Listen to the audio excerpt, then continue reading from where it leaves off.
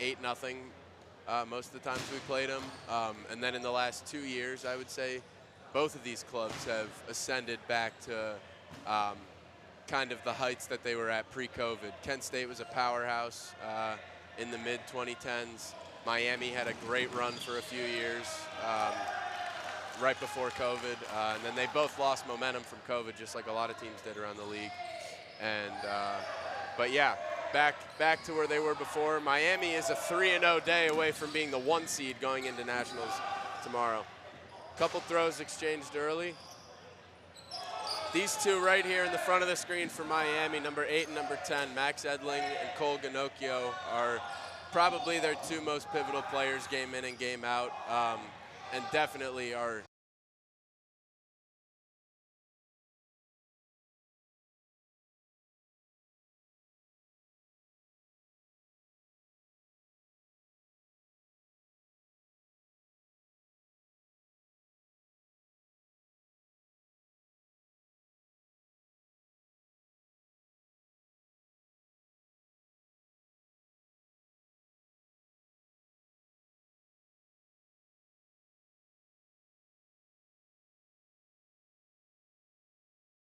Dodgeball. Yeah, hey man, you do what you got to do. We'll shrink the games a little bit if that means everyone gets to play 3 games.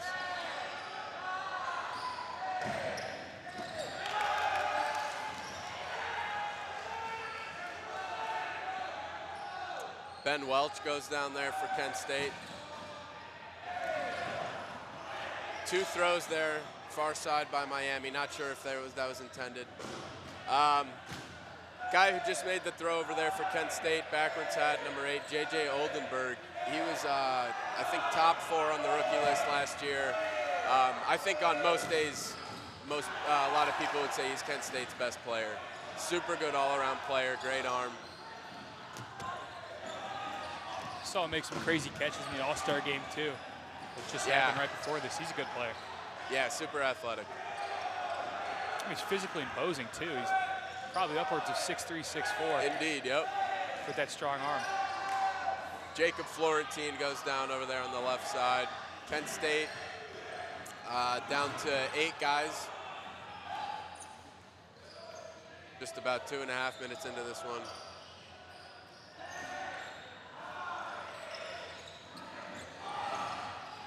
Miami sitting at 10 left. Miami's done well to control the pace of this game. Kent State, even when they get in this position up on the throw line, they're kind of unsure because of Miami's quick counter ability. Yep. Oldenburg takes a tumble there.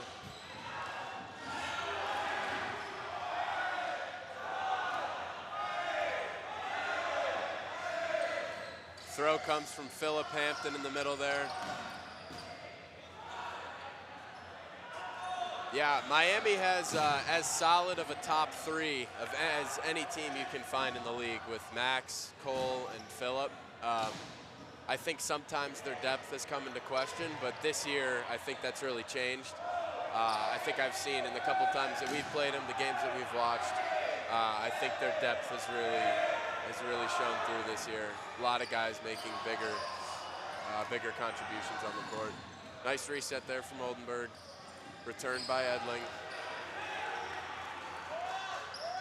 Couple new faces for Kent State that I don't recognize. 2 very different teams. Miami is always uber organized. Moving is one.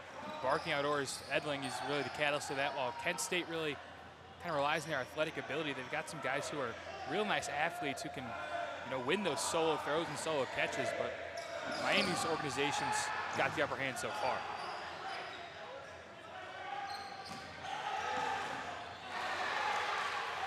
In and out of the hands there for Ray Moore, freshman from Miami. I've heard good things about him. Hampton resets to the far side. 2 throws from Kent. 1 is caught in this near side here by Miami. Number 24, Aiden Wilcombe. Edling urging his team to get up. And they do. 2 throws though, not sure if that's what he would have wanted. Radigan returns in the middle there.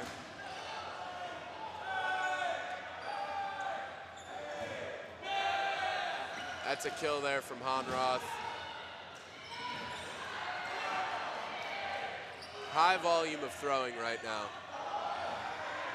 Something you don't often see this early in the day.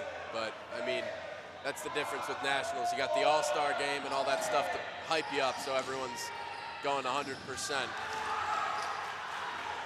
Hampton goes down there on the far side. That'll be a big get for Kent if they want to come back at this point. Honestly, though, I misspoke by saying come back because they were even, and now we got a 7-5 advantage for Kent State in this first point.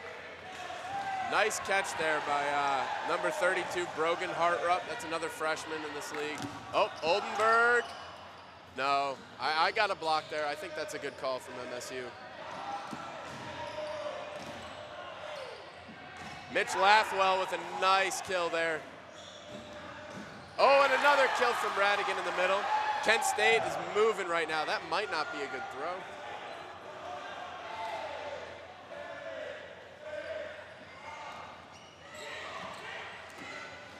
Ooh. And just like that, about 45 seconds ago, it was a 6v6, and now it's just Max Edlingen for Miami. And call here is no. And that's a silly throw there. I'm sure Pittman wishes he could have that one back. I do think down to one person, number 8 in black might be the one guy in the league that you want. He could, incredible dodger, great resetter, and then as he's calling for another throw there. I would have to agree with him, especially on his knees. I don't know if that was necessarily in the LAZ. But yeah, good point, Eli. Max is up there on the short list of guys you would want in as your last man alive. I completely agree. You almost think he could have had another catch there, but I totally understand. Oh, great spot there from Lathwell. Oldenburg holds up on the solo, probably smart there. Here we go. Here we go. Gonna face a lot of balls. Oh, pump fake and nope. Edling lives to fight another day.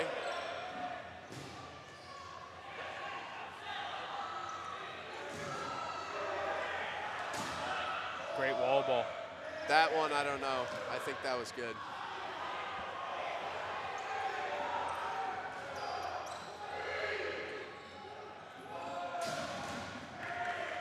All 4 miss for Kent there, and now they only have 2 balls. They don't even have a shot clock right now.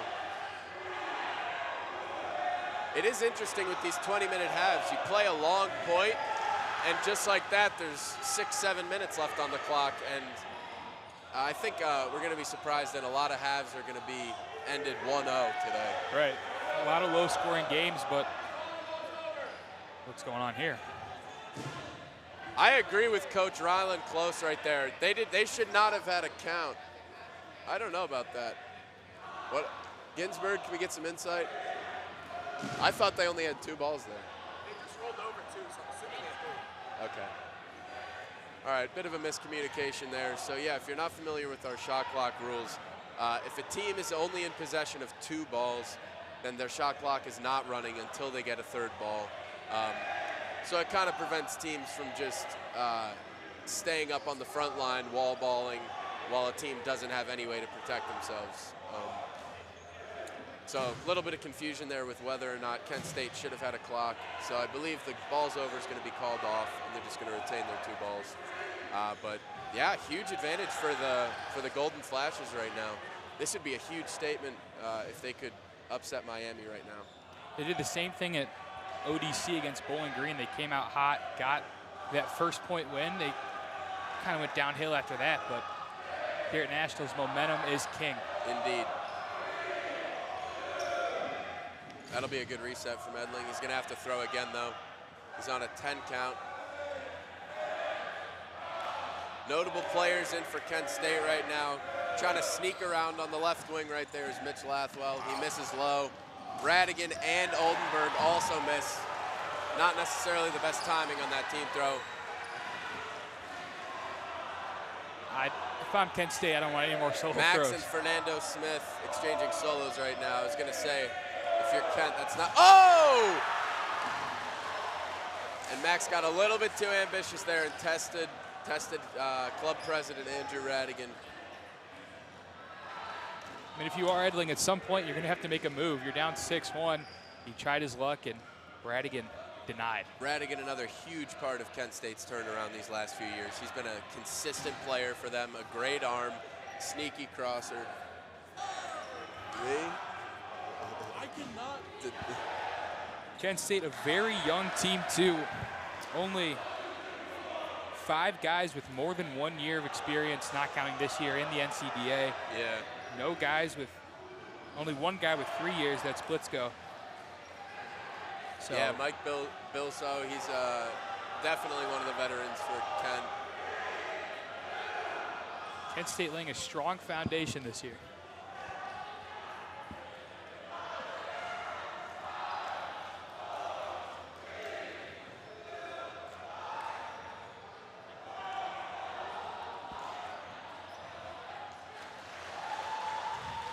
Yeah, if you're Max in that situation there, I don't think there's much else you can do. He survived as long as he could, but at some point you're going to have to start taking shots if you want to have a chance of coming back. So he took his shot. Radigan was there for it. That's just how that goes. Just to note, the scoreboard is wrong on your screen. We're at 10:25 in the official clock. Also true. We're about 2 minutes ahead. Okay, just got fixed, so now we're about even. Yep, and also Kent State did take that first point, so we're at 1-0 Kent if you're just joining us.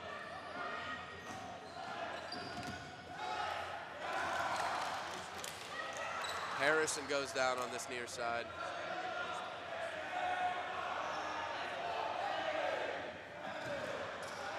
This will be an interesting point. I think if Kent State can kind of play it slow, if they end up going down a few players, they'll try and push for halftime rather than play too aggressive.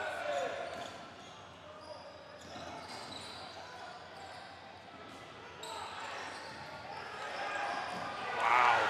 2 great blocks and then a nice kill by Mitch Lathwell on the far side. And that's a kill there on Van Cleve. Miami down to 10 just like that.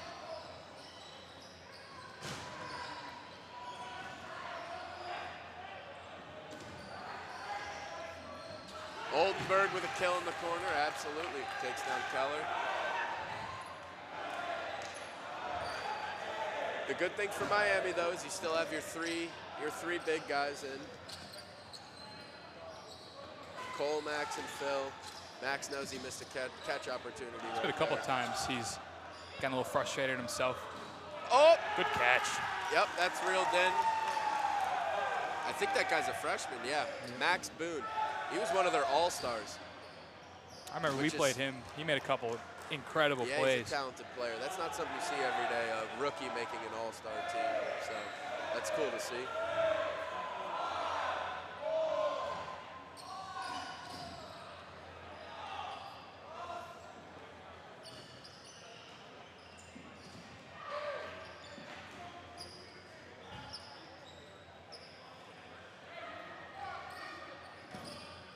Kent State's been really good on that far side. The tandem of Florentine and Lathwell have held it down against some of the bigger Miami arms. Agreed.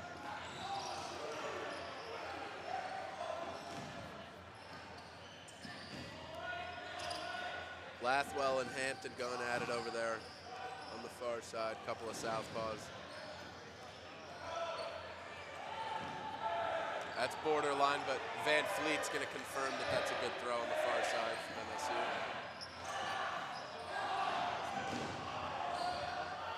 Close call here. Kent State really begging for an out. Yeah, Mike Bilzo thought otherwise there. Someone's got to be out. I thought there. Must have been a block. Haven't seen too many throws out of Cole so far here on your left side.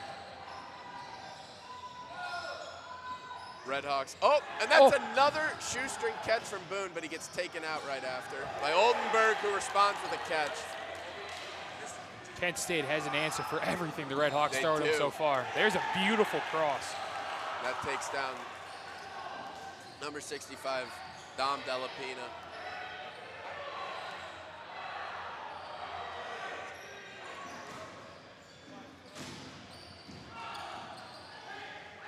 Kent State with a 2-man advantage right now, 9-7. Official clock says 6:50 left in the half, so this is going to be interesting. See how these teams play this. Oldenburg going for it.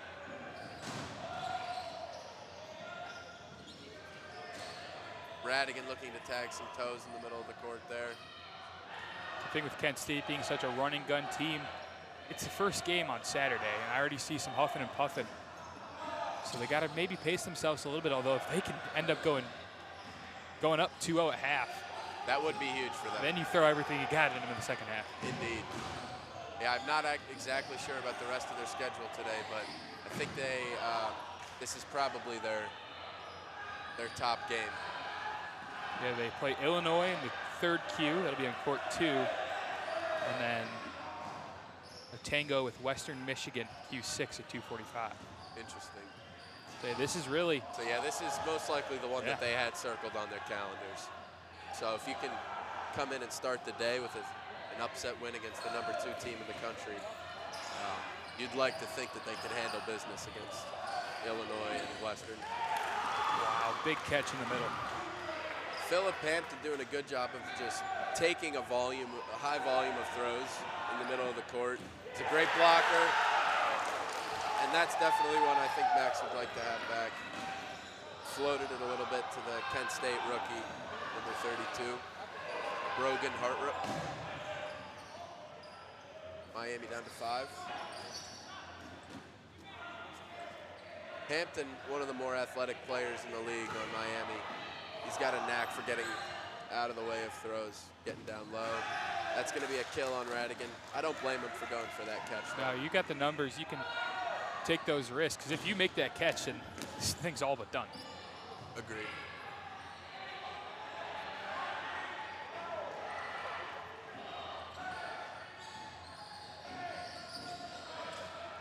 Same carryover rules apply.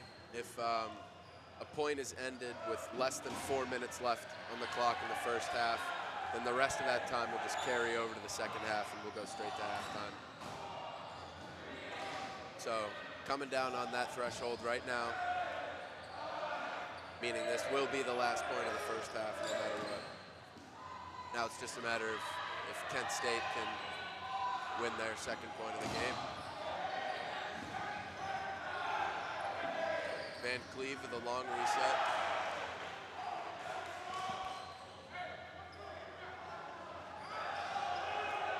Miami asking for another one there, and they're going to get it. This is a dangerous spot for Kent State. Miami very good at drawing the games out. You know, they went up. I remember our game, they went up 2-0 on us at halftime and then just milked the clock. That helps a ton. And I think that, I don't want to give it the commentator's jinx, but that might seal it. And this, I have a feeling this point will just go into halftime. Both of these teams will be content to take a 1-0 score into the half. Mitch Lathwell might not be, though, as he takes down the Miami player who just got caught back in. I love Lathwell, man. That lefty kind of sling motion he's got is mesmerizing to watch. Nice block by Oldenburg in the middle there. For being known as a guy who came into the league as a power arm, JJ has a great survival tool. Oh, that's going to be out of the LAZ. That one will work.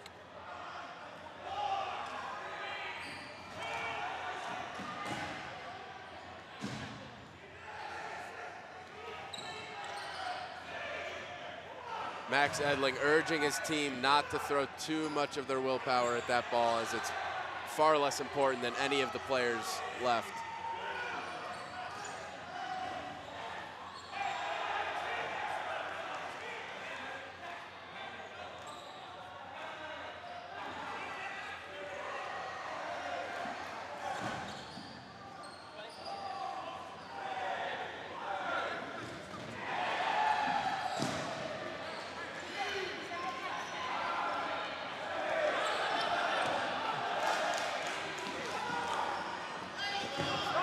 officials' timeout. Or it might have been a timeout called by Miami, actually. We'll get the scoop here soon. For Kent State, you got to give it all you got. 2:21 to go. Miami down to 5, I believe. It's a great chance to go up 2-0, and then with the reduced clock. Especially, yeah, with only a 20-minute second half. If you can, even if Miami takes the first point in the second half, if you can drain that out to, I don't know, maybe 10 to 12 minutes, you got a good chance of winning this game 2-1, or especially if you can come out firing in the second half and go up 3-0, then it's over. It's a huge statement win to start the day. On the far court, it looks like UVA is about to go up on CSU. CSU, the host team at this Nationals. And that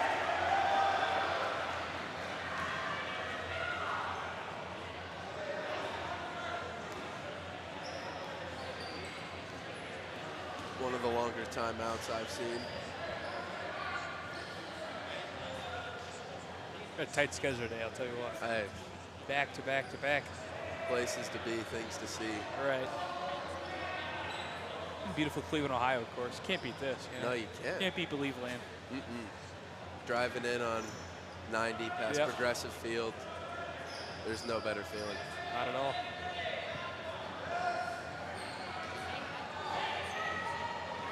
All right, Kent State rolling up to the throw line. Gonna send in one solo throw. I don't know if that's the exact game plan I would be going with. I feel as though they should be going for team throws, trying to get a couple of quick kills, get some momentum. There's one in the corner. Miami down to 4. Oh, a 10-second shot clock.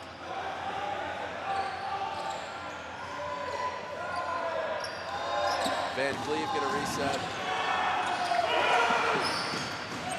2 throws miss. Minute 24 on the clock. 34, excuse me. Oh, Oldenburg falls over and falls over the line. You hate to see that. Trips over his teammate. That's unfortunate.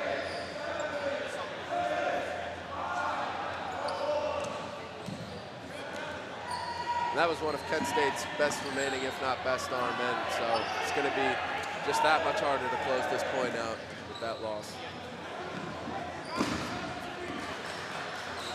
Laughwell has to have the most throws for Kent so far. He's been firing over there on that left side. Kent State called a timeout. 55 on the clock.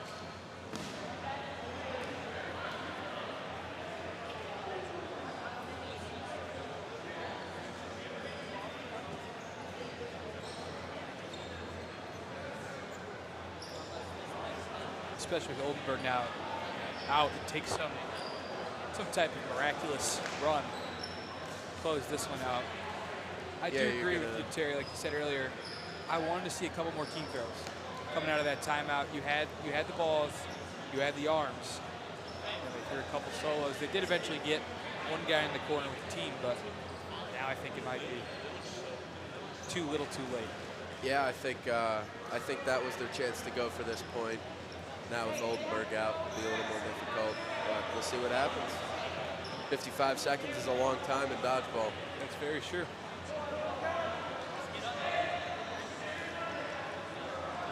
Yeah, I will say, I think one key takeaway from the first half there, while he may not have the highest volume of throws on Miami's team, and sometimes he can have a tendency to kind of hide in the back a lot of points. Miami lives and dies by Cole Ginocchio, number 10. He's by far their best arm, in my opinion, and I think they're going to need to get him going in the second half if they want to mount a comeback. When I'm telling you, Eli, when he is on, he's up there with the best players in the league. That's not going to count for Miami, but they get a second throw off to prevent a ball's over, which would be catastrophic at this point in time.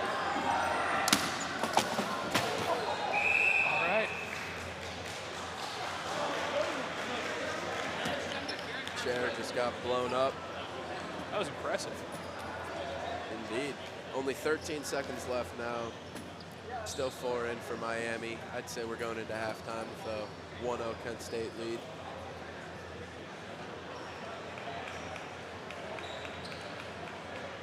Was that a timeout, or are we done here? Yep, timeout.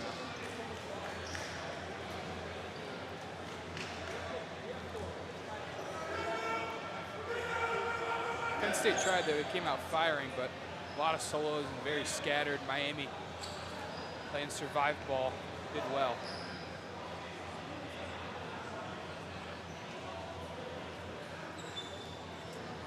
This is not necessarily the kind of first half you want when you're on a tight schedule, but I digress.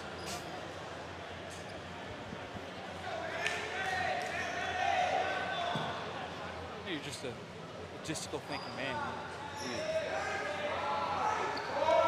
It's the former director of nationals in me.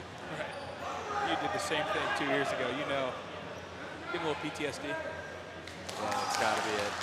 And that'll be it. Max Edling clapping it up. Proud of his team for surviving that point. And I don't blame him. That can end up being huge. I think the big key in this second half is how will Miami stick to their guns of playing their organized game where they don't really get all giddy and get up on that front line and throw a bunch of balls, while also kind of containing the athleticism and sheer arm strength that Kent State's showing. Can they find a way to balance those two? I mean, if there's any coach, captain in the league that's thinking about this already, it's Max Edling from the moment he stepped in this gym. Indeed. Yeah, another one of the vocal leaders for Miami, Philip Hampton. I can see him over there talking up his team. They know that that's not the ceiling that they can play at, nowhere near it. So I think we'll see them try and get some of their other guys involved in the second half.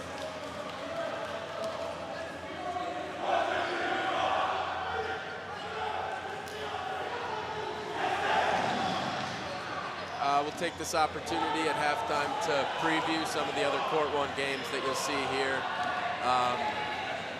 So yeah, we're starting off the day here with an Ohio matchup. Coming up next on Court 1 Q2 will be Bearcats of Cincinnati taking on the Dukes of JMU. In my 4 years of playing, I've seen a lot of good matchups between those two teams. They love to go at it. Coach Wes Peters, Matt Rosinski, Ryan Engelman, Will Hyatt, those are all really talented and serious, emotional players. And then when you pair that with just the spunk and the attitude of JMU, it should be a good match.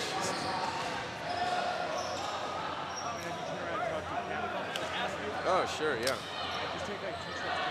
All right. Lovely.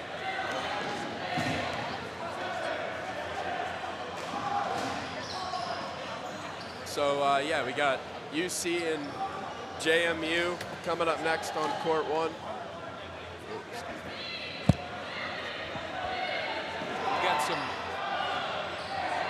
around Cleveland State, the Q1 games. Just behind us right now, Virginia is up 2-0 on CSU, about 4 minutes to go in the half. Western Michigan up 2-1 on Central Michigan. Northern Kentucky up 2-0 on Akron's B side. And finally, Ohio State up at the half, 2-0 over Penn State. A lot of good dodgeball all day today. We'll be here till what, 4, 5 o'clock? So yeah, continuing with our Court 1 preview. After that in Q3, we have a great matchup between Grand Valley and Bowling Green. Bowling Green, I know, felt a little disrespected with the spread, considering that they're actually 2-0 against Grand Valley this year. Yeah. So that should be a good high-octane emotional game on Q3. Coming up after that, we have one of the most anticipated matchups of the day, national championship rematch from last year with the Buckeyes from Ohio State and the Spartans from Michigan State. Obviously, those teams have had maybe, I wouldn't say disappointing seasons this year, but compared to coming off of a title run, you would expect them to maybe be up in the 1 to 3 seeds, but both of those teams are going to be fighting to get up there based on the results today. So that should be a super interesting match. Q5, right after that, we have Miami playing on court 1 again against Akron. It should be a really good matchup. As of the moment, that's the 1-2 game. That is the 1-2 game. So on paper, that should be our best matchup of the day. We'll see if it goes like that. And then after that, Q6, the penultimate Q, we got MSU again on court 1, taking on our team, the Ohio Bobcats. So that'll be a 3 and 4.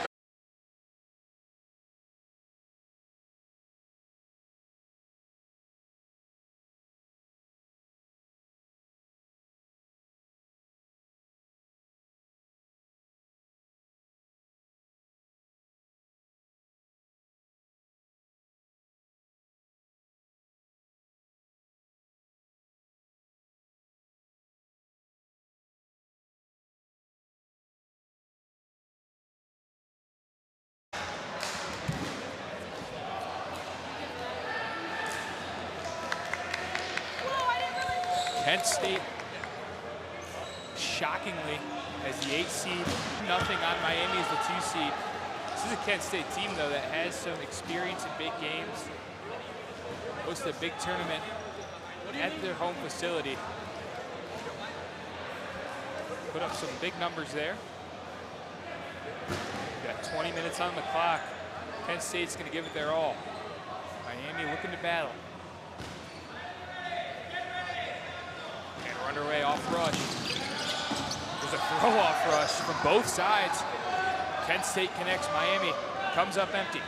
Kent State will push up now. Bliscoe will throw. Good block by Hampton. He'll return a fire.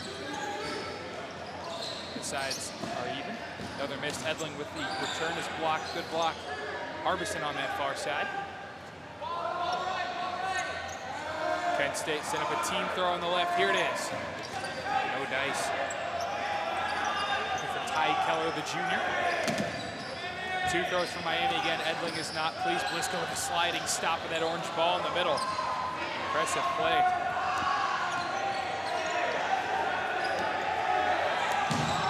Miami's turn to throw, run out of time. Hampton will reset through the legs of Oldenburg.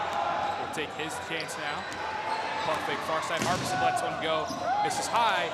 Return throw. That's a tough call to make there in the corner. I think they're going to call ground.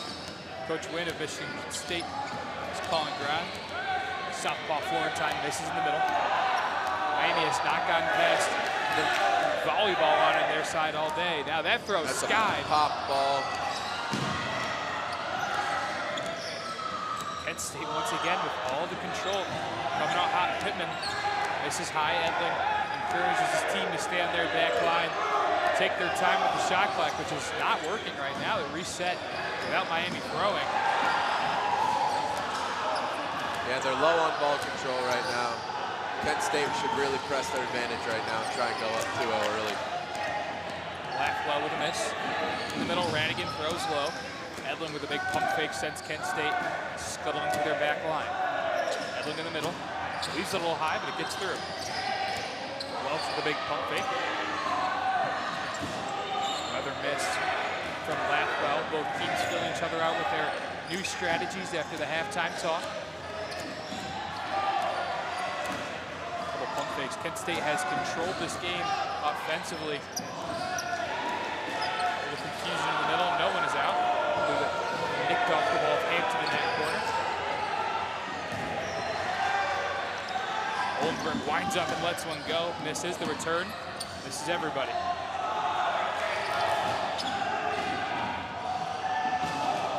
Stray ball coming in there from court 2.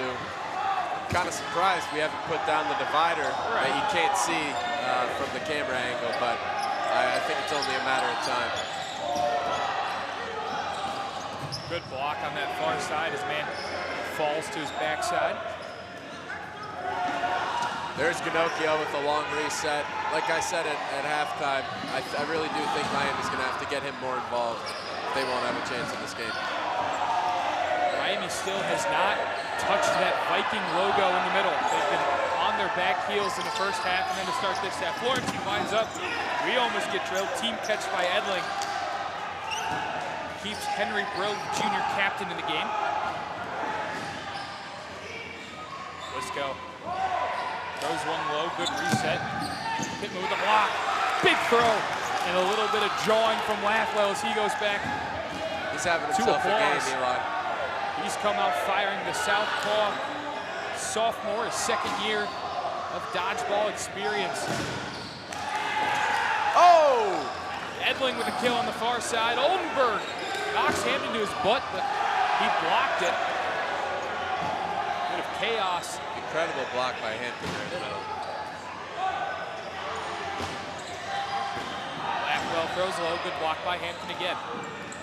A lot of balls on that left side for Miami.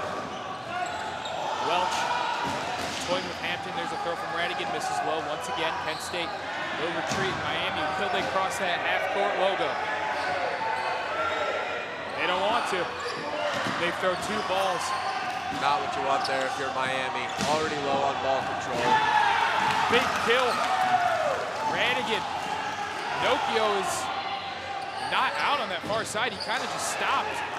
Now they're calling him out, I believe. Now they are. This is not looking good for the Redhawks. Well, they are down to 5 members, excuse me. Very quickly, Penn State seems to have their full fleet still in the game. Oh, what a dodge there. Lisco catches some air and gets a kill. That's 4 years of NCDA experience coming to fruition here on the biggest stage. Yeah, great play by Mike Bilzo there. He's a frequent flyer of the top 10 plays of the month. Great blocks by Penn State, wow. Lathwell sends a man to the bench, that's Hampton. He'll take a seat, and Miami is down to 3, the number 2 seed in the nation, against the 8-seeded Flashes. Staring in the face of an early day loss. Team throw near side, no dice, the return is blocked. Oh, a catch. Oh, okay, catch in the corner here.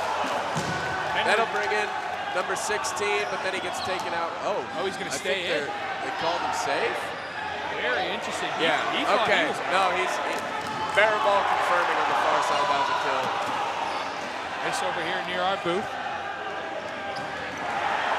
Florentine will collect the loose balls. Penn State will retreat. Miami down to 3, and Florentine sold out for the catch.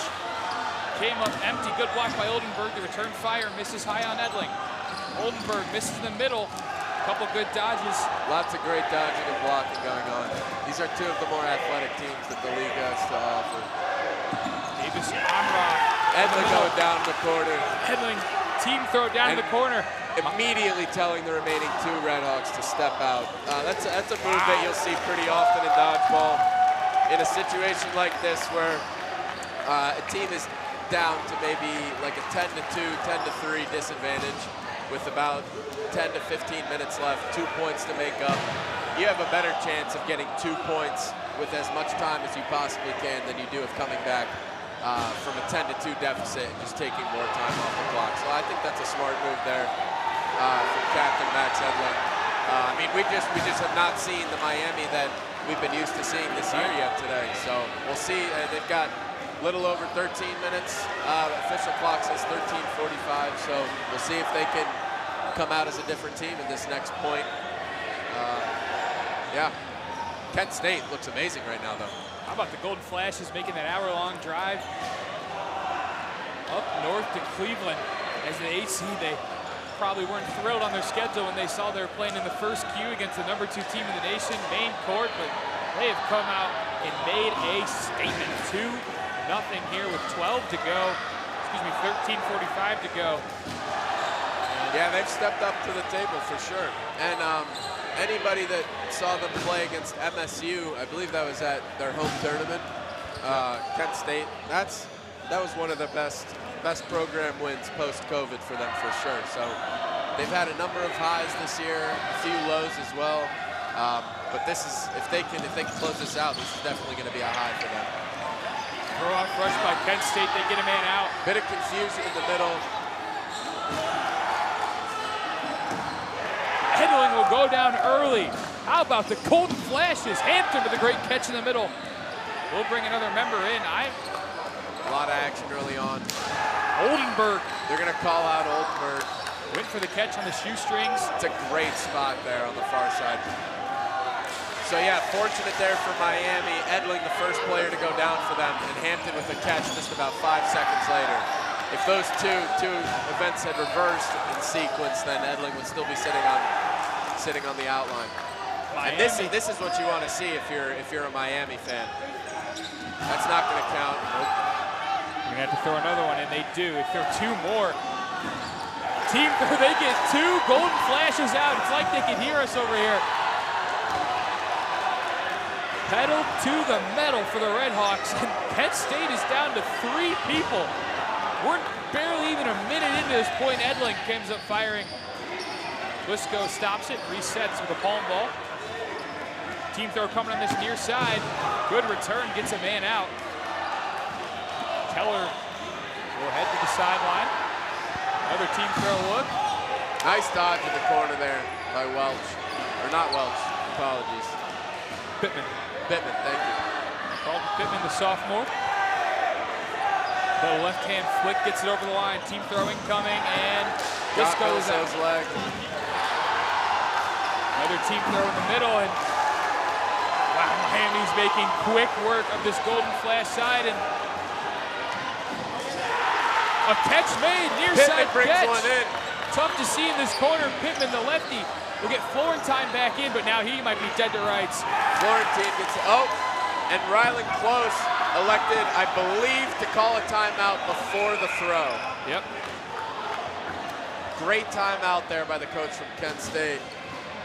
Perfectly timed. That's going to save his player, Jacob Florentine, from certain death. Oh, they got it even before Pinocchio hit him. It's a great timeout by Close. Yeah, this is kind of what I was saying earlier, Eli. With a 2-0 lead, at this point, if you're Kent State, you're just trying to take as much time off the clock as you can in case Miami comes out firing again in the next point and they're looking to tie it in the last minutes of this game. You want that clock to be as low as you possibly can so you can survive and not let this game go to overtime.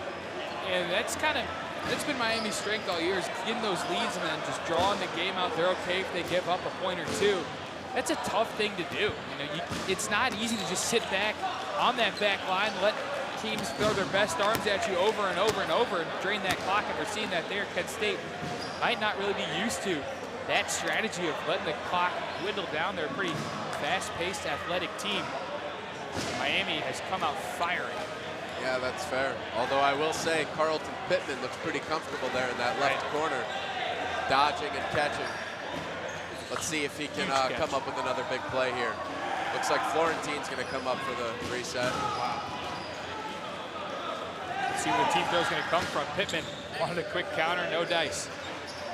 Miami will back up now. Florentine throws a good reset. Here we go, team throw. Florentine gets hit by a slew of balls. He is out, down to just the sophomore. Carlton Pittman, dangerous throw, makes its way through. 2 big arms on the team throw. Pittman evades them all. Staying alive. Good reset at the feet. Pittman doing very well. He's gonna have to throw again off the hands, and it is a catch. Freshman Max Boone. Boone able to collect his 3rd himself. catch of the game. Edling was looking for the team catch. Boone called him off, and since it originally hit him, the catch does count. Pittman is out, and Miami has new life. 10 minutes to go, 2-1 now in favor of Kent State. Yeah, that more so is the Miami team that I'm accustomed to seeing, at least this year. Very aggressive, high energy. I think they needed something like that, and they've left themselves plenty of time to win a point here to send this game into overtime. Coach Close over there, barking orders to his flashes, maybe telling him to play a little more of a conservative game. That was dangerous. I mean, going up 2-0 and then throwing off rush is surely an indicator of your style of play. They did end up getting a man out, but it's been all pedal to the metal for both sides at that point, and that favored Miami. Let's see if the Flashes decide to sit back, maybe collect a few catches, just stay alive for as long as possible. Yeah, this will be an interesting point. The second Miami starts to gain any type of momentum, I think you're going to see Kent State play a little bit more conservatively. Because, yeah, that's the thing. If Kent State gets off to a hot start, if they win this point, this game is over. So it'll kind of depend on how the first few kills go, in my opinion. Another throw-off rush. And Bilzo goes down. Missed low by Lathwell, and here come the Red Hawks. Another kill. Got him. Brogan Hardup will head to the sidelines, the freshman. That's 2 out already for the Flashes. Hampton and Edling stalking their prey. That one hits the ground just before the foot. Miami reluctant to go past that white baseline on their own side. They need to counter, and counter quick. Hampton with a throw, good block. Radigan throws it low. Edling unable to catch it, hit the ground before it got him. Edling, far side, no dice.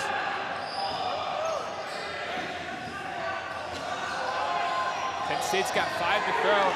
They do get it off. Bounces in front of the shoe tops of Hampton. Far side team throw. Florentine is out. Just not enough balls over there for Kent State.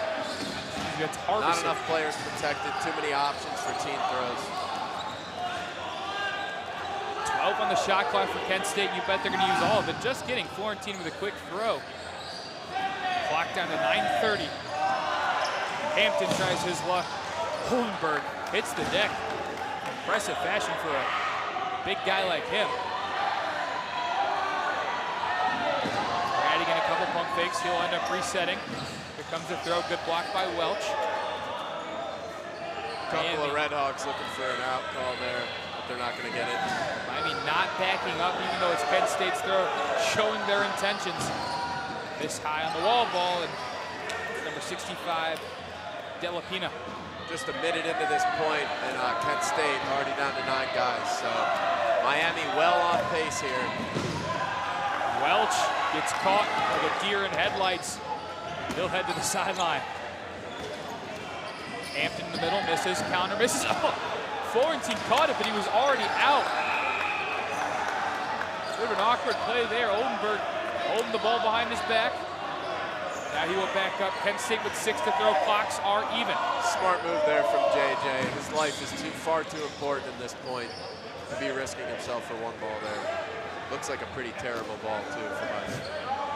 7 left for the Flashes. Miami with 11, I believe. Wall ball is successful. It's huge for the Red Hawks. Struggled with ball control in that first half. Missed by Boone High. Good dodge by Lathwell. Too many solo throws for Miami, in my opinion. Here comes a team. 3 balls on Oldenburg, all miss. He looks to be their top priority. They're looking to get the junior out of the game. Big number 8 for Kent State. Now we'll have some discussion in the middle. I believe a timeout call.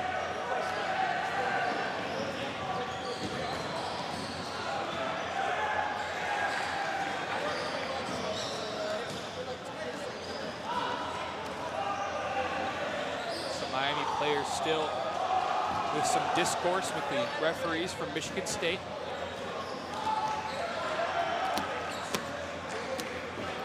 We've got 7:47 left in the second half.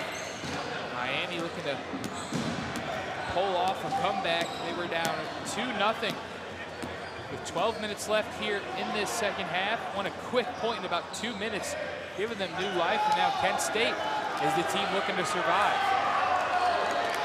I certainly don't want to jinx it for us, Eli, but it would appear that we're trending towards an overtime game in first match of Nationals on Court 1. Couldn't write a better script than this. How about that? After the timeout, Kent State will march their way up the court. Throw from Radigan misses. Hampton's return also no go. Oldenburg. Couple pump fakes, Edlin doing them to keep him on his toes. Kent State with 4 on their shot clock. They've got to throw. Who wants it? Radigan taken down in the middle. Edling calling for a ball's over. He won't get it, but he will get a kill on Shepard. So that's 2 Penn State flashes out in a hurry. 7:10 left. Good reset by Pittman.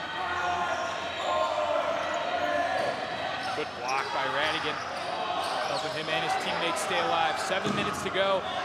Here, game 1 on court 1 at Nationals. It's lived up to the hype so far. 2 throws from Kent State. They don't get either back. Miami with ball control for one of the first times today. Boone misses.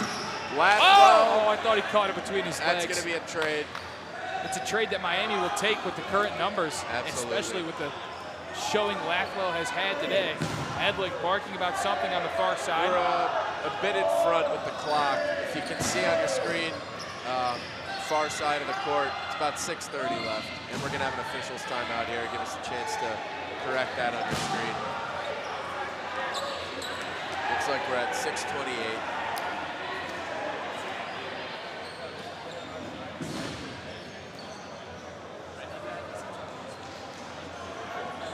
Shout out to Cleveland State University for being the host of this year's 2025 NCDA National Championships. It's sure to be an electric tournament. This is kind of a rare case in NCDA where there's no real #1 team coming into it. There's no team that's the heavy favorite, but there are a lot of elite contenders. Miami's been placed in that group a couple times. The referees we see in the white jerseys, that's Michigan State. They're the reigning 2-time champions. And can never count out a team like Grand Valley. It's like going against the Patriots in the playoffs. Indeed. MSU looking to three-peat. Yeah, a lot of storylines this Nationals. It's going to be awesome. Should be 2 action-packed days of dodgeball. Highest collegiate level. Extended timeout here. Yeah, big discussions going on. We've got referees, we've got players, we've got coaches. We've got coaches of other teams. We've got just about anyone you would want in this huddle. I think we're going to get an explanation.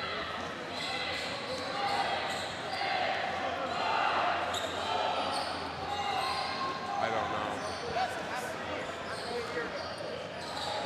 Need an official ruling for asking us. Fettig should be somewhere. Where?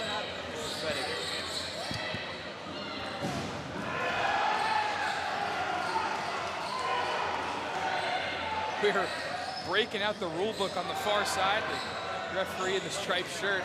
We're getting down to the nitty-gritty here at Cleveland State University. This game has already gone over its allotted time slot. We might be here all day.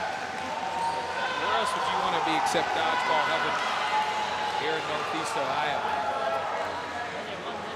Controversial call here. From what I heard, this is very unofficial. We had a player come into the game on a team catch. Big update from elsewhere in Cleveland. Penn State and Ohio State 2-2. The Nittany Lions coming all the way from Pennsylvania. We're down 2-0 at the break. Let me pop open the multicast. It is 2-2 with 5 minutes left in that second half.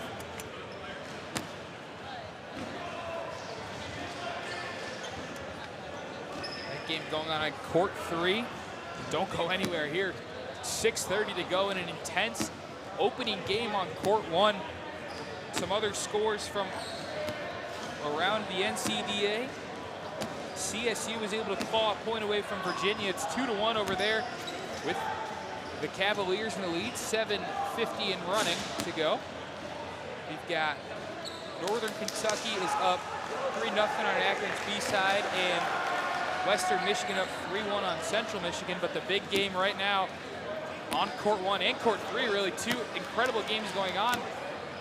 Penn State, Ohio State 2-2 with little time to go, and then 2-1 here, the 2-8 matchup in the nation. Yeah, Penn State, one of the most mysterious teams coming into nationals this year. Played 2 games in the regular season. And yeah, nobody really knew what to expect. They showed up with a few of their top guys from last year. And yeah, based on how that game's going, it looks like their guys are showing up. But more importantly, right here on court 1, Kent State, hey man, I've seen teams survive with 5 guys for this long multiple times before. So if they can play their cards right, play smart, not too aggressive, they got a chance here still. But obviously Miami's going to have something to say about that. So what is going on right now, to your knowledge? Do you know? What's the big ruling that we're trying to figure, that we whipped out the rule book for? Right. So there was confusion with a Kent State player coming onto the court for a team catch. Interesting. So before last year, team catches, which is when a ball hits a teammate and then a different teammate catches it, that used to bring a player back in from the outline. That rule was changed last year to prevent as many luck-based kind of swings as we could get. But apparently that information wasn't relayed to one of the Kent State players as they came onto the court for a team catch, proceeded to throw a couple of balls. So I think the discussion was whether or not that player was to be yellow carded. And if I'm not wrong, they did end up getting a yellow card. Yellow card means a captain has to come off the court, correct? Yellow card for a player. I think if it's the player that got yellow carded, then they just get yellow card. Unless it's like a false start, then the team can choose a captain. We're back in action here. Kent State down to 4. I believe that Oldenburg can knock it out naturally. That throw will not count. Radigan and Robar's on the far side. Robar's will take a seat. Kent State down to 3. Just a hair under 6 minutes to go. Radigan with the reset. Team throw incoming from the middle. Nobody home on Radigan there. Kent State does have a count that orange ball sitting in the middle gives them a shot clock. Miss from Pittman, but a good reset of the shot clock, which is at 10. Oh boy, our tablet takes a tumble, but Kent State stays alive. And Hampton will head out of the game. Good work by Kent State to get some balls back as they have a 4th member in the game now. Brogan Hardup, the freshman, back in the game. He's going to call out his reset and put in a good spot. Edling, no dice on the throw. We're down to 5 minutes. Can Kent State survive? That would be an electric way to start this national championship day 1. Long cross just misses. Edling way high. No good.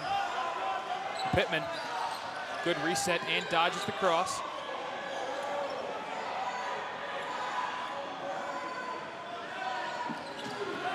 Penn State just took a 3-2 lead on OSU with 1:30 left. Edling thought he got Smith out. So a couple of huge games early on today. Kent State resets. Down to 3 members. Ohio State coach Ryan Ginsburg shaking his head. He's not a coach. Not a coach, he says. Wants to make it very clear. Doesn't want his name attached to that result. Boone with a big throw. Miami cooking here. 4 minutes left to get just 2 players out. Team throw coming on Radigan. He's out.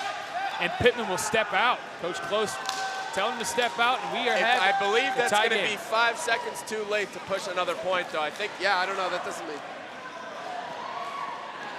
We're going straight to OT now. That doesn't make any sense.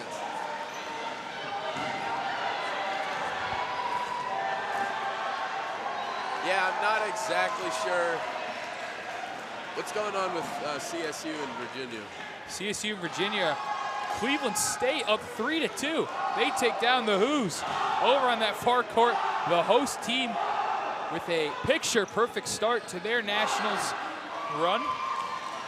That's a sneaky underrated team, that CSU team. I mean, ODC in general, if you think about it, Ohio might be better than it's ever been. I couldn't agree more. I mean, yeah, for the last 3 ODCs that I've been to, CSU has kind of been like a true 8 seed, kind of lived up to that reputation. But, I mean, they're by no means an easy out this year. As you can see, taking down a team UVA who was in the ECDC final just a couple weeks ago. So that's a great win for the Vikings. Yeah, I mean, I think anybody that's seen them play this year knows they're going to go as far as they can protect Leo for and allow him to allow him to execute as best he can and impact the game like everybody that's seen him play knows he can. But if teams are able to take him out early in points, I think CSU has a bit of a lower ceiling. But I mean, hey, anything can happen on day 2. If they get a lot of confidence right now, get a better seed, better matchup.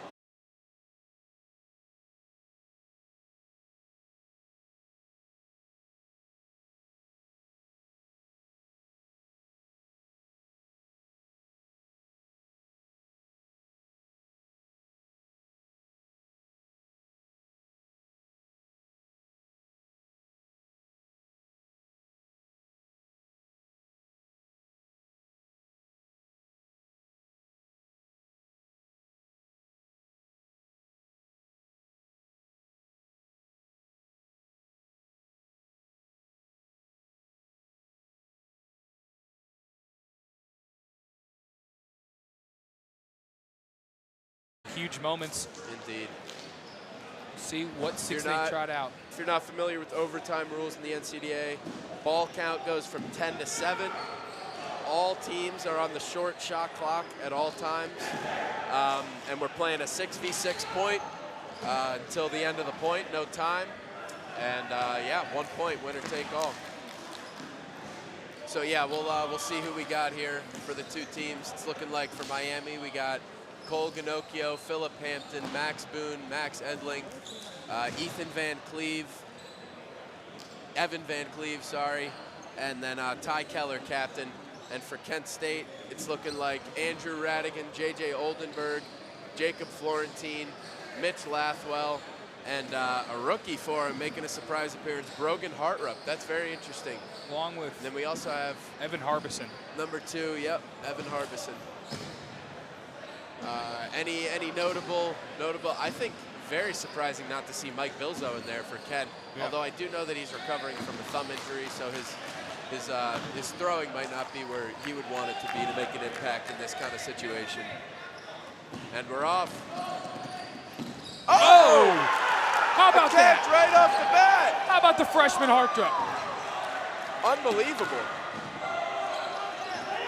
Unfortunate that they didn't have anyone out to bring back in, but I'm sure they'll take Philip Hampton leaving the court any day of the week. Huge block by Florentine there. They tried a team throw, and Keller tried to surprise them. They're going to set another one up. Miami does not have a single ball, and they get Keller in the corner. The 2 southpaws knock the captain out, but a huge catch on the far side. I think that's just a catch, no catching out. I agree. I did not think. Huge from Ginocchio. That might be the first big play he's made in this game. Finally getting involved here. A chance for another one right there, but I think he cautiously declined that opportunity. And the ball's over to Kent. That's going to be big.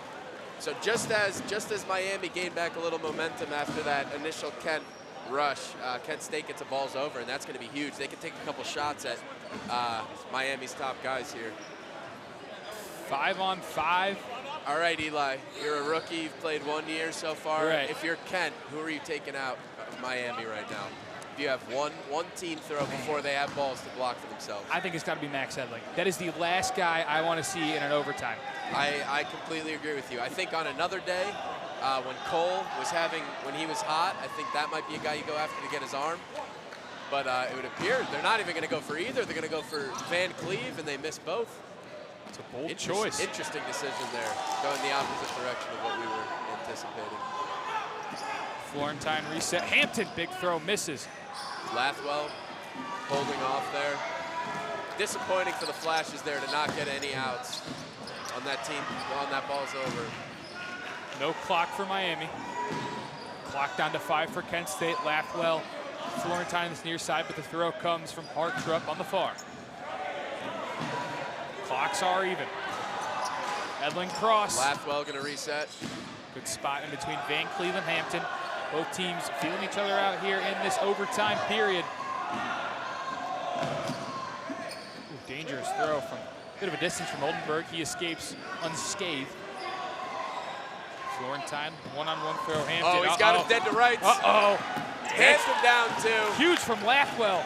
Surprised neither team called a timeout there, honestly. 4-on-4, both teams trading southpaw fireballers. They're going to say both those throws count. Harbison with a good reset. And another one on the other side, borderline throughout. This has been a game plagued with controversy. That one will count for sure from Lathwell. Miami down to 4 seconds. Edling into the corner. 4-on-4 here.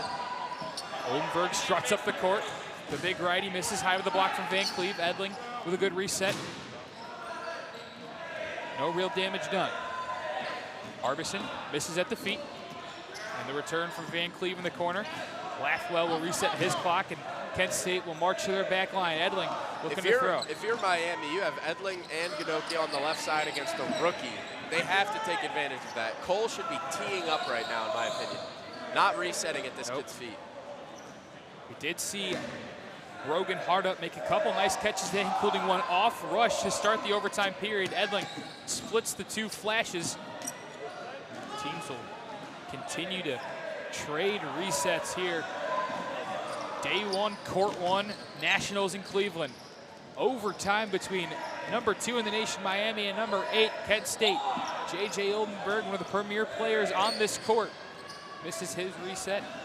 Ginocchio with another reset. Both teams taking it easy. The first one to make a mistake will pay for it. Impressive dodge there from Lathwell.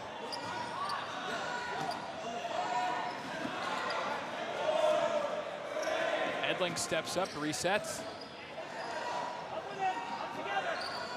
Hardup all alone on that far side. He will throw. In a good spot. Kent Both State of these teams wastes kind of 2. content to just trade resets back and forth right now. You see this a lot in overtime.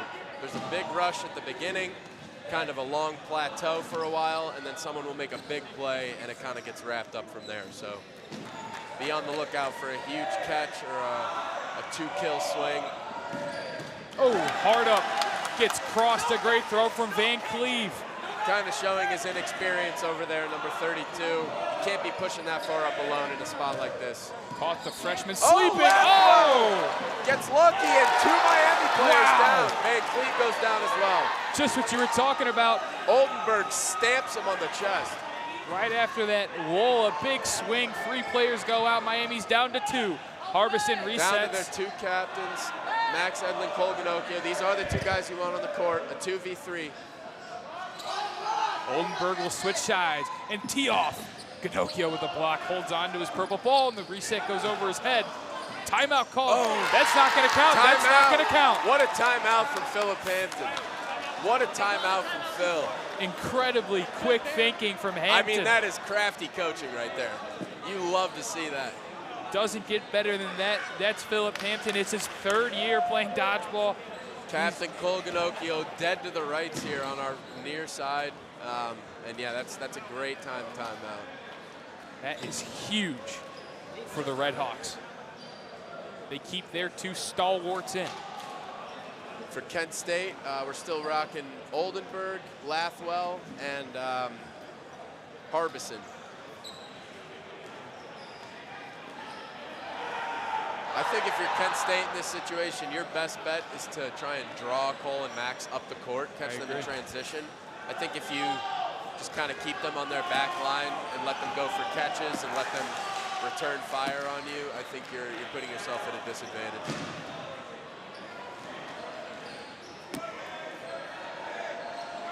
Ginocchio and Edling, the 2 seniors, 8 years of dodgeballing experience between the 2. They're both incredible players. Edling, the captain, the vocal and emotional leader of this team. They're going to make their way up the court first. They have a second ahead on the shot clock. Team throw coming. Oldenburg and Lathwell got him. Ginocchio will take a seat. It's down to just Max Edling. Oldenburg also. Oldenburg and Ginocchio traded there. That's what I thought happened. Oh. Lathwell with a reset. Edling's going to have to make his run at some point. The clocks are even. 2-on-1. The underdog flashes with 2. Lathwell with a kick save, his reset in a good spot. That's a perfect spot. What are we doing here, guys? Edling will reset. Here we go. Team throw for the win. No dice. Edling's reset, dangerous spot. Lathwell opts for the block. Team throw, misses again. Max Edling, one of the hardest guys to hit in this situation in the league. Steps into one and got him in the face. Lathwell, that hit the ground. I believe that hit the ground. Timeout called. Wow. Wow. Max Edling took the top off of Evan Harbison. Holy cow. He buzzed the tower. I think a script writer would call this a little bit corny. This is electric. We're gonna have a one-on-one in overtime. I mean, you can't write this any better.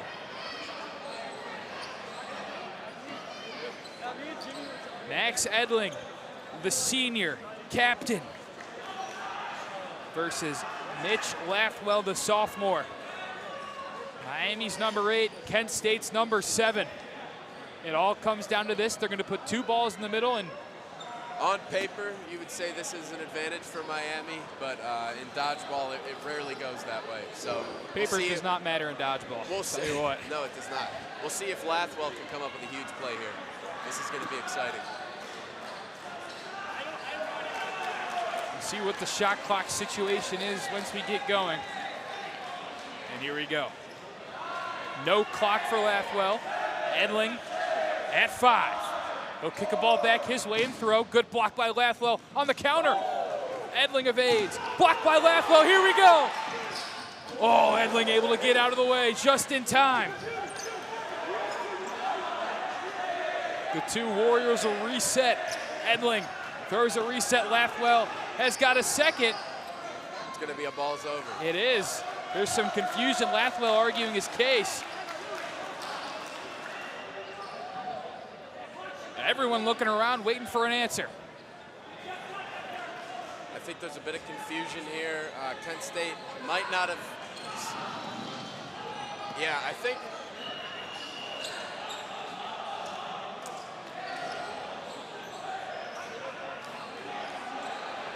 Coach Cole's telling his troops to get back to the sideline.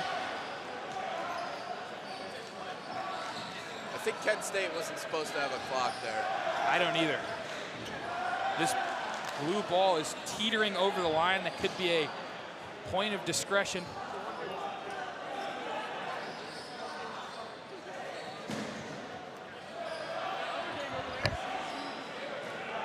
Going to set 2 more balls up at the halfway line. It is 11:12 p.m. We're about 30 minutes over schedule, but it wouldn't be nationals without no, it wouldn't. I'll tell you that much. This is my first year, but I can only imagine. And in the other court, Virginia and Illinois have already started playing. It's taken an hour 25 already. Edling and Lathwell both with 2 pearls in hand. Mano y mano. It's on the main court, day 1, game 1. Lathwell will make his move first. Or will he? Edling throws and misses. Lathwell collects both balls in the middle. The throw sails to the right.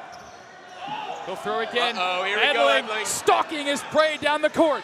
Crow hop over his head, missed it. And the ball will remain with Kent State. The young southpaw throws a long one. Is that going to count? No, it will not. We'll have a balls over. And Max Edling is going to have a chance to win this game with his right arm.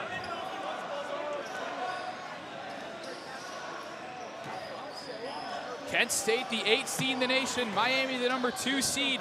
We are deep into overtime, 1-on-1. And Max Edling, the captain, has a chance to put it away. Don't count out Lathwell here. He's a solid catcher. Obviously not the position you want to be in, but let's see if he can make it happen. Camera! Camera! Edling throws, misses high. Second attempt, also misses high, just over the head. Now it's Lathwell's turn to try and run him down, the lefty. Oh! Captain Clutch, Max Edling wins it for the Red Hawks as they escape danger.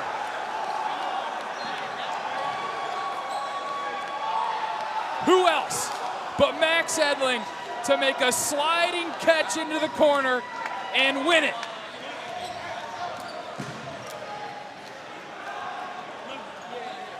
We're going to be seeing that catch for the next who knows how long. That was incredible. What a senior moment there for Captain Max Edling. How about that?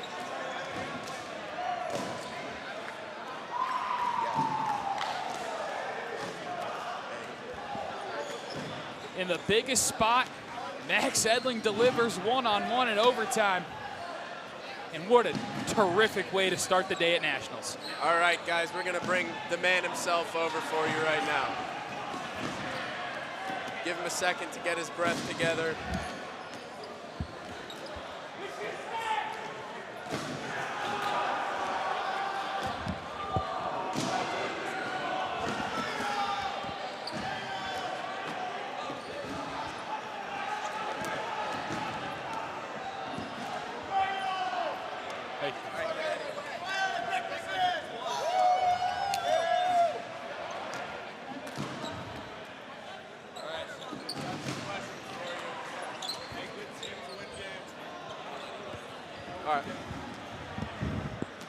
We're here with the hero, Max Edling, the senior captain. Oh yeah. 4 years of dodgeball experience. How cool was that? That's what Nationals is all about, man. You got to make plays like that. We didn't set the tone early like I would have liked, but the first point that we wanted took like 2 minutes to go. That's all the energy that we needed. Took it in overtime, and we just had to fight. We just kept fighting. That's what we're gonna do all weekend. Right. Yeah.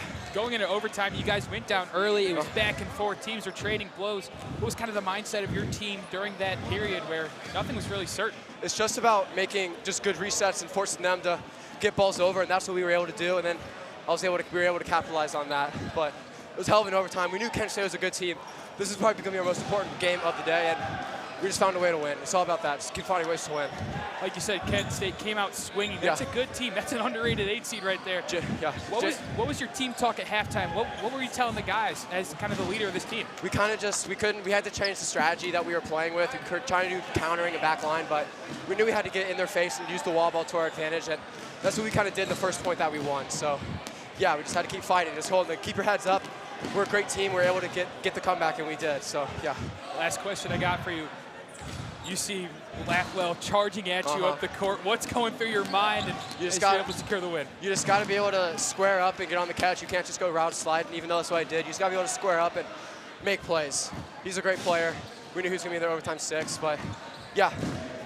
Oh my gosh, I'm just so tired right now. Congratulations, awesome. Max. Thank that was you. awesome. Thank you so much.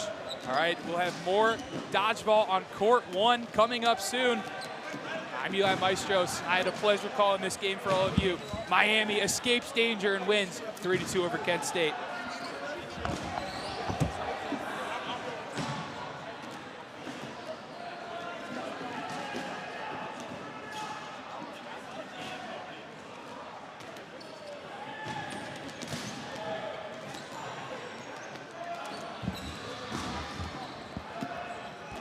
We'll be right back. We're going to change the Wi-Fi from the guest network to something much better. So, be right back.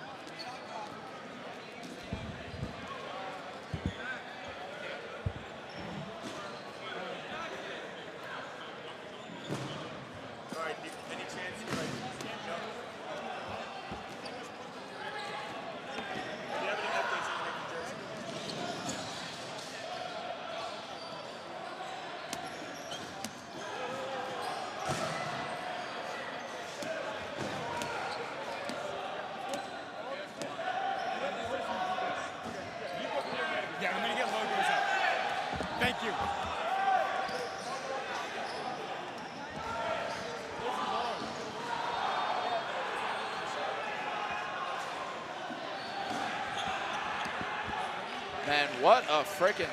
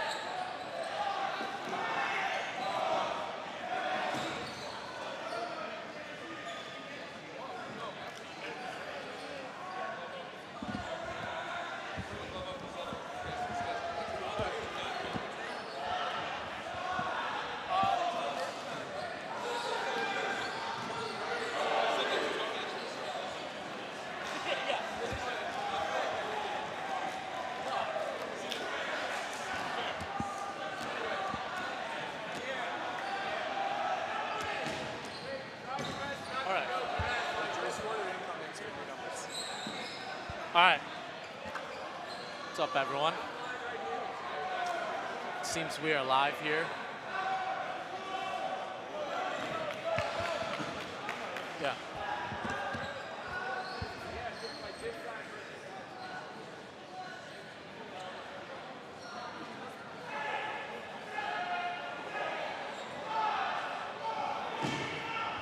All right, everyone, looks like we're getting underway just in a few seconds here. Cincinnati versus JMU.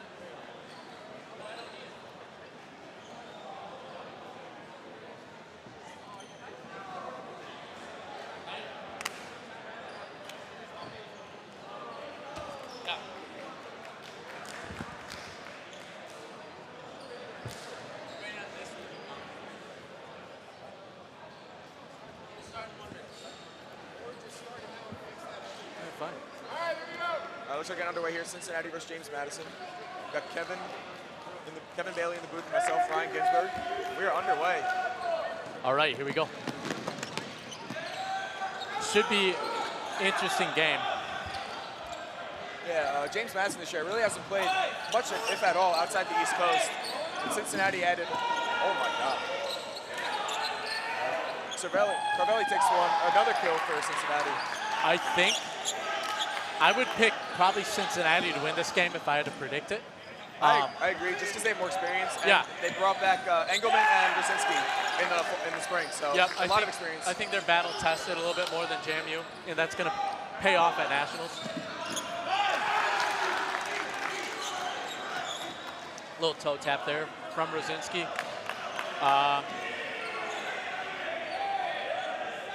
JMU pushing up.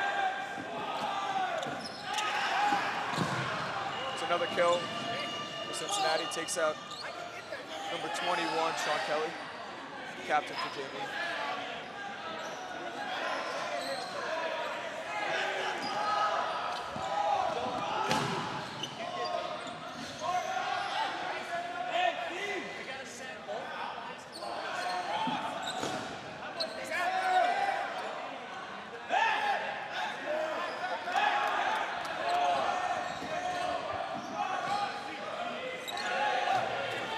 Cincinnati ball control.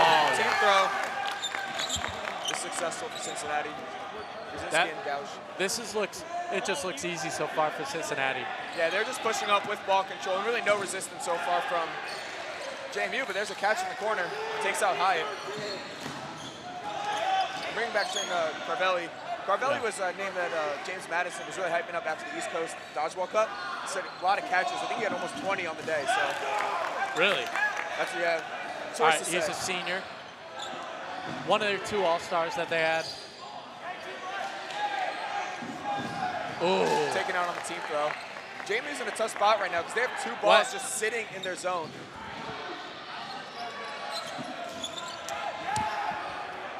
The 2 balls just sitting in their zone that JMU can't reach is really a struggle for them because the shot clock's going to keep going because those balls do count. Yeah, down to only a couple guys. They got to play smart here, but it's going to take a few catches. But Cincinnati makes a catch instead.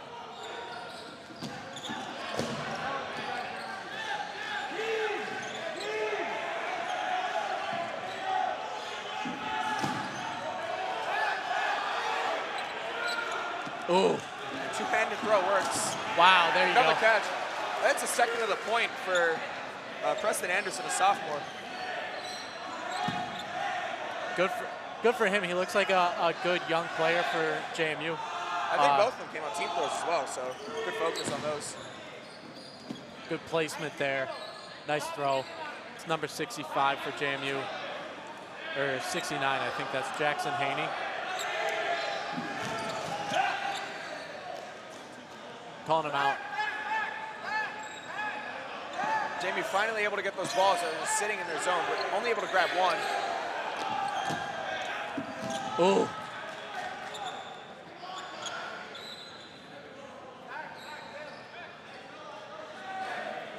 See, JMU's in a tough spot now. Do they go up and get those balls, or do they leave them right there? Oh, it takes out. Oh, wow. Oh, I guess he did take out 2 players there. Great focus again from number 66. Yeah, he doesn't seem phased at all by these team throws. Oh, almost gets caught sleeping though on the cross. Grabbing a ball, and Montgomery just missed him.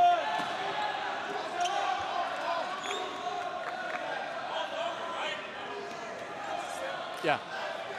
Ball's over against JMU. So Preston Anderson once again will be looking at a team throw. This time possibly 4 or 5 throws you'd imagine from Cincinnati here. Yeah, and they looked really good this point. They looked way more controlled. Their communication was solid.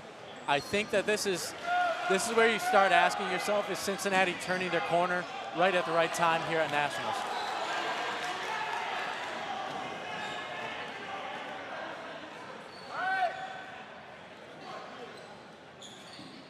One man left here for JMU.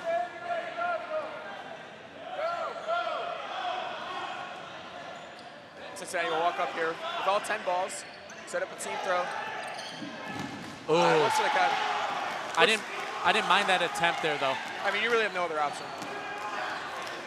All right, so JMU will regroup here after the first point. Cincinnati put on a clinic that first point.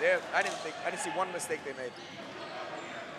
No, I would say a few times JMU kind of just left their legs open, and every time that they did that as they were backpedaling out of the neutral zone, even if they didn't go up all the way, JMU, it looked like they had a lot of go to half court and then back up, go to half court and then back up, but they looked lost the whole time.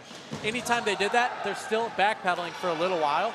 In that time, Cincinnati always took advantage. Yeah, no, they were very quick. As soon as JMU threw, they were sprinting up, trying to get, in that 10 to 15 feet range. And those toe taps just become so easy when you're that close, especially when you have talented throwers like Brzezinski, Hyatt, and others. Yep, Cincinnati, not their best season, a bad regular season for them, considering how good they've been over the last couple of years, making the Final Four three straight seasons. Looking to continue that streak today, tomorrow, I should say. but it's going to be an uphill battle for them. Yeah, I think with winning against JMU, they play Grand Valley later today. If they could take both those games, they can kind of put themselves in a good position seeding-wise and maybe give themselves a little easier of a road to make that Final Four. For everyone tuning in, we're here at day 1 of College Dodgeball Nationals. So we got 2 days of dodgeball here for you. Day 1, we've got what we would call pool play of sorts. Every team plays 3 opponents, and it's sort of just a seeding situation. And then day 2, you're set into your seeds, and that is Championship Sunday. So we've played an entire regular season all the way back to September. All of that ties into their seeding, as does day 1 of Nationals at a higher scale. So these games matter quite a bit. If Cincinnati can get some wins over JMU and then Grand Valley, that's some big points to add to their rating, and they're probably going to get up to a decent seed. I don't know what they would get, but today matters a lot for this team more than most. And Ohio State came into the day as a 5 seed, I believe, and they just took a shocking loss to Penn State. So that kind of opens up the door for teams to jump them. Because I think if they could have handled their business, I think they kind of could have, avoided being jumped by Cincinnati or Kent. But that loss with the higher scaling can really put a hurt on their seeding. Yep, and it's also that narrative of East Coast versus Ohio. What region is best? And Penn State showing up and beating Ohio State, really, that looks good for the East Coast. You had Cleveland State, though. They beat Virginia in overtime. So it really is a back and forth thing. And this Cincinnati JMU game is another one that's going to add a chapter to that story. Yeah, for sure. And once again, JMU looks like only looks like they only have 3 balls on their side. And once again, one of them just stuck in the middle. Oh, wow. That's probably the first real mistake I've seen from Cincinnati this game. A solo throw catch to number 99 for JMU, Jimmy Remington. Great catch there. Oh, another one. Wow. Rosinski goes down on a catch. That's number 27 for JMU. I noticed he said corner to his teammates, so it looks like there was some miscommunication there in who they were team throwing at. Yeah. And Ryan Pendleton, one of the captains for the Dukes, with a great catch there. He looks like he's pretty comfortable on that back line without a ball in his hand. Oh, what a throw.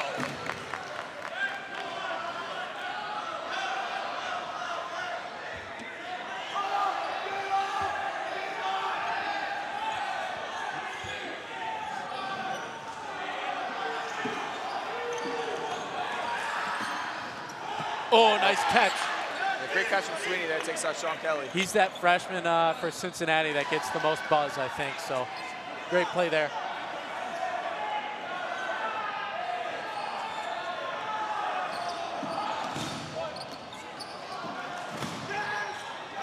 Nice kill. Yeah. Looks like once again a team throw, though, there were 2 separate players, so they really got to work on that communication on those team throws. Ooh.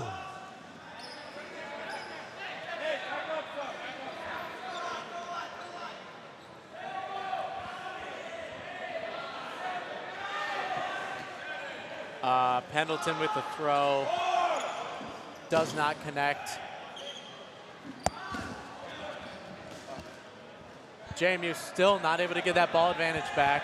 I think one thing with Cincinnati, headshot, wow. Cincy's made a few today. Yeah, and they're just not making those silly mistakes. Like obviously they got Coach Wes Peters that's gonna really, really hammer that they need to keep ball control, and it's working so far. Yeah, especially against a team like JMU, who typically is loaded with arms, so you really don't want to, if they get ball control, they can kind of just hammer away at your team. Oh, great catch there. Number 44, Jacob Young, a sophomore. Yep, nice catch.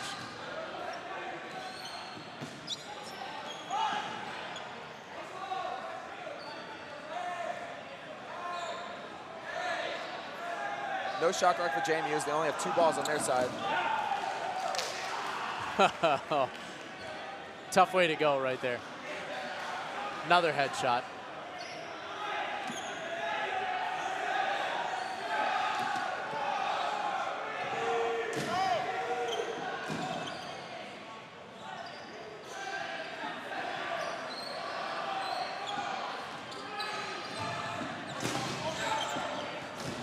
Lots of throws from Cincinnati there. 66 Preston Anderson.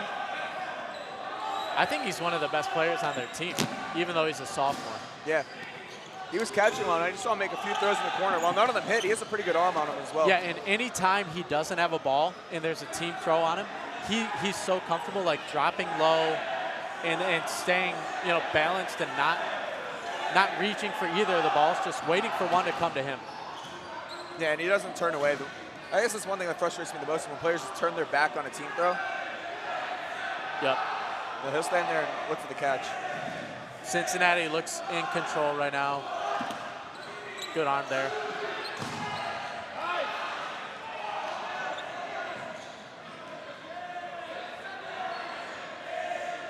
Once again, JMU's stuck with balls in their zone that they just can't get to. Yeah, they've been stuck on the back line all point.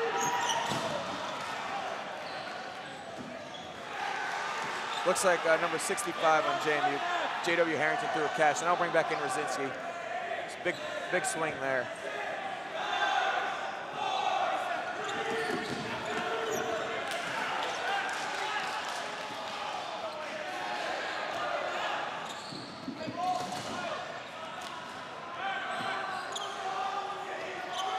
There we go. JMU pushing up now. Oh, he slipped. Oh, they only got one of them, though.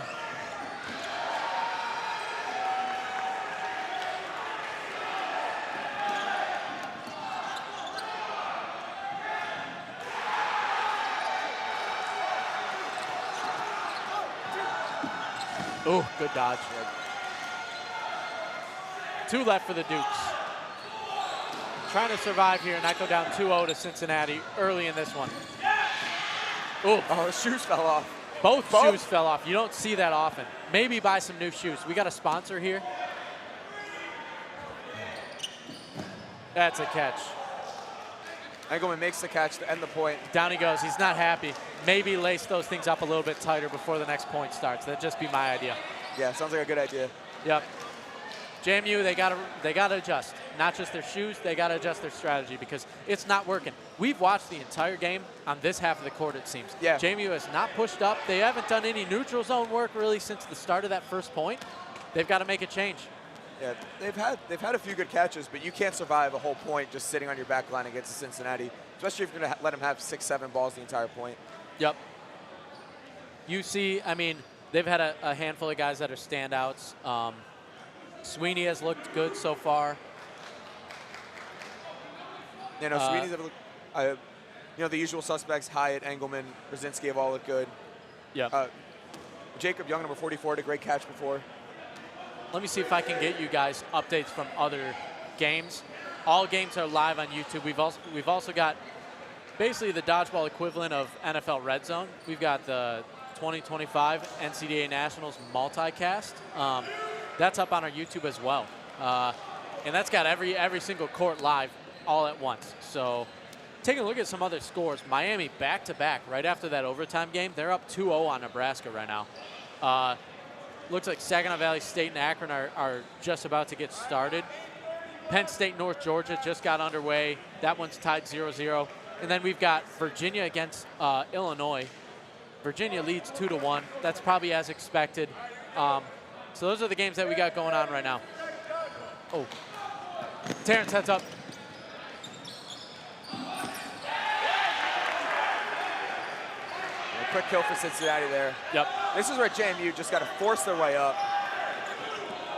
Because clearly some of the back line's not working. So they just got to try to get up. Good They're luck. moving. I mean, JMU looks like they have some athletes. They look like an athletic team, so they should just be running around. They do. It's just that Cincy has just played more together and smarter so far. They're just 2 throws from JMU is just unnecessary there. You've got to execute at a higher level if you're not going to have ball advantage, and JMU hasn't been able to do that. So we've seen only one aspect of JMU, and it's them stuck on their back line. Let's see if they can change that at this point. Oh, good cross there, but that's too easy for Rosinski. He takes down Pendleton there. Yeah, Pendleton did get a kill there, but I don't know if that's a trade that JMU's willing to take because that takes out one of their captains. Yep. Oh. Great throw. That was 69. That was Jackson Haney. An all-star for them. Yeah. That's someone they've been hyping up in the spring. They were trying to push some baller of the month narratives for him. So I mean, he ripped that throw right through the chest of one of the best players in the league. So, yeah. I'm just, Jamie's down to 1 ball, just down to 2, but just unnecessary throws.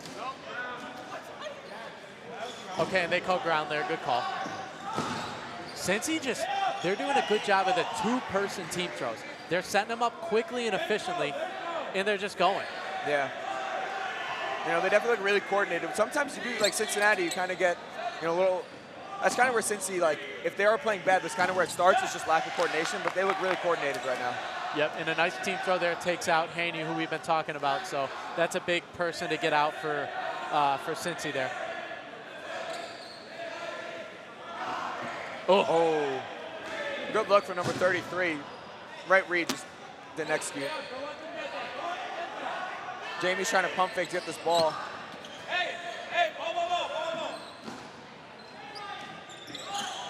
Ball coming in.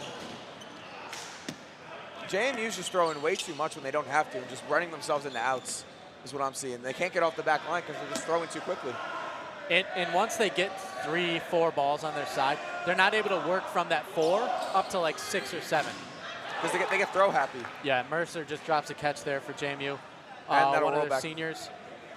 That's a tough out to take. And with 4 minutes left in the first half, you can't go down 3-0. No. And it's looking like it's possible right now with them down close to the 10 count, right? Another kill. I mean, ever since like first 30 seconds where Jamie kind of 1 or 2 times they pushed it up, since he hasn't gotten on their side of the court yet. Great team throw from Hyde and Engelman there. And Jamie will be on the 10 clock now. Yeah, so under 4 to go now, but they've got some work ahead of them. Need a catch or 2. Oh, I'm sorry, our clock is off. It looks like we're at 5 minutes left still, so even worse situation for JMU.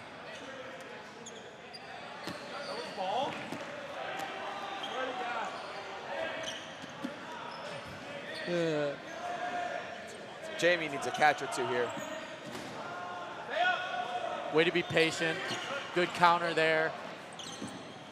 And way to be patient there. So, I mean, it's not like any of them are playing bad fundamentals. When they're on their back line, they're fine. It's just Cincinnati has done a great job executing.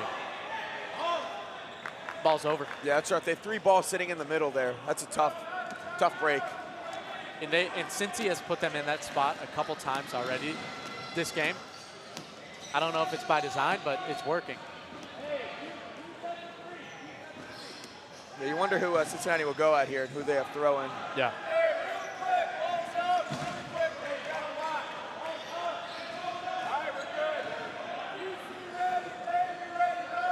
So 4:41 remaining. Cincy will push up here. Looks like they'll be setting up a team throw on that right side. Good dodge. Oh, it's another drop catch. Ryan Nix just misses the catch. Oh, and 99 also got taken out. Oh, nice throw. And now we're down to 1 for JMU.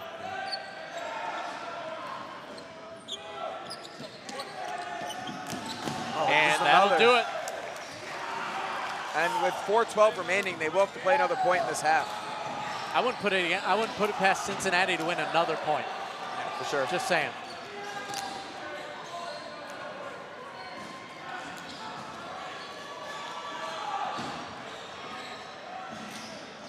Yeah, I would not put it past Cincy to win another point with the way they're playing. They look so cohesive right now. I don't want to jump to conclusions here, but Cincy looks like they can contend for a Final Four, which not many people are predicting. In fact, almost no one is predicting that. No, definitely coming into the day, I wouldn't have predicted a Cincinnati Final Four, but like you said, after watching them for 16 minutes so far, they look better than I would have guessed. Yeah. But really excited for that game against Grand Valley later today. I think that'll really tell us, where Cincinnati stands. 3-0. I want to see if it's going to get to 4-0 before halftime. Send a little message here. JMU looking down now. If you lose a point again before halftime, it's over. Even if you don't, down 3-0 against Cincinnati and they're playing smart, I think it might be over already. I think JMU just has to just do anything they can to get ball control and get off their back line. I mean, it could be a completely different game if that happens. So that really is it. You got to focus completely on getting ball advantage. And they don't even do it. They didn't even go for the middle balls there, which is, I really don't understand it. You got to go overly aggressive for it, unless they're just trying to hold till halftime. But that doesn't make sense. I think you at least try something, see if you can get something like to work before halftime. All right, so they have 5 balls and they're pushing up, but they just threw 2. Oh, team catch. Great. Wow.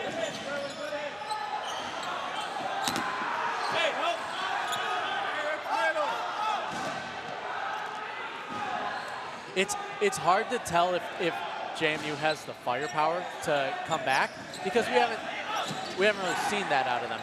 It's the long throw that becomes an easy catch for Gauch there in the middle, number 6 on Cincinnati. Ooh. Oh, I don't even think he was aiming for him. No, he's not happy about it because he was not aiming for him.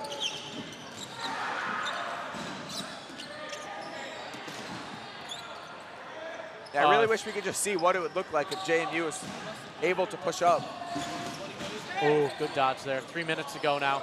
Since he's still up on that front line, I'm not sure if they're going to be able to get a point before halftime. A lot of Dukes left on the court, but they're all just standing there. Yeah. They have no balls. Team throw takes out number 1.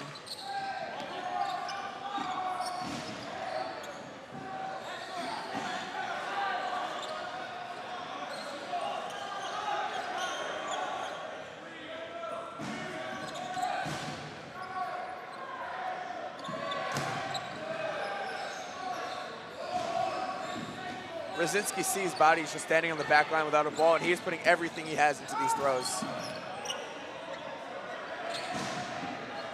Oh. He's winding up from half court all the way to the throw line to get these throws. You got to be careful. You got to save your arm for Sunday. At what point, you know, let's say, because with under 2 minutes left, we're likely going to go into half at 2-0. If you're Wes Peters, what do you do in halftime in terms of, you know, saving arms? Because to win a national title, you got to play 7 games in 2 days. Yeah, I mean, you got bigger fish to fry than the second half of this game. You got to probably save your arms. I mean, up 3-0, if they can go up 4-0, you almost can just hang out for that second half and not really exert much effort. So whatever puts them in the situation to not exert too much effort on day 1 and set themselves up for success day 2, do that. But I don't know about Rosinski throwing 100 miles an hour every 10 seconds the rest of the game. That's probably not the way to do it. Yeah, I mean, unless JMU shows us something different, he shouldn't take any more than 5 throws the next half. Yeah. I think that's kind of where that advantage of if you could play well day 1 to rest those arms.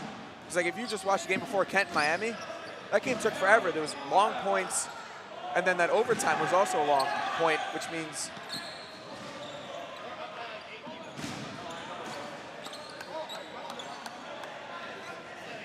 yeah, but like the Kent-Miami game, that was a taxing game for both teams.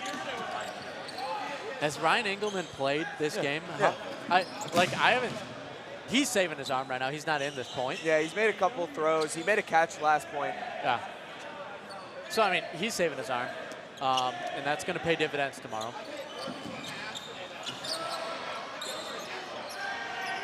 But since he looks pretty deep right now. Yeah, they look deep, and they should be able to save their arms through this half. Looks like Cincinnati ran themselves into a couple outs there, but we have less than 20 seconds remaining. JMU is only down to 5 people, but they have balls, so they should be able to survive this no problem.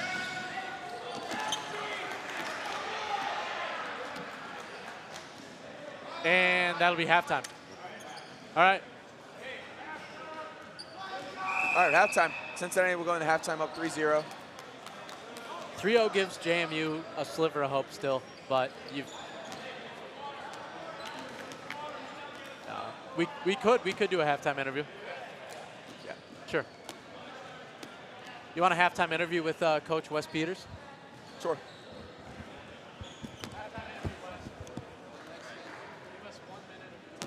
We got Cincinnati coach Wes Peters joining the booth here. More Morning, Wes. Great first half there from Cincinnati. What do you think worked so well in that first half? Really just controlling the tempo of the game with the pressure being up at the front line. It's something we've historically struggled with, but we've been really working on it and hammering it home in practice, so it showed so far. Definitely looked good. And, given that Nationals is a 2-day tournament, if you want to win the whole thing, you got to play 7 games. Yep. What does the second half look like now, considering that you have 6 games left potentially on the weekend? Yeah, probably going to start taking it a little easier, sub out our top 3 guys, probably like Wilski and somebody else who's got a more fragile arm. We already got 2 guys on ice for the entirety of today. Jacob McClellan and Braden Amos aren't playing at all today because they have baby arms as far as durability goes. So, you got to train them. Dude, I don't know what it is. Well, McClellan's chronically injured. Actually, they're both chronically injured, if I'm being honest. But yeah. What's the rest of the day looking like? How do you feel about the rest of the day after watching this first half? Yeah, I mean, we got UNG, so that's a dub. But really, it feels like we have 6 hours until our next match. No offense to UNG, but we don't play Grand Valley until Q7, so that's 7 p.m. probably at this rate. Yeah, if we keep getting overtime games with how Q1 was looking, maybe. Yeah, well, we're doing our part over here to keep things a little more timely. So we appreciate it. Thanks, Wes, for joining us. Good luck in the second half. Thanks, buddy. Appreciate you.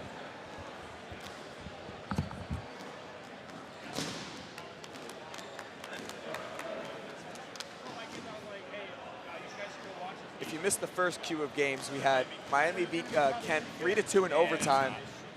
Kent was up 2-0 at half, and then Miami stormed back and was able to take a win in a 1v1 in overtime. It was a fantastic finish. The highlights are on the NCDA Instagram page if you're able to check it out. Cleveland State beat Virginia 3-2 in overtime as well. Penn State with a shocking upset, 3-2 over Ohio State in that first queue. Western Michigan beat Central Michigan 3-2, and Northern Kentucky beat Akron's B team 2-1. So 5 one-point games in that first queue. We'll see if we can get some score updates here during this halftime break. And looking forward to the rest of this day on Court 1. Right after this, we have Grand Valley versus Bowling Green. Bowling Green has 2 wins on the season versus Grand Valley, so we'll see if Grand Valley can revenge kind of that regular season results. Then we have Michigan State versus Ohio State, a rematch of last year's national title game. And then we have Akron versus Miami in Q5, a 1 versus 2 in the rankings matchup, so that should be a good one. And then we have Michigan State versus Ohio, who some people believe could be a national title game preview. And then last queue of the day, as we mentioned, Grand Valley versus Cincinnati. Should be really important for those seedings heading into tomorrow.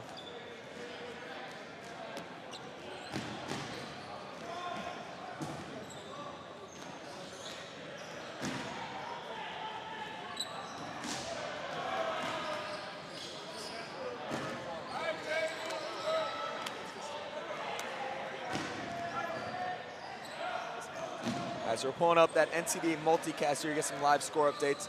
Penn State right off that victory against Ohio State's up 2-0 against North Georgia. But it looks like North Georgia might be taking that next point there. We have Miami up 3-0 in Nebraska, so riding that momentum of that overtime victory right into what seemingly looks like a blowout win over Nebraska. We have Akron up 4-0 on Saginaw Valley. Akron up 4-0. Yeah, so it looks like they're taking care of business. And then Virginia's up 4-1 against Illinois. So another good result for that East Coast so far. Can you walk through those other scores again? Yeah, so Kevin Bailey missed those scores. We have Penn State up 2-0 on North Georgia. Miami 3-0 on Nebraska. Akron 4-0 on Saginaw. And then UVA, it looks like the scoreboards got corrected. 3-1 on Illinois. Yeah, I mean, there's no close games this round. Sorry, folks. Yeah, I mean, last round had a lot of them. Yeah, 3 blown 2-0 leads, all 5 games within 1 point of each other. So I guess the law of averages means we're getting some blowouts here. Yeah, it happens. Yeah. Like I was saying before, next up we have on this court,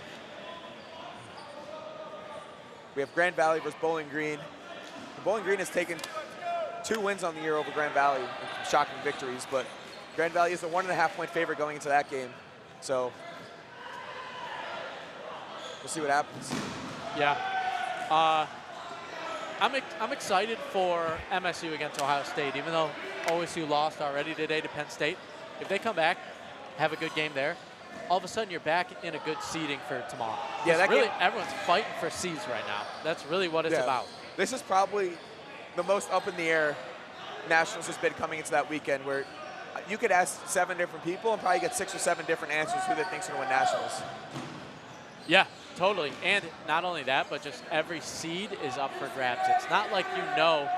It's not like you know who the 3 seed will be in the 4th. 3-0 Cincy, and we got the second half started now. Yeah.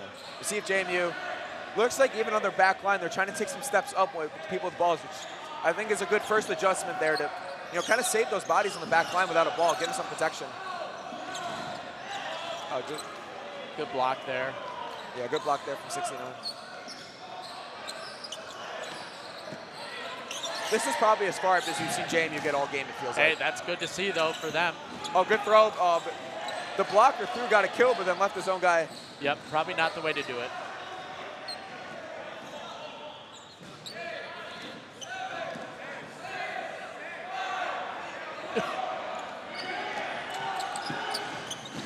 Oh, couple sloppy throws there from Cincy. Yeah, I really want to see JMU push up here. Oh, good look there by Will Hyatt. I think he no-looked that one. It seemed to catch the blocker by complete surprise. In my experience from facing Hyatt, Cincinnati does love to use those no-look throws. Oh, there's Kevin takes a dodgeball to the head there as Engelman takes out, missed the number. In our halftime interview, Wes Peters said he was going to, kind of take the brakes off a little bit, save some arms, but I don't see that happening so far. It's tough because everyone just loves playing so much. They just want to keep throwing and getting their kills. Yeah.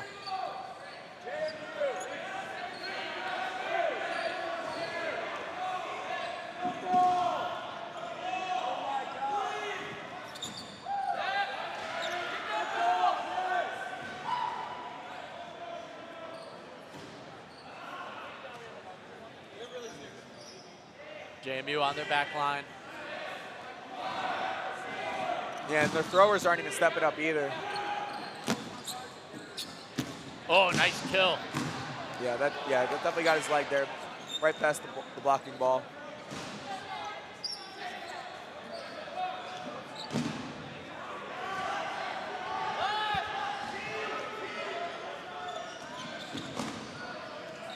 Once again, there's just zero resistance from JMU. They're just all 1 foot on the baseline, just looking for catches, but really not much else to threat. Oh, what a great catch. Catch and out. He tried to get the foot down, but I think the foot came up for just a split second there. Yeah, that's the right call. I think it kind of bounced when he's leaning back. It's so tough when you're falling backwards to keep that. Oh, nice cross. Yeah, I think Engelman made the right play there. I think those blockers has got to be up there. And JMU's made some plays this point, but they're still down man advantage-wise. Yeah, they just haven't had.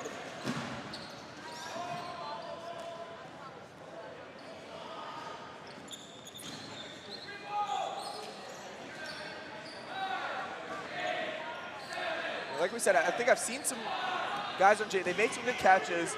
They have some arms. They just haven't been able to put it together strategy-wise to really, give Cincinnati a threat. And Cincy's doing a great job of getting that bounce back. Yeah, for sure.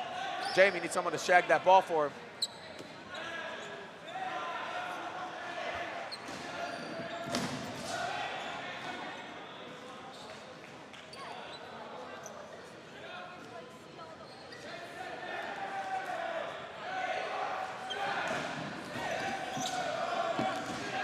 Another cross.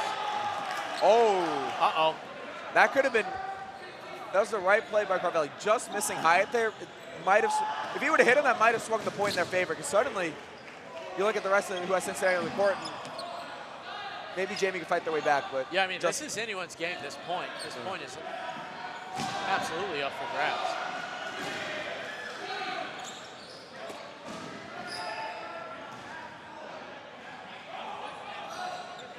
Both teams looking for those crosses, trying to catch people sleeping.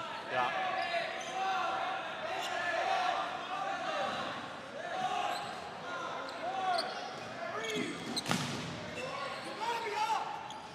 Oh, wow. Rosinski gets taken out. I think that was Carvelli in the corner who we were mentioning early in the game, like he's getting a lot of hype from the East Coast Dodgeball Cup, but I really haven't see much from him today, but oh, speaking of which, he's calling it no catch. He's calling him out. oh, that's a big.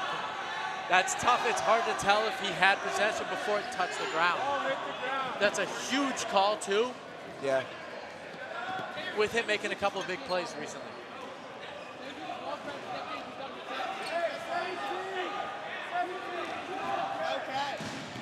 Oh, so 17 came in thinking it was a catch, so they're just going to take him off the court.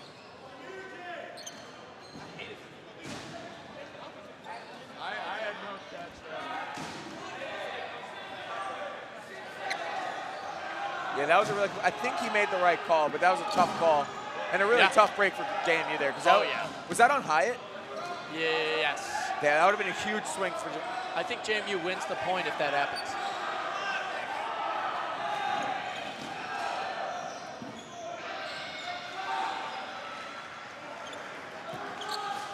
I don't like that on a solo throw. Stand there, go for the catch, you know.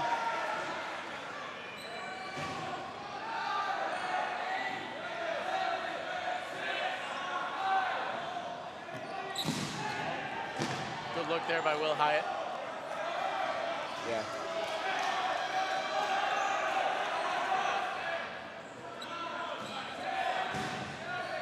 Slow point, which plays to Cincy's advantage. If JMU can win this point, we have a game here. We have 66 in that corner again. Preston Anderson. He just dodged another team throw. Oh. Uh-oh. Oh, nice kill. Oh, the ball. Oh. No.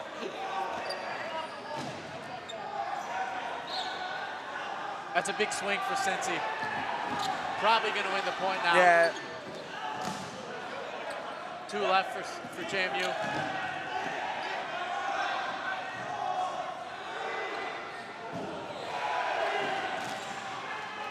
Yeah, I think JMU needs a catch here to give themselves a chance. Yeah. Oh, that was ground. Yep, good call by the referee. Oh, that will not count. That one also won't count. Ball's over. And that's killer. JMU's really gonna have to make a play now.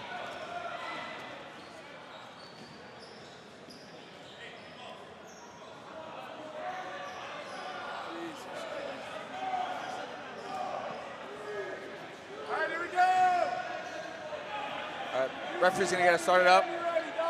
Cincinnati with 5 players left. Looks like they're gonna take on number 21 here, Sean Kelly. And he gets hit on the shoulder there. Cincinnati's gonna set him quickly, try to get the second guy before he can grab a ball. Oh, what a catch! He caught it and he's Caught safe. it and he's safe. And that brings in number 17, Jack Mercer, captain for JMU. And that took out the freshman, Sweeney, for Cincinnati. Really? So big play there for JMU. Yeah, that's big. Will Hyatt still in the game is tough, but if they can get him out, it changes everything. Ooh, good look by Mercer. And he drops the catch there. Yeah, you got to make that catch. There's been too many drop catches by JMU at this point. Remington, last man left here. Good placement. Let's see if he can get a catch. He's going to try and bait a team throw. Dodges all 3. Yeah, he's trying to bait one of the throws to be off from the others. Oh, Hyatt almost caught him sleeping. He's going to run up with only 1 ball, so you got to be careful. Oh, there's a kill. That's a kill. Takes out May hard. Ooh. Oh, ground. He's putting up a good fight right now, though. Takes out Hyatt. It's JMU's winning this point now, I think. That brings in number 6, Matt McCaskill. Good look by him, too, coming in. Right when you come in after someone's solo for a while, you got to expect that you're making a couple throws. Yeah, give that guy a break. That will not count. Ooh, that'll count. That second one barely counts. You can tell Remington is getting a little tired now. Yeah, Cincinnati's down to Michael Rotondo, a freshman, and then On the close side, Jacob Ziles, the captain for Cincinnati. Yep, Rotondo needs to be smart here and have a ball in his hand to block at all times. Good placement there from Remington once again. Yep, this is good play from both sides here. Oh, run him down. Ooh. I like the look. Oh, what a play easy from catch. Ziles. That'll bring in Sterling Gaussian. After everything he did, and then he gives up an easy catch there. Oh, they're saying a throw and count. Ooh. Oh, they're going to call him That's a kill. out. That's a kill. That's point. Since he made the throw. Man, that's a tough point for Jamie to lose. That's game too. I mean, if you win that point, you have a chance at winning this game. And running clock now. Yeah. Tony, running clock. 3? It's 4 usually. 4 now. Yeah. Running clock. All right, so the clock will stay running now. Unless since Jamie's able to cut the deficit to less than 4, the clock will run. A little camera trouble here, but we got it all fixed up.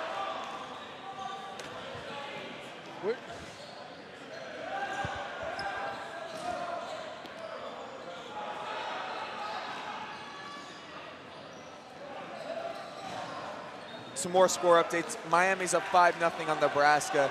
Akron's up 5-0 on Saginaw. Penn State and North Georgia still looks to be 2-0. And same score Virginia UIUC 3-1. That's according to the multicast. Also live on the NCDA Dodgeball page. View all 5 games at once. That would have been really clutch last Q. Would have been all those close games. That would have been the place to be. Yeah, totally.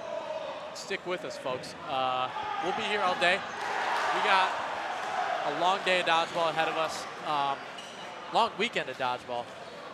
But stick with us. The next game here on Court 1, I believe that's Grand Valley, right? Yeah, Grand Valley against Bowling Green. Yep, so GV Bowling Green. Bowling Green beat them the last time the two teams played, so it's a revenge game for Grand Valley.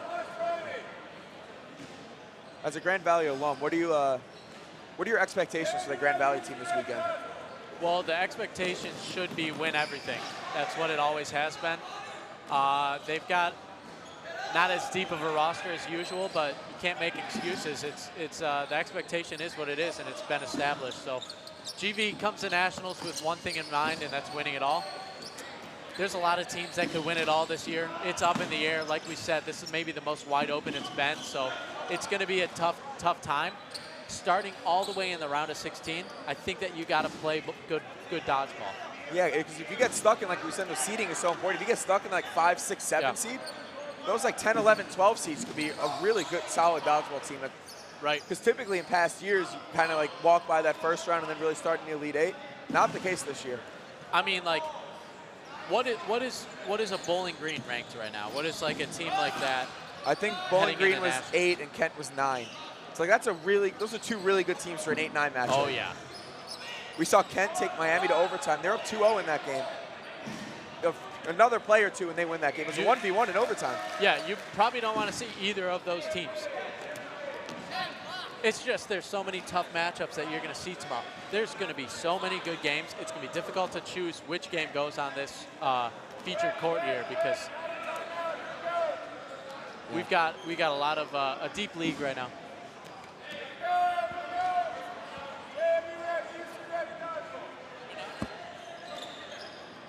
So Jamie will set up here. Looks like they got a balls over here, so they'll be able to make some team throws here. First time we probably see Jamie will push up all game.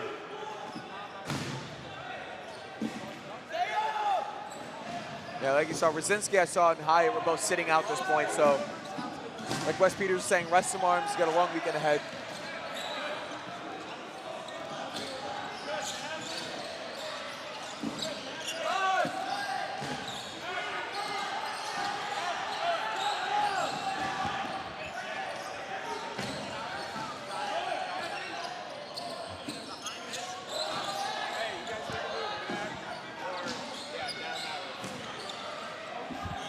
Yeah. Skiba, behind him.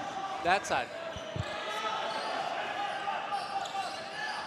That side, sideline.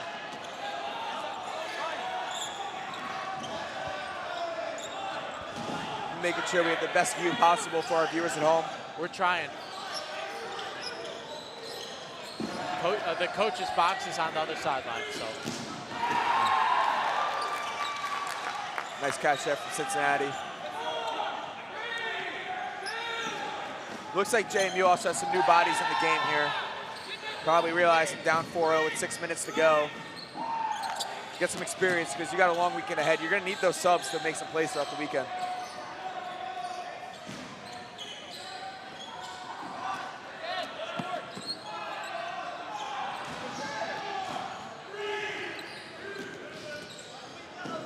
Engelman, however, is still in the game, which is kind of shocking to me, but sit out some other stars.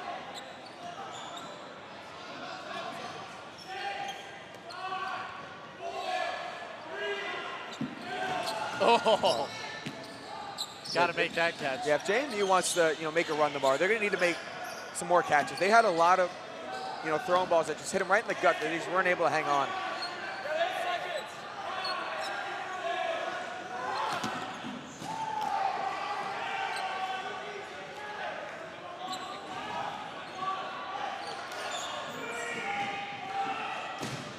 Once again, JMU just stuck on their back line with no ball control. I mean, JMU just got to save their arms at this point. Yeah, that's why, results kind of set in stone here. So you just get some younger guys some experience. Make sure your top arms aren't wasting throws. Nice dodge.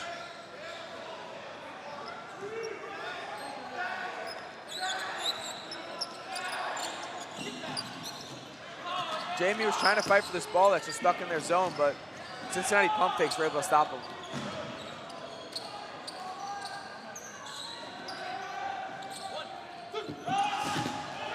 Just another one. These throws are catchable.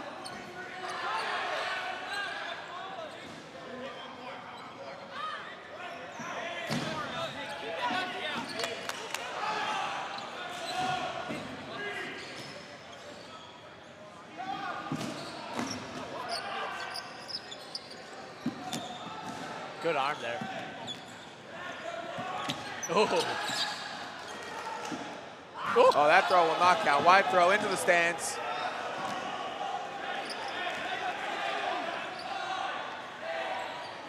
We got quite the crowd here for today. The track above, these tracks over here, there's a lot of people tuning, watching live. Oh, yeah.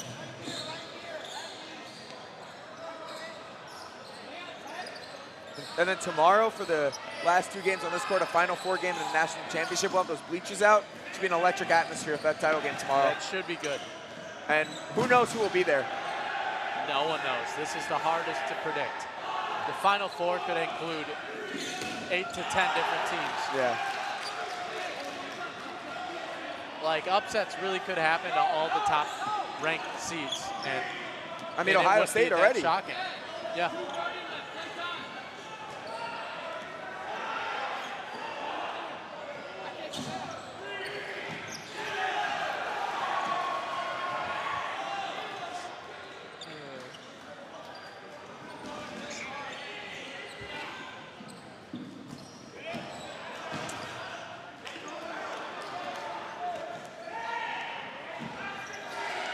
We got a guy with a white T-shirt in the game now. What is this? Jamie was telling me before the game that their jersey order didn't come through.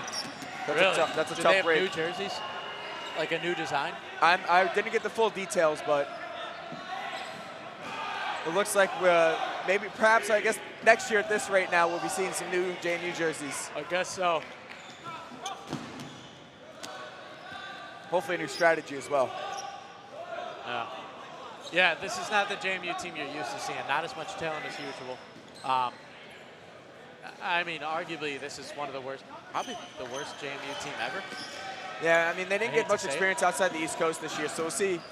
You kind of see some teams that don't get that experience kind of improve throughout the day, which is the experience and come out a little hot on Sunday, so we'll see if that's the case. Because I think the talent is there. Oh, ball in the crowd. I think the talent. Oh, my. Oh, headshot. See ya.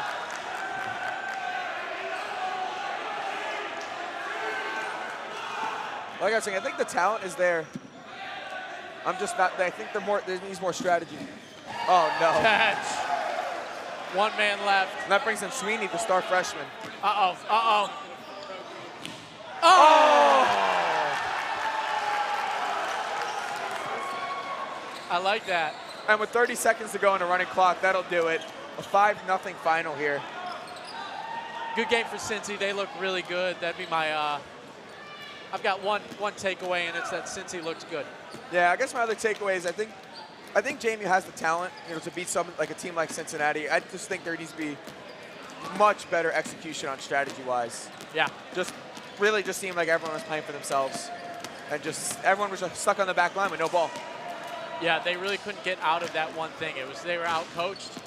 It was just Cincy knew the strategy to keep them back there, and it worked the whole game. And there was nothing JMU could do about it. They've got to adjust. Yeah. They do have talent. So one person wants to grab someone to interview. Turn around to let's.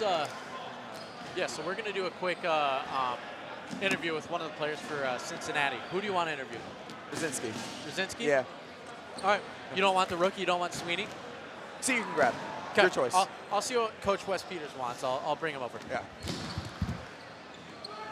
Wes. So we're gonna get an interview with a Cincinnati player after their 5-0 win over JMU. Up next, as you can see him warming up the courts, we have Grand Valley versus Bowling Green. I think Grand Valley came to the day as a 4 seed or a 5 seed, and then Bowling Green was right on that 8-9 line. So huge game for both teams as they could potentially, with how close all the teams are, swap places with a victory. All right, so we're gonna get a Cincinnati freshman, Brett Sweeney, on the mic here for an interview. All right, we're gonna come forward a little bit also. All right, so we got Cincinnati freshman Brett Sweeney in for an interview here. Congrats on the great win. Thank you. What was the strategy going into the game, and what worked so well to kind of keep JMU on their back line? Yeah, so we just wanted ball control. Ball control was the first thing. We knew we had to get it. We knew that we could beat them just coming up, and our resets were good. We didn't throw too many catches, and we could ultimately just pick them off one by one, and it worked well. Yeah, you guys look very sound. Looking forward to the rest of the day. I believe you guys got North Georgia and then Grand Valley. What are you looking for the rest of the day? Man, we're just looking for consistency, no easy outs. We just want to, come out with 3 wins. That's the goal. And then, being a freshman, this is your first nationals. What do you think? Right, it's so much fun. A lot of fun. The energy's great, higher than anywhere I've been, so it's great. Good luck the rest of the day. Thank you, sir. And we'll be right back in a few minutes for a Grand Valley Bowling Green.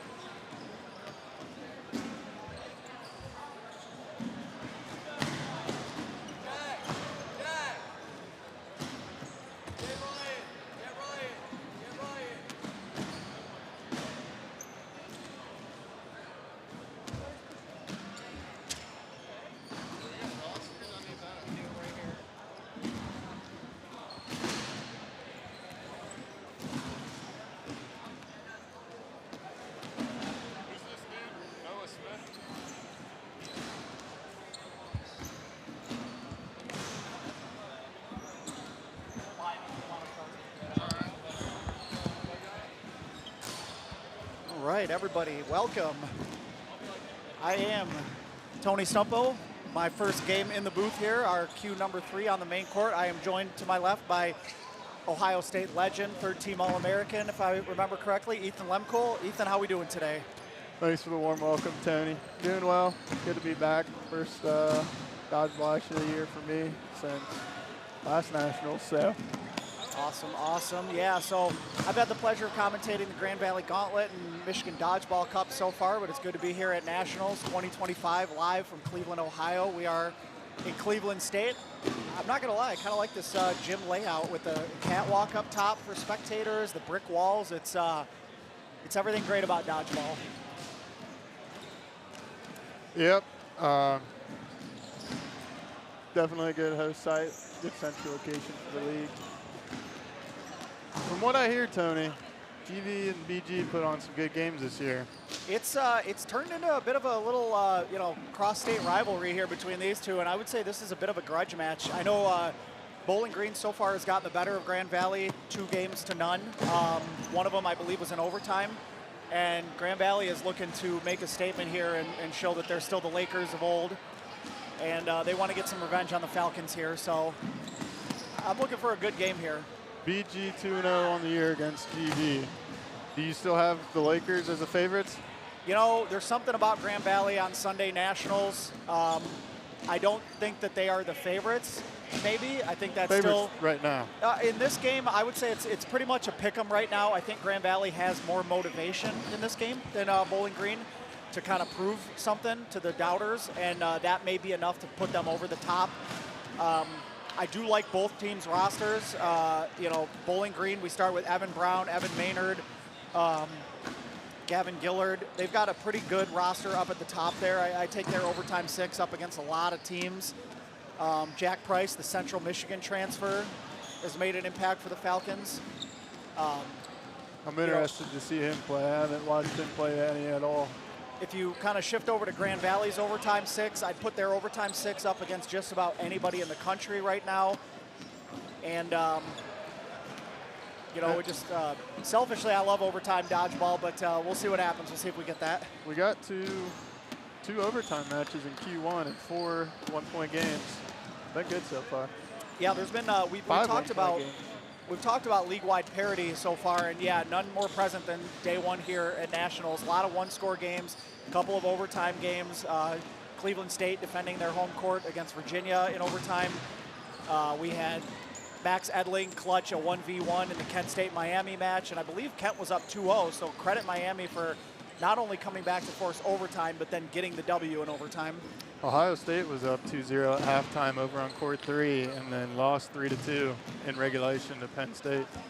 Yeah, I was watching part of that game there. Penn State had a really nice coordinated second half, worked really well as a team and just chipped away at the Buckeyes there. So we talk about this league being wide open. I mean, the Buckeyes started out so slow this year. I think a lot of people wrote them off, and they just kind of flipped a switch at semester and came out looking much, much better at ODC and the War and other tournaments. So I think that was a bit of a letdown game for them. We'll see if they can rebound later on today. Yep. OSU picked up Nick Kemmer in the second half this year. I think that helped spark them. Yeah, I mean, you pick up an arm like Nick Kemmer, and that's it's going to make any team a little bit better. I think him and Colson Bunch are about as good of a 1-2 punch as any team could put out there right now. Yep. Nick plays on that right corner with Will Dalton. He's a freshman. He's a big body. He can throw pretty hard. Yeah, if I'm not mistaken, he kind of stood out to me. So if he's a freshman, I gotta believe he's going to show up on some rookie All-America list for sure. He had a live arm out there. Looked to be pretty polished already. We'll get to see them next. The Buckeyes taking on the Spartans. That's a national championship rematch from 1 year ago. They've got a couple of stud rookies. If you're looking at what we just mentioned, Will Dalton, you look at Luke Foco over for the Spartans. So that one's going to be a pretty electric game in my opinion. Yep.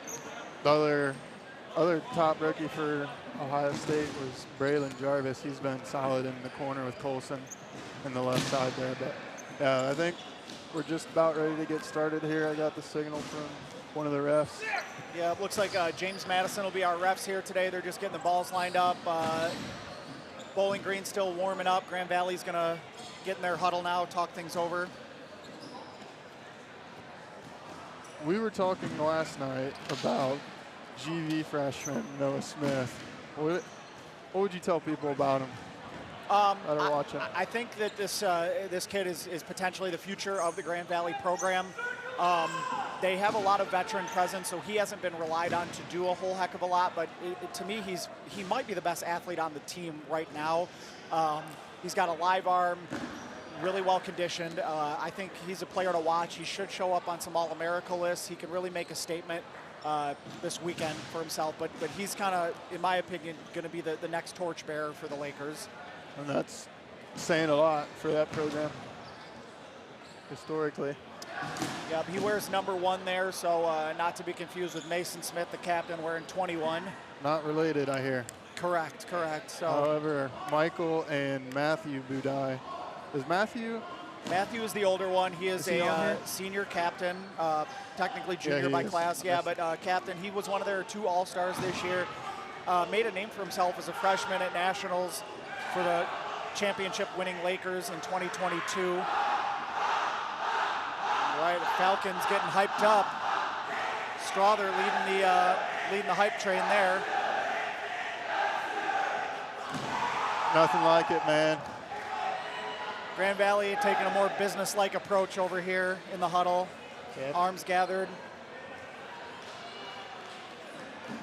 Did any of these 2 teams play yet, or is it both their first games? I'm not sure. I know it's Grand Valley's first game today. I'm not 100% sure on Bowling Green.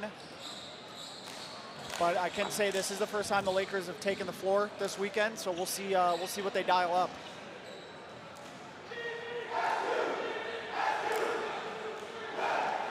I'd like to give a shout out to everybody who's helped kind of make this event happen. Will McCartney, our director of nationals here, a member of the Cleveland State Viking Dodgeball Squad, putting this together. The executive board led by the efforts of Dylan Greer. And just anybody who's volunteered, helped out. Our sponsors, we got Digital Sports Solutions, which is helping carry us into the future of the sport. You can see their digital shot clocks kind of at the top right of your screen. You can see one of them. The other one is not on screen right now. That kind of helps automation, takes a little bit of that human element out of it and standardize things for the sport. And I just love the direction we're heading in. It really gets me excited. Yep. Takes a village to put one of these on. Score predictions? Also, or do you want to stay unbiased? Boy, they've played some close ones. Let's go. I think this is a revenge game for Grand Valley. They mean business. I think Grand Valley gets this one 3-2. I'm also going to pick Grand Valley. I want to give a shout out Sam Palumbo right now. If you're tuning in, check out our multicast right now. Sam and Bill Fisher are our stream czars, doing some great work for us here. We're underway, 20-minute first half. Official score prediction from Ethan. I'm going to go 4-1 GV. GV runs away with this one. We'll see. All right.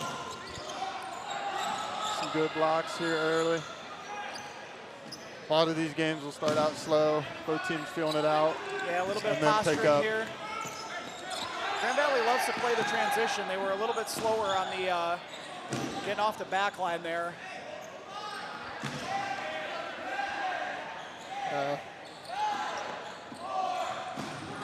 It can be hard to keep GV up at the throw line. Matt Budai makes the throw right in front of the screen here, just misses. I believe he was making that throw at Evan Maynard there. Has Ryan Paddock been contributing this year? I remember last year he was struggling with an arm injury, couldn't throw much. Mistake by Grand Valley throwing 2. That's not really what they want to do. Ryan Paddock had an arm injury for 2 years. Big tag there. A bit of a lefty throw. He is healthy now, throwing right-handed again. He's made a name for himself the last 2 years as a catcher, though. So impact player to watch for the Lakers. Can't really miss him. Big boy. Grand Valley with ball control right now. They haven't played wall ball per se, but they've been getting the benefit of the bounce backs. Aiden Jacobs gets it out. Yep. This is what GV wants to do. Grand Valley going to take advantage of ball control and numbers here, play at the high line. Aiden Jacobs sends one past the head of Josh Boyers, fifth-year senior, another impact player for the Falcons. Really good catcher, so got to be careful throwing solo at him. Another tag at the top of the screen. Is that number 25? It's Connor Pickard, number 25. Good It's team all throw in the GV corner. early. Chris Haas also gets tagged on the back of the head there. Another down goes our Falcon tape. down. Down goes our tape. So Grand Josh Valley. Shipe goes down. It's all GV early. Yeah, they've got the momentum.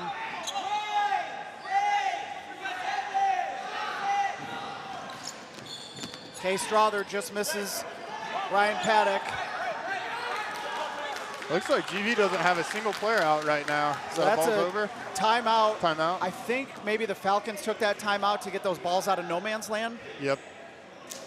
Early timeout, but That was a timeout by Bowling Green, in fact, yep.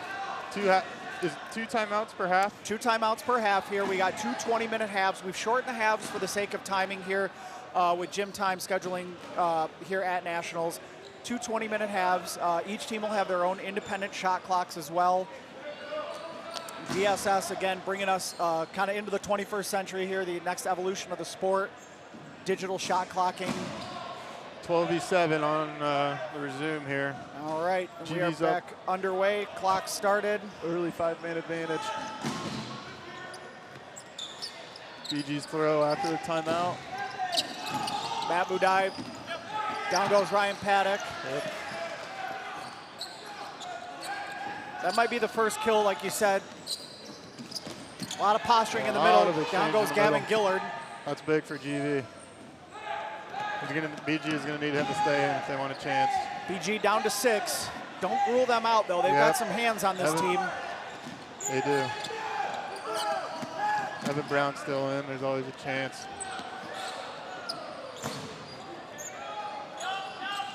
Evan Maynard thought he had the kill on Chiodini, but JMU right there to say no, it hit ground. The Falcons back on their heels again. Team throw comes up empty. It's Kay Strother there up at the top, number 18 for the Falcons, dodging that throw, then he returns fire. Got him. Good throw there by Evan Wow. Maynard again there. Tags Burner on the foot.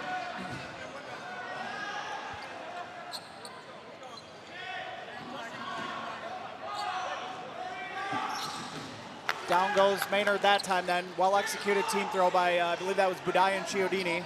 Yep. GV looks crisp so far.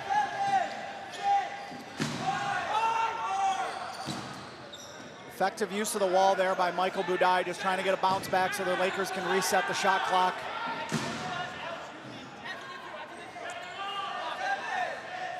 BG's 1 man away from going down to 10 seconds.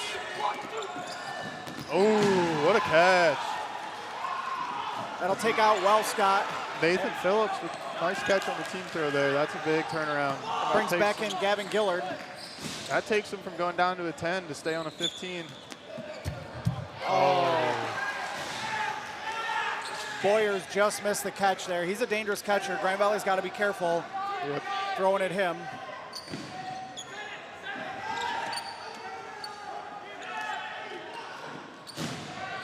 Good dodge by Kay Strother.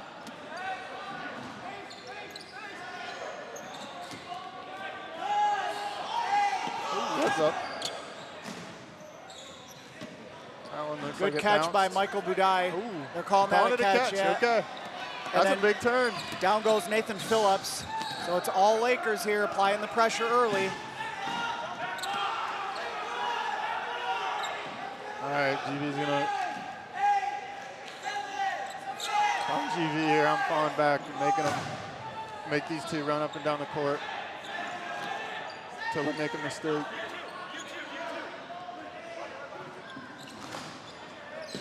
Crisp team throw. They put 3 balls on him. Strother, last Falcon standing here.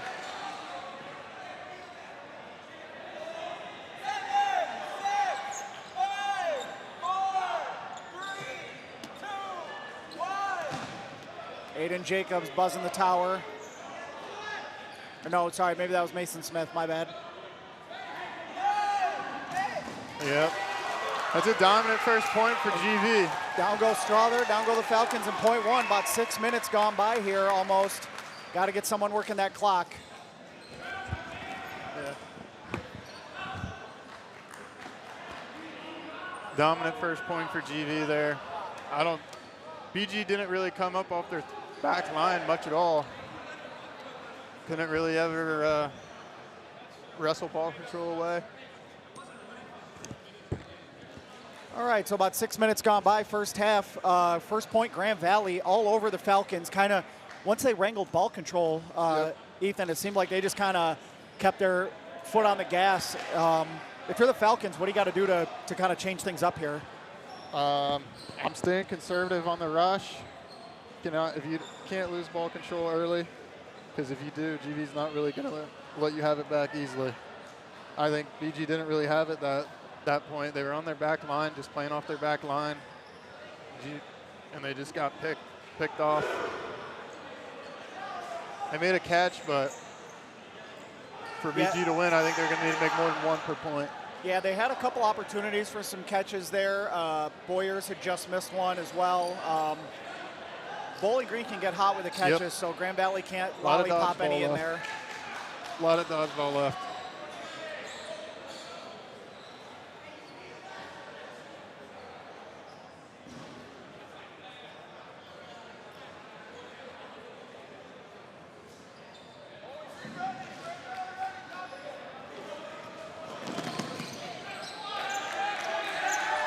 We're underway. Point number 2.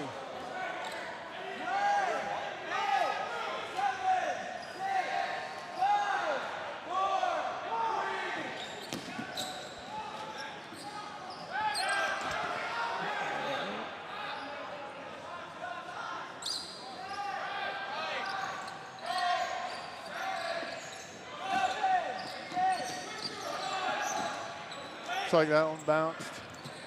Yeah, it's hard to tell. Paddock goes down to that kind of first baseman stretch with his foot out there. Yep. Must have rolled up and he plucked that one off the ground. You've got 4 refs and 10 dodgeballs flying around. It's easy to miss. So better start for Bowling Green, staying calm. They've kind of got modest ball control here. Yep, And they take out Ryan Paddock. Tagged, yep. Much better start to the point for BG here.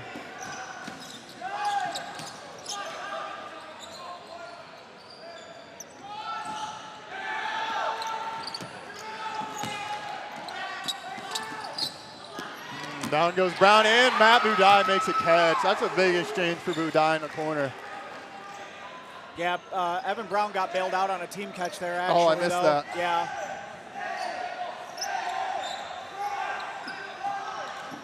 I like this staggered look that GV gives on the back line. Some of them are a few feet up and some of them are on the back line. It's an interesting approach to help stop the wall ball there. Ooh.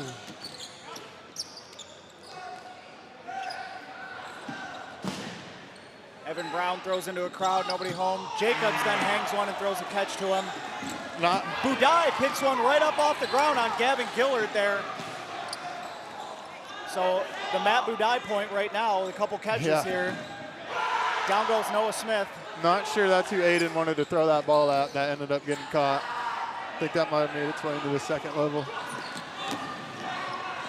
Great dodge by Budai in the corner there again. Matt Budai showing why he was first team All-American last year.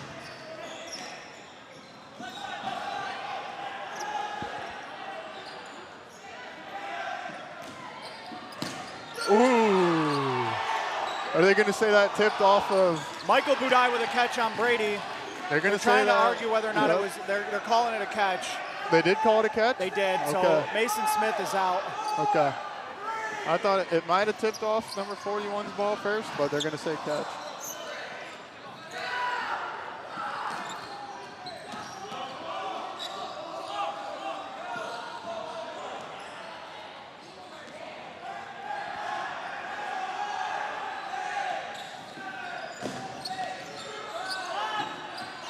wild. 2 balls by Grand Valley. Uncharacteristic there. You could hear Mason Smith really getting on them about that too. That's something they've been trying to clean up in practices. Nice counter. Oh, but a team catch. Oh, yep. And he's allowed to come back in, He can right? come back. Well, Yep. I think it goes in through the back. I don't know. yeah, he had stepped off the court. Oh, so now JMU is saying because he went off the court, he's out. Yep. Unfortunate there. I mean, that's one of the things, though. You want the player to be honest. As soon as he got tagged, he walked off. Yep. Ref's discretion, he probably could have let him come back in, but It's like a no throw there.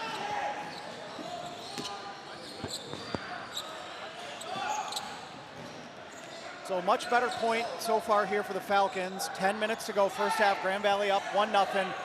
Falcons with ball control. Looks like they're down 9-7. Good throw by- 9-7 main advantage for GV. GV's catching's kept them in this point. Nice catch Right by on Jacobs cue. there. Right on cue. Oh, then Jacobs just misses the throw on Ronnie Thompson there. He was sliding backwards looking for the catch too, about to return the favor.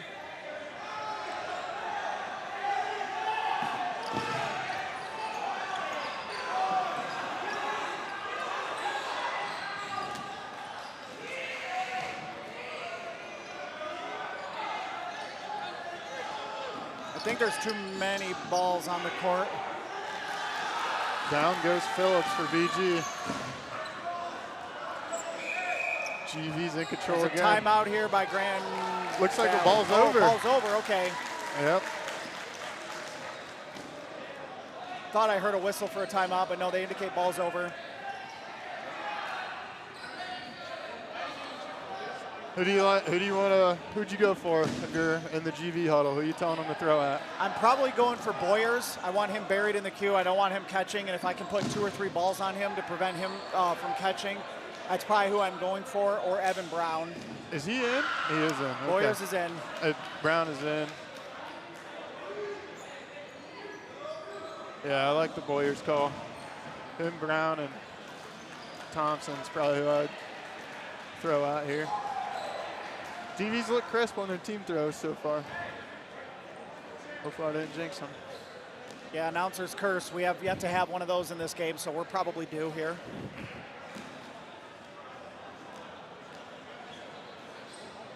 All right, so our refs will get them started. Grand Valley now with all 10 balls after the ball's over. So with the digital shot clock, what happens is if you don't make a legitimate throw inside of the shot clock, we will have all the balls go to the other team, and they take out Evan Brown instead.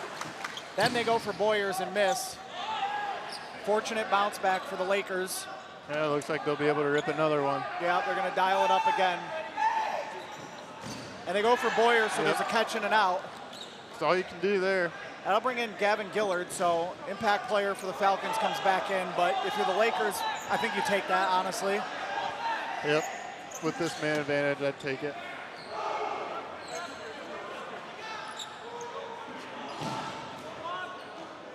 Good blocking and good coordination up at the top by the Lakers there.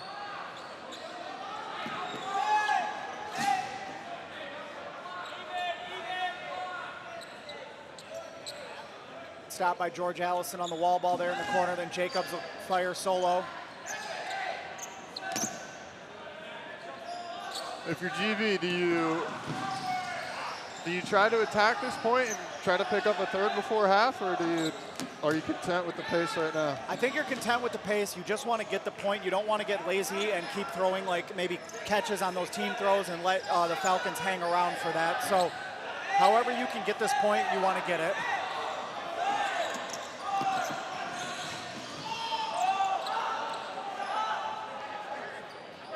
Definitely a more methodical pace here to this point now. Yeah, after BG recovered from that ball's over, it's been pretty steady.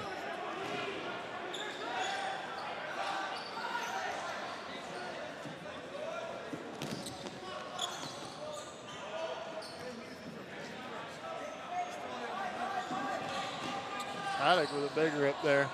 Yeah, he came up firing and then squared up for the catch, expecting a return shot there. Not used to seeing him be able to throw that hard.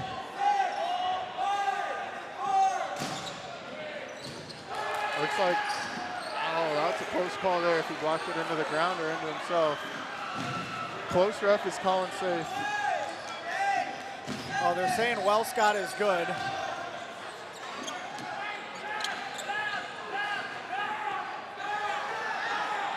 Bowling Green now on the 10-second shot clock, so Yep, that's advantage Lakers when it comes to that now.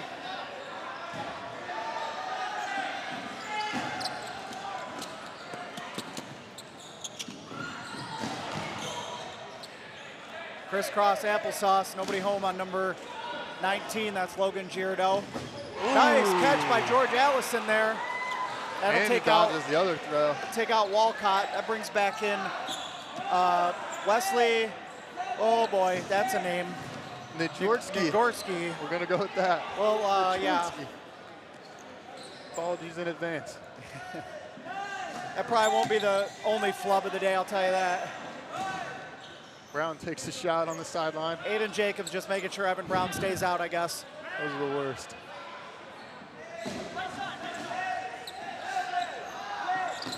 Nice pre-counter there by Paddock, and then Connor Picard fires past Allison. Caught Woodley on his heels there. Team throw coming in. And down goes Giardo.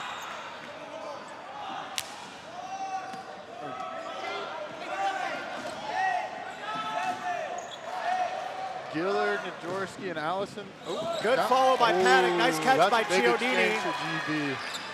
Ciodini's fired Gillard. up.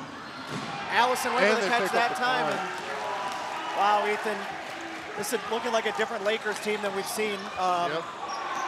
They look very dialed in right now. If you're Bowling Green, got to do a little soul searching now. This is a team you've beaten twice, and they look to have the upper hand squarely. Still a lot of dodgeball left, but if the first 2 points have been any indicator, this could easily get out of hand. Yeah, now, obviously, you know, I've seen the Lakers play a few times. They're not, they'll hate me saying this, but Grand Valley has not protected leads very well this season. And so we'll see what they dial up with a lead here, if they keep their foot on the gas or if they sort of back off a little bit. 5 minutes to go here. If the half ends and nobody scores a point, we'll simply go to halftime. If a point gets scored here with under 2 minutes to go, or under 4 minutes to go, I should say, we'll roll that into the second half. So we'll see what the Lakers dial up. If they get in trouble, I expect them to just kind of play passive and try to get it to halftime. If they've got a chance to put a real stranglehold on this game and go up 3-0, we'll see how aggressive they get. Yeah, first few minutes here at this point are going to be a good feeler for how the rest of the half will play out. Yeah, if you're the Falcons, you may have to try to pick up the pace here. You got to try to 2-1 looks a heck of a lot better than 2-0 or 3-0. So the Falcons may get aggressive and try to cut this lead in half. We're underway. A lot of action off this rush. Down go both Smiths. Yep. Jack Price was taken out on the Falcons side, so. Haven't seen much from him today so far this game.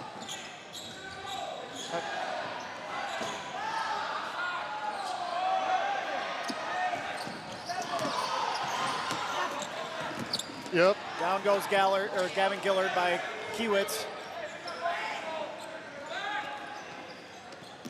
Chris Kiewitz is a junior, but a first-year player on this Lakers squad. Ciodini gets countered. Good block by Brown.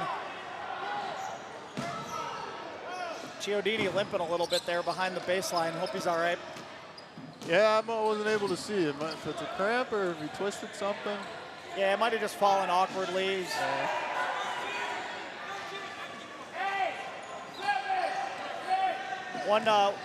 One player of note missing for the Lakers is number 22, Big Dan Ryder. Wishing him a speedy recovery from his torn ACL that he suffered at the war at Akron. Really tough break for him.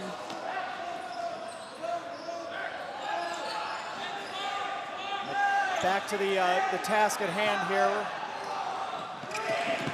Kiewitz kind of leaves himself out in no man's land there. He ate that one.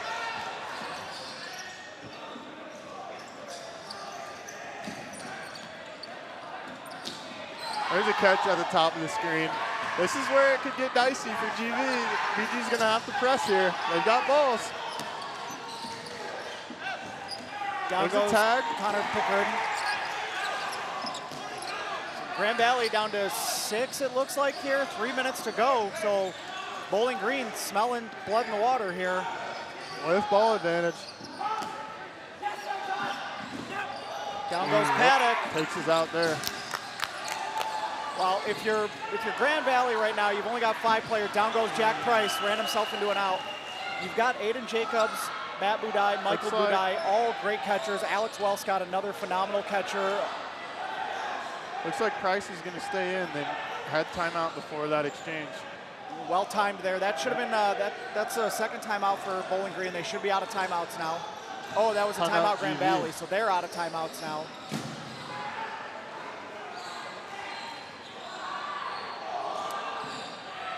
Yeah, momentum squarely with the Falcons right now. I think this is a good timeout by the Lakers. Try to slow this game down a little bit. You got about 2.5 minutes to go here. Get this thing to halftime with a 2-0 lead. Yep.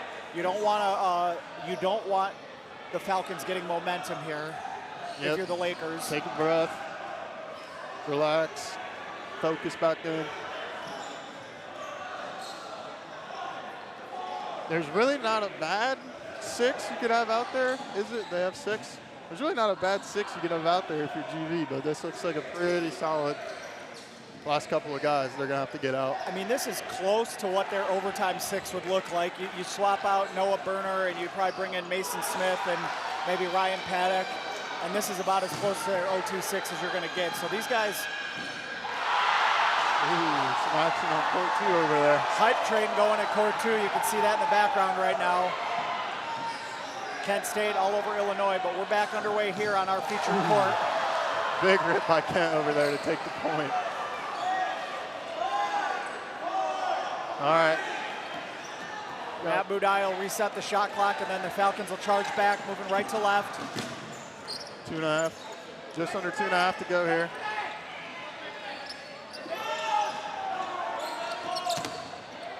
Through VG, you almost have to start looking for some of those catches up around midcourt. I say Boyer's had 2 that he can catch, but down goes Matt Budai. That's a big out. I think he's playing a little more risk averse with their numbers. They know they don't need the catch. Little more time off the clock, and I think they'd probably start looking for those. You don't have to quite yet. Down goes Peterson there for the Falcons. Grand Valley down to 4. Noah Berner almost got caught sleeping there. Down to 3 Lakers here.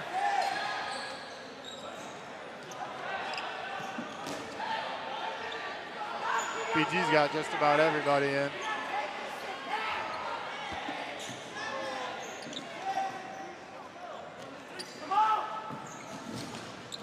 Good dodge by Michael Budai here. GV now takes their second timeout. Yeah, I do. First one was BG. Yeah, I do apologize. That other play stoppage was a balls over. So Grand Valley and Bowling Green each had a timeout left.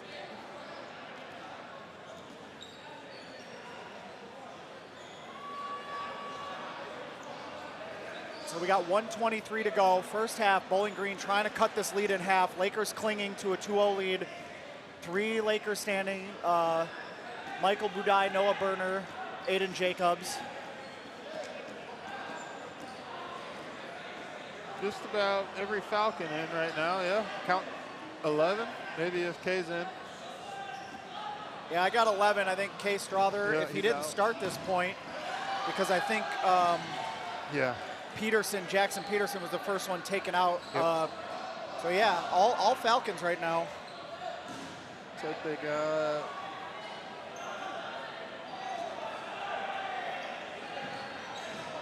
Might be miscounting a ball. I only count 9.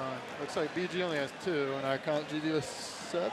So yeah, ball control for the Lakers here gives them a significant advantage. Kind of takes the team throw out of play for the Falcons. And the Falcons definitely don't want to hang a solo throw. You've got some capable catchers on the court for the Lakers right now, and a catch would be catastrophic for the Falcons' chances to get a point here.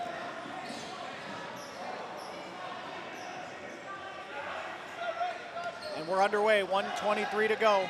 Yeah, if I'm BG, you almost got to try to rip 1 or 2 off the wall.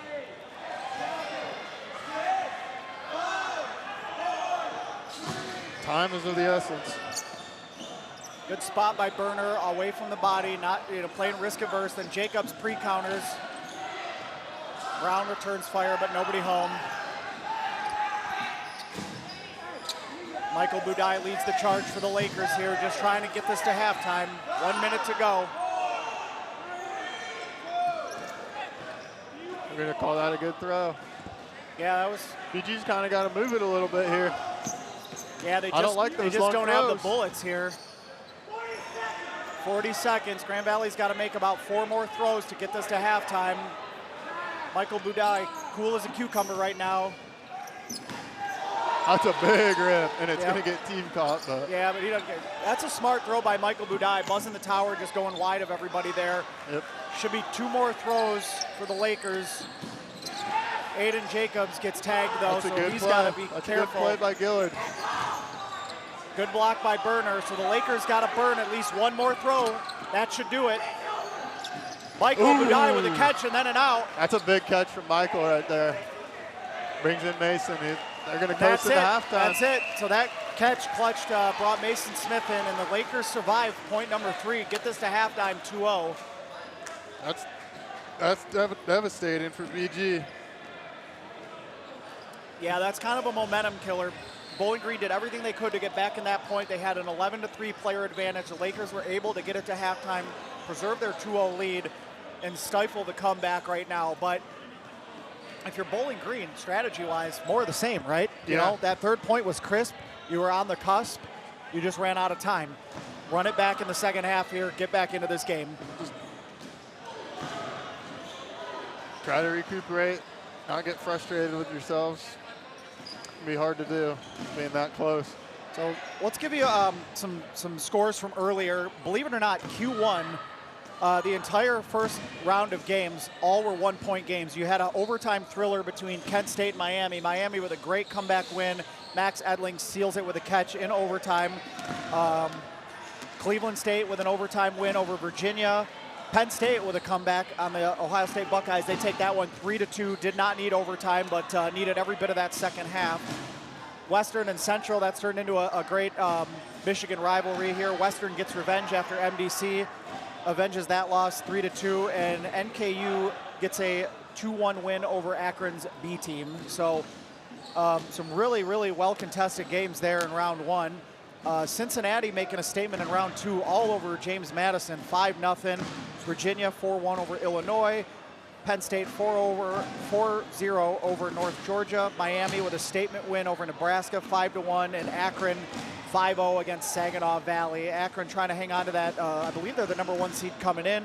They can hold serve with a few wins here today, and they'll look to do that.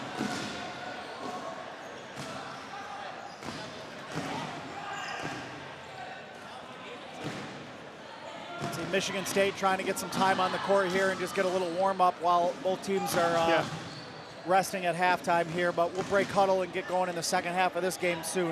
Michigan State plays Ohio State. It'll be Ohio State's last game. It'll be Michigan State's first game. Don't see that often. Wow, and that's only going to be Q4, and Ohio State's already done for the day? Yep. They should be well rested for tomorrow. Michigan State's got 2 tough games out of their 3. Q's 4, 5, and 7. They'll play Ohio State. Is it North Georgia or Georgia Southern on Q7? I believe North Georgia. Oh no, Q7 on this court? MSU will play Northern Kentucky. Northern Kentucky. That'll close us out here. Grand Valley and Cincinnati, you and I will be on the call for that one. That'll close us out here on our featured court today. But like Ethan said, we got MSU, OSU, national championship rematch coming up in our next Q, but don't count Bowling Green out of this one yet. I know we're starting to look ahead, but the Falcons played much better than the Lakers in that third point and just kind of ran out of time. If we had a 25-minute half, I got to believe the Falcons get that one, and we're looking at a different game right now. So if you're Grand Valley, handle the pressure early from the Falcons, get ball control if you can, and do more of the same that you did early on in the game. Easier said than done, but yes, pretty straightforward. Straightforward strategy.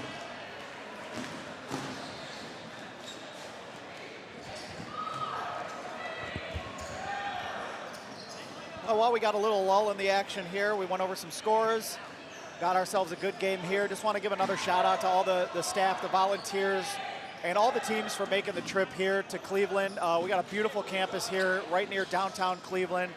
23 teams here in attendance. Just so happy that they could all be here to close out the season for this division. Don't forget, next weekend, live from Miami University, we will have our women's no-stake national championship tournament. Akron looking to defend their title against the upstart Spartans. Michigan State made a big statement earlier in the year, taking on the Zips and handling them. I don't know how else to put it. Just handled them last time they played. So we'll see. We're kind of looking forward to that rematch. So stick with us next week. We'll bring you all the action live here on our YouTube channel as well. A lot of action yet to go today. Big shout out to our stream czars. We got Bill Fisher behind the scenes here. Doesn't get enough credit for the hard work that he does. Flew all the way in from Seattle yesterday. And then Sam Palumbo bringing us the multi-stream if you're watching that. Just great for the sport, what these guys have been able to do for us the last couple of years, along with Digital Sports Solutions, bringing us into the 21st century. It's a great time to be a dodgeball fan and a player.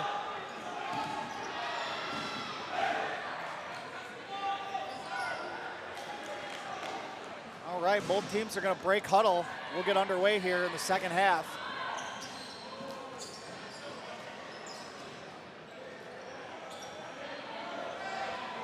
Anyone's ball game. You know, I'm going to look for Boyers and Brown to take over a little bit here in this point. I think Brown likes to sort of hang back in the weeds a little bit and then take over when he has to. Well, now it's put up or shut up. You're down 2-0 with 20 minutes to go. I think you'll see Evan Brown get a little bit more volume here. Same with Boyers. Yep. Those are two of their better arms, and you know, senior leadership. So I think BG needs a big half from Price here, I think. Hit it a little quieter in the first half. I know he can. All right, so advantage Grand Valley on the run up, and the quick throw by Aiden Jacobs to establish the shot clock. All right, few reset throws, a little bit of a posturing, slow start to the half here. Not used to watching GV without Ben Smart on the court. Man. Ben's tuning in from work right now. Ben left a lasting legacy in this league in that Lakers squad, but right through the breadbasket there, Michael Budai. Good throw. I think that was Gavin Gillard there with the kill. One player that always makes the team better. Smart was. Yeah, I think you know, losing a player like that definitely puts pressure on other people to step up, but then it makes it a little bit more of a, you know, you can't just fill his shoes with one player. It's you know, maybe recreate him in the aggregate. Catch by Evan Brown there. Jackson Peterson got tagged, but they're going to let him come back in on the Brown catch.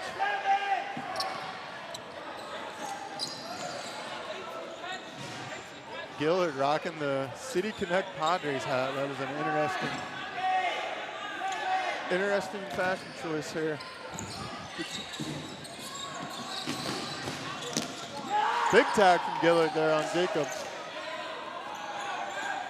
That's a big get for the Falcons here. Jacobs will be buried in the queue now. He's third in, so it'll take 3 catches to get him back on the court. So BG with a good start, about as good as you can ask for. Yeah, other than ball control for the Lakers, but and a catch.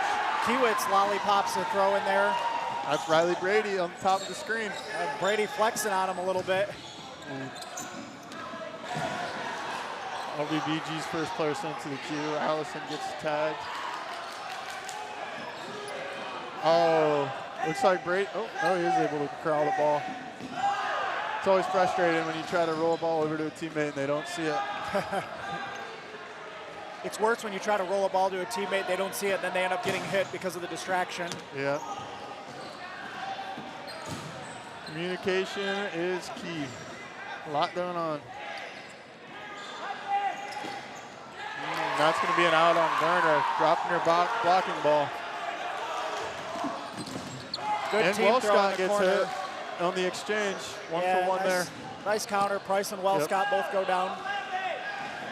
It's all BG.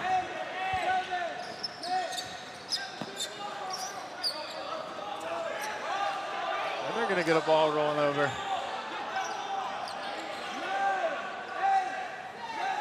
Oh, no. They're gonna give that one up. I'm surprised the Falcons went that passive. Yeah.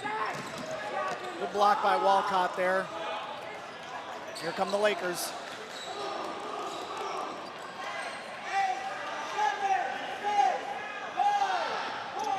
Smith and Smith come up empty there. Yeah, just split the difference there on Jackson Peterson, the freshman. Bad break for Bowling Green with the ball there in no man's land right now.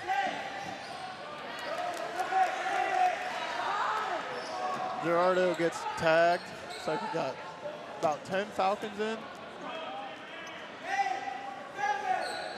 9. 9-5 man advantage for Bowling Green. Yeah, so Grand Valley down to only 6 players, but they have huge ball control right now, so they can just tee off with some team throws here, and here they go. Almost had the catch there. That would have been a... Maynard just missed that catch.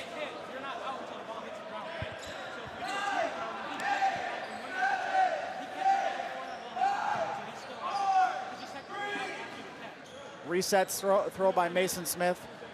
Lakers are going to kind of patrol that neutral zone, though, not let Bowling Green come up for that ball.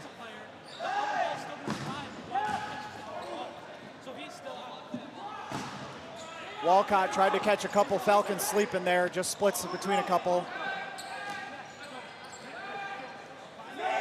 Now the Lakers will retreat.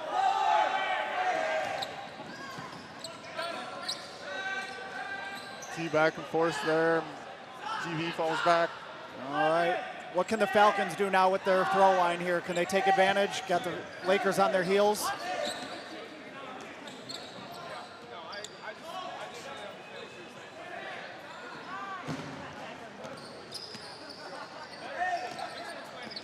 GV content to sit back, play for a catch maybe. It's a far throw from Brown. I'm surprised. He threw that one from about half court. With enough block, they have enough blockers. That's much harder to catch from 28 feet. Effective wall ball for the Falcons right now. I could see Chiodini, number 14 for the Lakers, kind of moving gingerly, and when he went down, he was complaining a little bit about, it looks like maybe he did twist his knee in the first half there, so something to monitor.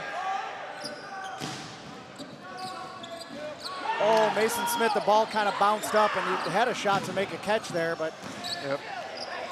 It's a big out for Bowling Green. BG 1 man away from getting down to the 10-second shot clock. Yep, 6 minutes gone by, second half. Bowling Green trying to cut this lead in half. Good block. Oh, all right, Budai got hit on the hand there. Takes his out. GV now down to the 10. They're gonna need a catch or two. Yeah, if you got Michael Budai first in the queue here, so if they do make a catch here, you're bringing in another good catcher.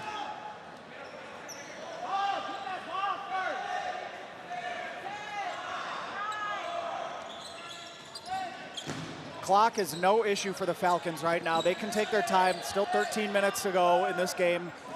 If they can get this down to a 1. Oh, and no! That is massive for the Lakers. Oh my gosh, that one will haunt Gillard for a while. If BG can't close this point, that one's going to come back. They may look at that one and lament that, but Walcott gets taken out. Paddock came in on the catch. No, there was no catch there. Yep. So you got Chiodini, Paddock, and Walcott in. Or no, sorry, excuse me. Walcott got taken out. You got Noah Smith in. You almost got to look for that catch if you're on the back line. If you're Smith in the corner. Yeah, Chiodini, he's definitely more of a thrower, is Smith. Yep. Oh! Team catch, but then he gets, Ryan Paddock hits him anyway. And at the top of the screen, Chiodini gets hit on the exchange. GV down to 2. Good stop by Paddock, using those long legs there, and then he can move for how big he is. 2 Lakers left, Smith and Paddock.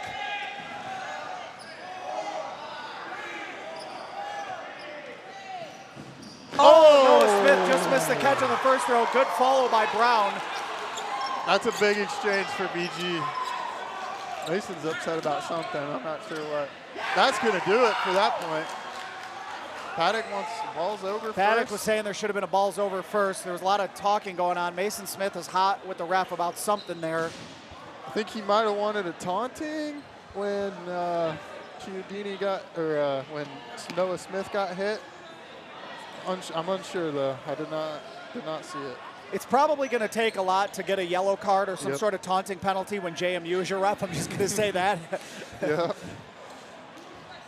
So we'll see. We'll get this sorted out. I do believe it was a balls over. So Paddock is still in, but balls over for the Falcons in their favor, I should say.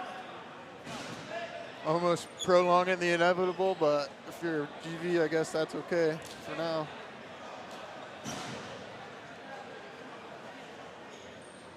It was said clock not a factor in this game right now. The Falcons, it could take them another 2-3 minutes to get Paddock out, and they're still in good shape if they get that kill. If you're Paddock, I mean, you know, maybe you're trying to extend this. If you make a catch, you bring in Michael Budai, who's another strong catcher. You can start to turn this game on its head, but it all BG right now. So there was a balls over in favor of the Falcons before the kill on Paddock. Paddock is still in. If you're the Falcons, like you said, Ethan, this maybe just delays the inevitable. Yep, if you're Paddock, you kind of just got to square up your shoulders and pick one ball out, keep your eyes on it. I hope nothing crosses its path in your eyesight. Well, Paddock got his hands down on the jump there, and that'll do it for that point. Bowling Green comes back. Next, we got a ball game. All right, so Bowling Green cuts this lead in half, 11:51 to go. Now we got ourselves a ball game, like you said. Grand Valley going to have to kind of figure out what went wrong there, get back to what they did in the first half. If you're Bowling Green, more of the same. Yeah. I want to say Bowling Green made what, 2-3 catches that point alone? Yeah. If you're GV, you gotta focus on your throws, on your resets. Cannot leave anything above the knees, or even lower than that. Keep it 2 feet in front.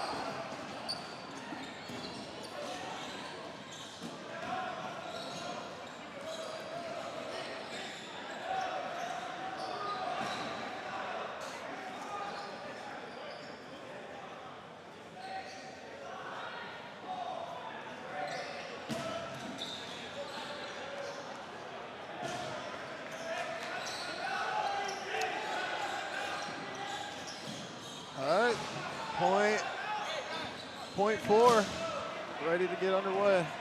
UV coming out of the huddle. Nope, got some errant balls coming from the other court here. We'll get those sorted out, and then surprised with the decision to leave the net up between the courts.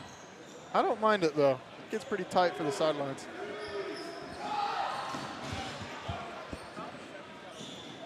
Okay.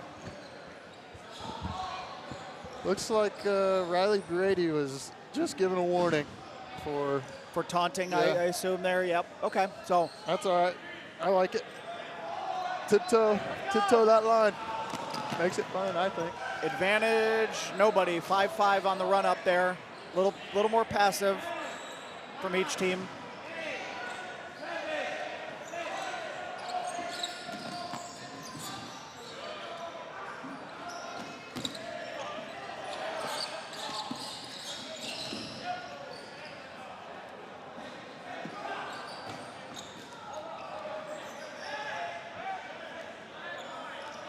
The Lakers will retreat. Up come the Falcons, moving left to right. Maynard will throw, return fire by Burner. Good block.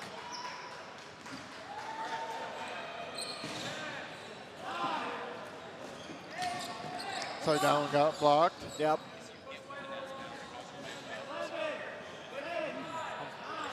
I'm being told that we don't have the right personnel here to get that net down between the courts, so we're just going to have to weather the errant balls for Down now. goes Chiodini. Good counter by Mason Smith on Gavin Gillard, though. A little bit of trade there. Trade action for the teams.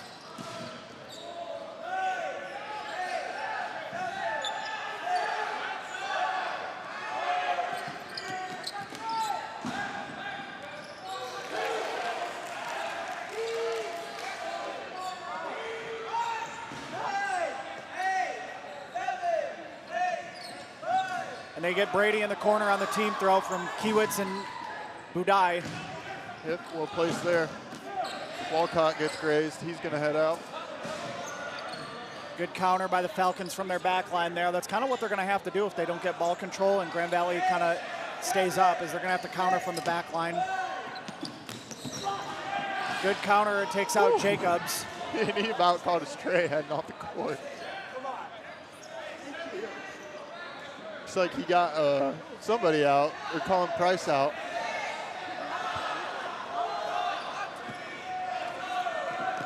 Oh, he's hesitant to come out. If he's getting called out, he needs to just go off the court. Too little indecisive from the ref. Who's going to win this argument? All right, he's staying in. Bowling Green ends up making 2 throws. That's a mistake. Team throw in the corner finds Price that time then. Well, I guess ball doesn't lie after GV. I don't know. I didn't see it. He got hit or not the first time.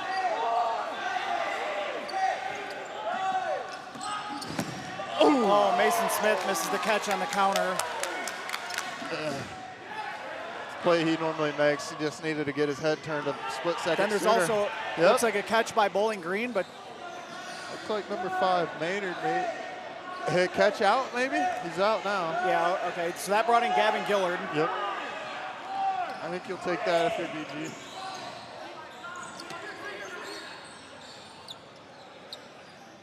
BG with another man advantage, but Grand Case Valley Strother has the really balls. wanted to shag that ball, and it just sits right inside the line, and he can't touch it. Good counter there from Ryan Paddock. Takes out Evan Brown in the corner there. That's kind of a long counter. That's a big kill.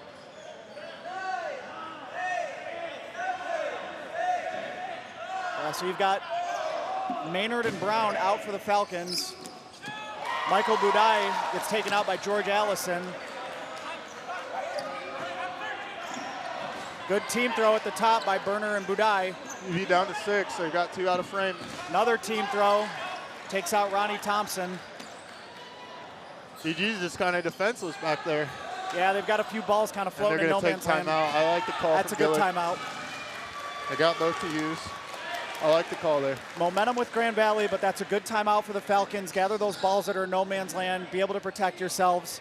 I think they're going to end up having to play a little passive here and just start looking for catches, try to get back in this. Of course, it's not like Grand Valley has a massive man advantage or anything right now. They just kind of controlled the pace of play. Yep. So I like that timeout by BG for that reason.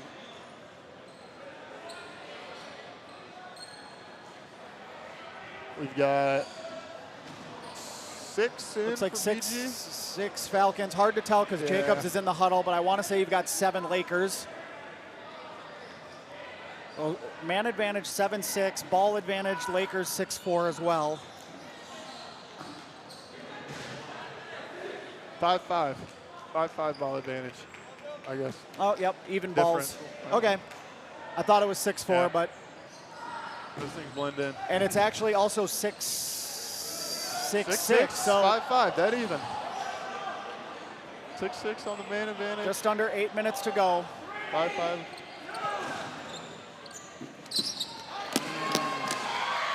Good throw there by Pickard, takes out Peterson, the freshman. Peterson was reaching.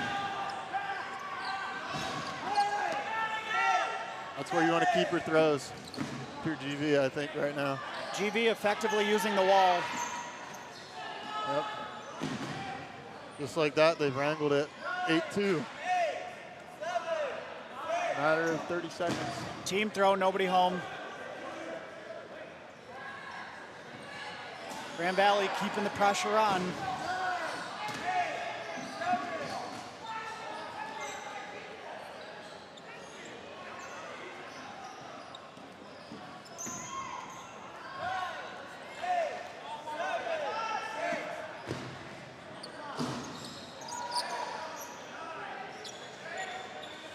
Falcons going to finally push off their back line. George Allison. Yep. Down goes Scott. Blocks it into his foot.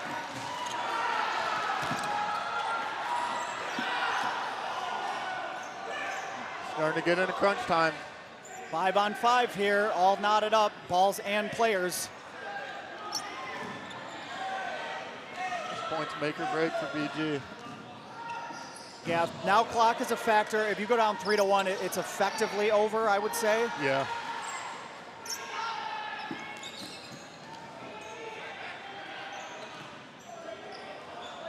I'm not sure there's a team in the league that could pick up 2 points on GV in less than 5 minutes.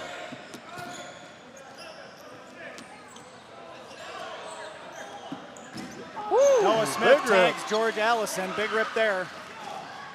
And now Lakers have the ball advantage yet again in a 6-4 or 5-4, excuse me, player advantage.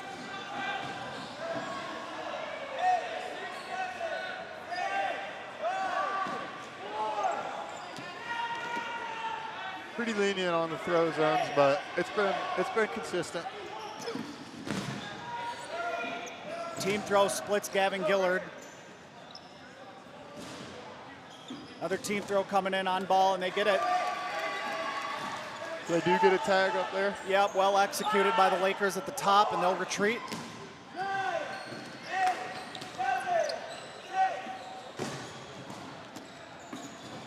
Good throw by Pickard, takes out Gillard.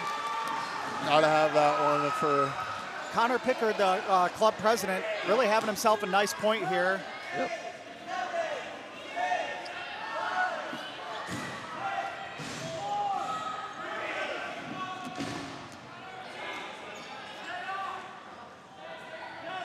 A 5-2 advantage for the Lakers, looking to close this thing out and get out of here with a win to start the day. Matt Budai just resets. Team throw coming in, just missed Boyers. Yep. Boyers getting small in the corner. They got to be careful. They may want to put 3 on him. He's a very dangerous catcher.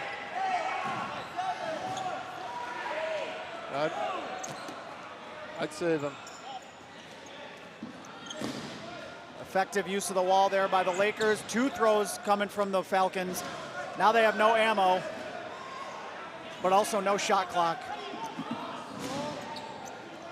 Yeah, if you're GV and Najorski doesn't even have a ball, I'd get all 4 guys on Boyers.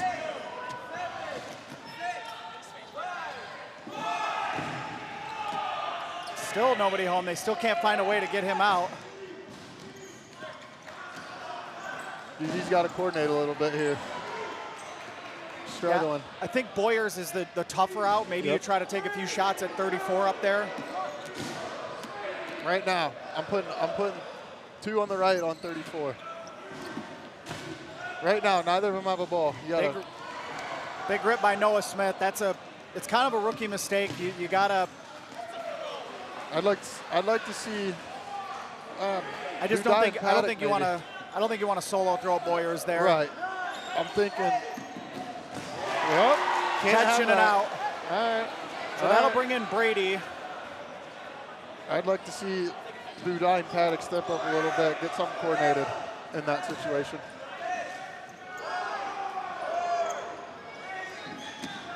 Down goes Burner then on the counter. So the Lakers got to be careful. Getting interesting.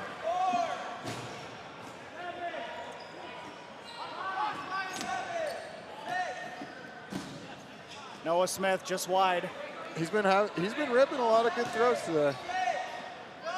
I've been impressed with him.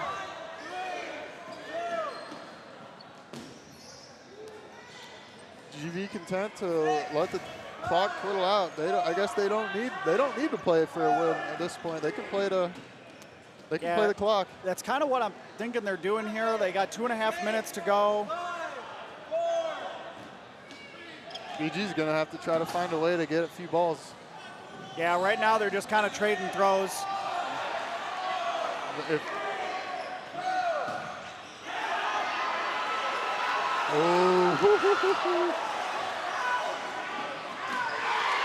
down goes Brady.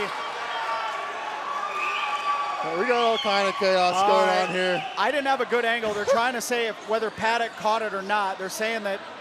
I don't know if they're changing the call. I thought the call over there for Paddock was between ground and out, but. Oh, I thought it was either catch or an out is what the call was. They called it a catch immediately, or initially, I should say. This will be interesting. And then, did Brady go down in the corner after?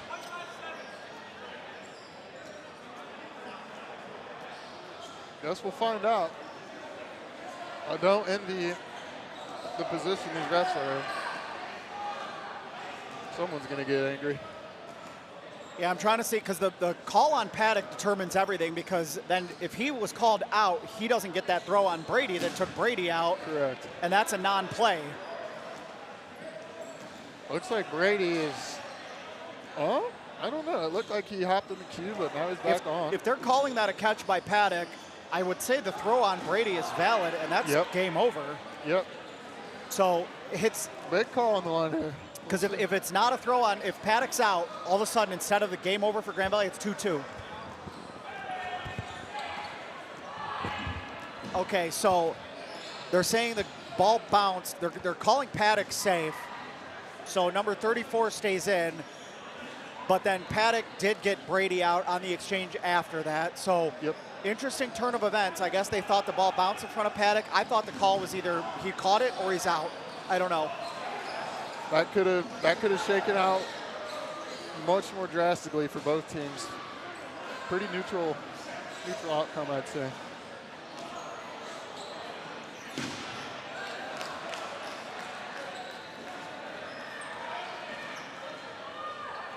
So you got one Falcon standing, number 34, Nagorski. You got 3 Lakers in. Paddock, Budai, and Smith. So they don't need this point, but wouldn't hurt. Yeah, I mean, if they can get them in transition, close the gap, maybe you go for it. But they don't. The onus is on Bowling Green to take this point. Yep. Both teams on 10-second shot clock, so we'll see it move a little quicker. Through Nagorski, I think you're going to have to make a catch. Almost.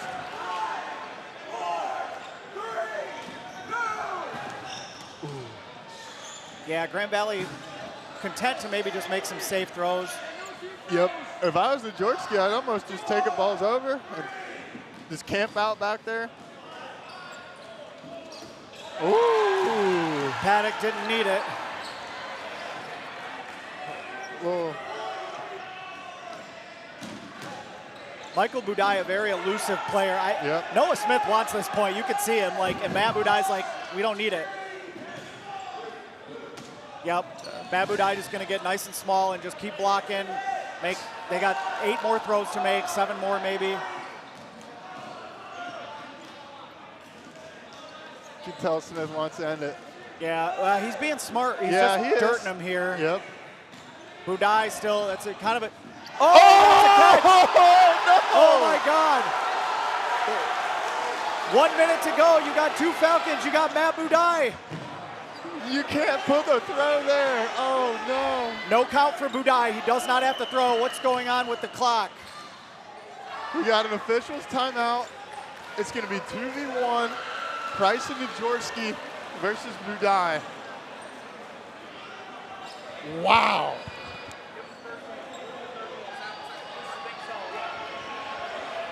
Wow. Wow. Okay, so the official clock got messed up. There's 38 seconds left here.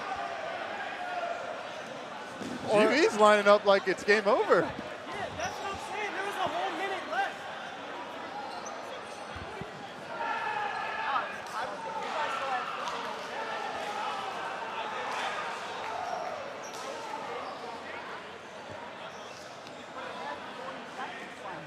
That clock was at 40 and we were at 38. Yeah, there's 40 seconds left.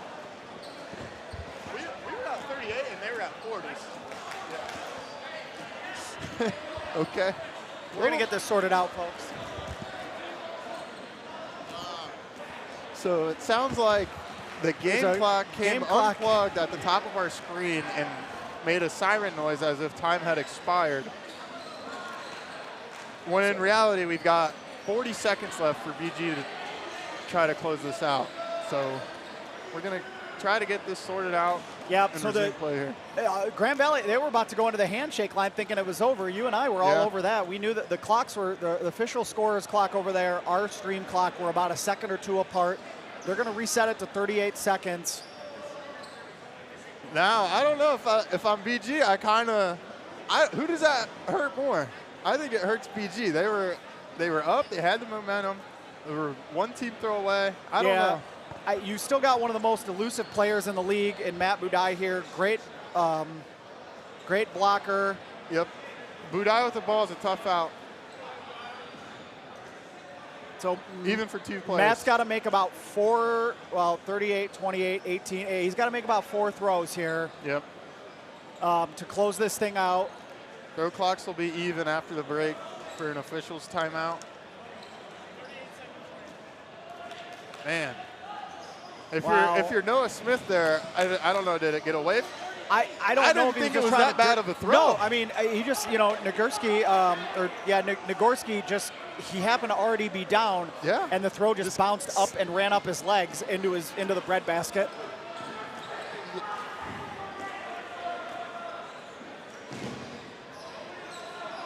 Matt Budai trying to get a clarification on the time. Yeah, it wasn't a terrible spot by Smith, but I don't even think he was trying to get it that close. It just hung an inch or two too high.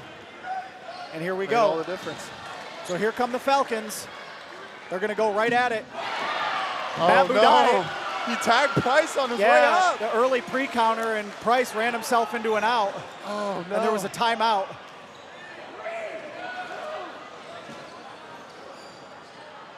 Man. There was a timeout, Grand Valley there. Only 21 seconds left. Ish, yeah. If I would like, as the ref, to have it on your phone, and I'd say that's the most reliable, but we're working with what we got.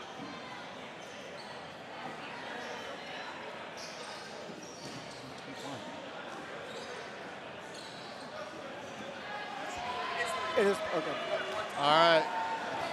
Ref here signaling for the game to resume. All right, 31 seconds here between either a Grand Valley victory or overtime here.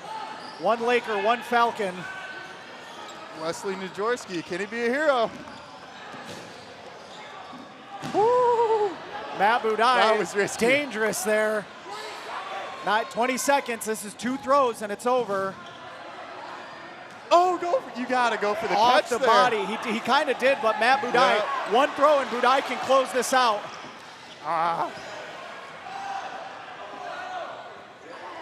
Budai smartly holds on. GV's gonna take the win, Grand 2-1. Valley. Budai doesn't try to put an exclamation point on it. He just says, we'll just run it out. Well, we'll see now what's going on here. I thought Budai would have, I thought Budai would have had to have made 1 more throw based on the way the clock was. Yep.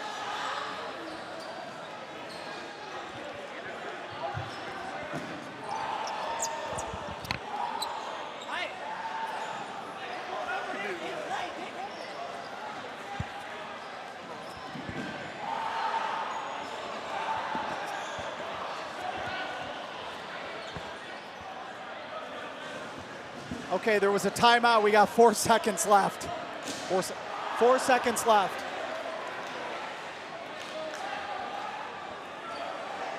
Could tell Michigan State and Ohio State are all watching their ante to get going here. 4 seconds to go. We got Wesley Najorski and Matt Budai.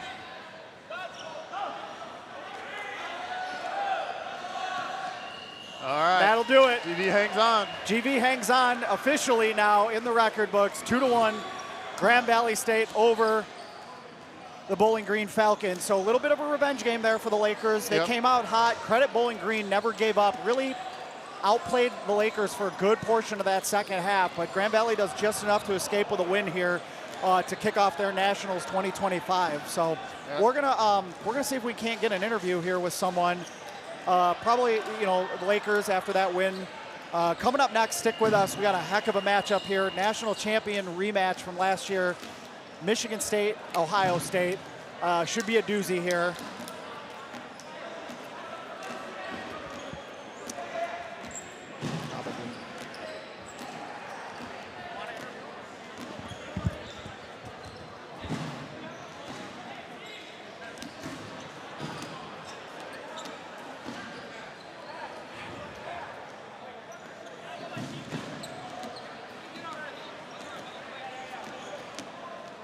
All right, folks. Looks like we're going to wait for GV to break the huddle, maybe grab one of them for an interview.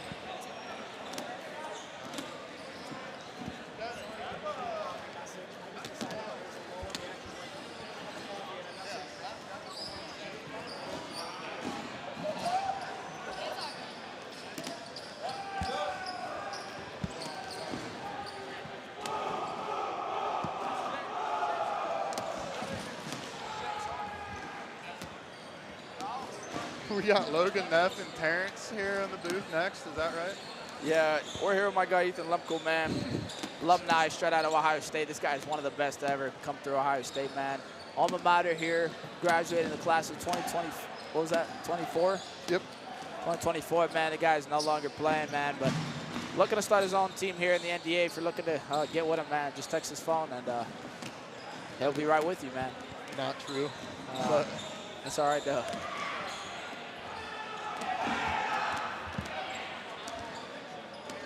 Got an exciting matchup coming up here between Ohio State and Michigan State. It'll be their first time playing this year. It'll be their first time playing this year? Since last year national championship. Okay, man, a lot of good people on Ohio State here, man. You got Captain Colson Bunch, man. What a standout for Ohio State this year. Michigan State looking to conquer. I don't know how many wins, what win streak they're on. All right, I'll see you next time.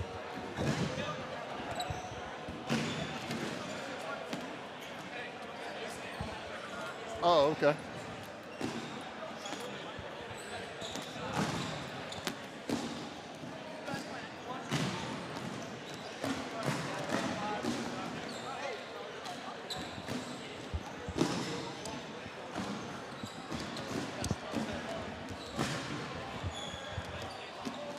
All right, I'm here with GV captain Matthew Budai after game 1 win versus Bowling Green. How'd it feel good after avenging 2 regular season losses, huh? Oh, it feels great. It feels really good. We put a lot of effort in. We worked really hard in practice. As you can see, changed up a little bit of the strategy. We want to be able to do more of that. If you're going to come attack us on our front line, we're going to hit you in the toes. We're going to hit you in the mouth. If you're going to stay back, I like throwing wall ball. I know a lot of people don't, but it works. It works. So. Yeah. Got a little dicey there at the end. 2v1 there, all by yourself. Talk us through that. Got a nice kill on BT's way up there. That was sneaky. Yeah, honestly, in practice, it happens a lot. I usually stay in a lot, and it's just a thing I like to do. If you're going to come up, especially the way they were moving, they weren't moving that fast, but they weren't moving slow enough to be able to get down. Right. So I might as well rip one and see what happens. Yeah, you don't expect that. I'd rather not just sit on the back line and be like, you know what? Let me have 2 guys just throw at me. I'd rather bring it to them. You know, make it a little, even a little pump fake. Maybe get them on their toes, get their throw sequence off. Yeah. Second half there, Noah Smith. He's a freshman. Yeah. He put in a lot of throws. I thought he was impressive up until that end. Oh, he's great. He's great. Hard worker. He comes to practice. He works hard. I love the kid. A little bit of a swagger to him. Oh, he's got some swag. I wish we had a cool nickname for him, but no, that's just Noah. He comes, works hard. He doesn't need a nickname. Yeah. You saw him. Everyone else saw him. Smith and Smith. It's a nice little duo we got going on. Yep. All right. Well, congrats on the win. Good luck the rest of the way. Thank you. It was good talking to you. Yep. Thanks for having me. Yep. All right. We're going to hand off the headsets.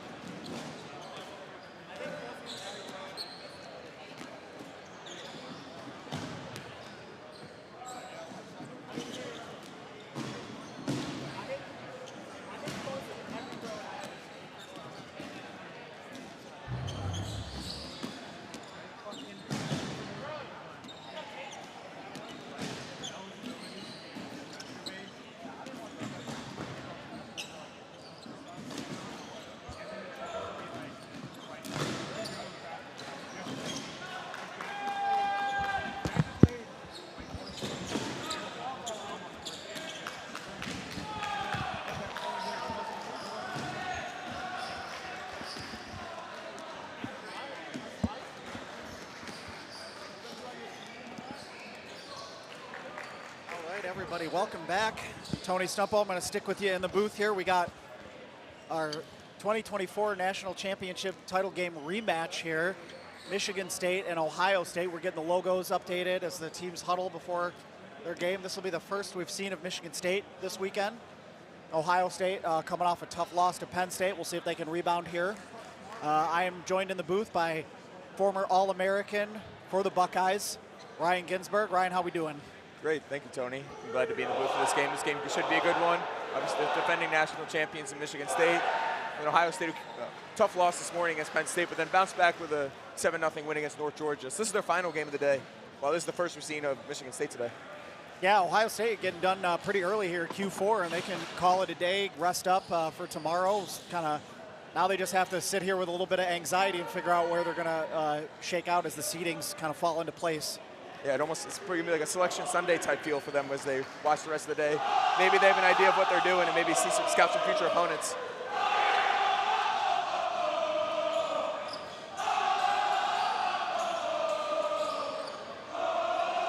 All right, Ohio State with their patented cheer, break huddle here. Michigan State already on the baseline. The Lakers will be your refs.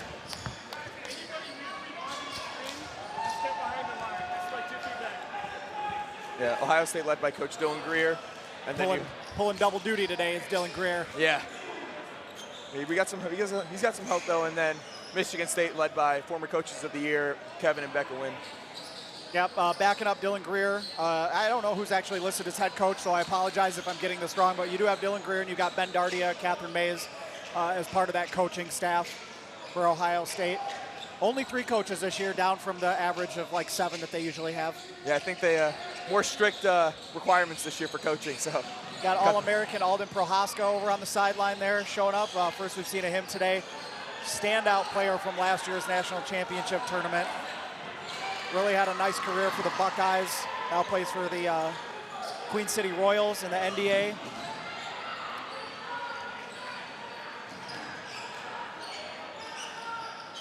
So it looks like there's a wet spot in the court. We're just trying to get resolved before getting underway here.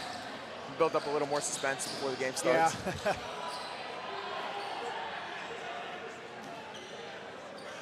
What was Ohio State's second game? They played Penn State, lost, and then North Georgia. North Georgia, okay. yeah. They just played them, so they're back-to-back. They're on a back-to-back here. Gives Michigan State a little bit of an advantage here, but then you can kind of ask, is it the rest versus rust here? Michigan State, first game of the day. They haven't played. I don't think they've played since Michigan Dodgeball Cup, or maybe they did. I'm not sure. Yeah, I think Ohio State last played at that war tournament early March. Yep.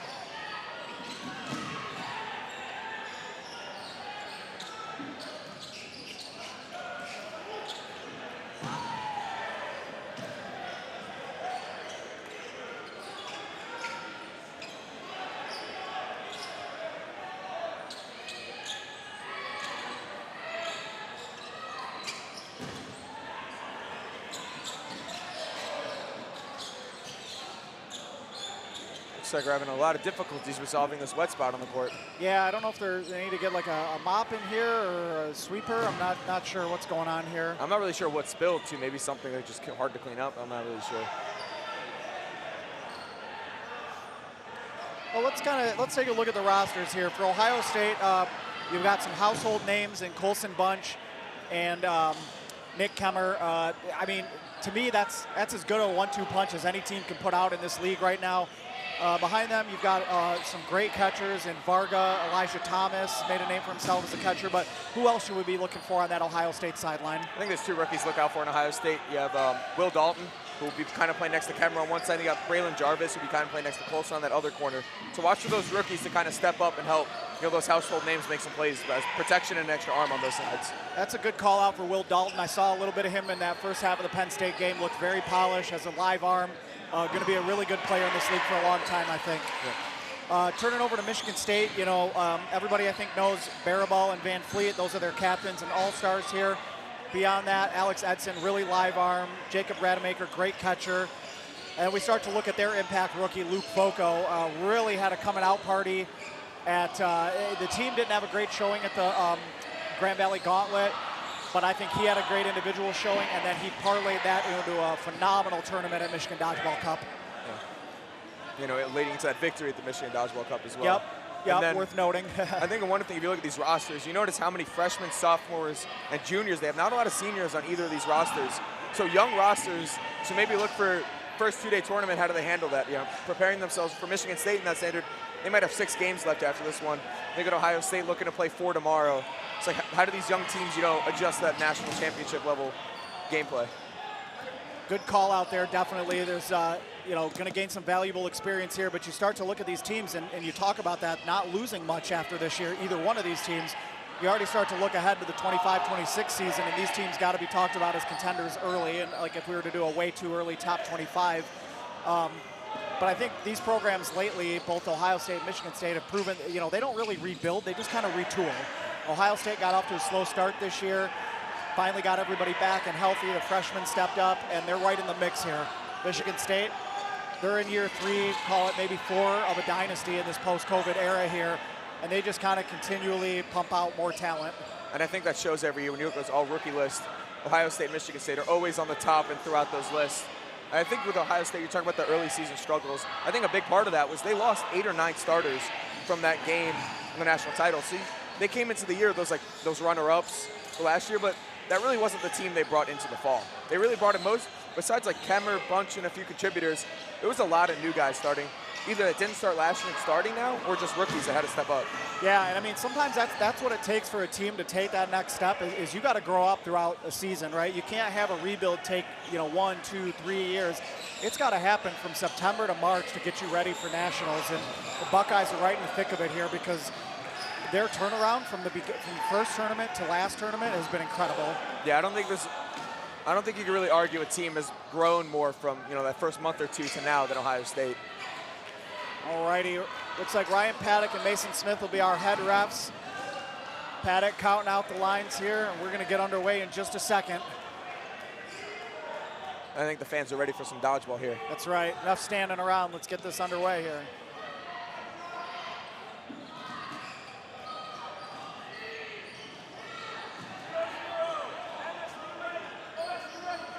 And we're underway, cue number 4, Ohio State Buckeyes, Michigan State Spartans. Whoa. Down. I think we had a collision in the middle there, and he got his head hit. That's Puritz. I think he got hit got his bell rung a little bit on the run up.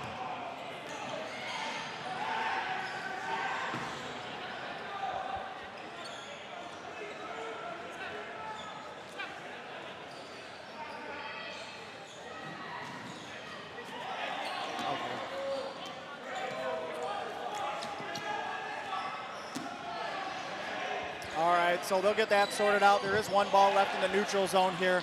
The run-up can sometimes be dangerous there. Puritz gets his bell rung, and good to see he's okay. He's talking to Coach Greer over there. Yeah, I think he just may have hit a shoulder or something running by trying to get that ball. So it looks like MSU came away with 4. Ohio State with, MSU actually has 5. Okay, yeah, I missed one over there. So. And then there's a ball in the neutral zone, and the Buckeyes have 4, so.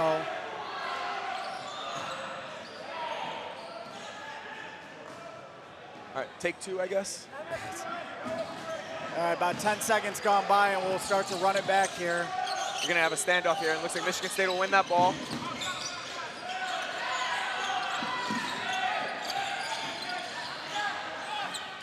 Both teams trading throws.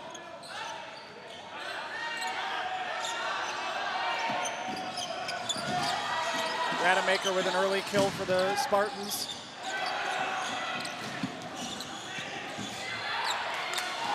Down goes Fliss in the middle. Yeah, OSU quickly down a few bodies. I think there's a Colson Bunch takes out Hackman. Oh, cross just misses from Dalton. I think OSU threw more than they wanted early on. MSU's a lot of balls, and this is where they get really dangerous. Michigan State really loves to control the neutral zone and the front line for their coordinated throws here. Looks like we're gonna get a team throw on Bunch here. Down he goes. It looks like, and Dalton gets taken out.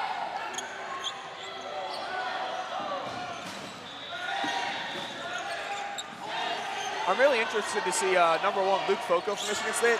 I've heard a lot about him, but really besides Michigan Dodgeball Cup, really haven't had a lot of time to watch him this year. And I've heard he's like Rookie of the Year candidates. I'm really excited to see how he looks. Oh, great catch from Kemmer. Little miscommunication on the Kemmer ref. was panicking a little bit. He might have hit his elbow there too, but he was like, "How am I not like safe?" I think he thought the ref was calling the MSU guy safe. So that's the tough part about reffing a sport with 10 dodgeballs on the court. Too much action though. So much going on.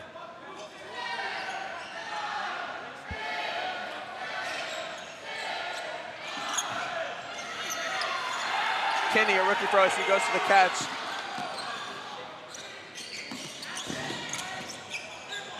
Good stops on the wall ball here by the Buckeyes. They're already down to 6 players, though.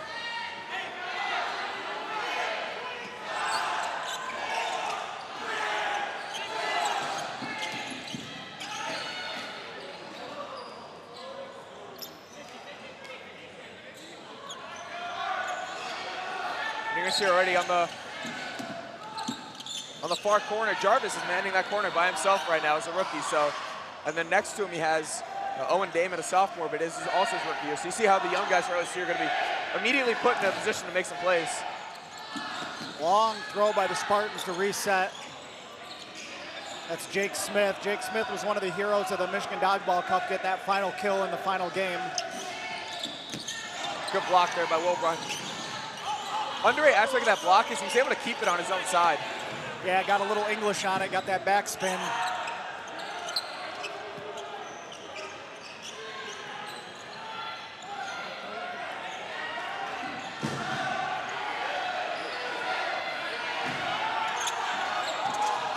Okay. Van Fleet made the team catch, then got hung out in the middle. Rademacher takes out Elijah Thomas. Yeah, that's when he knows he should have caught. Jarvis avoids the team throw. He's able to keep on. Yeah, Van Fleet saved the teammate on that team catch and put himself in a position where OSU is able to get that kill.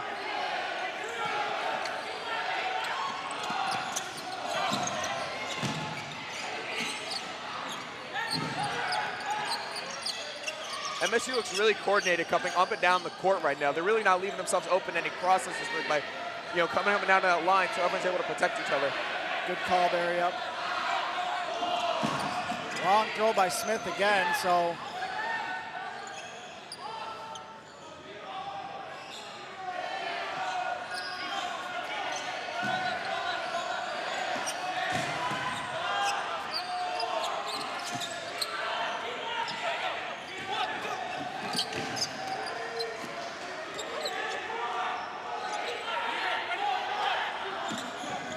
Oh, good great catch by Kemmer again.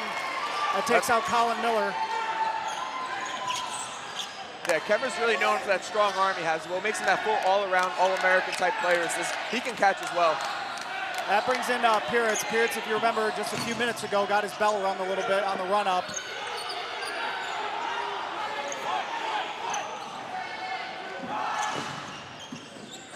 Notice early on, Ohio State's trying to throw when Michigan State's making those team throws, trying to get a few quick kills that way. And sometimes I can even throw off that team throw timing.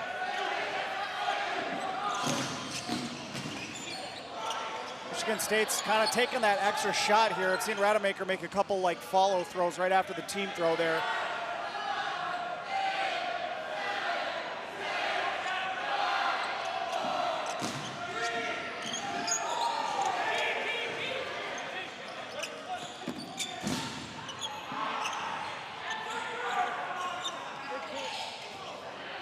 All right, still Michigan State kind of dictating the pace and where the game is being played, which is in Ohio State's side of the court.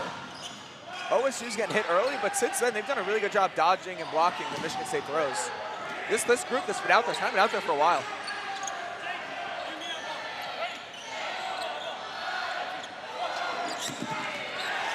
Down goes Jake Smith. Good counters there by the Buckeyes. Yeah, I didn't see who made that throw, but that was a perfect placement right on the shin. Oh, and a ball's over. Wow, all momentum squarely in the hands of the Buckeyes right now. I think that double cross kind of threw Michigan State off for a second and froze them. If you're OSU here, you have more experience with Michigan State than I do. Who do they go after here? Honestly, you get Foco off the court. I know he's a rookie. That's their power arm left on the court right now. Maybe Edson. I was thinking one of the two guys on the left. And don't be sure, you kind of see teams these days kind of get stuck in those positions. Like, hey, this guy plays right, this guy plays left. Watch for OSU here to move their throwers to match who they want to team throw, especially with MSU having no balls. You don't have to worry about kind of protecting until they get balls in their hand. Right. We'll see what they dial up if they put 2 on them, if maybe they go 3 right out of the gate to try to give MSU a shot clock. MSU, no balls on their side, so no shot clock. They won't have a shot clock until they have 3. I think with... All right, 6.5 gone by first half. Buckeyes got momentum, 6 players on their side. And they go after Foco, and he's survived. Timeout for Michigan State. They're going to say that purple ball. They're going to give them the timeout before the purple ball crossed over into the neutral zone. So Michigan State will retain possession of 3 of those balls. Good timeout by Coach Wynn. Yeah, burning one early, but these 20-minute halves, every point matters a little more because you have less time to kind of make up a deficit if you fall into one. All right, so officials clock, I believe that's 13-17. See if we can get that straightened out with our clock here, but so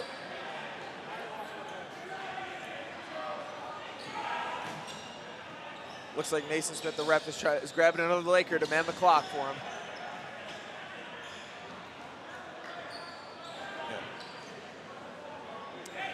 Technically, it should be Michigan State's throw here because they got the 3 balls and called the timeout half a second later. Yeah. Ohio State's resets with the timeout.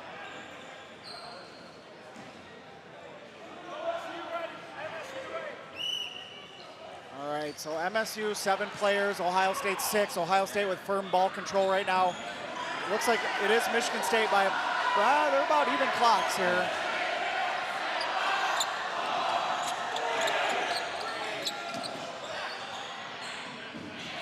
Both resets are successful, so they're about even again.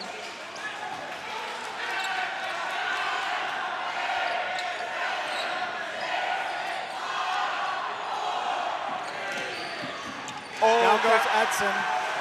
Perfect placement right on the toes. That's a big momentum swing there. That evens the player count here. This is the Kemmer game right now. He's just taking over for the Buckeyes.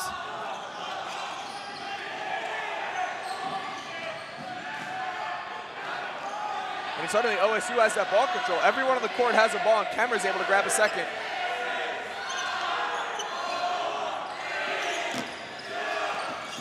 Big throws there by the Buckeyes. Nobody home on either one of them. Kemmer really put his all into that one. I think that was the first one I've really seen put a full crow hop into. Full head of steam there. That's a scary throw coming at you. Miscommunication by the Buckeyes as they toss 2 balls there. Greer's holding up a sign. We can only see the backside, so not sure what it says, but. Yeah, we saw the side that says talk. Oh. Unforced error by the Spartans there. They missed with the reset throw high and then threw 2 more. So. And they're down to 2 balls, so OSU should be pushing up here looking for a team throw. Oh, they got 3 balls. Yeah. That's why I'm just in the booth. That one won't count either. Okay, that one got through. Oh. Good reset there by number 31. That's Jackson Bologna. You see number 13, Owen Damon, calling out that they have 2 balls and they got to get up. That's good awareness from the rookie. Looks like Puris and Jarvis in that back corner. Foco took a shot at Foco, split the difference there. Yeah, but Coach Wynn saving the timeout that time. You almost don't want to burn. Oh, had it in his hands and just dropped it. That's Puris. I think he'll get credit for that kill. For those of you keeping score at home.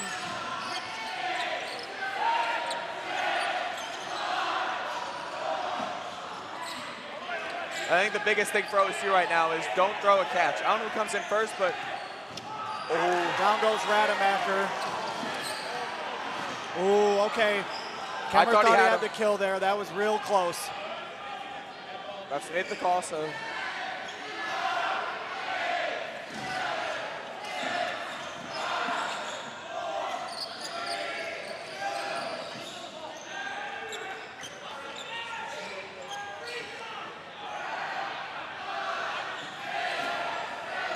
Over 9 minutes into this point now, and it's been an entertaining one.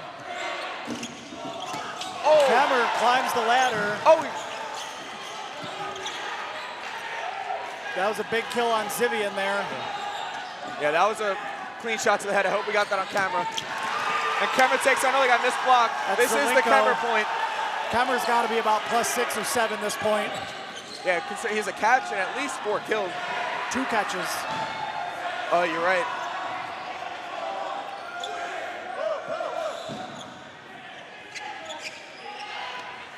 And Kemmer missed most of the fall semester trying to save that arm. He's having a little arm pain, but this is where All-Americans are made. So even if I missed that fall semester, he can make a run.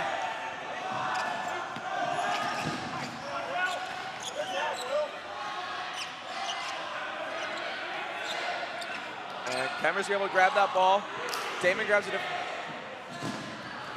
Carter Slanzik showing some elusiveness up there at the top, dodging a team throw.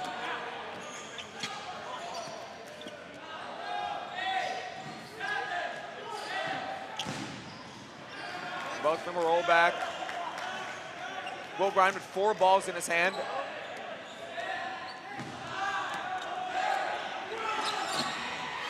If I'm OSU, just play this slow, be smart.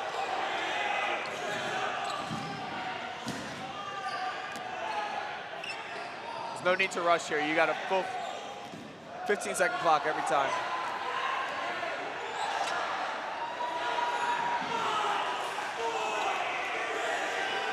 Buckeyes getting deep into that shot clock. Now Rademacher gets tagged there on the foot.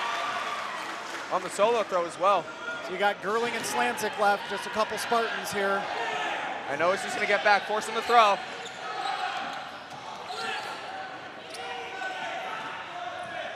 "11 minutes gone by here. Buckeyes in control at this point.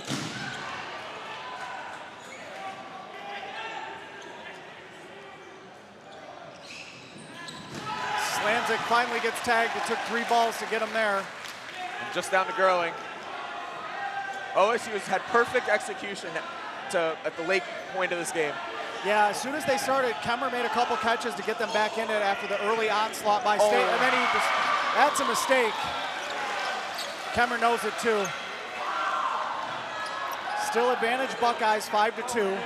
That brings in Hackman, so good player, but OSU still has a huge advantage. This is where I think Jarvis and Puritz are the best arms to point out. Jarvis is a rookie. Puritz just lets one go through.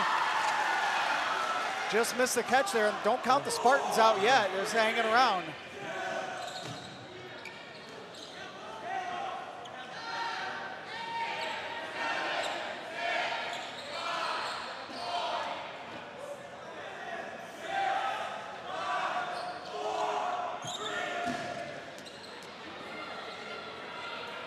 Seven and a half to go here. Long point, but it's in full of suspense. Both teams are on the 10 clock, so you're going to see throws more often now.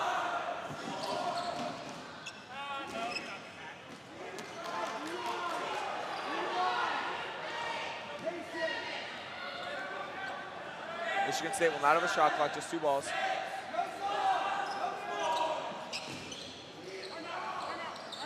Timeout on the Ohio State side there. Greer wants to talk it over.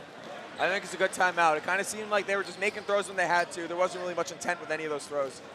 Yeah, they don't, without Kemmer out there right now, they don't have that floor general, it seems like. And they've got to talk it over and figure out what their next coordinated attack is going to be. You still have a 4-2 advantage. You got a couple dangerous catchers on Michigan State. You don't want to hang another one. Yeah, I think from Ohio State, if I was in that huddle right now, they've been kind of sitting up on that throw line. I think when you have Kemmer and Puritz on the court, that was a good strategy because you had real arms that you trusted. I think these are more their catchers that they trust. So I would run up and down the court, make these 2 guys run and make long throws, and hope one of them floats it right to you. Agreed. That and that's probably why Ohio State wants to talk it over, figure it out. Little miscombobulated here. This is where you make your money right here, trying to close these points out. It was great to get them down to 1 or 2 players here. This is where you get paid.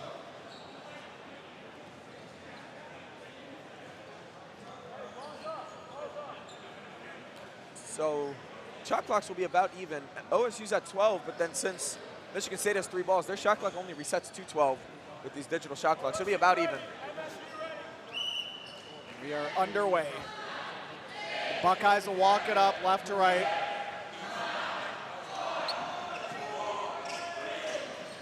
Team throw connects. Team throw gets Hackman. And once again, last man standing is Gerling. That's not a name I want to hear.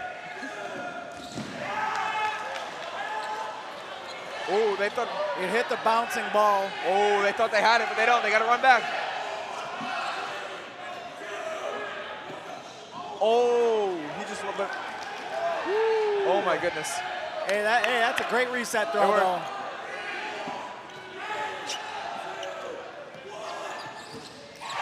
Gerling with another catch. That's a solo throw by Jarvis. That brings in Baraball. Uh-oh. That's worst case scenario for the Buckeyes. Yeah, I didn't know who was next in the queue.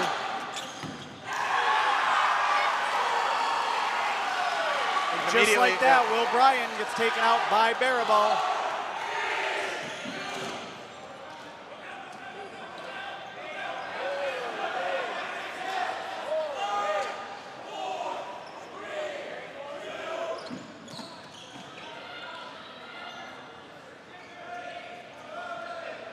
See, I might pump fake a team though, see if I can draw one. Oh, Baraball lost it. Oh, he's trying to pump fake and let one go. You got to go up. See if you can get it.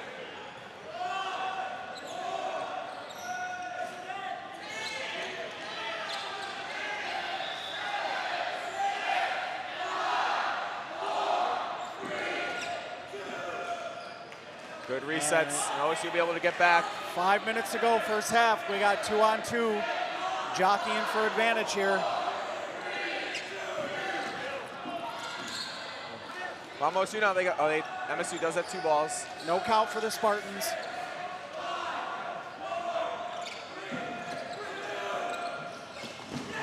Oh, what a catch! That brings in Jake Rowe, 3v1 against Baraball. I don't want this point to end, Tony. It's been some really good dodgeball. Oh, no! That's a mistake by Bologna. And that brings in Van Fleet, so you got your all-stars for the Spartans in right now. And Jake Rowe was an all-star for OSU, so look for him to make a play here.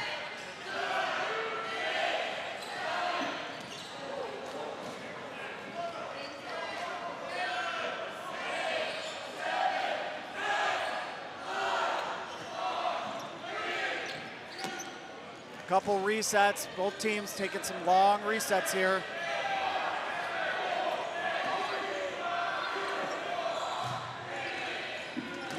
Oh, look for the catch, but it just bounces in front of him.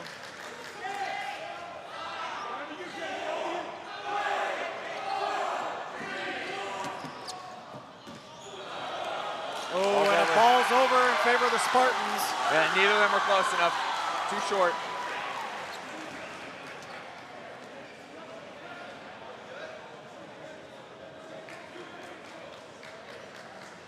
All right, so now you've got 2 really good arms in for the Spartans here. Arguably their best arm in Baraball, Van Fleet.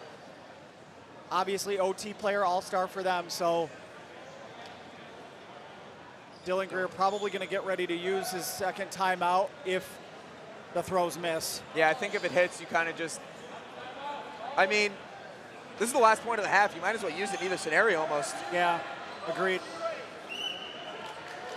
Yeah, all right. I think if you're OSU, you just gotta pick one and hope it hits you and look for the catch. Spartans are gonna move right to left. Here they go. Long throw, but the second one connects. And then Baraball gets the other throw.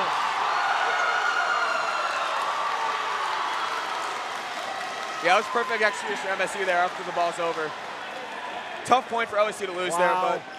Credit Michigan State for hanging tough there. Gerling with a couple catches, then Baraball made another catch, and they just kind of kept whittling the Buckeyes down, excuse me. Too many solo throws. That's what cost them there. Too many solo thrown catches. Just can't throw 3 of them in a point. Yeah, especially you can't bring in Baraball. He's one of the best throwers in the league, and he just put it on full display right there. I mean, that looked like a very lackadaisical throw from him. Like, what can you say? And it was perfect. I mean, he didn't look like that took any effort whatsoever. No, and we were at halftime, Tony. 1 point, and we were straight to half. All right, so yeah, 1-0, kind of a throwback game here. So we're going to take that 3:35 and roll that over to the second half. We'll have a 23-minute, 35-second second half. So I don't really know, like either team, I don't think there's any adjustments either team has to make. I guess OSU, they played that end of the point so well until that last throw where Kemper let one slip. It was a well contested first point for sure. Just I feel like the Spartans made one less mistake. You know, that's all it was.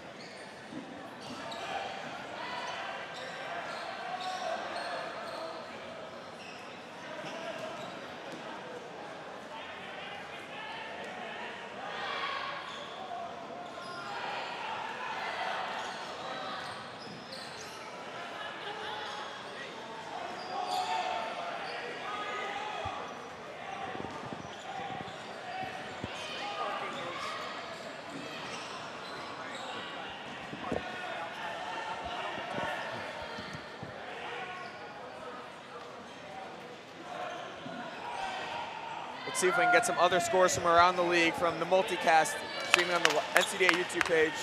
Yeah, again, while you're looking that up real quick, we'll give a shout out to everyone who helped put this together. Cleveland State University, our host school.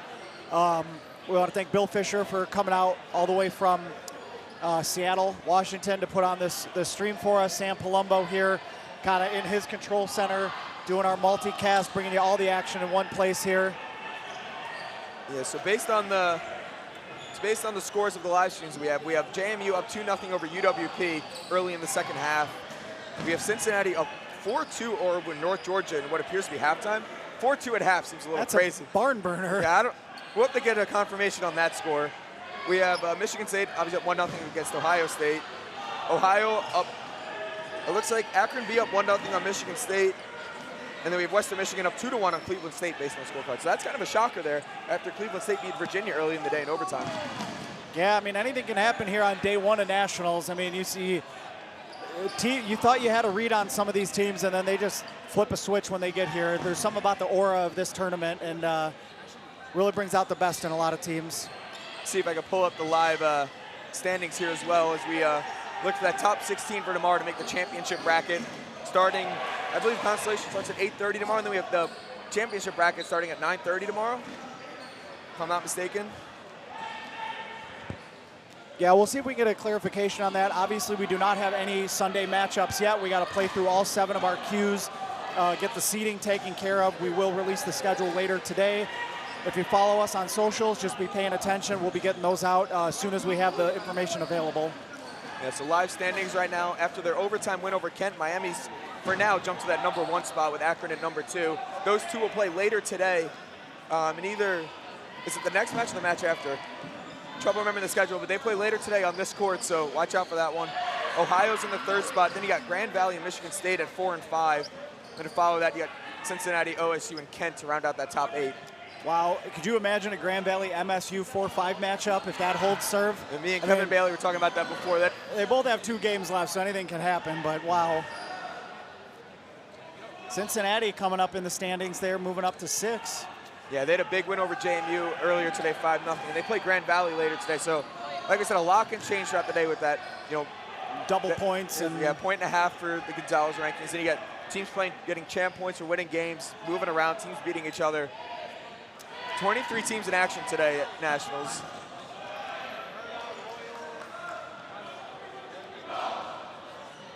I guess if you're looking at that 16, who's going to make the bracket? Right now we got Illinois and Nebraska, 15 and 16, and then Western Michigan and Georgia Southern are the first 2 out looking in. So that's a battle for that to make that bracket. Yeah, it looks like it's pretty close too, based on the Gonzalez rankings there. Less than a point separating Western Michigan and Nebraska there for that coveted 16th spot. Yeah, I'm not sure what those team schedules look like throughout the day, but you got to assume both of them have at least a game or 2 remaining. Yep. I know that Western Michigan does play Cleveland State. That game's on right now. Okay. They were up on Cleveland State last week. Checks. That'd be a big win. That would be a big win to try to vault them in there. Yeah. All right, but we'll get back to the task at hand here. 23:35 to go. Second half action coming your way. Michigan State ekes out 1-point advantage in that first half on the catching of Gerling and the throwing of Baraball pretty much. Yeah, and I think for OSU here, they look for, here we go. Kemmer and Jarvis threw a lot at that point, so maybe. And he saved, throw off the rush. Yeah, Jarvis got hit off the rush, but it bounced straight in the air and it was caught by a teammate, so he stays in. And yet Jarvis and Kemmer in that first point throwing a lot. Great catch by Thomas, great catch by Rodemaker. Yep, so catch, bang, bang on each direction. Thomas and Rademacher, and now there'll be some posturing here. Yeah, I think you had, like I was trying to say, Kemmer and Jarvis rely on that first point. So look for Bunch and Dalton in each of those corners. Maybe take a few more throws, trying to even that out. Because I feel like Bunch played like 10 seconds at first. Yeah, Bunch got out early, never got caught back in, so he should be well rested here.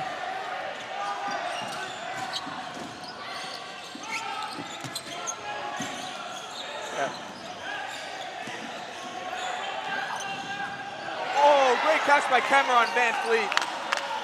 Kind of just stuck to his leg. Michigan State's thinking Rademacher got Kemmer with that chest pass before that, but hard to tell. We're at the farthest point away, so.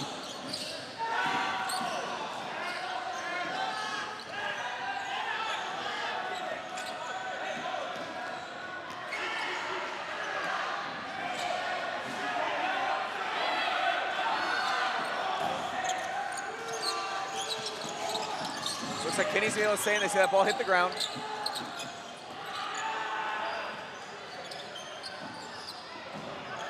After a quick start, just a few reset throws back and forth. Fliss hung one to Hackman, can't do that. Yeah, no, that's definitely not where you want it. Probably trying to throw it lower.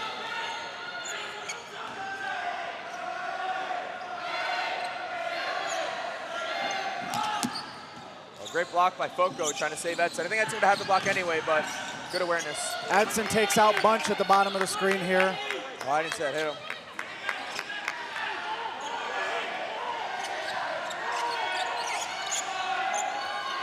OSU's gonna try to push over for that ball. They have 3 balls against Foco's 1. They're gonna get that.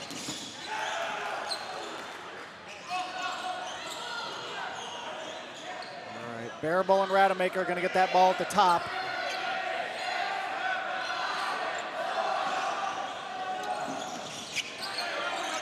Two throws from the Buckeyes, but nobody home there. Yeah, they're gonna want to clean that up because they kind of had ball control and gave it back for a second, but looks like they're have 6 balls, so no harm. So Jarvis staying up to grab that ball.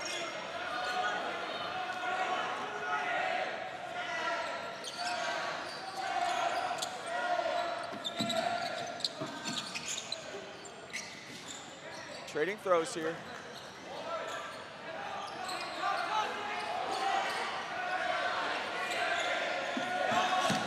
Oh, great nice catch in the middle. Team catch there up at the top, saves Rademacher.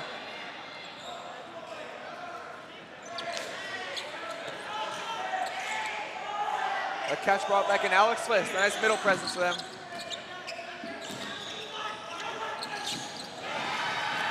Immediately taken out, the announcer's curse. Yep. Yeah, but if you're OSU, you still have Kemmer and Dalton at far corner, Jarvis in this corner. And you got it, Matt. Kenny drops the catch. Jake Smith there too as part of that exchange. So Buckeyes applying the pressure. And you got to think, Bunch got out kind of early. You got to imagine he's close to coming in.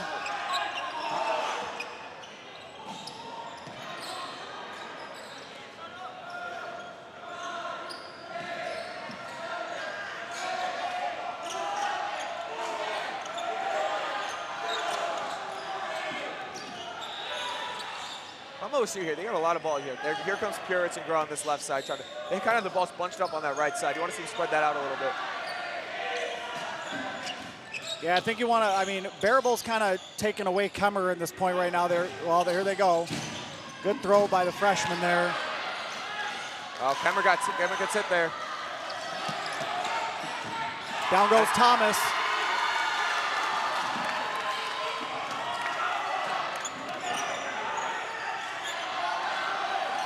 Looks like Michigan State might be set up a team throw. OSU down on balls. There's a solo throw. That was, yeah, wall ball to reset, and then Foco takes his shot.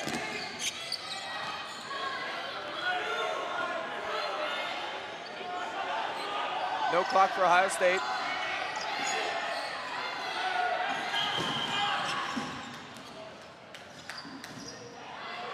Timeout here. Looks like, yeah, we got a timeout.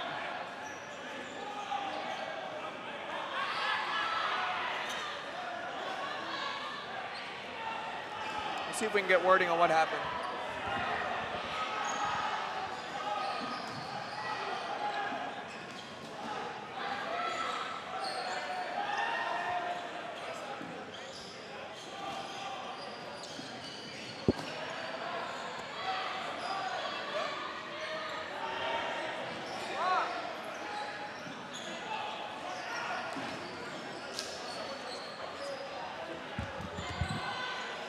All right, so we're going to let the coaches and the referees sort this out. I thought there was maybe a timeout. It was a play stoppage.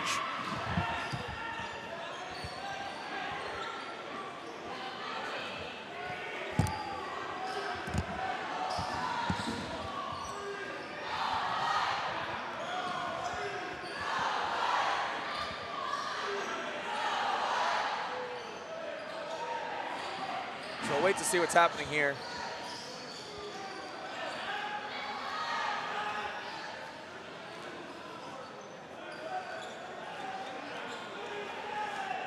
Yeah, I'm not sure what the stoppage was. We thought there was a timeout initially, but it appears maybe not. We'll see if we can get official ruling here once. Oh, we're taking one from each side. Sounds like maybe 11 balls on the court. Gotcha. Yeah, might have been some friendly fire from court 2 over there.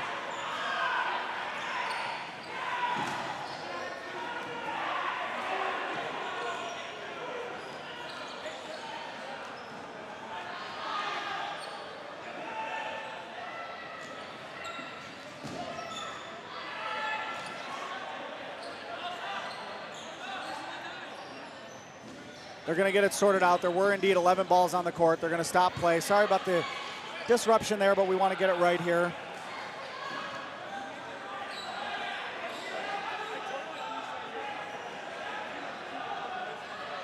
So up next on the main court here on our featured court, though, while we're looking ahead a little bit, you got Akron and Miami. That's 1 versus 2 right now if we're doing live standings. So that should be a good one here. Yeah, myself and Kobe Bryson will be on the mic for that one. Awesome. Should be a good one. Yes, sir. So looks like action will resume here. 18:28 left on the clock.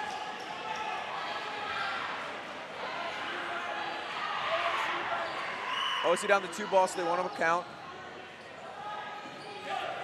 Expect a team throw here from Michigan State. Yeah, looks like they might be heading up in that corner. They're going to have barrel ball maybe. It looks like the middle.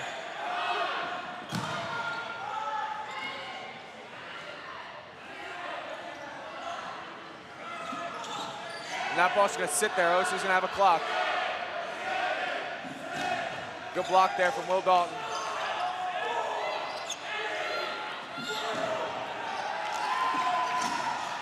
Dalton gets taken out on the toe tag.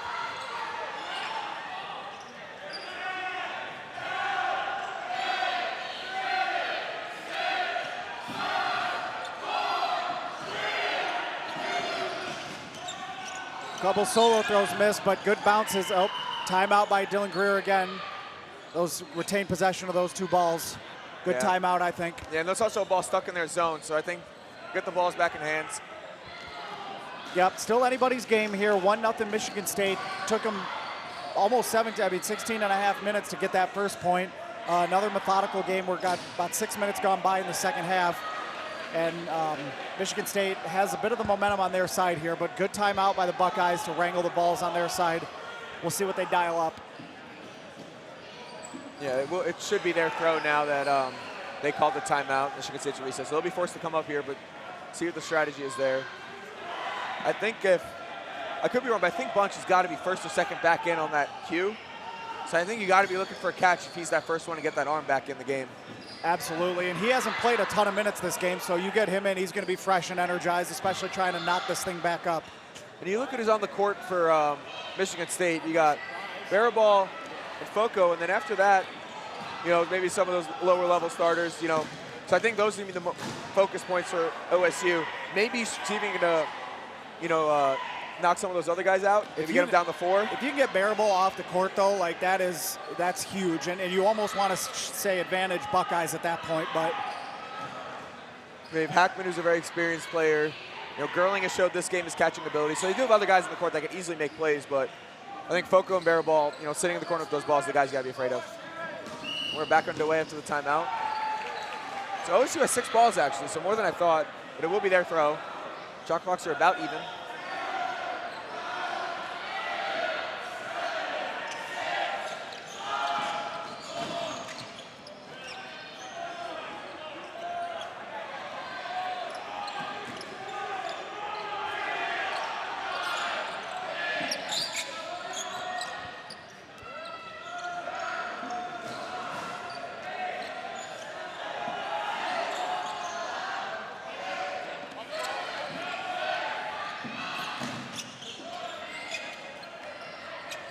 A lot of traded throws after the timeout, but no outs yet for either team.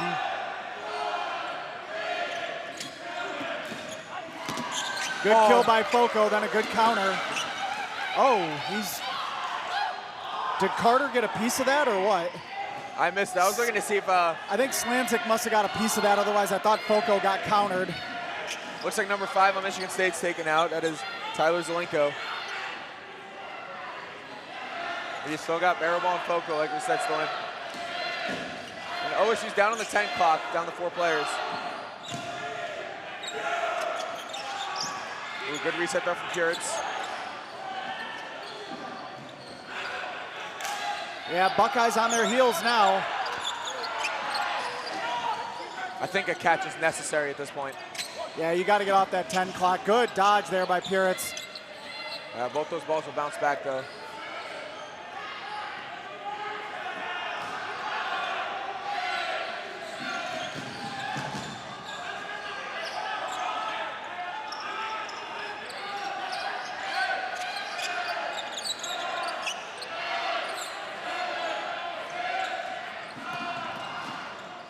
I like the counter by Grow and Baraball. Try to take him out when he's backpedaling. Just misses, but I think it was a good idea. Agreed, yeah. Like I said, got to try to get him off the court. Down goes Will Bryan on the team throw. I think that was Baraball that hit him. So, like you mentioned, that he's just so dangerous in that corner, especially if you don't have ball control. You could just wind up. When he doesn't have to be afraid of anything, of a counter or anything like that, yeah.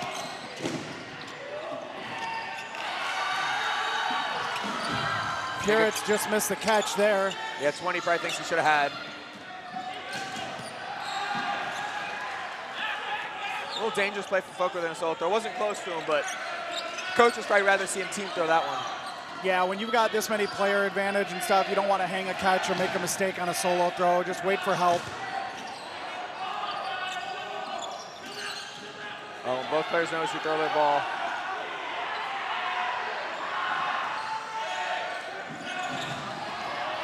Grow gets taken on the team throw. Another one coming. No, they're saying he's out. It hit him and then went out. Yep. Yeah, that hit the ground bounce. I think that's the right call. I agree. And Michigan State now takes a commanding 2-0 lead, 14:30 to go. Second half, live from Cleveland State. But yeah, Michigan State's look really good. They maybe got a little lucky in that first one with some, mental mistakes from Ohio State, but that second point, they look a lot more polished. Never really in any threat there. But I think OSU is still well in this game. 14 minutes remaining. Those first 2 points did take a while, but I think if OSU can get on a roll with Bunch, Kemmer, then the 2 rookies, that they could rack off kills, one after the other. Absolutely. They're not out of this. Yeah, no, I said commanding 2-0 lead, but in this format, a 2-0 lead is not safe. Like you said, if Ohio State can get rolling, get a point in about 6-7 minutes here, they're alive and well. Yeah, I think even anything over 5, you think that you feel pretty good about giving yourself a chance. If I'm Ohio State, though, nothing changes. Just play smart, like they've been playing, their game. They've been in these points. It's just, I think a few too many times they've thrown 2 balls at once when they didn't need to, kind of give Michigan State that ball control. Because then when they get that, they could rattle off a kill or 2, and then your numbers will start dwindling with every mistake you make. Yeah, no, completely agree. I think Ohio State had Michigan State on their heels, and then all of a sudden, it was like just a couple throws, a little mental lapse there. They gave ball control back to the Spartans, and the Spartans pressed up, and then that was it. They stayed up there, controlled the neutral zone for the rest of that point. Yeah, and I think another thing with that point is you got to put a bigger focus on Baraball and Foco. You can't just have them running up and down the court, just taking rain all. You got to try to get them out if you can. Yeah, they haven't had to be afraid of anything right now. Like, Baraball's getting whatever look he wants. He's not having to worry about getting countered. Foco, same thing. We'll see if Ohio State does make any adjustments. Quick kill, another one. Down goes Bunch from Foco. I don't really love that play from Bunch. You've been kind of out a lot at this point. I think you just kind of pump fake and stay in the game there. And now he's third in the queue, even though he's out 10 seconds into the game. Yeah, they've really done a nice job neutralizing him.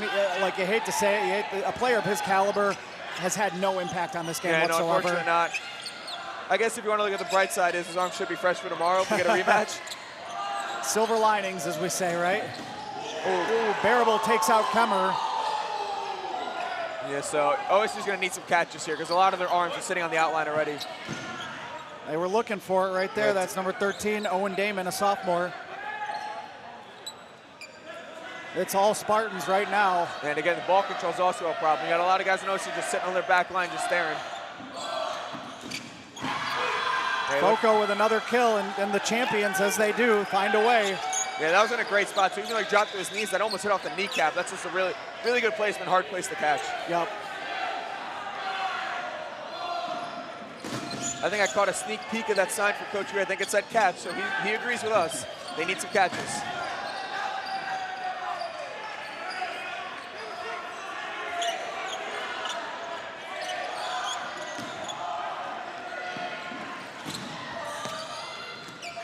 Down goes Piritz, missed kind of block there. Hackman taking control of that one. Yeah, I didn't see that, but great honesty from Piritz there. I thought he was safe, but Hackman gets taken down. As soon as I give him credit for a nice play, he gets taken out. So that sounds about right for me. Coach Greer holding up another sign. I wish he would show the booth.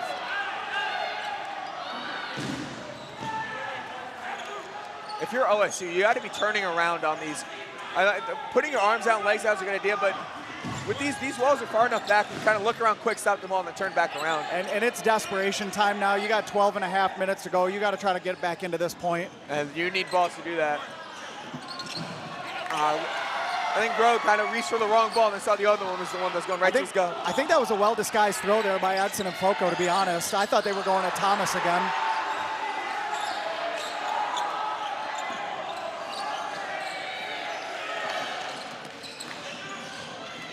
Down goes number 99. That's Ryan Kinney. This has been Michigan State's best point of the day. Yeah, very crisp. They've seemingly gotten better every point right now, and it's an onslaught.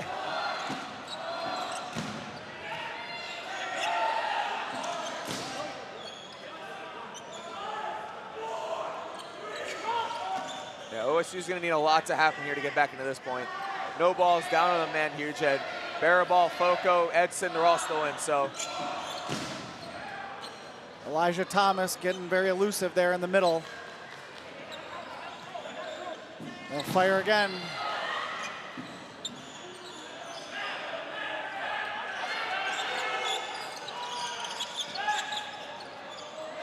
One thing I like that I've seen from Michigan State today is their players are willing to move around. You get like some teams like get stuck in those positions, like, oh, he plays left corner, he plays right corner. Yeah. But I think sometimes you got to play a little matchup game, especially if OSU is down to just like 3 or 4 guys.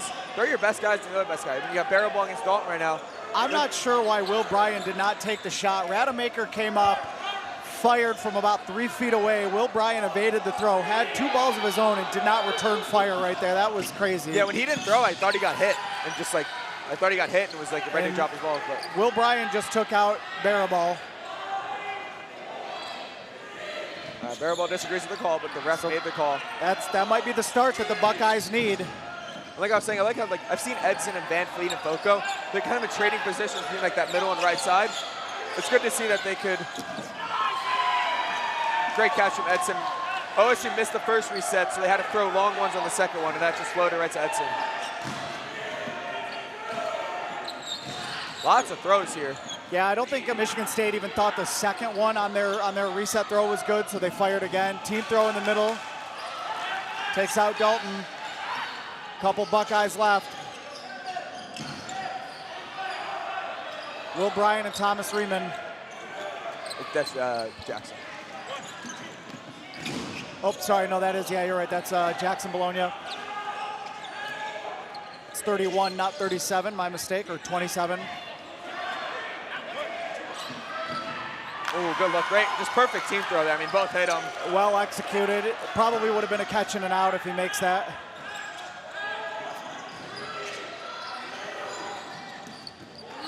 Yeah, he gets a kill there, takes out number 85. Carter Slanzik kind of ran himself into that one a little bit. Oh, he almost gets the catch there. Dang, can't quite corral it. And that might be the nail in the coffin there. The Spartans gonna end the Buckeyes' day on a downer. 3-0 Spartans, 9:11 to go here, second half. Yeah, I think at this point you just start throwing in subs, save that arms for tomorrow. You know, work on some things, you know, maybe, but save those arms for tomorrow. Especially guys like Cameron Jarvis, who really threw a lot in that first half. I don't think you want to see him throw any more today. Just no, it's a long weekend. You got, you know, you're hoping you play 4 more games tomorrow. Only 2 teams will make it that far. Ohio State's hoping to be one of them. So you're right. You know, might be an insurmountable lead because of the shot, like the time left. I'm saying, you know, maybe you try to get a point, get some momentum going into tomorrow. We'll see what the coaches come up with here. Yeah. And I think if you're Michigan State, you should feel comfortable with that 3-0 lead. They've always had a deep roster. Just looking at their they're going to the baseline right bench now, I right can now. see some players I haven't seen yet. I see Van Fleet, Barrowball, Foco. I see Krajewski, JJ DeFeo has come in, Gavin Bangs has checked in. Yeah, it looks like both All-Stars, Van Fleet and Barrowball, going to sit this point out. Hackman's going to sit this point out. Looks like Foco's going to stay in, so maybe get the rookie a little more experience in the national tournament When setting. you're 19 years old, you better not be getting tired. So He doesn't look like he should be getting tired. He looks pretty in shape to me. So OSU's going to keep their starters and maybe just try to get a little, maybe, see MSU subbing, maybe see if they get a point, just build some momentum, work on some strategy here.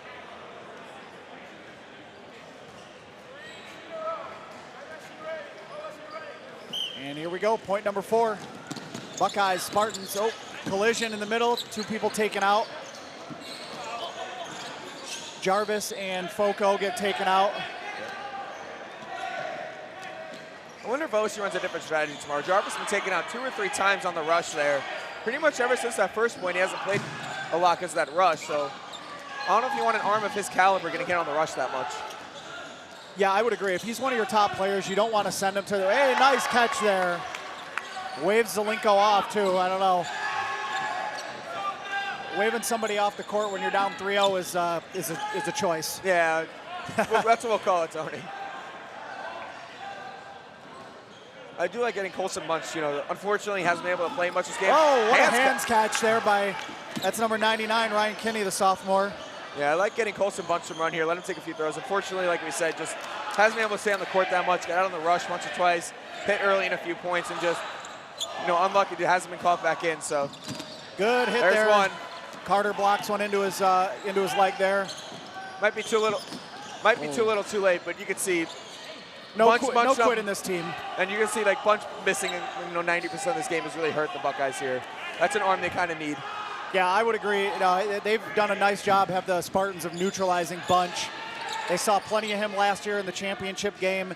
If I'm not mistaken, Bunch ended up winning Rookie of the Year, right? Yeah, very close very close vote over Eric Rapp. And so they know all about Bunch and did a good job taking him out.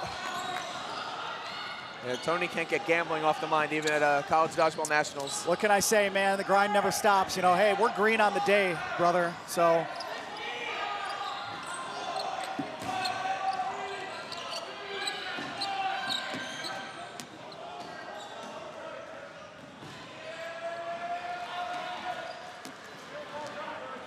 All right, we got a balls over in favor of the Buckeyes, so that's might be the shot in the arm that they need to get back into this. Yeah, we'll see if they could, work on a few team throws here. Kind of had some misexecution in that first point, so maybe, try to work on that communication on the team throws, get that timing down. See if we can get scores from around the league. We can get an update here. So it looks like Western Michigan, Cleveland State's 2-2, showing 0. Sounds like they're in overtime. Yeah, that's what I was told. Yeah, so overtime in that Western Michigan, Cleveland State game. 3-1 Central Michigan over Akron B. Omerta on Omerta action there. If you got Ryan Aller on the court with Yo and Leon Rockamore. Yeah, JMU 3-1 on UWP. So that Cleveland State, that could be big for Western. They might need this win to make that bracket.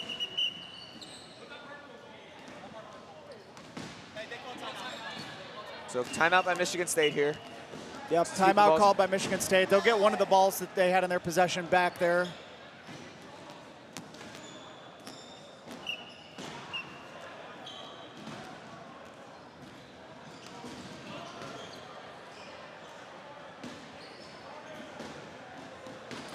So looking ahead a little bit, like we said, after this matchup here on our featured court, Ryan, you'll stay in the booth. You'll be joined by fellow board member, Akron alumni Colby Bryceland. You guys will be bringing us the Akron-Miami showdown. As it stands right now, live standings, that's your wheelhouse right there. But as it stands right now, that's 1 versus 2. So stick with us, folks. Strap yourselves in. That one should be a doozy. Yeah, sure is. And with those teams are super close in the standings and have kind of built a lead on everyone else. So you would have to assume, unless an upset, I believe this will be Miami's last game of the day, but barring an upset, when Akron lost later, the winner of that game is almost guaranteed to be the 1 seed heading into Sunday. So big matchups to look for. Should be a close one. They haven't played this year somehow. So congrats, you are the 1 seed. You get Michigan State or Grand Valley potentially in the second round. Well, that's the thing. There's like 7 or 8 teams you think that could win nationals. So you can be in that 1 seed. That second round matchup's not going to be one you could walk right over. Now you get into those quarterfinals and semifinals, and it's going to be some great matchups. All right, here we go again. We're going to have a challenge trying to pick courts for each game. Yeah. You got to put one of those quarterfinal games on court 4. Unfortunately, but thankfully, you know, for our stream team here, we got we're going to have all the action all day long. They're going to say that's not a good throw. Jake Smith will make another one, though, bail him out. And luckily, if we have 4 close games or multiple close games, you got that multicast run by That's Sam right. Palumbo. That might be a must-have tomorrow. Absolutely. Get some popcorn, watch some dodgeball. Pretty nice little Sunday. Yeah. And if you're in the area, we got popcorn here as well. Concession stands are open. So you can grab popcorn here if you want to watch the action live. That's right. Anybody tuning in from the upper deck or something, trying to listen to our commentary, check out the concession stands. We got raffle items here. We got lots of different items we're raffling off, raising money. We got some cool swag over there as well. Check it out. If you're coming tomorrow, bring some, well, I guess don't bring some cash. We can't take cash. It's all electronic in this day and age. Yeah, Venmo or card are all we can accept, unfortunately. Yeah. But we got T-shirts. We have magnets, keychains. We've got some raffle items. Down goes Jake Smith in the middle there. Adam Arnold is checked in. He's got a brace on his hand. I didn't know if he'd play. Now he just made a left-handed throw there, so he's playing injured right now. Down goes number 47, Pierce for the Spartans. First we've seen him today, Keaton Pierce, the sophomore. West Louis good at this point, you know, running up and down, getting some counters going. So maybe something they can kind of look into, get some built-in momentum into tomorrow. 5.5 minutes to go here. Buckeyes trying to get one on the board, leave with some momentum here before tomorrow.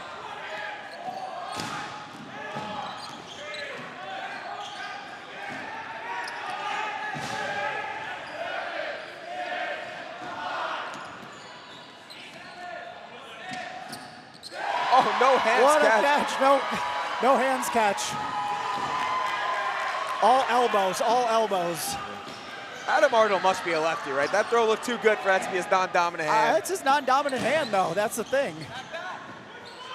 I have some questions here. That looked pretty smooth for that's his offhand. Adam Arnold, of course, was famously part of the viral clip from Ohio Nationals in 2023. JMU kind of lighting him up there, but we thank him for his service. He was a good sport about it, so.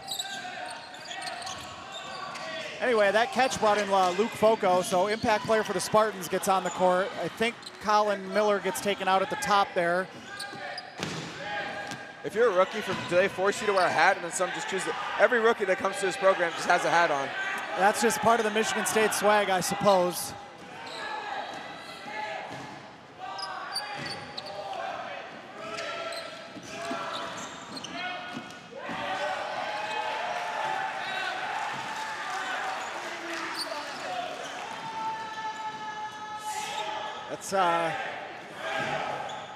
That was Damon trying to appeal to us, trying to get the call there. He's like, you saw that, right? Unfortunately, we're just in the booth. I saw the ref call him out. That's all I saw. Yeah.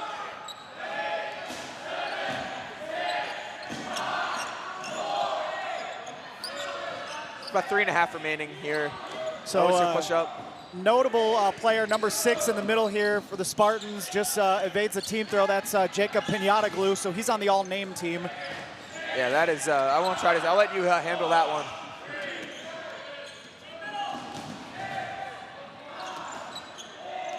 Can't believe it, a freshman with a backwards hat on. Who would have thought at Michigan State?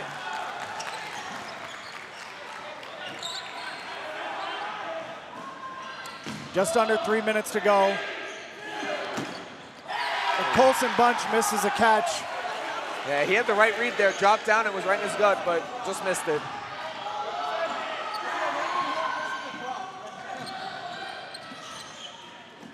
Jarvis just misses Adam Arnold there, crossing. Yeah, I was trying to catch him looking at the other way. Here come the Buckeyes, 5-3 advantage. Solo throw just misses Foco. Good stop on the wall ball.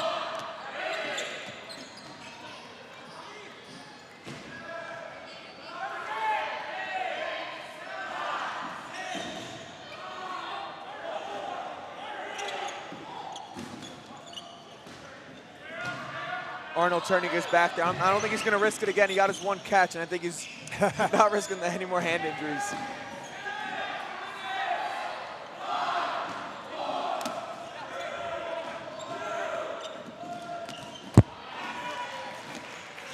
Team throw connects on Foco, so they take him down. MSU down to 2. Pinata Glue and Adam Arnold. You got to wonder, even though just to save him, if he gets down by himself, if maybe they sub Arnold out because of the injury. Yeah, or but he's still effective. So maybe not. I was gonna say, he's made a few good plays at this point. OSU will now go down to the 10 clock, down the 4. And his luck finally runs out, turns his back to save the hand, he gets hit. Pinata Glue takes out Will Bryan. Hanging tough as the lone Spartan, the freshman. Yeah, imagine OSU's gonna set up a team throw here. Just over a minute remaining. It's a good counter by Jarvis there. Just missed the spot.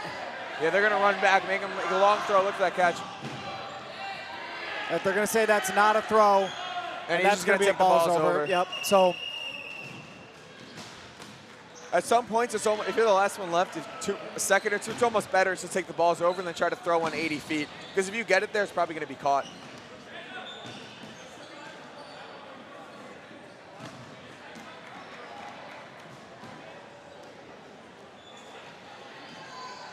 And it looks like Cleveland State did win that overtime against Western Michigan, so should be a 3-2 final score there. That may end up knocking Western Michigan out of the bracket for sure, out of the top 16. We'll see. They'll get that champ point, so it's not a total loss, but they kind of need to make them move up, not really stay where they are. So yeah. We'll see what the teams above them do. A loss can always drop a team down, they can sneak in, but and a win might have secured their spot in the top 16, especially against a team like Cleveland State, coming off one against UVA, so their rating's probably pretty good. Team throw, nobody home on Pinata Glue. They dial it up again. Nope, they had said no throw. I think a timeout was called. There was a timeout called by Michigan State. So Michigan State's not just going to let them have this point, even though the game is well in hand. Yeah. But you know what? They're like, let's give this kid a chance. And OSU, I guess it gives you another chance at that team throw, more reps.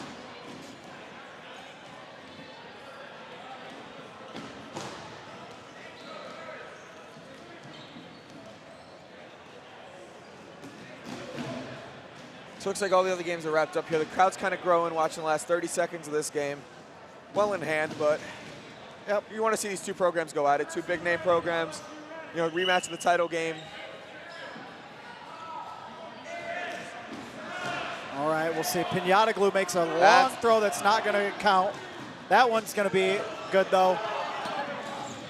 Oh, no, but he dodges out of bounds to end the game. Yeah, with 21 seconds left, you figure that out the game. Ohio State gets a point back, and that'll end it 3-1. Michigan State holds on for the win there.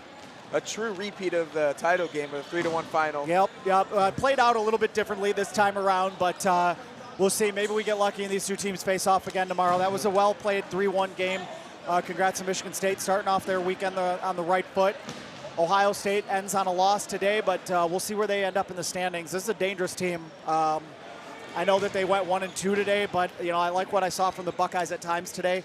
They're not going to go quietly tomorrow, that's for damn sure. You know, I think I saw a lot of good things. You know, that first point, they kind of handled them well up until they got that last person. So I think a lot of good things for Ohio State, a lot of good things to look forward to for the Buckeyes. You know, watch the film, see what you did right, make sure to focus on that tomorrow, and then make sure to fix those mistakes. It was kind of just a few mistakes that really flipped this game around. Agreed. Especially, I think we talked about it. That first point, it was literally like, Ohio State made one or two more mistakes than Michigan State, and that was the difference in a 17.5 or 16.5 minute point. You know, sometimes this game, it's crazy. It can be a game of inches just like that. So some good takeaways for Ohio State. Dust yourself off, keep your chin up, get ready for tomorrow. Yeah. Michigan State, there's still task at hand here. They've got 2 more games to go. Right now, I'm going to step out of the booth. You're going to be joined by Colby Bryceland here soon. Maybe we'll see if we can get an interview. Yeah, I'll see if I can go grab a Michigan State player. But we're going to have Akron and Miami, so folks, stay tuned. We got plenty of action if you're watching the simulcast. Pay attention to that. We still got, you know, live action from 5 courts. Big game coming up, number 1, number 2, as we talk right now. So stick with us.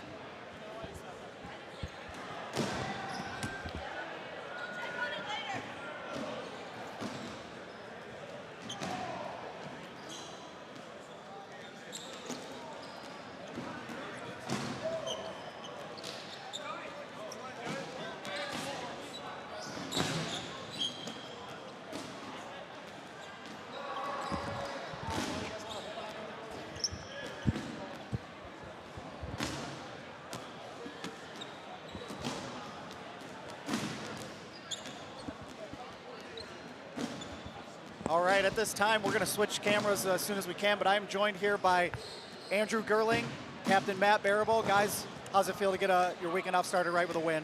Yeah, that first point was a little shaky, but it's getting clutched up. 2 big catches, a couple big hits, and took that first point. I think we're That's right, making a name for yourself out there. Nice job there. So remind me, who do you guys have coming up next? Ohio? Okay, big matchup there. They beat you guys in Allendale at the Grand Valley Gauntlet. How do you guys square up with them? How do you even it at 1-1 this season series? well, last time we got too complacent. We kept overthrowing too many balls. We weren't really playing our game. We threw too many catches. Okay. So we're trying to slow that down, stop throwing balls too much. I'm sure adding this guy to the mix probably helps a little bit too. That's a pretty good adjustment, right? So, you know, like you said, that first point was a little shaky, close. If it's not one of you two stepping up, if you see another highly contested matchup like that, who's somebody that we haven't really heard a lot of that's going to step up and make that play for you next time? I really like Tyler Zico. Okay. In that situation, he's really developed his game. I'd say pretty lethal throw. He's coming from over the top, goes really hard, hits his spots fairly well, and makes us catch. Awesome. Well, I'm going to let you guys get going. I think you guys, are you up right away? You guys got a break? Okay. Well, we're going to get started with the Akron and Miami matchup. That's 1 versus 2, so might be worth watching. But thank you guys both for joining us today. Congrats on the win. We'll see you later.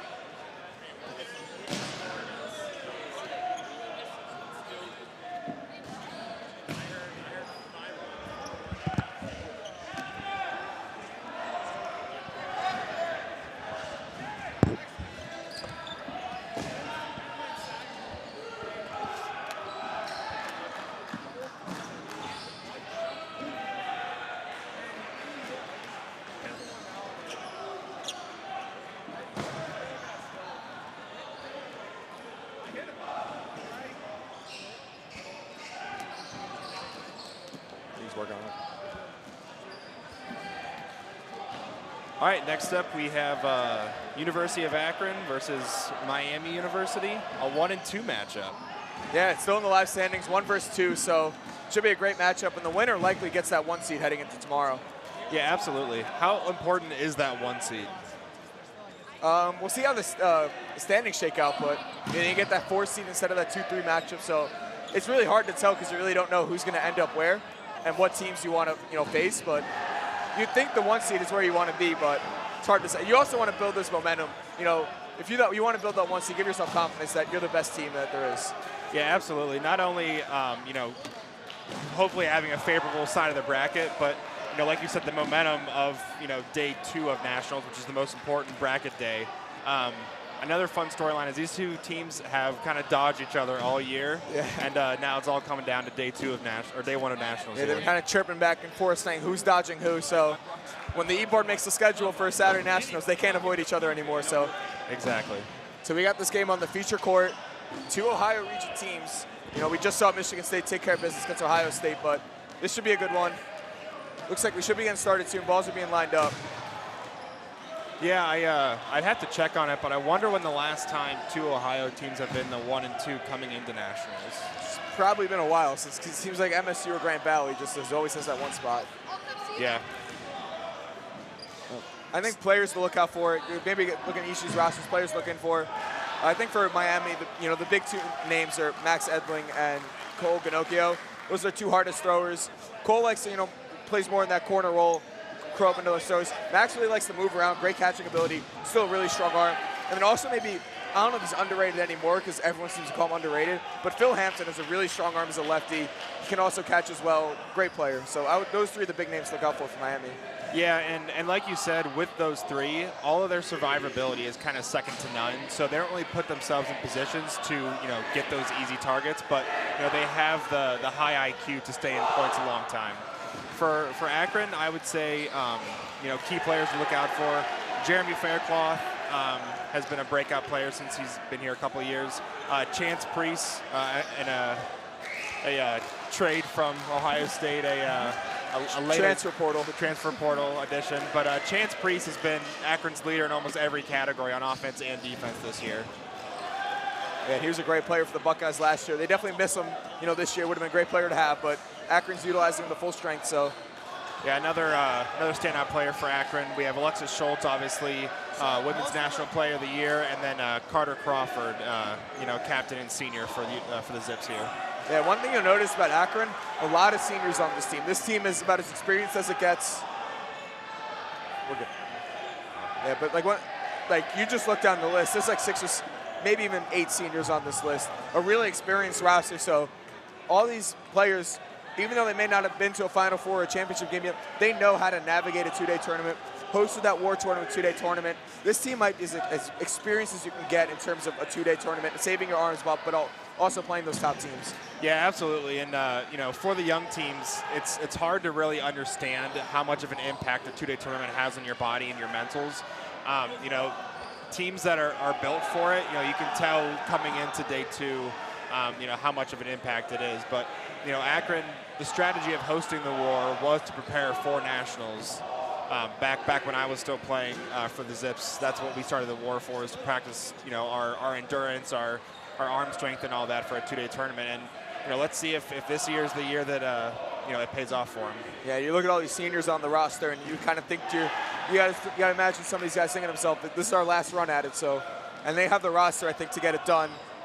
That wasn't my official prediction, but with so many teams that are up at that top, you can't really count on any of the top 8 teams. Yeah, absolutely. And another thing to look out for is that they are, coached by alum Adam Pfeiffer. How much of an impact do you think having a coach has in this league? I think it's a huge impact because it gives you an eye that is always seeing the whole court.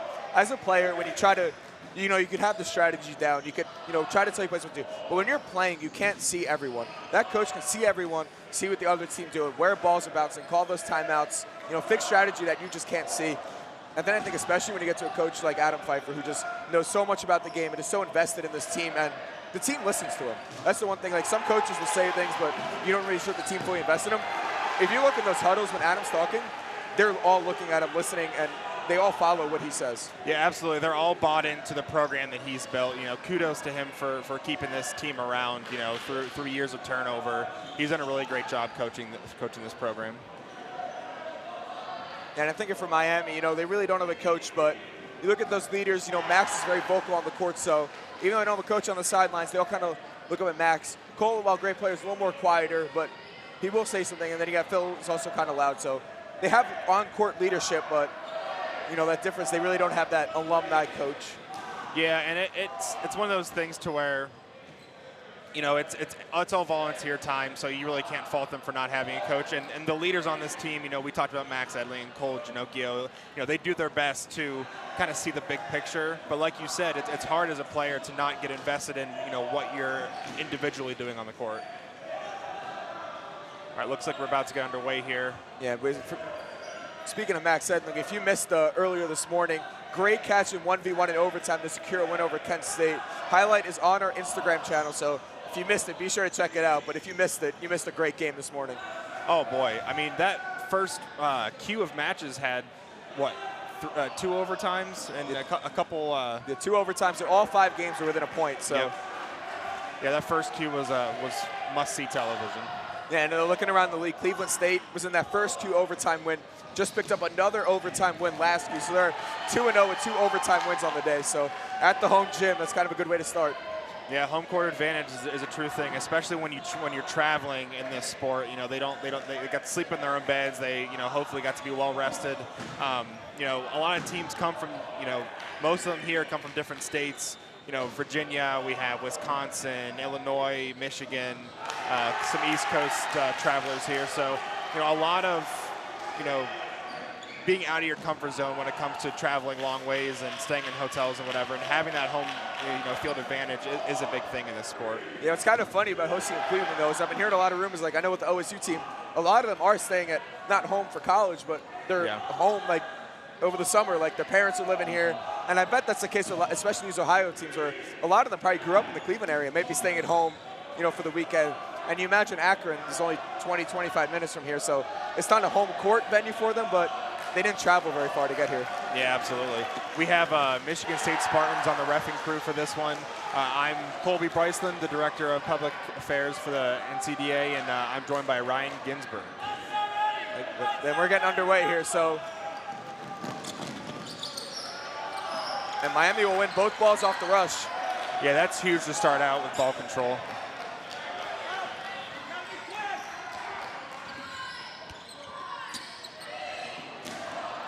There's Chance Priest starting off the offense for the Zips.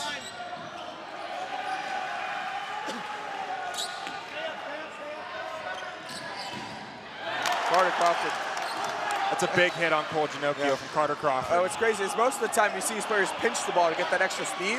He's been throwing it open hand recently.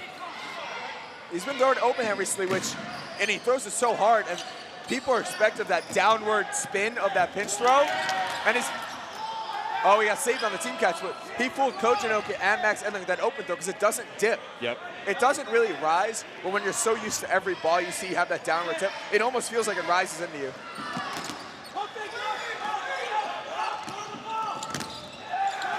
Couple good blocks there by Miami. Yeah, Evan Van Cleve there. Great blocks to win that ball. Henry Brill gets taken out for Miami, though. Yeah, Akron's a slight player advantage here.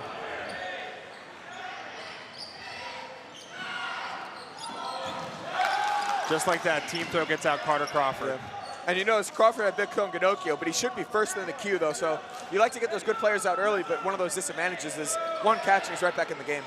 Absolutely, yeah. Kind of a strategy you try to do is bury the good players in the outline, but you know when you got the outs, you got to take them. So it looks like Chance Priest is also joining the outline. So Carter Crawford's 1, Chance Priest 2. Those are 2 big arms for Akron. They're already down, but like we said, Cole in the first queue for Miami, Carter and Chance first in for Akron. So this might just become who makes a catch or two. Both teams kind of feeling each other out here. Who's going to make the first mistake? Akron fires, Miami fires right back.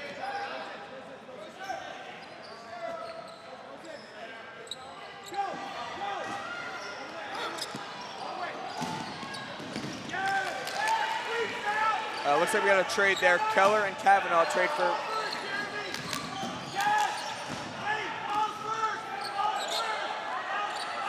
Yeah, a couple other players out there in the shuffle. Looks like Akron may have won that exchange. Oh, Schultz gets taken down, though.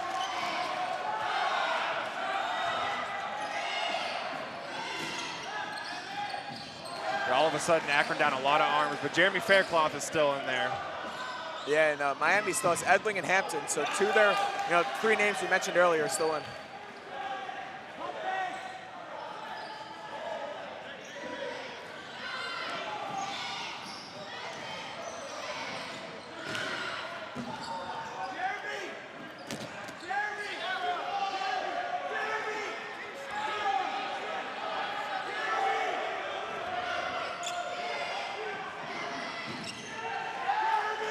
Cooper Seitz gets a good hit there. Number 44 for the Zips. Yeah, another underrated player for the Zips there. Cooper Seitz, a senior.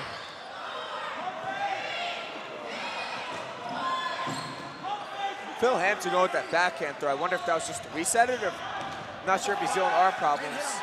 Seitz gets taken down, announces curse immediately. Yep, never fails.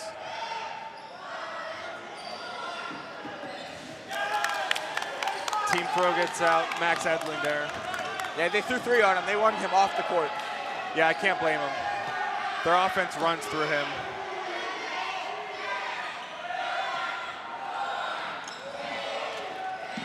Yeah, I'm wondering if Hampton's kind of feeling some arm fatigue today.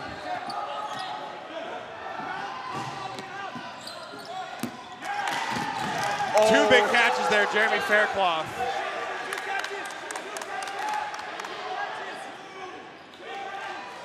Just like that, Crawford and Priest back in. Yeah, that was a big swing in the point, and that might have done it for Miami at this point. Akron's got to get together and team throw. Yeah, why 4 solos? Yeah, I don't know. Just undisciplined there. Yeah, Hampton must be dealing with some arm problems because he is not giving these full strength throws.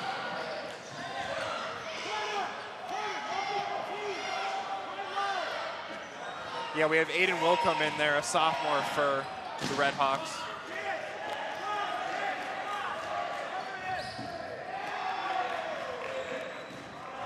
I think best solution here is to gather up for a team throw on Hampton. And it works.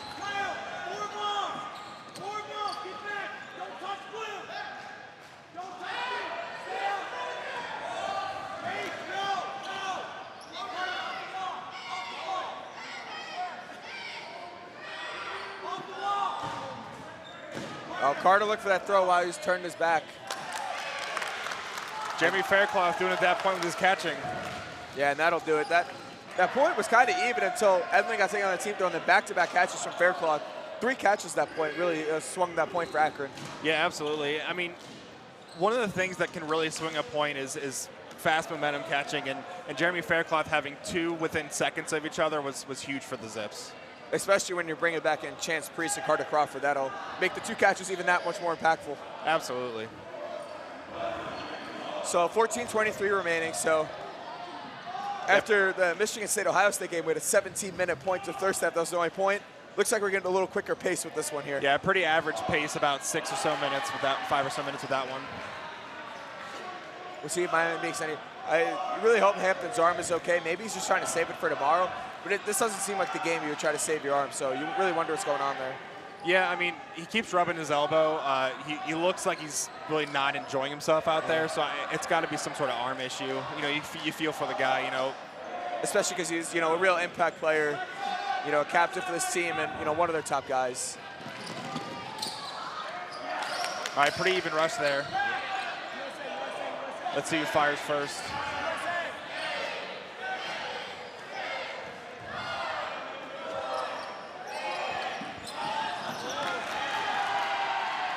Edling takes out Schultz.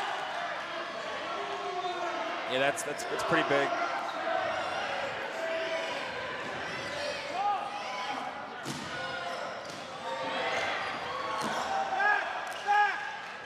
Teams trade resets throw there.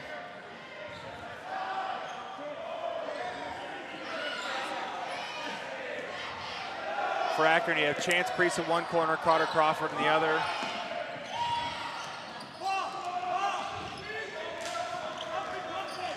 Both teams reset their shot clocks. Matt Young leading the charge for the Zips.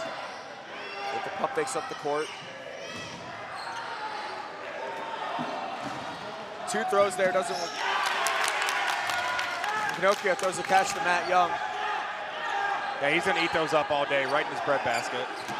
Yeah, just too high of a throw there. You gotta get that down.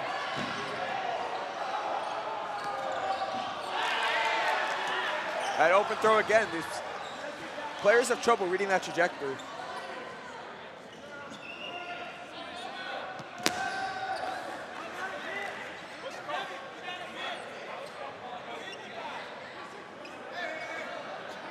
Looks like we have an officials dispute here. They called balls over after we hit somebody. Looks like there's a dispute on where the ball's over is.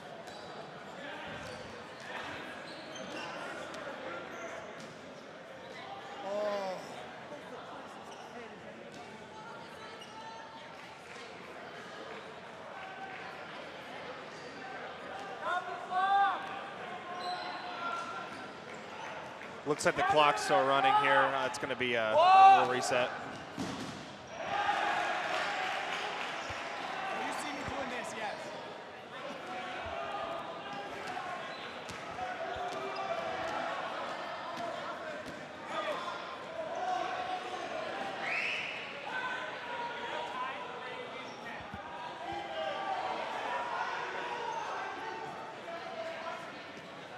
It was like a minute or so. It wasn't too much.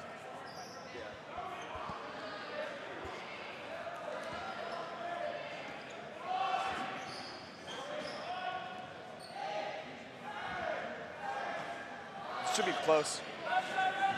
We're good. All right, we're back underway here. So no ball's over.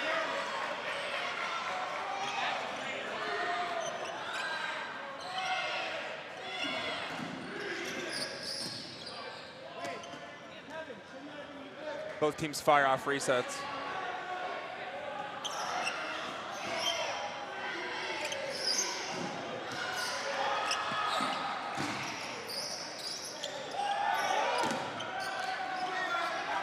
Miami with a really good job stopping that bounce back.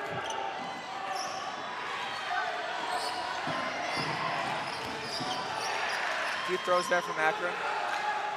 Looks like Priest gets a kill though. Yeah, Zips are comfortable moving all the way up to the throw line and keeping Miami back. Ooh, Priest misses that catch.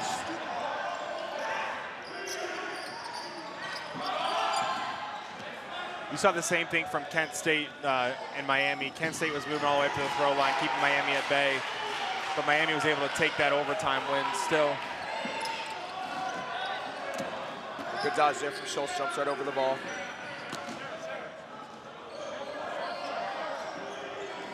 Long throw there, it's a good reset. After return fire bounces in. Miami's really good at these long resets. That's why they're comfortable on their baseline. Yeah, Edling in particular has gotten really good at those. It's just his surviving ability has gotten so good. It's so accurate on those long throws. That's one where you try to catch with the ball in the hand. It makes it so much tougher. Cheryl looks to drop the ball. Seems Edling now is getting fooled on that first one. It's kind of reading that open throw a lot better. Yep. All it takes is one face shot to wake you up. Yeah.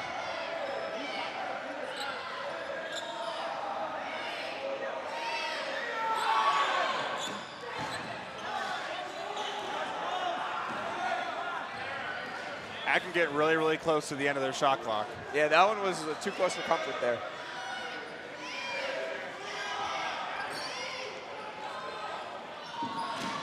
Oh, looks for the catch there, just falls out.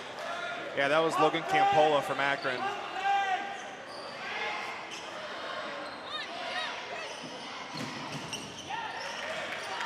Team throw successful in the corner there, takes out Delapina. Faircloth fires a low ball. He has those multiple throwing slots, makes him a pretty dangerous player.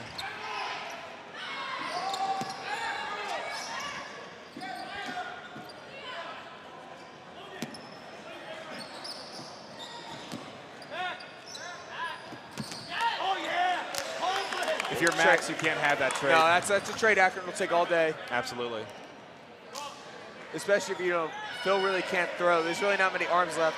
Number 5, Van Cleve, I've noticed throughout the years, a pretty good arm, but. Oh, that's just a disaster there for Miami. It's a big hit. That's Campola again. Yeah, Akron, Miami missed the first one there, had to throw 3 and left them all wide open, so big mistake there. Yeah, they got to communicate better, and if they're low on the shot clock count, they need to know who's the one who's going to let it go.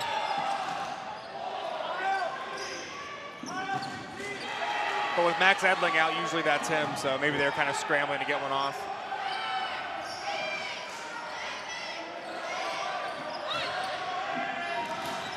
Huge hit, and then followed by a team throw. Yeah, Schultz and Hampton both taken out.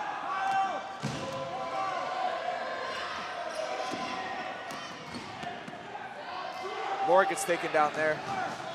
Yeah, it was Carter Crawford again. Down to Van Cleve.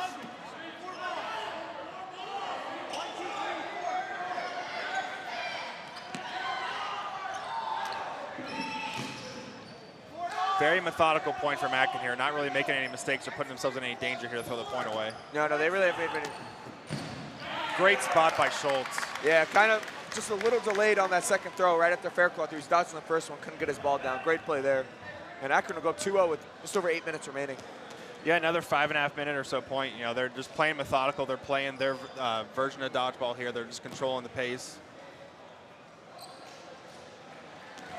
Yeah, if you're Miami, I think you just want to see Ginocchio make more of an impact. He kind of got out early in both points and really wasn't able to get back in. I think that's, the guy they need to, kind of stay in and make some plays here. Yeah, absolutely.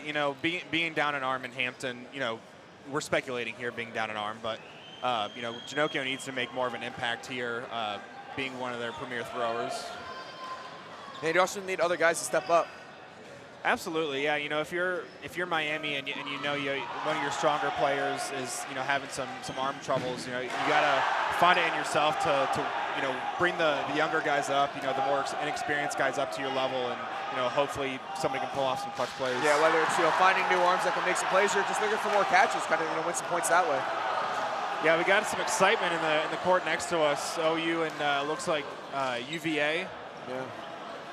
Looks like UVA just won a point there, so maybe we'll get some halftime score updates once this one hits halftime. If you're tuning in our game, we appreciate being here, but we get a few close finishes in here. Make sure to check out that multicast run by Sam Plum on the NCAA YouTube page. You watch all 5 games at once. Yeah, it's a huge jump in technology from when I was playing. And me and Tony were talking about last game, you know, with how good these top 8 teams are, this quarterfinals, you get 4 good games. That multicast might be a must-have tomorrow. Absolutely. Our version of NFL Red Zone here. Yeah, exactly.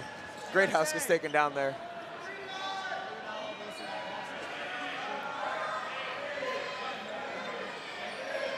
Got a pretty good crowd for this one here in the arena. The whole track upstairs is filled. Got a second level filled up as well. So a lot of fans coming into the. Yeah, I mean, this being one of the marquee matchups of the day, I can't blame them. And additionally, you know, you got 3 schools close by. Team throw takes out Cole Ginocchio.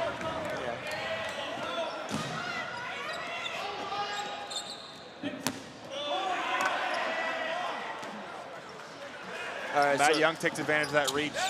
Yeah, Hondrock gets a lot of balls back to Miami, though, so wishes he could have made that block, but he did make some good play there. Yeah, absolutely. And, you know, like we said, we have 3 schools, you know, Cleveland State the host, Akron and Kent are close by, and we said a lot of Ohio players that go to these Ohio schools probably live in this area, so should be a lot of parents and families in the area that, you know, if you're watching live in the area, you know, come to Cleveland State and watch, you know, in person. It's a great venue, a lot of viewing area. Yeah, we appreciate this the support. You know, not only viewership on our stream here, but also the fans in person. A Faircloth with a catch and got hit, so bring someone back in, take someone out. Looks like Keller got caught there by Faircloth. Down goes Max Boone.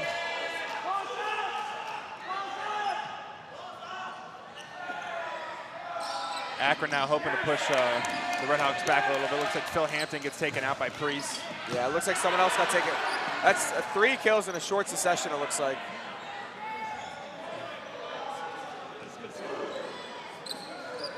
Yeah, Edling's still in. Miami still got 5 players left, but you're going to need someone else to make a play here. It can't all be on him.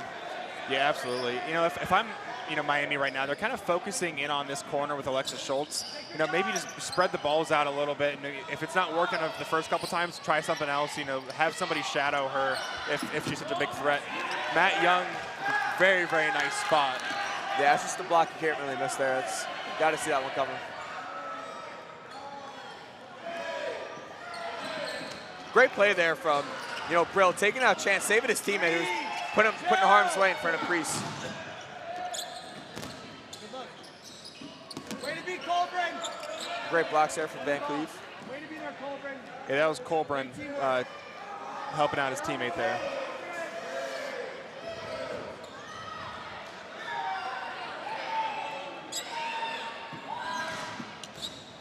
But if you're Miami, you still got Van Cleef, and you also have Max Edling in still. So the point is definitely not over for the Redhawks. Then you got Henry Brill, number 17 in the middle there. He's the captain for these Redhawks. And then you also got, it looks like Ethan Schulp in the corner. So yeah, still got some firepower on the court. Yeah, definitely not at this point.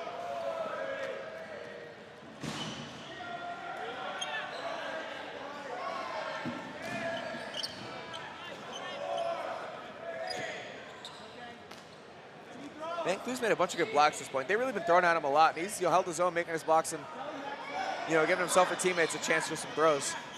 Yeah, he's taking a lot of the attention, which is good, due to his blocking abilities.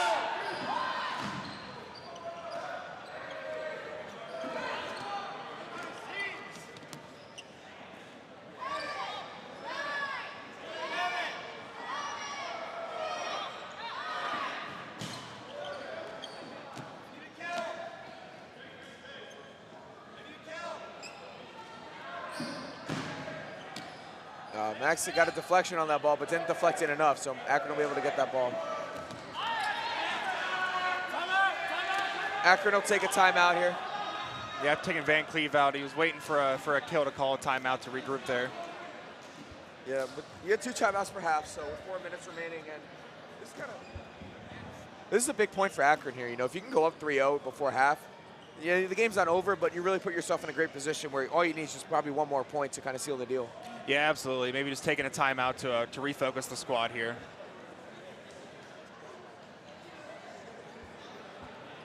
And sometimes you call a timeout, so just give your players a breather. If you got 4 or 5 players that are making throws for probably like 4 minutes now, they kind of just been making throws, give them a breather, because you don't want to let them get tired and just float one into a Miami player. Yeah, absolutely.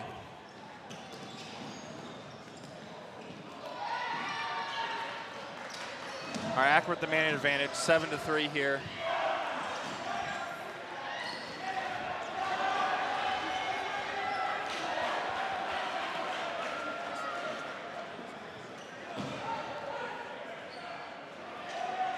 Yeah, if I'm Coach Pfeiffer, I'm just telling them, great job so far. Hitting your spots. You're not really putting yourself in any danger. Just more of the same, really.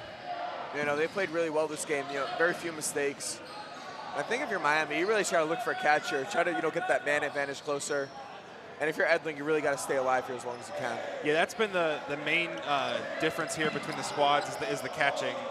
Miami is a good catching squad. They're just really not taking advantage of anything.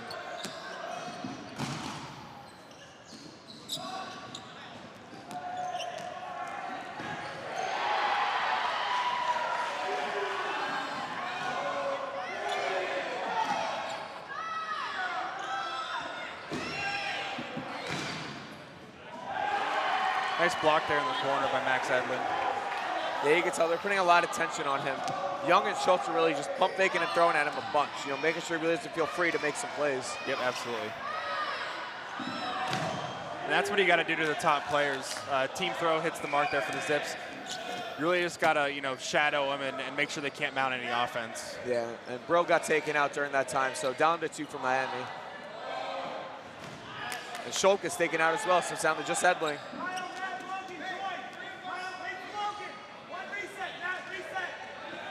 Yeah, it's a big man advantage, but we've seen Max Edley do some crazy things today already. Yeah, for sure. Catchers too could really give Miami a chance here. Yeah, absolutely. Cole Ginocchio I think is first in as well. That'd be huge.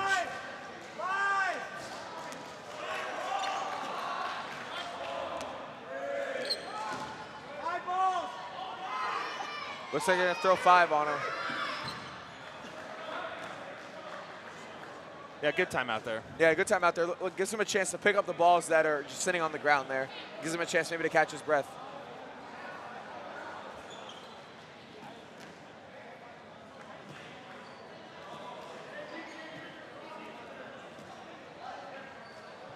Just over a minute left in this first half. If I'm Akron, I'm not trying to rush things, but I'm trying to take this point, like you said, get a more comfortable lead going into halftime.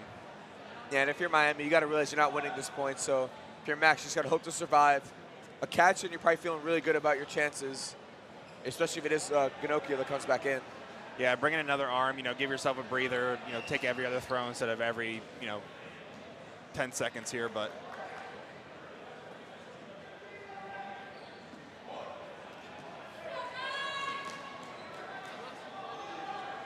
This is a very cool gym, and Kyle is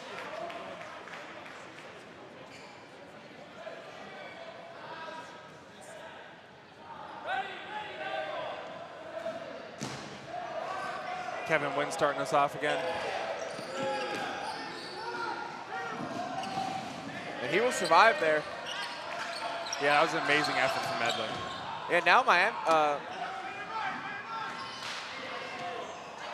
if I'm Miami, I would consider another timeout there because Akron kind of got 2 balls, I think, to roll back over, so it kind of gives them more ammo for another team throw. And he gets hit there, great team throw. Yeah, Alexis Schultz and Matt Young combined for that one. So that'll bring us to halftime. Akron up 3-0. Yeah, I mean, would have liked to see this one be a little bit closer in the first half here, but let's see what adjustments Miami makes. Yeah, I don't think they've been, the first point they were right in it. Second point, Akron kind of did a handle. They played really well. And the third point, they were kind of in it just until like a play or two kind of gave Miami that advantage. Yeah, Akron's just playing with the pace they want. They've just been, controlling it the whole game, but if I'm Akron, I also don't want to come out of halftime, flat, being comfortable with the lead. You don't want to put your foot on the gas because you don't need to, but you don't want to, slow up too much and ruin what's going for them. Yeah, I think if you're Akron, you kind of play one more point, full strength. See if you can get to 4-0. We get that running clock, and then you can kind of start resting some arms, looking forward to tomorrow. Oh, absolutely. So take a 5-minute halftime break here. See if we can get some scores around the league. So based on the multicast, it looks like we have Virginia up 2-0 on Ohio. That is a shocker if that That's big. score holds. One of the biggest surprises of the weekend for me so far has been UVA. Yeah, they lost in overtime to Cleveland State, but that was a close one to the home team. And then, yeah, if this score holds, that'd be quite the shocker, in my opinion. Yeah, what's tough, around the league is the regions and the travel. So we don't really get to see UVA travel much out of the East Coast. So going against these Ohio teams like they have been. And it looks like they're hyping themselves up on the court across from us. So looks like a lot of players left on both sides. So 2-0 score for now. Other scores around the league. Penn State's up 2-0 on Bowling Green. Wow. So maybe that OSU loss doesn't look so bad if they're just going to roll through everyone they play today. To the same, thought of traveling, Penn State only played 4 games leading into this weekend, and they lost all 4. So we didn't really know what to expect, coming in here. We their ranking is, probably skewed due to their lack of playing, but they've always have a talented and athletic roster, so they've proven something today if this score holds. Yeah, and they were like 18 or 20th coming into the day. On the outside, looking at the bracket, that went over OSU, put them in at like 13 or 14. If this score holds against Bowling Green, maybe they're looking at 10, 11 seed, which would be quite the jump from, only winning a game in the regular season, but that's why nationals is so important. Yeah, and the thing with our sport is that we can't force travel because teams are self-funded. They have limitations based on location. So day one of nationals is super telling from, where each team stands realistically. We've had some upsets, but from the East Coast, coming in, but today is really telling of where the teams actually stand in our ranking system. Yeah, and to that point, I think Penn State playing 4 games on the year. They still have Hunter Stewart, who's a great All-American caliber player, and they just kind of got unlucky in the fault that kind of the football schedule. It's hard to get players to commit when, Penn State's a huge football program, so hard to get players to come in on those weekends. And I thought they got unlucky that Beast was unfortunately canceled. I think they were planning on going. So I think just some unfortunate, scheduling really forced them to play a lot less games. I think even themselves would have wanted to. Yeah, absolutely. It could be their secret weapon, people underestimating them this weekend. And then another score looks like Northern Kentucky's and Nebraska tied 1-1 with a few minutes left in the first half. Okay. The same thing with the travel. Northern Kentucky's played a good amount of games here, but Nebraska, they're very far away from the rest of the league, so they also don't get to travel much. And then final score, we have Saginaw Valley 3-0 over Platteville in the early second half. So good showing for Saginaw there. Nice flex there from Dr. Peter Bro. Yes. Western Michigan, Central Michigan, and Grand Valley alum, so exactly. Well educated. Yep. Yeah, so some surprising scores around the league, and we've already had a few upsets today, but this would be quite the crazy queue of games that these scores hold. Yeah, kudos to the schedule makers, for today. Not everything can be perfect, but we've had a lot of good matchups.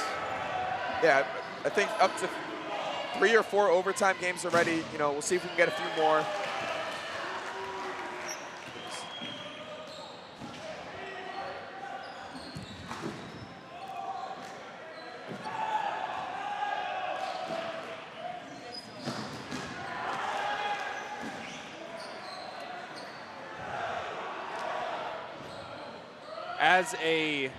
As an Akron alum, I like to see where their program's gone. I've been one of their biggest criticizers on the season. So, coming into it, I was wondering, how they'd actually match up, because what they have going for them is they have high IQ and they schedule games knowing that, whatever's going to be favorable to them. So coming in, they have no control of their schedule. So, showing actually how they match up against these other top teams is super telling. And, being an alum, like I said, I am proud of the accomplishments they've done and proving, why they were the #1 team coming into today. They've been really impressive this game so far. I think they'll have another game later today. I forget against who, but, they've been impressive today. And, they've had a great season. They're probably the best Akron team that we've seen ever. Yeah, the best Akron team, as far as coming to nationals, before that, when the program just started, they're outside of the top 10. Every year it seems they've improved their seeding coming into nationals, and that's due in part to the recruiting and the effort and the passion that Coach Pfeiffer has for the team, and just creating a culture that they buy into the system. And to the point of that, that's an advantage of having a coach. You have somebody to take the time. He's not in school, maybe focus on other things to build up these programs and keep them, afloat and thriving. Yeah, and I think Akron is still looking for their first Final Four appearance. So tomorrow, assuming the score holds, so like the 1 seed looking for that first Final Four. And then obviously, if your first Final Four, you have that first, title game, that first championship. So all these things are looking forward to tomorrow. Where tomorrow might be, the second half gets underway here. Today might have been the second most important day in Akron history, where tomorrow is probably the most important day in the program history. Yeah, I mean, if you're Akron, job's not finished. You're really proud of where you came into today, but the work is far from over. And Kavanaugh got tapped on the toe there, so quick kill there for Miami to start the second half as they look to make a comeback here. Yeah, Miami won the ball control off the rush, and they're taking advantage of it now.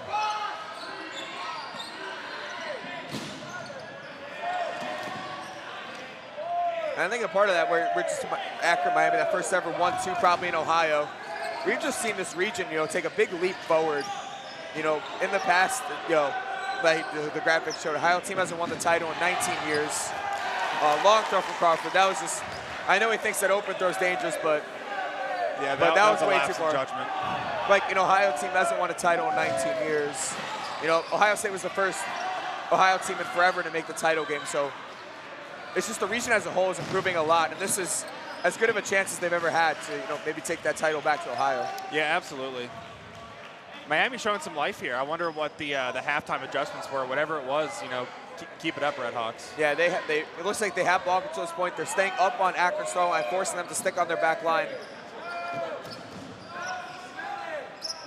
Team throw misses on Priest. Yeah, Miami is showing a lot more life here in the second half thus far.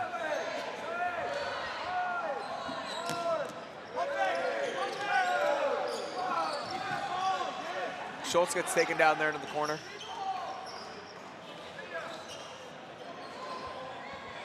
Matt Young, Chance Priest, and Kyle Voncio charging for the Zips here. Young lets one go. Redhawks fire back. This was my concern with Akron, coming out a little bit flat, being comfortable with the lead. They got to get back up to the pace that they held in the first half. Yeah, for sure.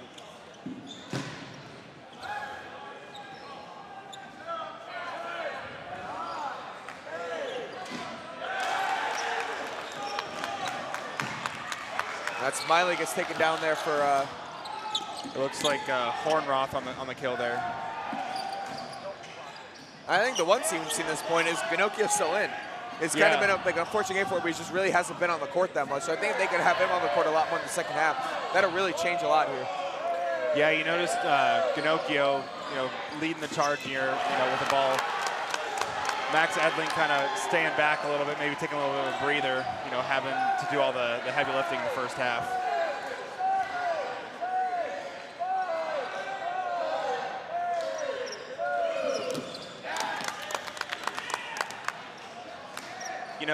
The Zips did just get a kill there, but they just look a little bit uncomfortable, with where they're at right now. And, hopefully a couple kills and maybe a catch or two can get their confidence back.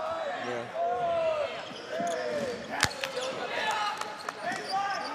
Well, it looks like a couple kills and a catch. Yeah, that catch is big there. Very close on the ground, but looks like he got his arms under it to secure the catch. And that might be the swing Akron needed to maybe get back. They weren't out of this one, but maybe bring the momentum back to their side. Yeah, of course. Eric Kavanaugh brought back in on that catch. Another underrated player for Akron. I mean, that's the thing with the Zips is, this isn't meant to be a slight. I don't think they have a lot of standout talent.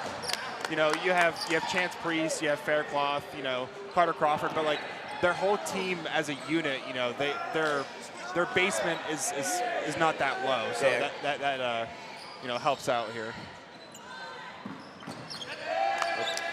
24 gets taken down there, Wilcom.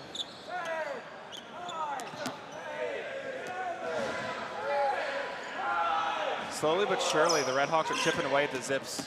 Yeah, Ginocchio got taken out. I must have missed that. Yeah, just as I spoke, 2 kills. Hampton gets taken down as well. Down to Van Cleef and Max Edling. A very familiar sight.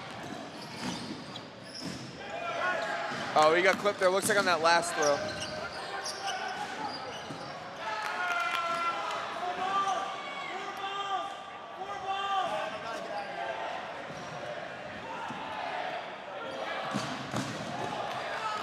team throw. Yeah, it connects. Carter Crawford showing some passion there. Wanted that running clock. Running clock. So with that 4-point advantage in the second half, the clock will be running, which means it'll run between, between points and stuff. It's just a only a timeout will stop the clock. Yeah. Now. So you probably think that's all 4 points in 60 minutes. It's probably out of reach for Miami. So we'll see if teams start subbing now to save those arms for tomorrow, that championship bracket. Yeah, it looks like the Zips are already making some roster changes here.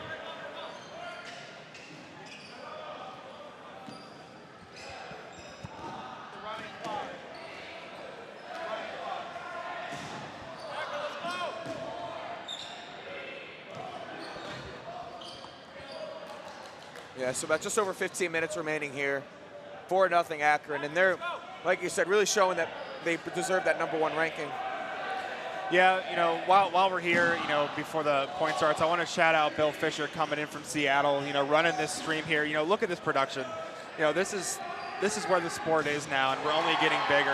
And Bill Fisher coming into nationals, helping us out here with the stream is huge. Yeah, the equipment he brings in is just unbelievable. You get just a different camera angle, much higher. You see a lot more of the action and higher quality. And even this facility, I've been impressed. We came to ODC here last year. Just the fact that we get to play on a great catch there from, I can't see the number there, but just like the fact that we get to play on an NC Division I level court that Division I teams play on is just great. The lighting's awesome. The court feels good. It's a full-size court.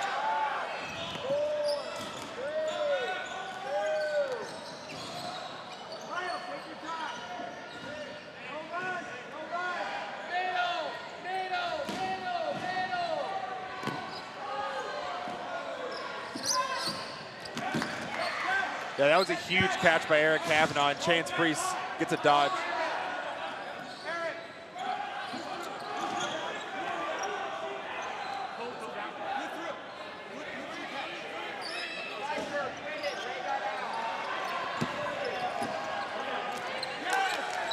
Team catch there saves Jeremy Faircloth. Chance Priest lets one go. Yeah, and even with some new names in this lineup, that same strategy, like I said, it's the program. It's not really the individual players, and it looks the same.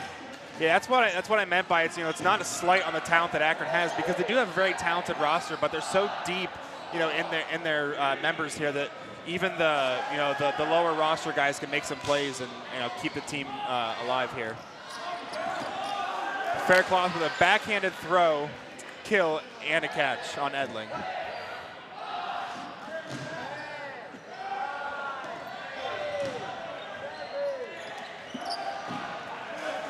Announcer's curse never fails.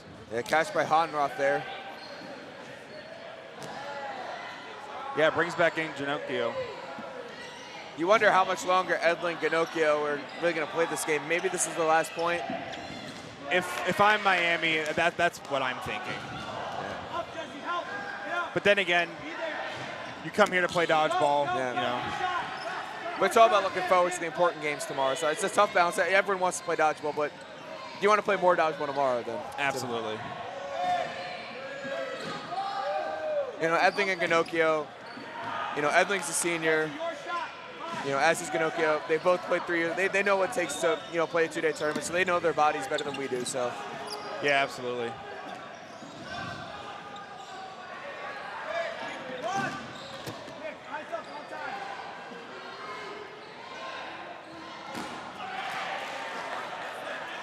Another catch there by Honroth. Yeah, padding some stats here in this point.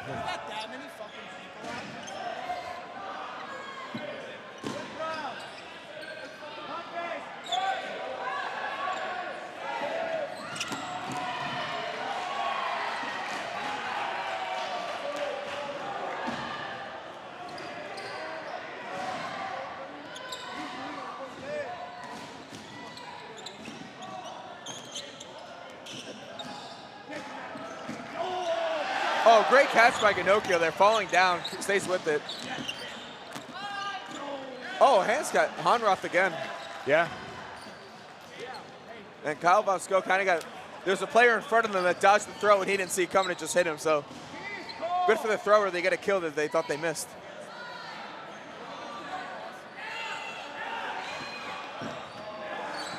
Again, they missed the first guy, but this one, the second guy caught it. So you got to be careful of who's behind your target sometimes. Yeah, absolutely. You got to be aware of that.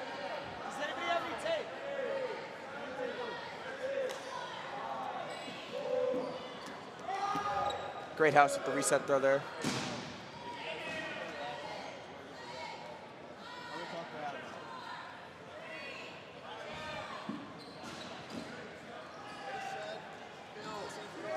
Yeah, we're down to 4 zips here, but still got some big names in there. Carter Crawford, Chance Priest, Alexis Schultz. Yeah, Van Cleve gets taken out there in the missed block. Pinocchio's letting it fly at this point. Yeah, he's thinking to himself, I haven't got to play this much. I'm gonna let it go. Yeah. There's nothing more frustrating when you feel like you've played where you. I guess one way to get a catcher out is to throw 2 balls at him.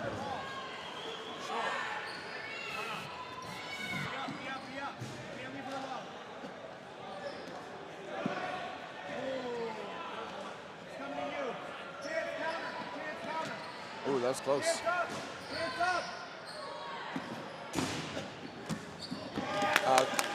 Trade there, Crawford and Pinocchio.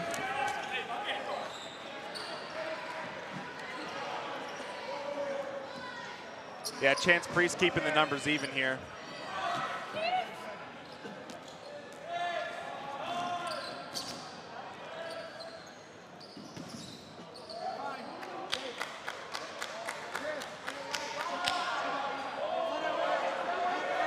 It was a nice block there by Joey Dranzik, the freshman.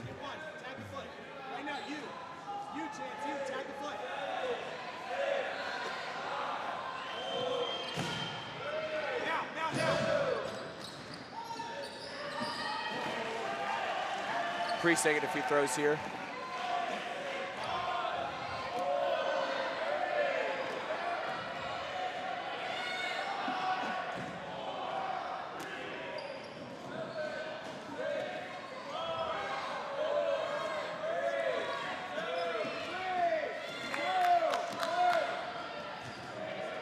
No count, that is good. It might have been a little high, but the ref said it was good. Edling with the block on Priest.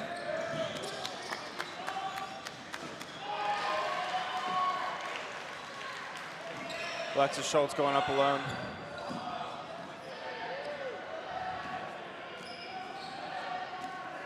Team's just trading reset throws here. Haven't had a kill in a few minutes.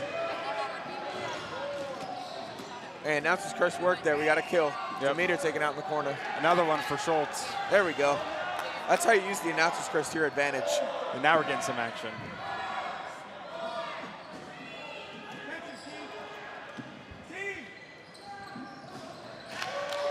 Catch by Edling on Priest brings back in Schultz. Yep, again, keeping these numbers even, keeping it interesting.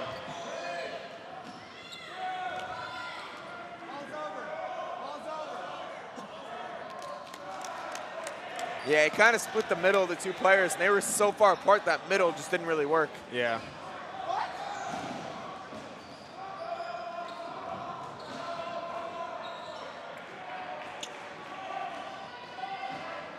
Now some discussion. Yep, ball's over.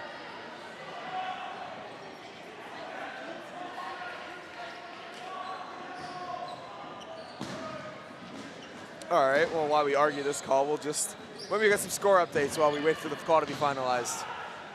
Yeah, big thanks to Cleveland State University for working with us to put on this event. We can't do it without the host school and, the support staff. This looks like some games have already ended as the scoreboards have changed on this live cast. Looks like we have Virginia still up 2-1. The clock says 3 minutes remaining, so Ohio by our looks like to be down to a few players. So it looks like unless Ohio makes a bunch of great plays, we're going to get an upset there. Northern Kentucky up 2-1 on Nebraska. Let's see if I can go back here. Yeah, that would be a huge program win for NKU. Yeah, it looks like Saginaw Valley held on to beat Platteville 4-1. And looks like Penn State did hold on and beat Bowling Green 2-1 as the scoreboard indicates. So if true, that's a big upset. Greathouse and Schultz connecting on that team throw. We're down to just Edling.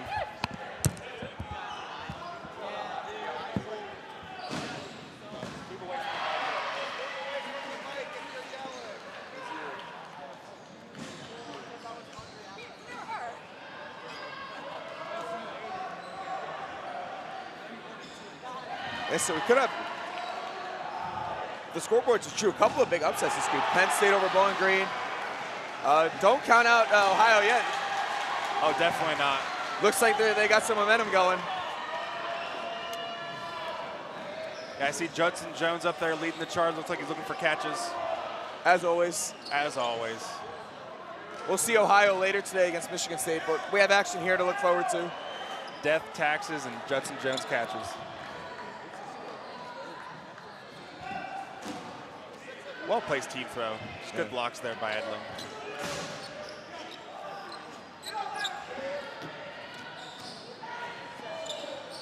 Let's set up another team throw. The ball's over to Miami. Just under 5.5 remaining. Yeah, really, good job by Akron to make this a long point. Using the running clock to your advantage and not really trying to press the issue too much.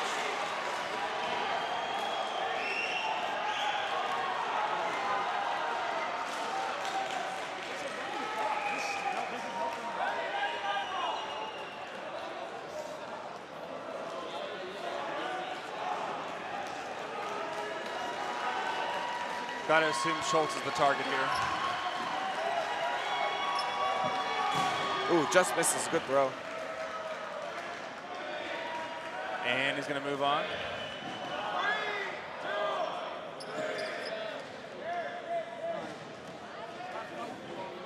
So Akron now has 2 balls. Still no shot clock.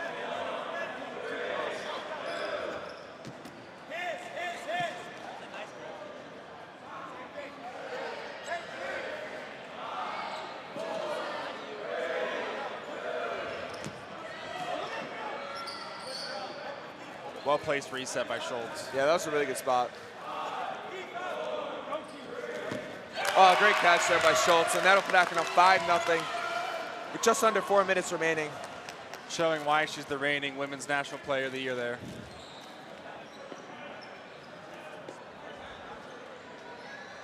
Looks like we're going to stop play here. Looks like Miami's.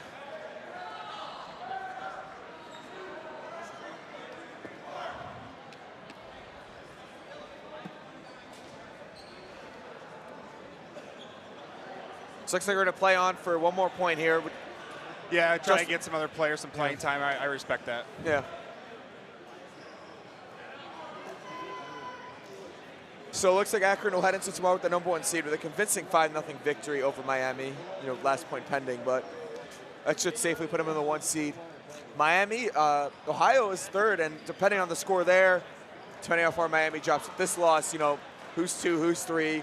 Does Michigan State have enough to jump up? There's a lot that could change in those middle seeds. So really have no idea where it settles until the end of the day. Yeah, and Akron still has JMU waiting for him in the last queue, I believe.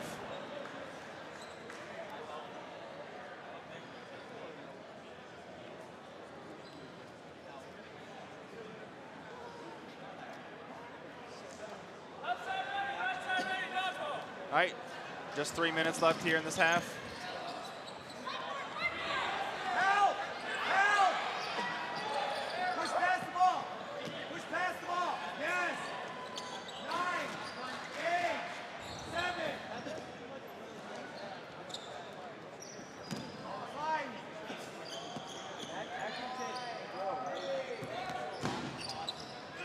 Nice throw there by Boone, just misses his target.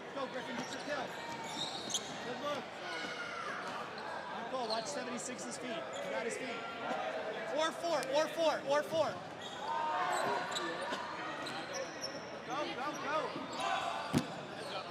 Oh. Hey. Run.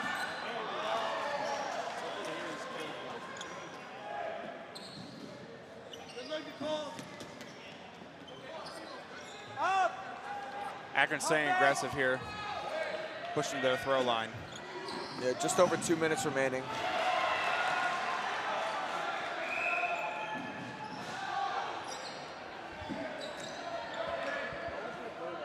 Boone gets taken out there on the toe tag.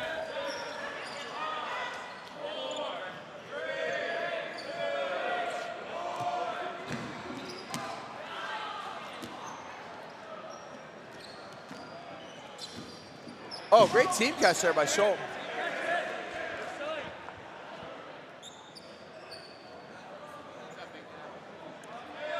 Just under a minute and a half remaining here. Oh, great catch by Young. Saw it last second. He's still going to make the play.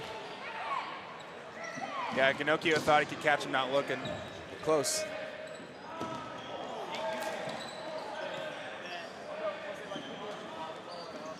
Priest showing off his acrobatics there.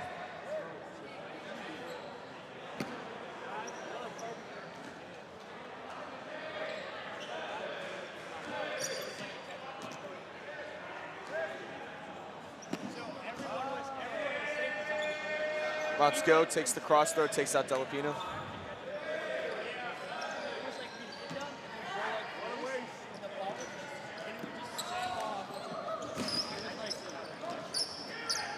Miami, number 22, showing off some acrobatics of its own. Yeah. Ray Moore.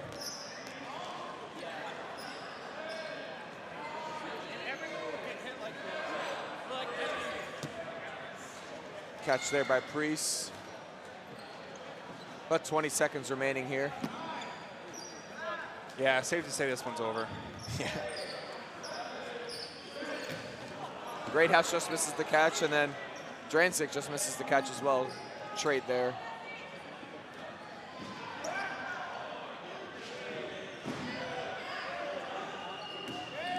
And that'll do it. So Akron wins 5-0 in convincing fashion. Yeah, very convincing win. That was one of the ones that Akron needed to prove that they belong here. You know, like we said, they had a lot of success this season so far, but, you know, coming into nationals is kind of a question mark of, you know, can they get it done when it matters? And they're proving that they do have what it takes, and you know, they're here for the long haul. Yeah, it looks like on the other court, Ohio just took the point. It looks like we might be heading to overtime there, so might be time to tune in the court 2 and see if we can catch that overtime. Yeah, absolutely. See if we can get a post-game interview with someone from Akron. Yeah, I already inquired with Coach Pfeiffer of who he wants to send over. Okay, so we'll let you take that interview as the Akron alum. Proud alum now after that 5-0 victory. Proud alum. And I believe next we have Michigan State versus Ohio, which will obviously will be a little bit of a while because it looks like Ohio has to play in an overtime period.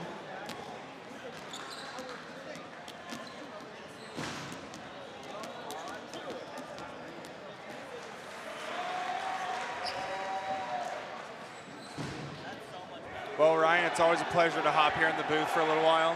Yeah, no, I had a great time. Unfortunately, all the games I commentated were blowouts today, but maybe I'll get one tomorrow that'll be a little closer. Yeah, absolutely. Yeah, but we had some good games. You know, Akron played incredible today. You know, earlier today I watched Cincinnati, you know, take care of JMU, and then Michigan State with a convincing win over Ohio State, which was closer than the score might indicate. You know, OSU made a mistake or two that really cost them that first point, and you really don't know how that game would have changed if, you know, they would have went up 1-0 in the half.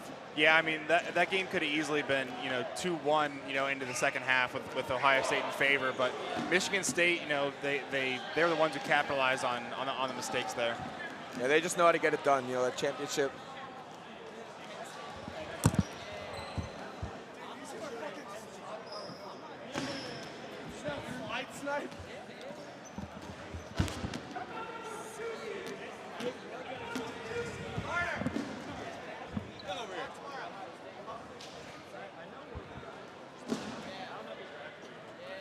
You can just hold it.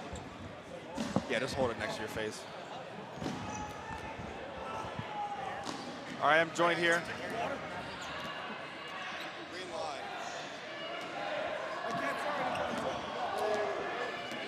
All right, I'm joined here by Coach Adam Pfeiffer and senior Kyle Voncio. Did I say that correctly? I apologize if I didn't. Voncio. Hey, number one. number one, great win, convincing win, you know, proving doubters, me, wrong. What do you guys think contributed to the dominant fashion in which you took care of business? When we play as a team, we're unstoppable.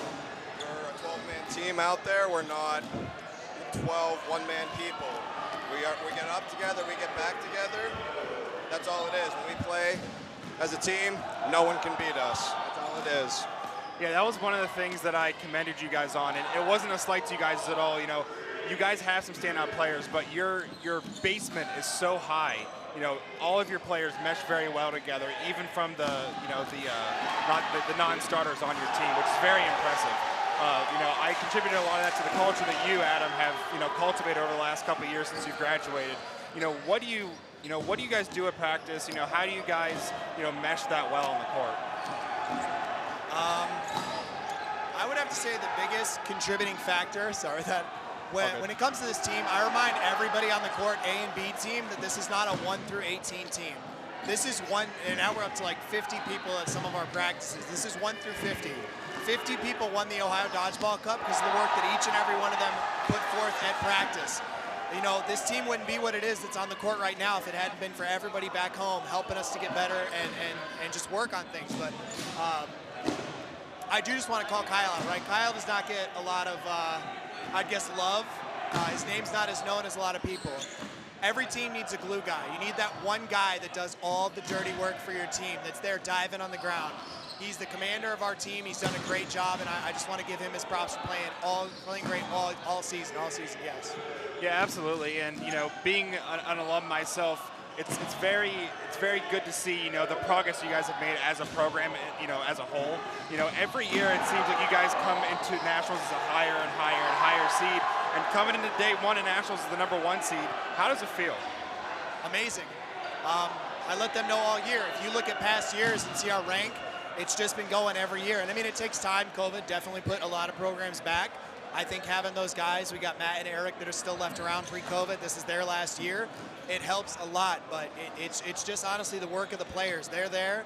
I mean, I do put in a lot of work, but it's rewarding because I can see the looks on their faces. I see how hard they're trying, and it's on them. They put in the work, and it's paying off. But as to the 1 seed, it feels amazing. It feels good. So what are you guys looking forward to most for tomorrow? I know you don't want to look ahead. You have JMU coming up, later on in the day, but this is the culmination of all the hard work you guys have done. What is the most thing you're looking forward to come tomorrow? I mean, our philosophy, every game, we just want to go 1-0. We look at it a game at a time. We're not looking too far ahead, so all we're focused on right now is 1-0 against JMU, and it's going to be the same thing tomorrow for all 4 games we're going to have. Awesome. Congratulations again. Thank you for the post-game interview. Really looking forward to seeing what you guys do later on today and tomorrow. Thank you all for joining us. I'm going to hand over the reins to the booth for the next commentary team here.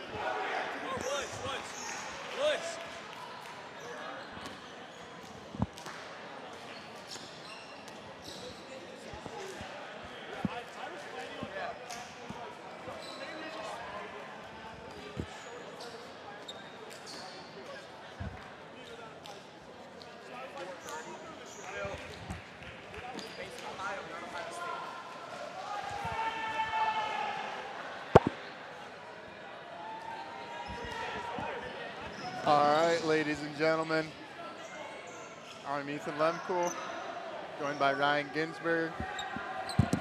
We're here to call Ohio University versus Michigan State University here at day one, 2025 national tournament for the National Collegiate Dodgeball Association.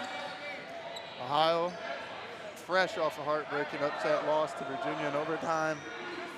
MSU hot off of a 3-1 dominant victory over Ohio State. Here we go. MSU gets a pull off the rush.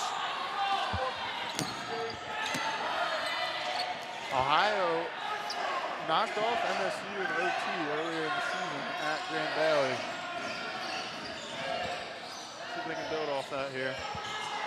Yeah, you wonder how Ohio comes off of that overtime loss against Virginia.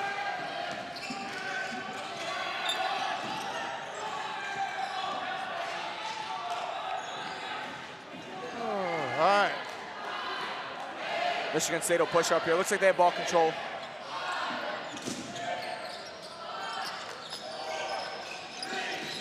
A big rip from Logan Neff. Nobody home. Cross just misses. A lot of throw misses here to start. Both teams filling it out.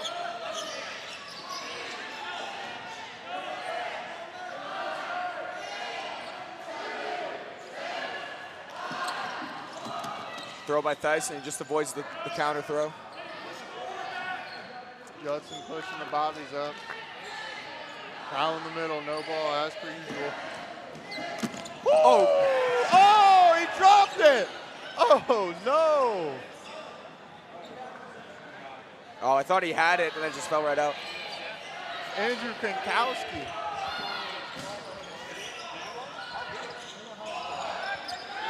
Krankowski had it and then threw it away. That was a tide turner.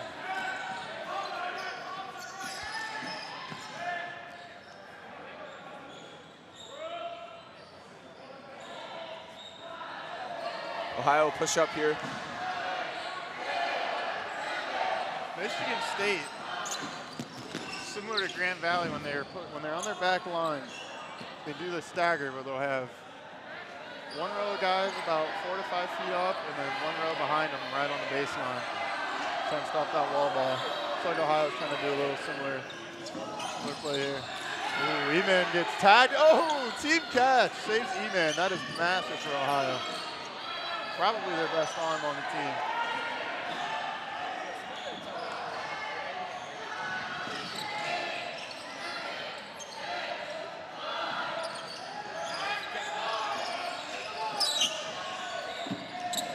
Very interesting to see how OU came out this game to respond to the tough loss.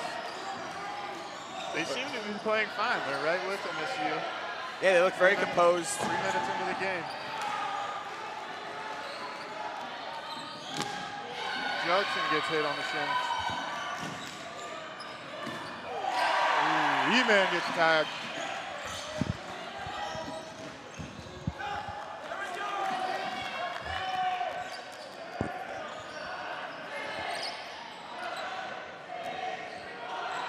Terrence fills in for E-Man there on the top of the screen.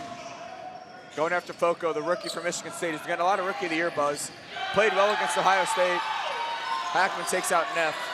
Looks like Edson was the one that tagged E-Man. That's another big out for MSU. Ohio's kind of just getting picked off now. Another one off the shins. Yeah, just a missed block there. Sloppy blocking from OU now.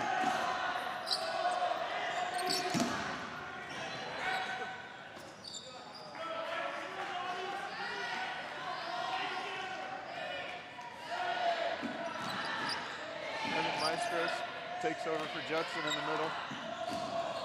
Parents is gonna probably have to start getting some kills here if Ohio wants anything to do at this point. They probably need a few kills and potentially a catch just to bring another player back in. There's one. Keaton Linebrink gets a tag. Yeah, takes out Miller.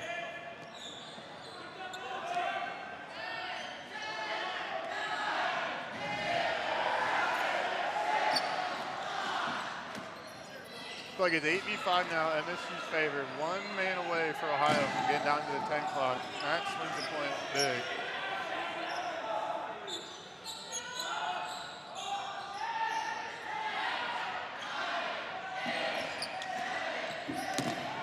Barrel ball just misses Watts there.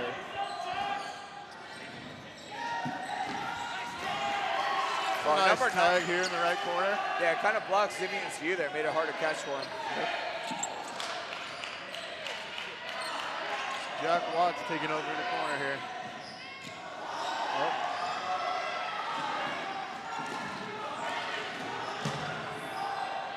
OU doing a nice job getting small, getting out of the way. Hanging around here.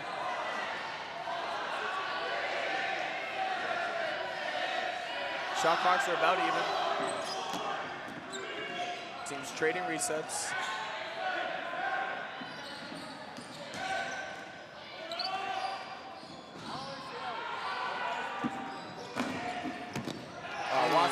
Watts gets tagged by Bear Ball there.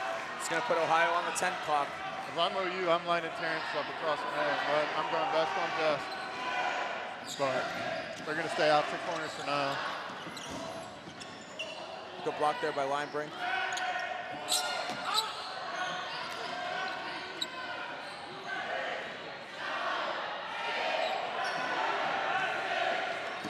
Ooh, nice catch. The highly touted freshman floats one there. Great catch there. Gets Ohio off the 10 cock as well. He made that catch. Ryan Tice brings in.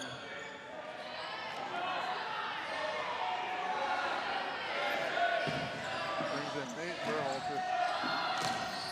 Terrence getting low. Edson got him.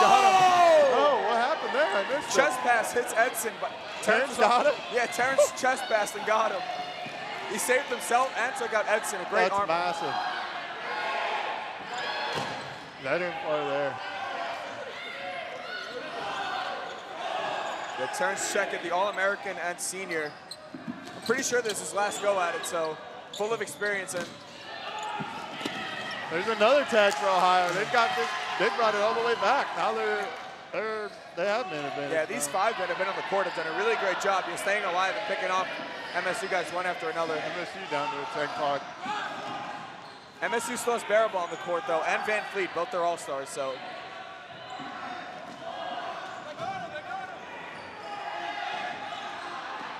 like they're gonna count that as a throw.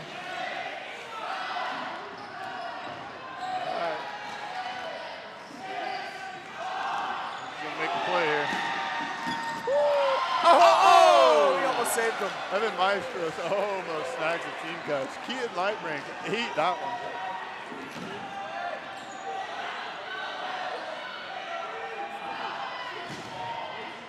Big rip from MSU. Team throw misses.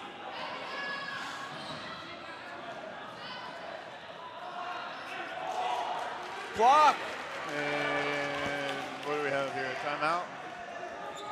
Yeah, timeout here by Michigan State to keep the balls on their side after that timeout, after that team throw.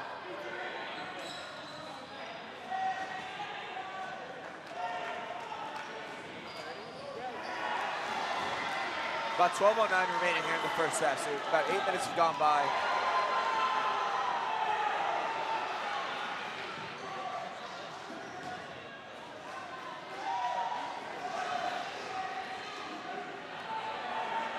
MSU takes time to regroup.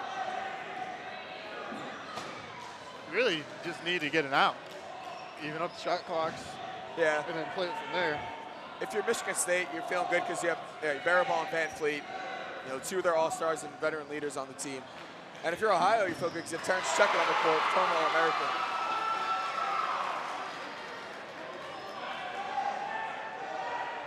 If I'm MSU, I'm coming out aggressive here, looking to get an out, even up the shot clocks. If we lose a ball or 2 in the process, that's fine. But if you just sit here and let Ohio bleed you out, it's not going to end well. There's a ball in the middle here, so you mentioned Ohio's going to get that. Oh, looks like they're going to. It's Michigan State's throw, actually, because they called the timeout.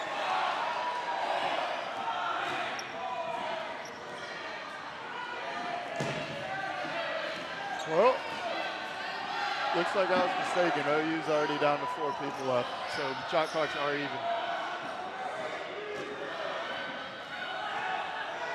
Michigan State only has 2 balls, so they have no clock. Oh, good throw, takes out Hackman.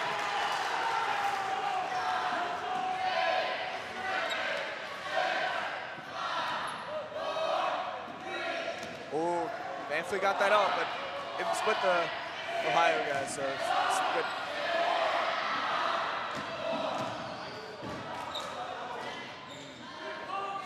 Terrence with the mean pump fake. Thinks better the throw there with Van Fleet on down. Oh, Van Fleet makes a nice catch on the back line. Not what you want from OU. That brings back in Slanik.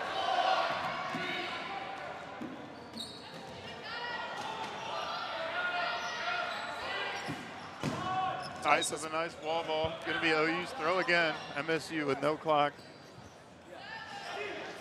Probably look for a team throw here if you're OU. That ball bounced, spare ball, stay alive. OU settling for some resets with major ball advantage.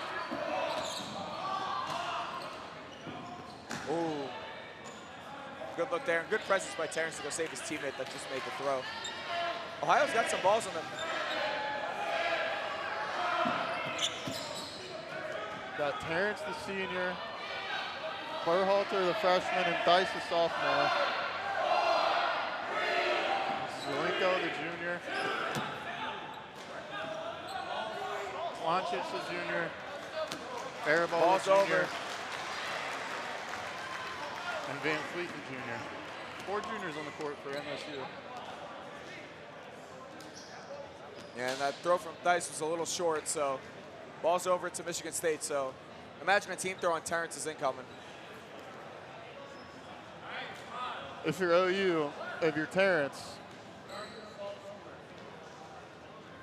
do you get behind somebody? Do you go for a catch? Terrence is a pretty good catcher. I would just lock it on Barabal and hope he hits you and look for that couch. We'll see. Easier said than done. Yeah, for sure. But he's out of bounds. I think you'll take that if you're MSU. Yeah, for sure.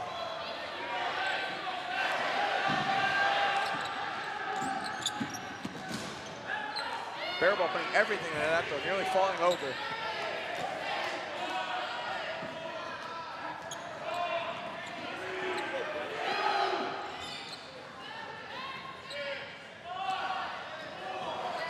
MSU, defending national champions. Looking to get it done for the second in a row. There's a big pull for Zach Van Fleet. OU down to 1 player now.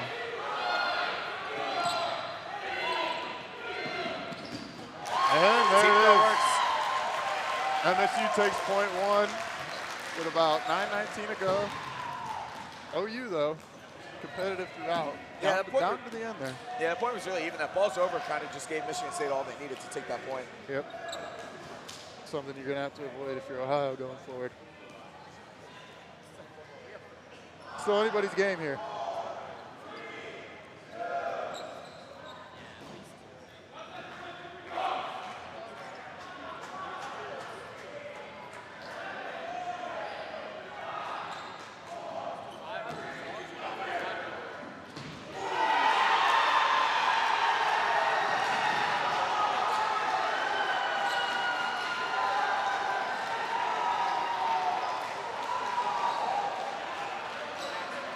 Points will get underway here shortly. Does that look like Cleveland State's like the first point on Grand Valley? I feel like no game is going to plan so far today. I'm sure that one will revert to the norm. Regress to the average.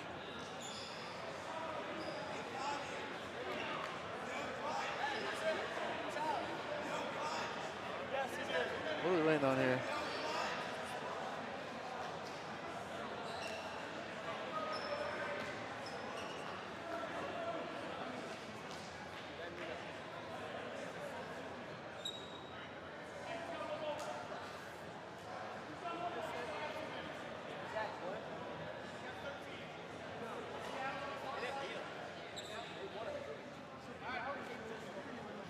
All right. We're going to get back underway here. Looks like Ohio's having a little trouble counting to 12, but they got it under control.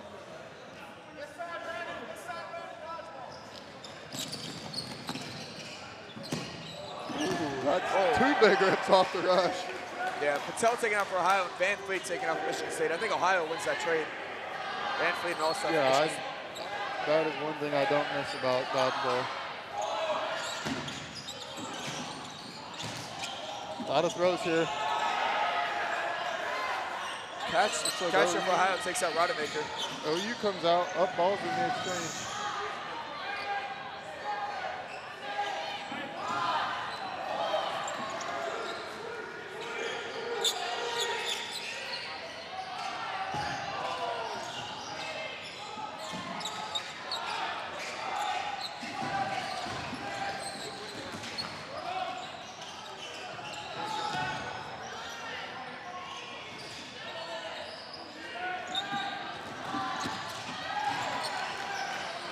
Kowski gets tagged. Dice goes down, trades with Hackman. Lots happening here in the center of the court. Yeah, if you're Ohio, though, you don't want any trade that involves checking, though, so. Ooh. Looks like Foco, they're going to say, pinned it on the ground. Thought it might have got him on the foot. Yeah, that was close. Neff gets taken down in the corner. OU just a little slow right now, just a little lethargic. Not a lot of energy from the bodies. Yeah, and just leaving themselves open, giving Michigan State easy kills.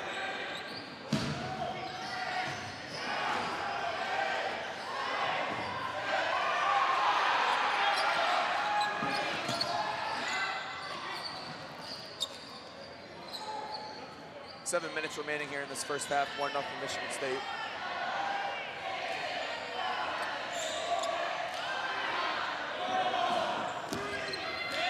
Rink goes down. Just a missed block there. Oh, E-Man with a nice catch in the top of the screen there. It's going to bring back number 24.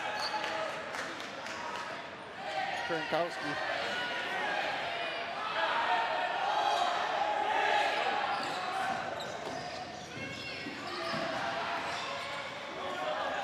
Jones is begging to get thrown at. Yeah, Jones loves those close. MSU knows better.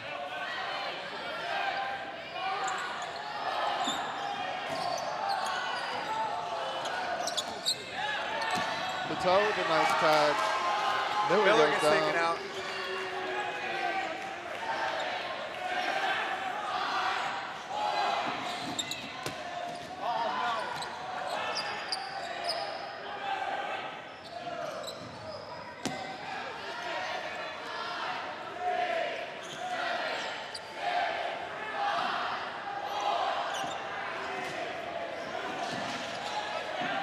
Slowly but surely, OU's working back into this. Ooh. Michigan State's made a couple long throws that Ohio hasn't really looked on the catches for.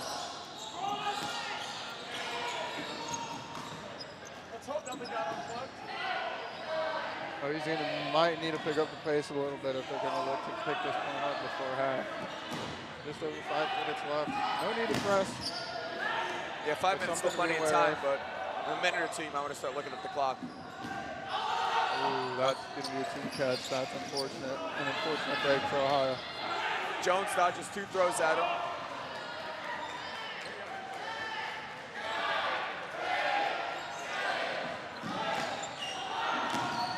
No spike.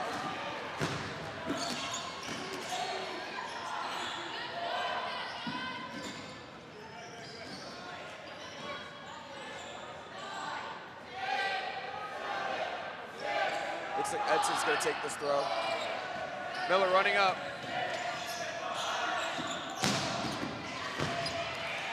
Patel gets taken out. Terrence has been out on the sideline for most of this play, and OU's right in it. MSU down to 7.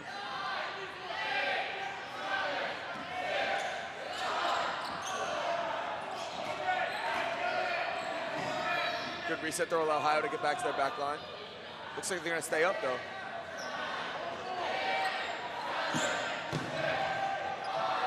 It's a good wall ball. Oh, he should have been, ooh, ground? Okay. Yeah, they're Russell calling it ground. I think it's the right call. If you're OU there, like to see him look for a team throw with MSU holding only 2 balls, but a little pressed for time it looked like on the shot clock. They're just content resetting right now with MSU holding 2 balls.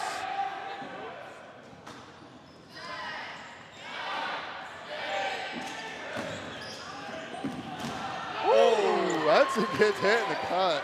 That doesn't feel good. Yes, from Miller, that's not a good, nice feeling. Yeah, and he is in the fetal position over there on the baseline. Yeah. That's a big output because Edson was probably the strongest arm on the cart that wasn't variable. So that's a big kill. Oh, and another kill. Slanchich goes down. Batiggi. And suddenly Michigan State's down to 5. Oh, Bobby's quietly here. 3 minutes remaining.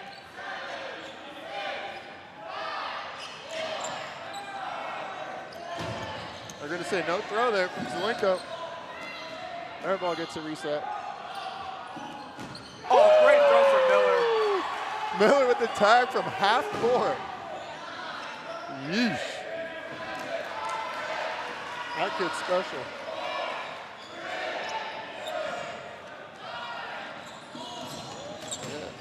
Oh, they take him out though. Oh. Looks like number 9 for MSU goes down in the trade. Another trade. Michigan State down to 2. Oh, I was just about to say Gurley made a bunch of catches against OSU in the first point. Baby Gurley goes down now. Just barrel ball left with 2:14 to go. Good block. Oh! That brings back in Van Fleet. Barrel ball with the team throw catch. If you're OU there, you just got to slow it down. No reason to rush that team throw. Especially with barrel ball moving around. You got to spread out. Oh, no. Attack them from angles. Looks like there's going to be a balls over to the Spartans. Not really sure what's going on. I'm not sure. Let's see if these Cincinnati refs can get a hold of this.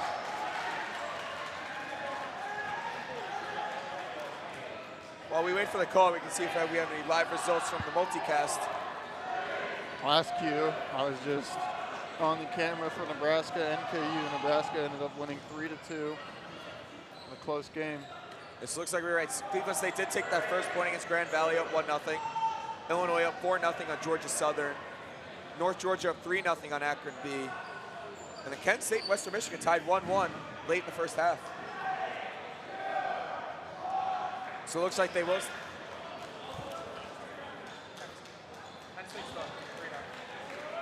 Penn State, 3-0 day today after coming into nationals winless. That's got to be the shocker of the day. Ball's over, we'll stick. So Michigan State all throws. Barrel ball and Van Fleet, you assume we'll make some team throws. With 1:48 remaining.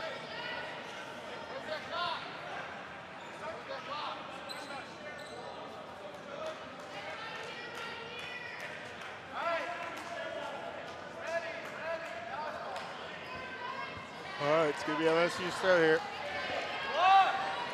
2 Spartans to 4 Bobcats.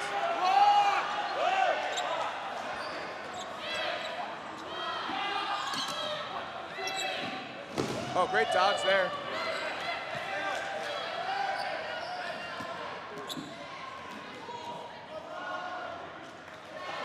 Ohio will push up here.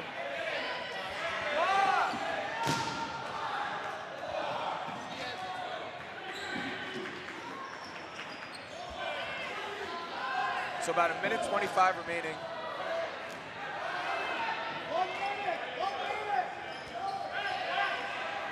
Oh, looks like Brzezinski has the time on his phone, so 1 minute remaining. Ooh, looks like it's going to be balls over against the Spartans.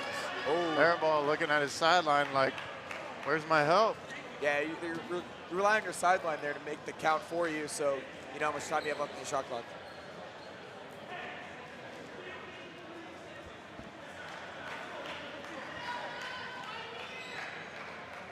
Time? 53 seconds. Looks like we have 53 seconds remaining in this first half.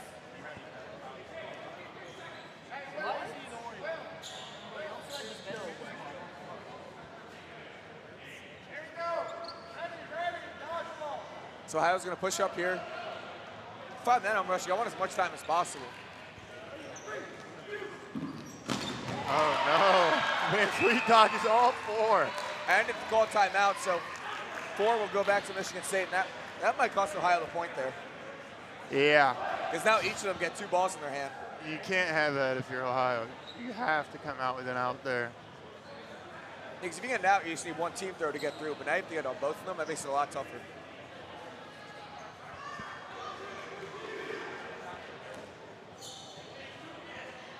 Yeah, I'm shocked at the choice as well. Dodgeball seemed to be the easy target, easy pick. OU goes for Van Fleet and comes up empty.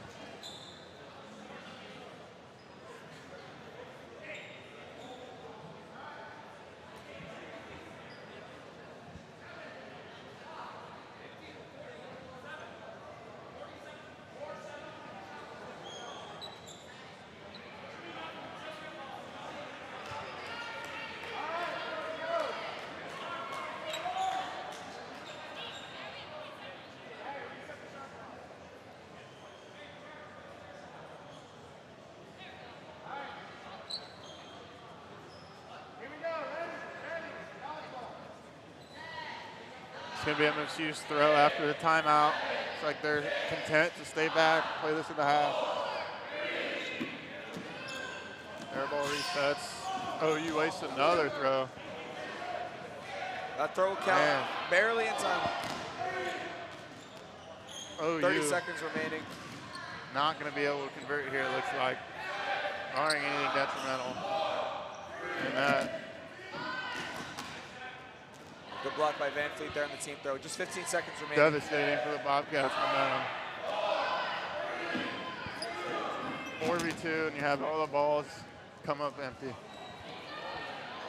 They're going to have to turn around the second half if they want to win this game. They're only down 1-0 though, so yeah, not over. Very much in it. A lot of dodgeball left, but yeah, the 2 All-Stars. That hurts. Baraball and Van Fleet on clinic surviving there. That They're hurts. saving a point for Michigan State.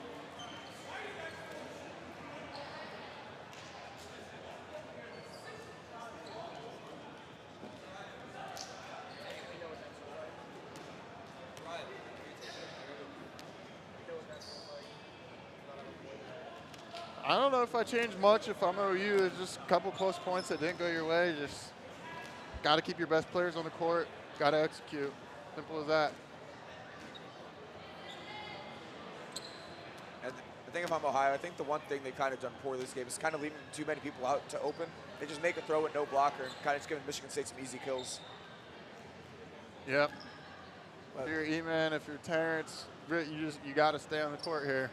And MSU did a good job of that, keeping Baraball for the most part. Foco out there. Do they continue to do that? Yeah, it's been a pretty even match so far. So excited for the second half.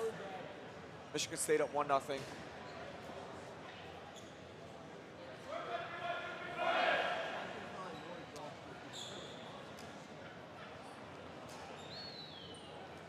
Looks like Grand Valley tied it up 1-1 going into halftime. Kent State takes a 2-1 lead over Western Michigan.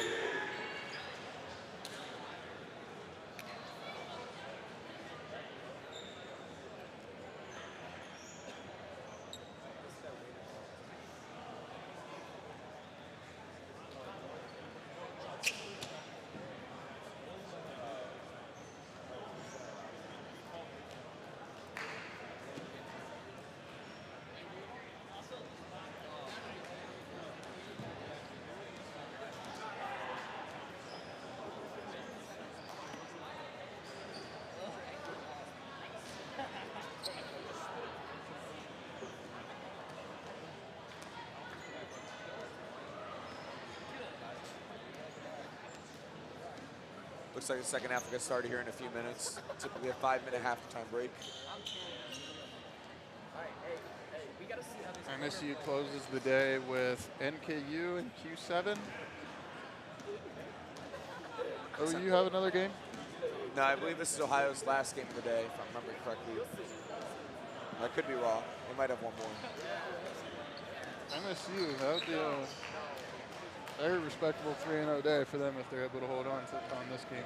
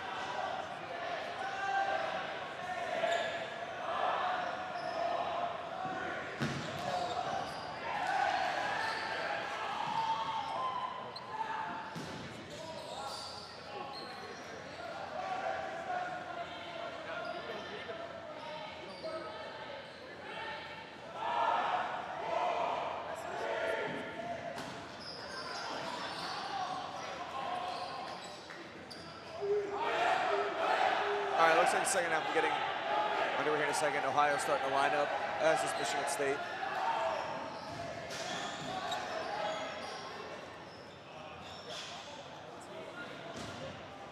What do you think, Kevin? What do you think about this game? What do you think about this game?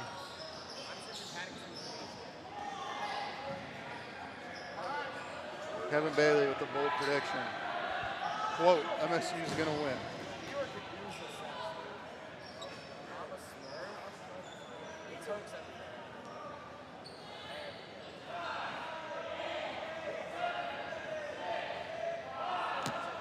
Second half getting underway here.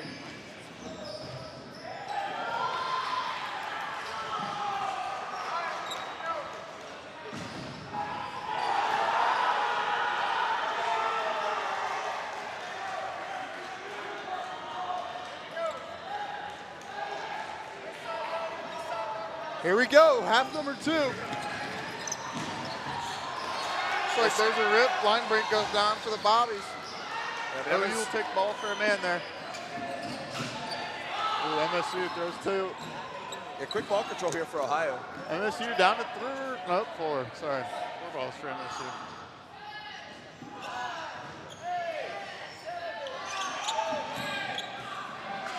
And now OU gives 2 right back.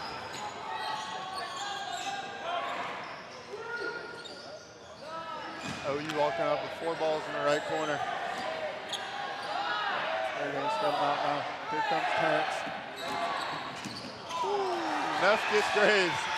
Takes us out there. Going to need to see more from him, I think, this half if OU wants to win. Yeah, for sure. Brendan McTighe goes down. Getting picked off. That's what you want to avoid if you're Ohio. Good block there by Checkett.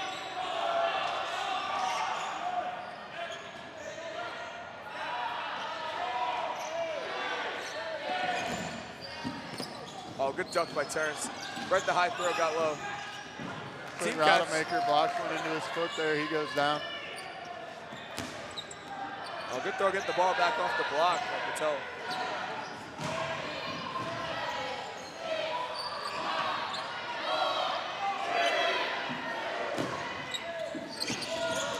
That's a big exchange for MSU. They're gonna hold most of the balls now. 7-3.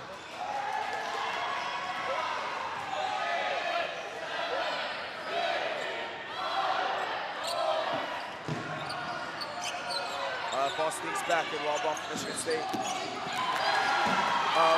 Miller floats one and caught by Foco. On the cross.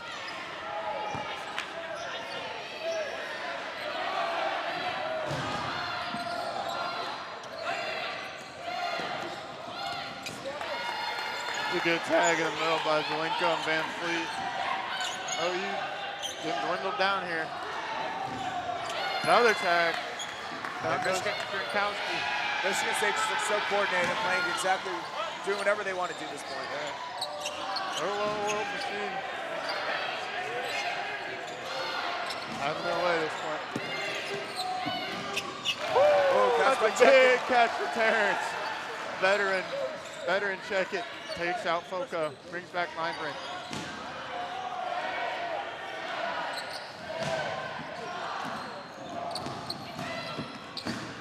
Wanted another one there. Edson throws wide though. Smart play.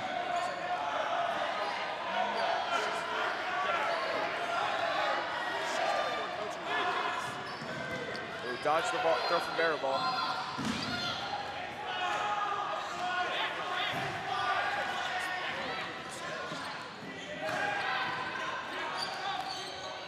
Looks like we got 6 Bobcats to 10 Spartans now.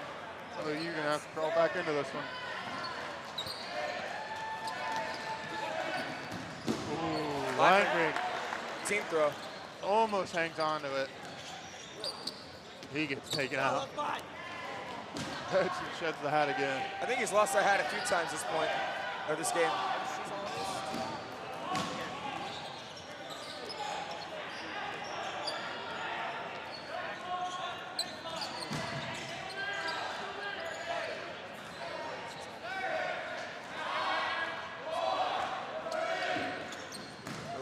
Long reset throw by number 9, though. Splits the team, so good reset throw from Jake Smith. It's a good catch from Van Fleet. Great catch from Van Fleet. Not what you needed for Ohio. Yeah, quite the opposite. Yeah, they need to catch it themselves here to bring themselves back to this point.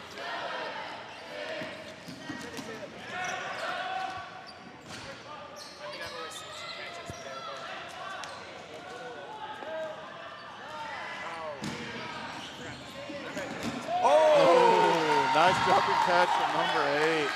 Takes out Baraball. That is huge. Brings back in Neff. That's a huge swing. Oh, I must have missed an OU catch there. MSU also made a catch. Oh, yeah, Maestro's caught Baraball to bring back in Neff. That's big for the Bobbies. Trading catches there. Looks like that one bounced up his leg. Nice stays in. Oh, yeah, Foco's back in for Michigan State. 2 really big catches simultaneously.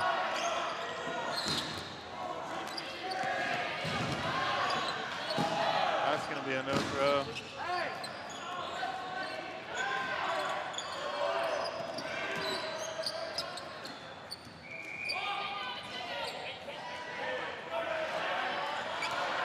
Looks like Bobbies are down to 4. Gonna need a catch. Get that clock back up to 15. Oh, good dodge on the team throw. Ice. Oh, Ice is gonna go down there. Oh, it looks like he's grazed his hand.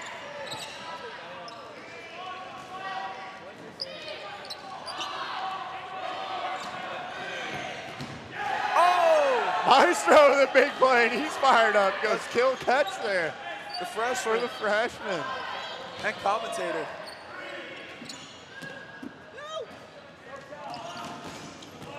Oh, Van Fleet is taken down. Oh, big tie. Takes one off the knee. He goes down. Neff just misses him. Good block by Checkett.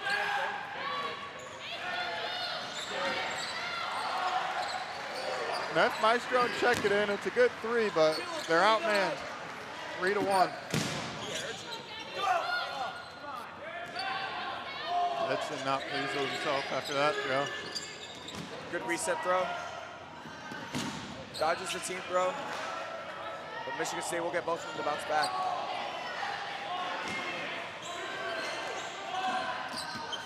Good reset from Terrence. He's going to look for a catch here, it looks like. Not holding the ball.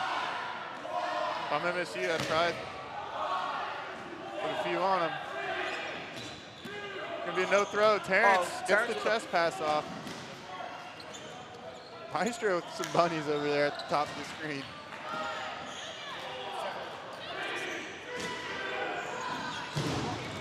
Terrence taking a lot of reset throws for Ohio right now. It's unfortunate ball placement, that purple ball in no man's land. It's going to count towards OU's shot clock while they're not able to possess it. Maestros is dodging all the team throws in the corner up there. All right, OU's turn. Looks like they're just going to reset and play back. Pick that ball up. Good block from Terrence. Able to get that ball. OU just content resetting their way through this game right now.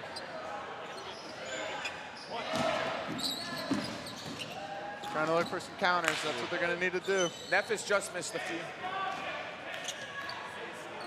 Neff has missed by less than a half a foot on 2 or 3 of these. Bobbies need a catch pretty desperately here.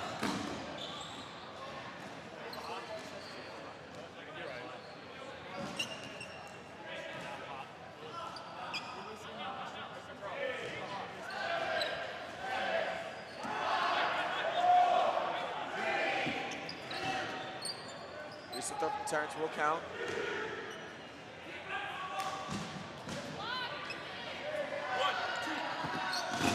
Neff gets small in the corner, misses the counter though. Oh, and he gets tagged by Zelenko.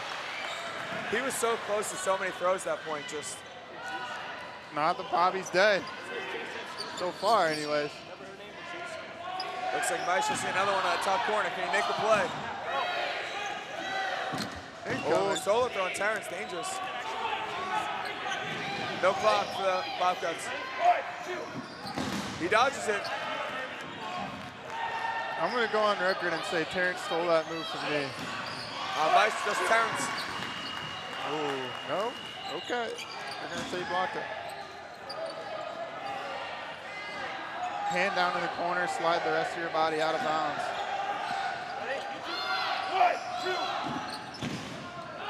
Able to evade another three-man team throw. All right. Now he's able to get 2 balls in his hand, you'd think. The problem right now is they've wasted so much time that if they lose this point, they might not have enough time. Yeah, that's... Oh! Terrence with a catch. My view is blocked by the ref, but Terrence makes a great play to bring back E-Man. Brings back in Miller. That puts a smile on his face. If I'm Miller, I'm taking a few throws here, try to get the... Oh, that was just a perfect team throw. Nothing you can do there. See what E-Man can do. 1v8. Like you said, they all come up empty. Oh! Nice catch by Edson. And with just under 10 minutes remaining, Michigan State takes a 2-0 lead.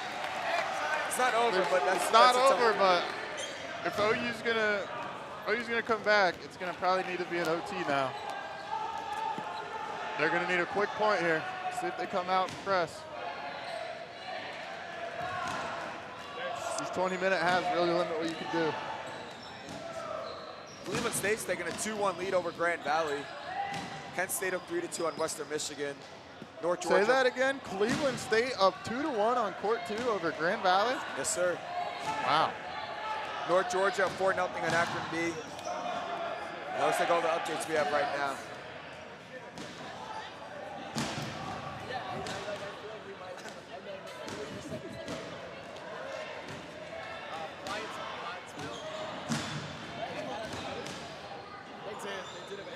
Looks like Illinois beat Georgia Southern 7-0.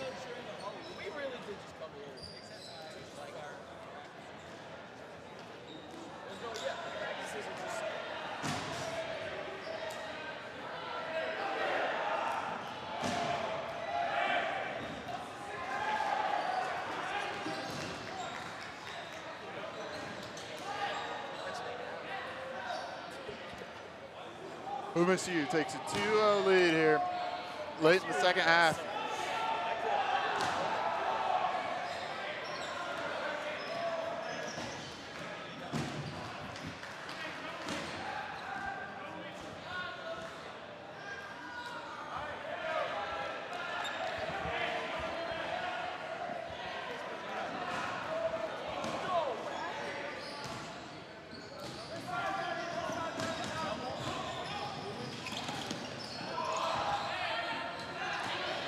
Ohio not going for any of those middle balls. It's a weird strategy, though.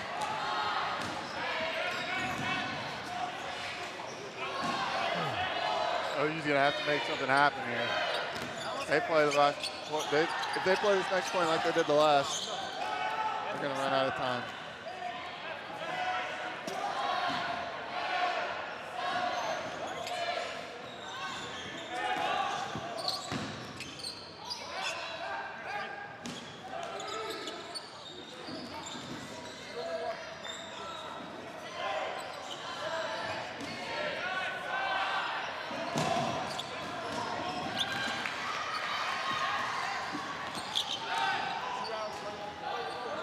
Few exchanges there in the middle, nothing doing. Oh, you're going to stay up. There's a catch by Baby Gerler. Takes out Dice. Seems like OU just doesn't have their arms behind them right now. Yeah, with 8:50 to go, they're going to need to make something happen quick if they want to come back in this game.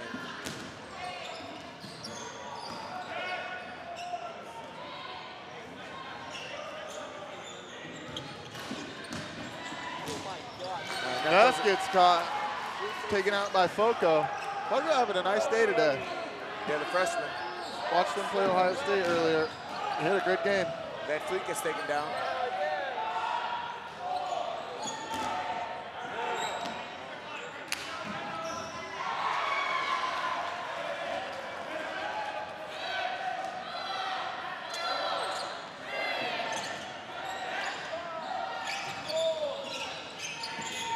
That throw will not count. That one sailed.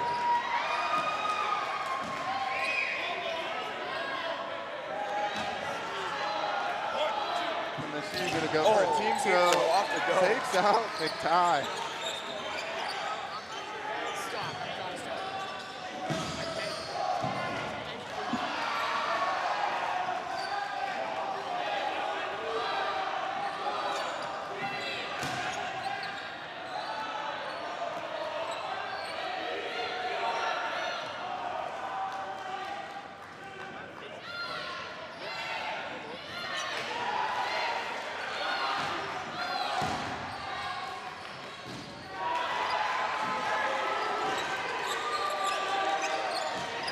Ohio pushing up here.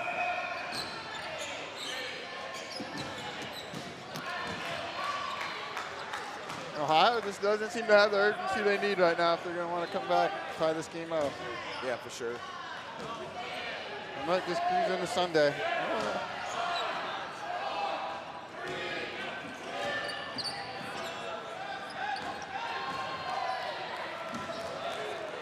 Tune in tomorrow. We got the 16-team tournament bracket to determine our national champion. Both of these teams will make the top 16 cut. Other teams around the day today are looking to qualify as well. Some teams on the cusp. Some teams firmly set.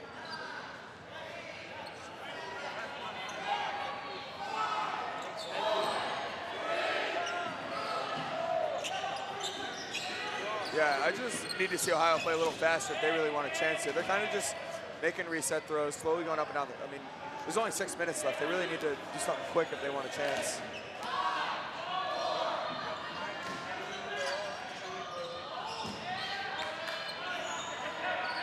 Hard to do that when you don't have balls. Yeah, that's been another problem this game. They kind of run out of ball control a lot of times. It's like Terrence is going to see a team throw. Gets out of the way again.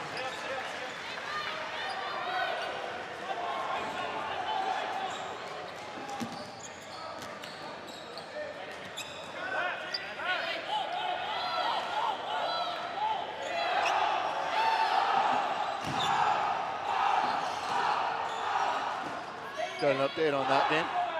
I can go take a look, see what our multicast Got does. some 2-2s. 3-1 Cleveland State. Oh my, 10 minutes left. Can't say I saw that one coming. Not over yet, but. That is. Told me that last year or 2 years ago. I'd tell you you're crazy. There's a good tag from MSU. Looks like we're just going to cruise control into the end of this game here. Yeah, 5 minutes left, and MSU still has like 10 guys left. I think this is kind of the point where you write off all of Ohio's chances here.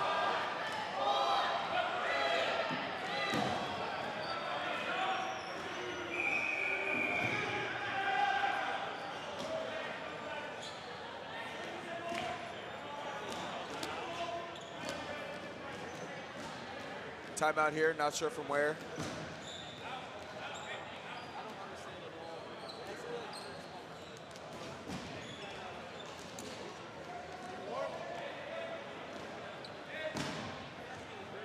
We got a little under 5 minutes here. Let's see.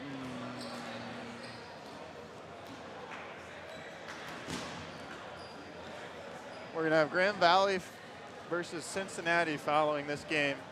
Should be a tightly contested one. Grand Valley down 3-1 right now. UC's been dominant today, it appears. Yeah, Grand Valley did have a victory over Bowling Green before, so that was an impressive victory, but this is a shocking result if it stands. UC dominated JMU earlier today. They'll finish off 2-7 on the main court.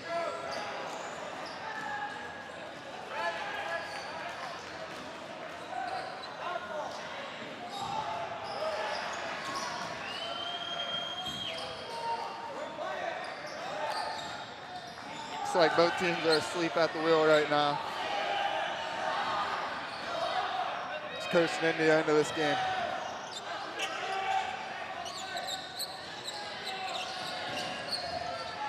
Yeah, just over 4 minutes remaining, so Ohio's winning. Number 6 gets taken down for Michigan State.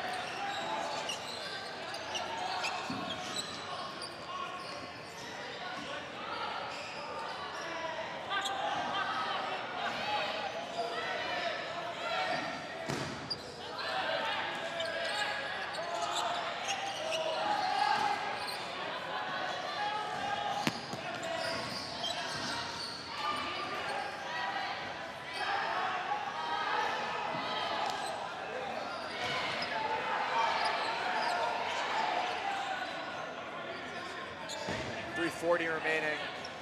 Yeah, kind of looks like Ohio's set up, putting us on cruise control, and getting ready for tomorrow.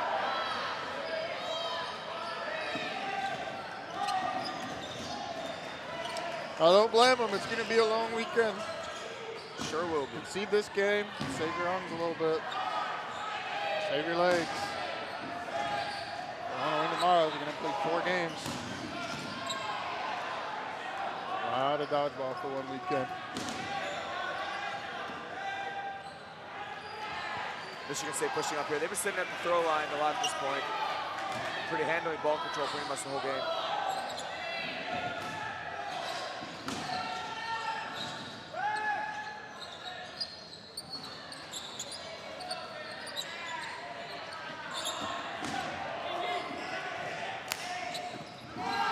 Oh, what a dodge. Polinski getting low to miss that one. Oh, he says it never must mind. have grazed him on the back. Oh, they called him safe.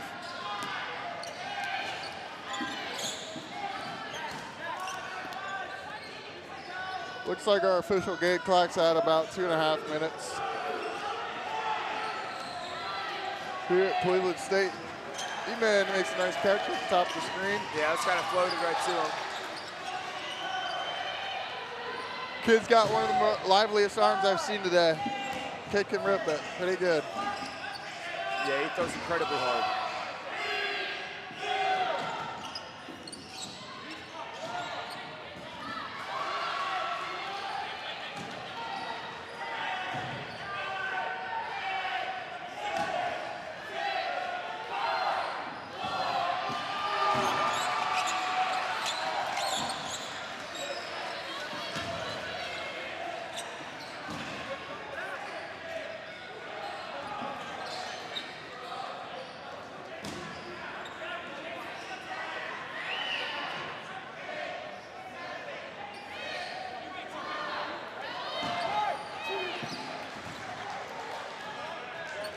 Watts gets taken out there.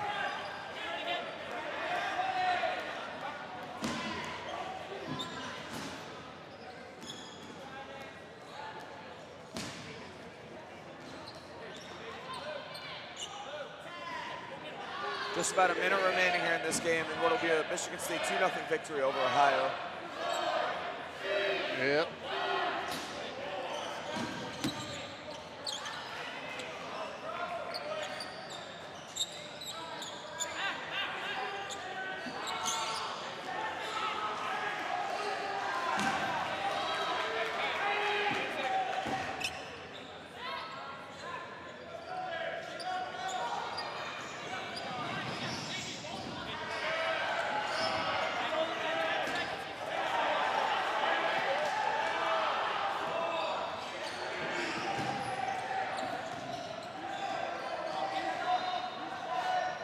Yeah, so this one's just wrapping up here. Just teams trading throws to waste the time here.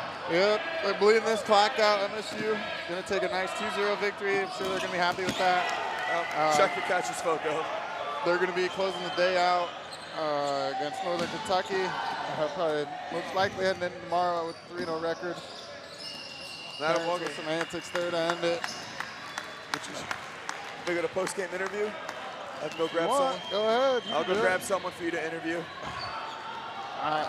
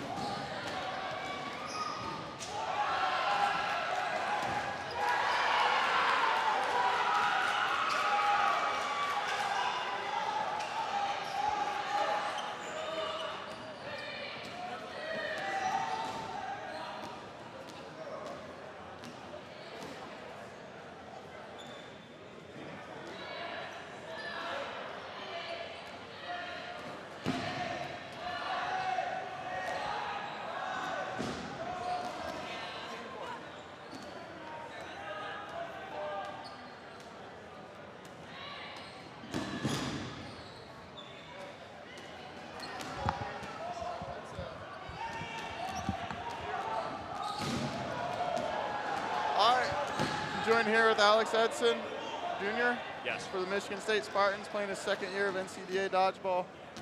Just picked up a nice 2-0 victory of Ohio. Yeah.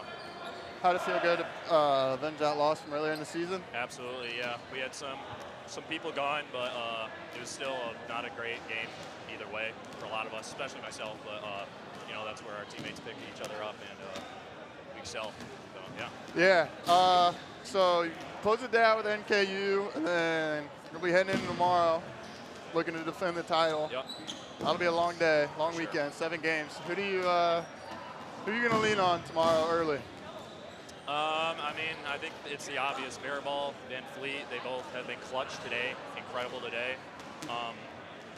Luke, he's the freshman right next to me. He is taking control when I'm not there, when I don't have the ball. He knows exactly what to do, so we got some good arms, we got some good people. Boca's been great today. Yeah, for sure. Seen him play both games today. He's been good. Yep.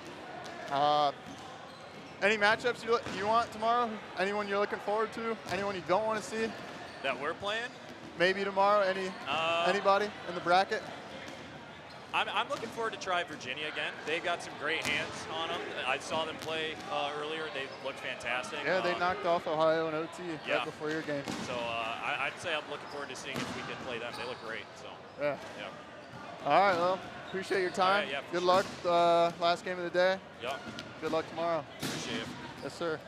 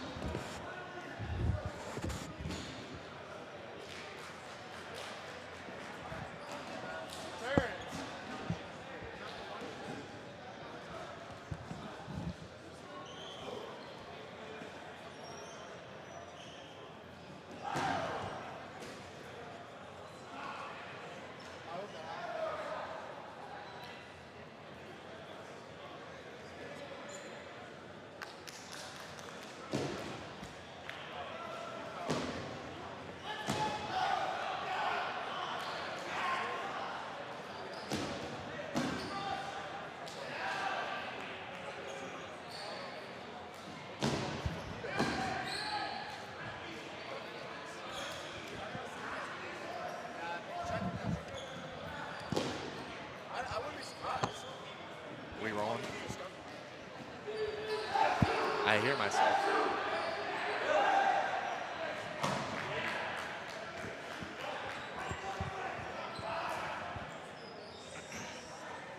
All right, folks. This is the final round of games for today. We got Grand Valley State University and we got the University of Cincinnati. My name is Kevin Skiba. I'm a former player, and joining me in the booth is current Ohio player and freshman, Andrew Krakowski. How you doing today? I'm doing well, Excited to commentate this game. Big game for both of these teams. GV just coming off a big loss upset from CSU, so excited to see how they respond here. Yeah, I'm definitely interested to see how this game plays, since the last time these two played, it was way back in November at Bowling Green, where they went to overtime. So I'm curious to see how these two are playing. Cincinnati has been playing red hot all day. They have yet to lose a single point today. Oh, Will Hyatt, what a great throw. That dude has an absolute cannon.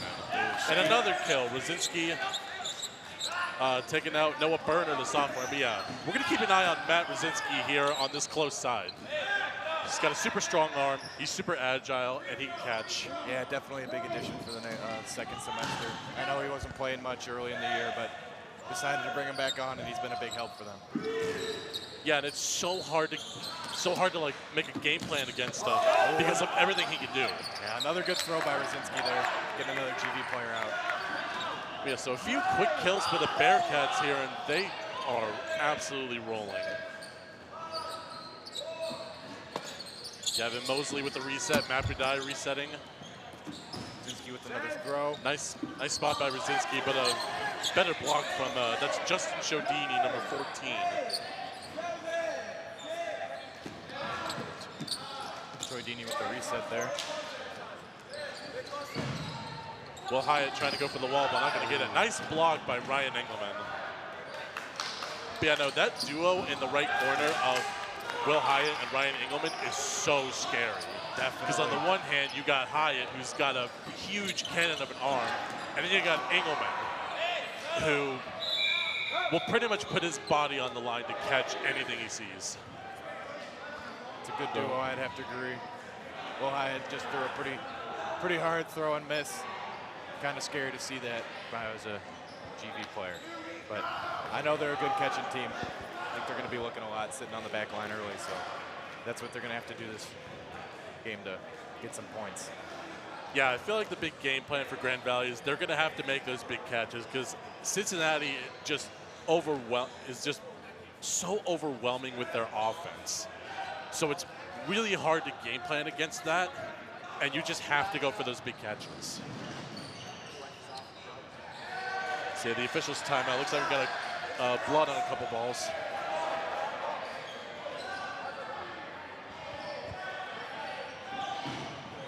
See, head ref Max Edling looking for 2 clean balls that have no blood on them. Shout out Max Edling, had a very clutch catch Q1 of today. Started off the day with an amazing game against Kent State. Kent State, yes. Oh yeah, that catch was absolutely ridiculous. I still have no idea how he managed to catch that.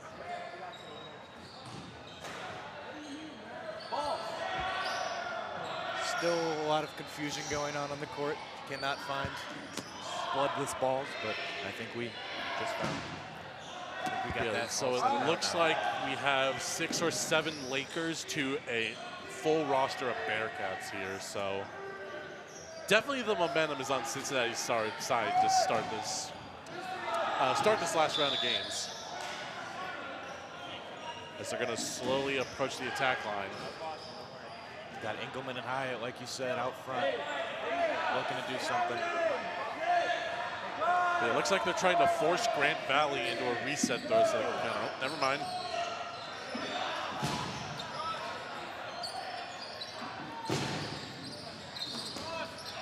Good block there by Engelman.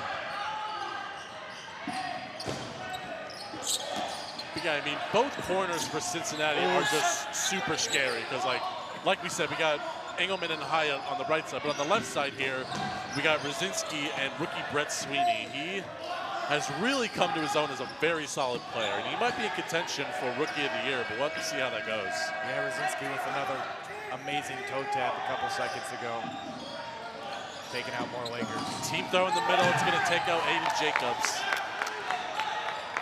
And Grand Valley is going to be on the 10 count quickly. Remember, GV started this point with only 11. They had a card in the last, I think they had 2 yellow cards in the last match. Already starting down. Yeah, they had 1 yellow card with a player tearing their shirt off in frustration, so they had to start with 11 this game, or to start this point. But yeah, no, just over 3 minutes have gone by, and it's just all guns blazing for the Bearcats here. It doesn't seem like Grand Valley has any answers. I don't know if they have someone out yet. Am I correct? I think it's still the full 12. Yeah, I believe so.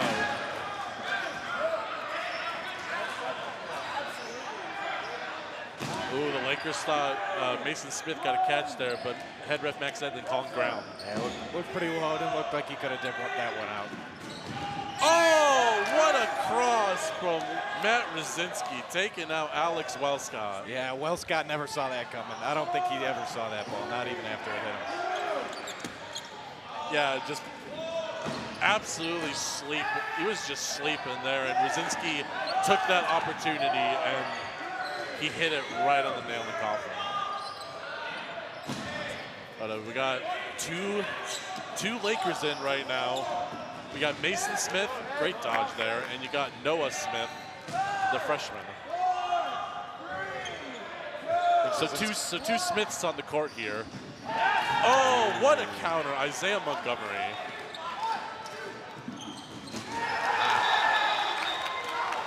Dominant point by Wow. Cincinnati there.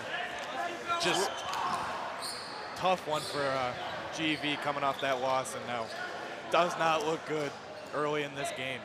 Yeah, it just seems like the Lakers have just run out of energy.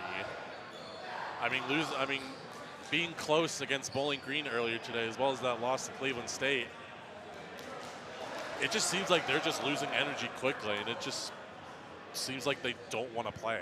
Yeah, definitely a tough draw for them here on day one. Facing a lot of good competition. Surprising from CSU, but we'll see what they have in store for the rest of this point and tomorrow. Definitely be an interesting team to see play day 2. So yeah, no, after this queue of games, it's going to be really interesting to see how the bracket lines up. Because I believe if Cincinnati is able to win this game, they are, I believe, guaranteed a 5 seed, maybe a top 4 seed. But yeah, that seems a little unlikely after both Akron and Michigan State had really great days. I think they both went undefeated. Or Michigan State's playing Northern Kentucky right now. But definitely some opportunity for some jumping in the seeding up high. OU going 1-2 today definitely opens up the door for a team like Cincinnati to get up there in the top 4, 3 or 4. Yeah, it's always interesting with pool play and how the seedings line up, since in the Gonzalez rankings, the points are on a 1.5 multiplier for day 1. Yes. So a lot of teams can shift around in the rankings, and you could end up on like one side of the bracket or on the complete opposite, and you just do not know until the end of the day comes. But it looks like an early advantage for the Bearcats at this point as Matt Budai resets.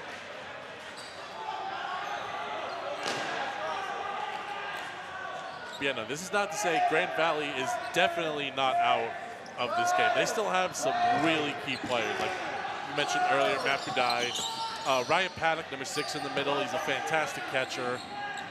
Aiden Jacobs, number 4. He's a really good transition player. Ooh. Yeah, as a rookie, definitely one of the better players I've seen this year. Definitely a good presence on the court. We'll see. I know he was getting a little hot-headed in that last game. We'll see how he feels right now. See if he's looking to put some anger towards Cincinnati. Claw back into this game. still early. So, yeah, no, if you're Cincinnati at this point, you really want to get that ball control. And, like, it can be a little hard to do with this wall they have to go against. But if they are able to get that ball control, they can just, and a missed catch by Jacob Mahar, number 33. But, yeah, no, if, like, Cincinnati is able to get that ball control, like it did last point, they could just easily steamroll the Lakers here. But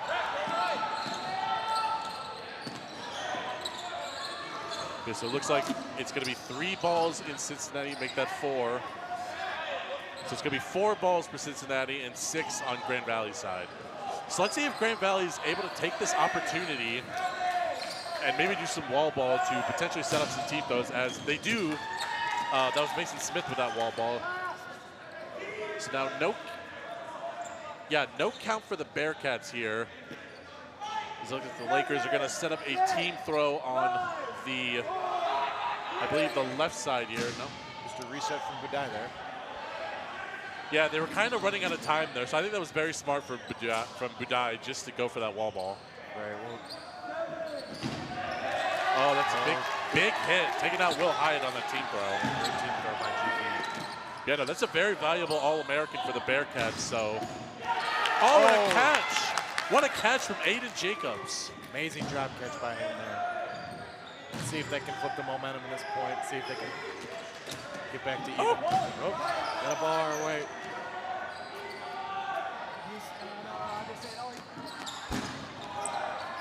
So yeah, it seems like Grand Valley with all the momentum this point. First point, it was all Cincinnati. Now the second point, it seems to be all Grand Valley. This looks like a team throw on the left side. They don't connect. But they do take out Isaiah Montgomery on the counter from Wellscott. GV's pushing hard here. See if they have anything. Nope, they're retreating. Just looking for the ball. This is the Grand Valley dodgeball you're used to seeing throughout all these years. Grand Valley is notorious for their transitional game. And it's just such a deadly strategy. Like, notice how they're creeping up, all the guys with balls creeping up close enough so Cincinnati is like, they're forced to be pushed back further from their attack line, which gives a big opportunity for those counter throws.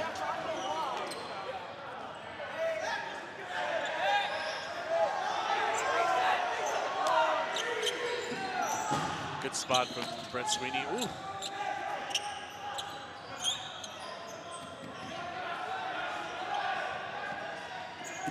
Yeah, it looks like you got 5 Bearcats in, so if one more goes down, they will be on the 10 count.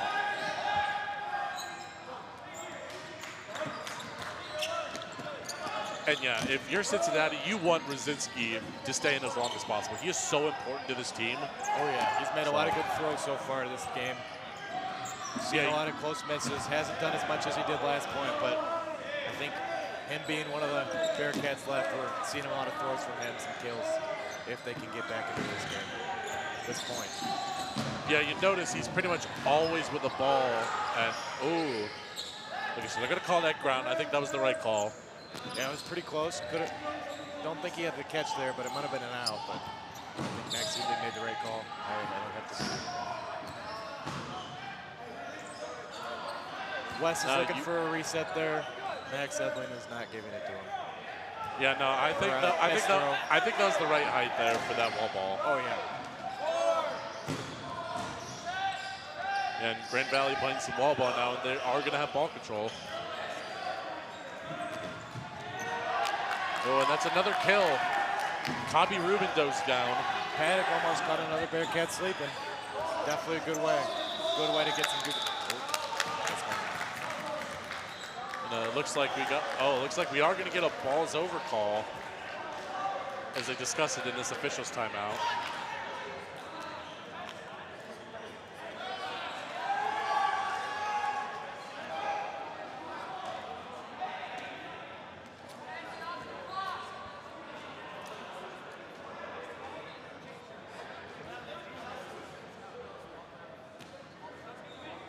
So it looks like it's not going to be a balls over, just a simple reset. Yep.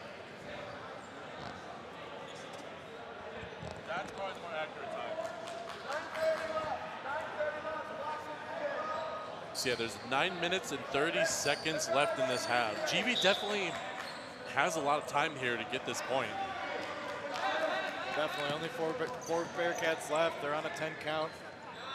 See how GV plans to attack.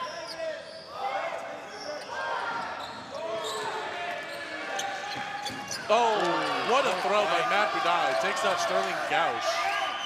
Sterling was just not ready for a catch there. Not ready for a ball. No, not sure what he was doing. I don't think he was expecting the throw to come to him. Not at all. He had a side turn. Just a lot of body, not a lot of ball blocking him. Oh, my. Oh, what a catch.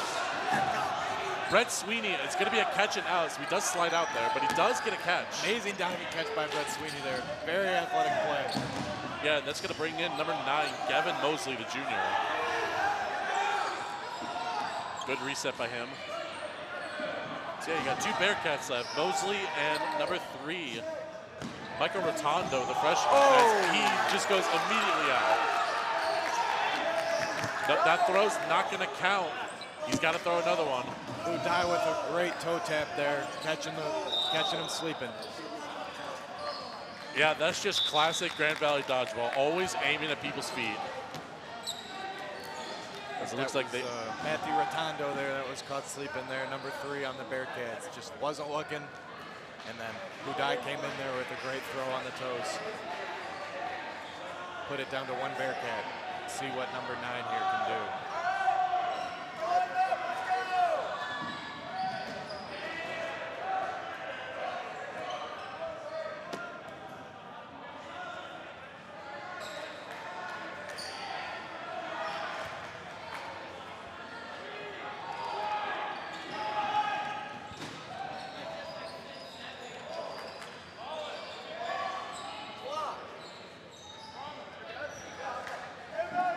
If I'm Grand Valley right now, I'm throwing every single dodgeball.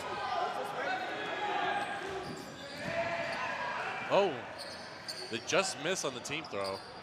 Looked like he might have been out there on the step, but I don't think they were too keenly looking at that to call it. Solo throw by Kiewicz, and a catch by Budai in the back. Mosley tries to reset it, and Budai's just sitting there waiting for it. Great point by Budai there. Had multiple kills. Good way for Grand Valley to get back into the game. Looks like we're tied 1-1 now. Could be anyone's game at this point now. Yeah, that point was just all Budai. Had multiple kills, great anticipation. Had some catches too. Yeah, no, he is the reason that Grand Valley is now tied at 1. Yeah, definitely a good response from Grand Valley after a tough last hour and a half from them. Took a point to get there, but definitely putting that away from them and in their pass. They're looking to move forward and stay up there in the rankings.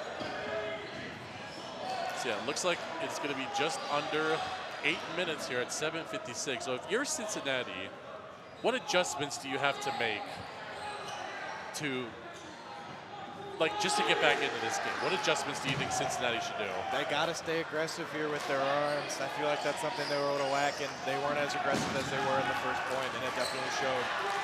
Also, some key players got out early. You got to protect your strong arms too, as long as playing aggressive with it.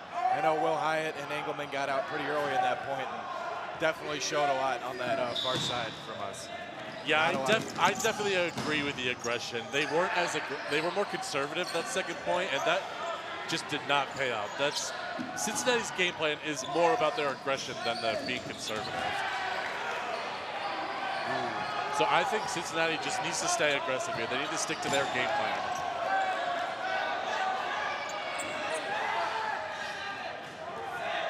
Yeah, I think as long as they can keep those corners strong, they can stay in any game. They got some really good quality players on those outside.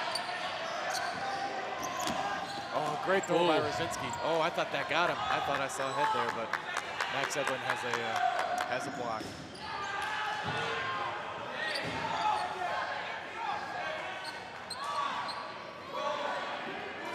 Right, and going with the reset, Aiden Jacobs returning. Good Blocked by Man, Medina, just good jump. Lots of resets right now. Both teams kind of jockeying for position here in the neutral zone. Mosley with a reset, another reset.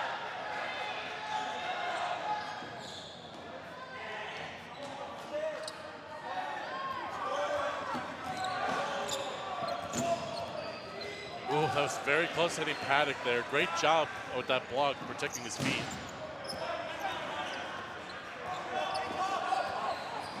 Grand Valley keeping Cincinnati on that back line. Looks like they're finally starting to retreat.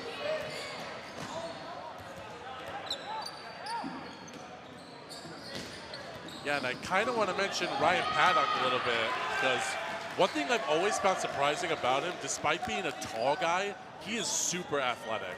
Oh yeah, I remember in Grand Valley not more than a couple months ago, he made an amazing catch jumping up with his legs. Just a lot of athletic plays from him. No, yeah, that was at the Ward. That was against BG. He had a double point blank. He had 2 point blank catches in a row. The guy is just super athletic, and that's not easy for a tall person.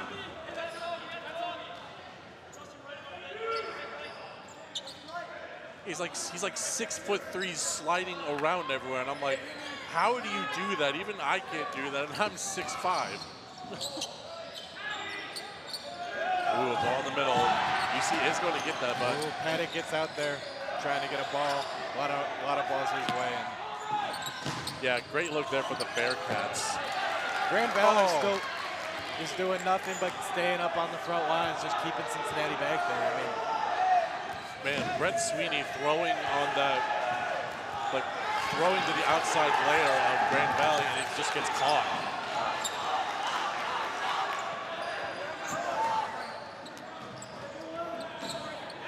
Ooh, good look there by Will Hyatt.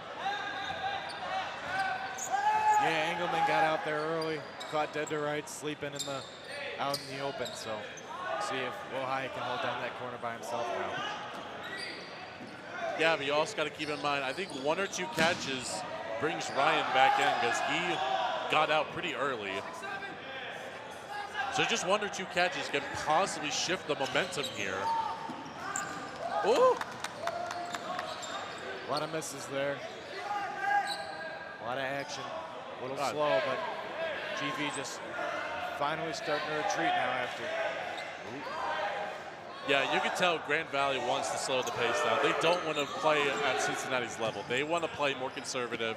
They want to wait for those countering opportunities.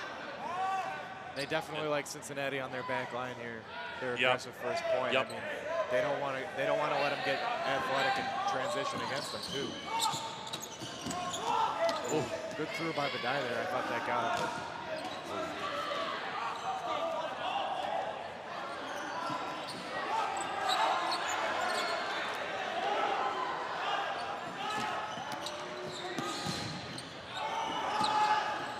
God, a lot of resets being thrown. There's a lot of action going on.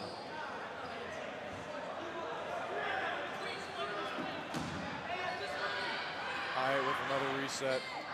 Looks like they're going to set up a team throw on the left side. Or just a single. Oh, and he gets caught. That's number 44, Jacob Young, the sophomore. That's going to bring back in Isaiah Montgomery. That's a big player to bring back. Oh, yeah. Jacob Young had a lot of clutch catches against Kent State earlier today. This looks like he's still doing that later in the day. A lot of good catches from him today.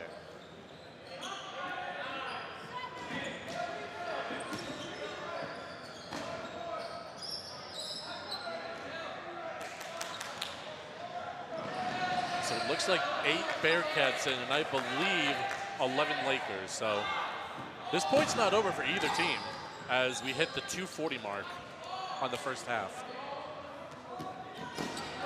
Looks like a straight 33 right there. Yeah, that's good gonna throw by Budai. Great throw from Budai. Skid his shoulder.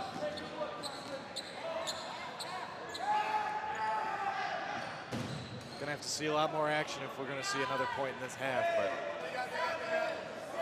see how both teams play with not a lot of time left in the half.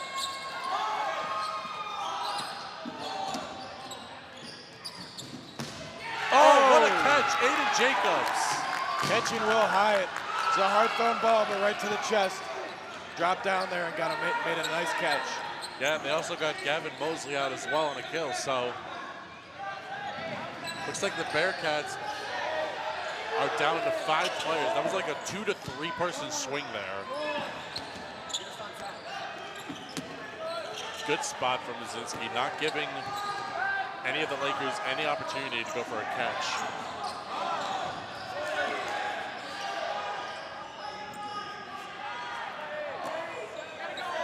Yeah, no, with little numbers on Cincinnati and with this much time left, you just want to get to the second half still tied.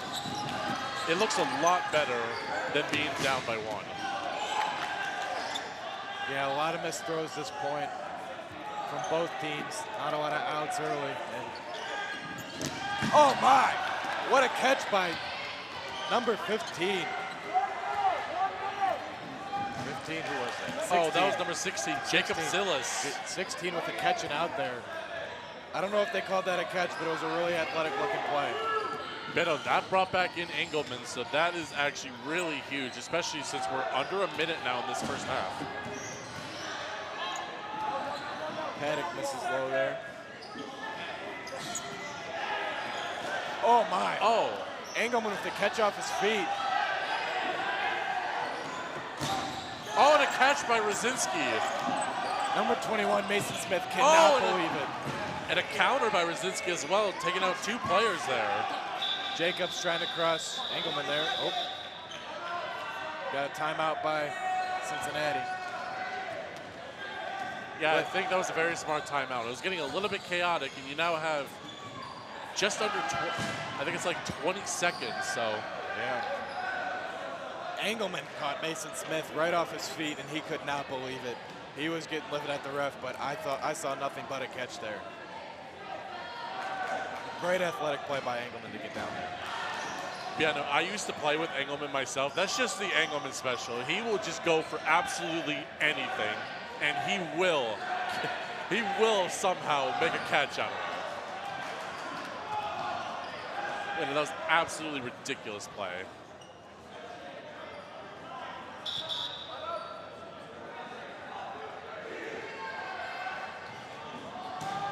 So it looks like 6 Lakers, so it's going to be a little hard to do in 20 seconds, but we'll see what Cincinnati's game plan is going to be. If I'm Cincinnati, I'm just immediately...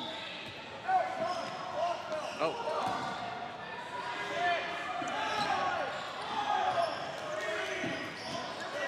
Looks like we got 15 seconds. Don't think this point's going to end in a decision. Oh! Excited to see what happens after halftime, the rest of this match. See which team gets the momentum. Looks like Pettit got out to end the point with a second left, but we'll see what they say on the stat sheet. Zeno, that's going to be the end of the first half there.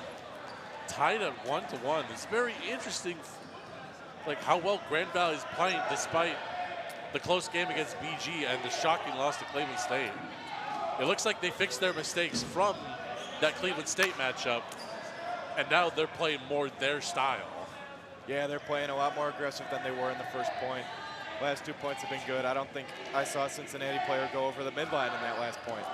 Just keeping them back on the back line. And looked like it was working for them, but we'll see if they can get some points a little bit faster this second half. See if they can keep it going. Yeah, no, I've definitely noticed that more aggressive transition style from Grand Valley, and it's just paid off for them those last 2 points. Even though they didn't get that third point, it still shows how well they've just executed their game plan.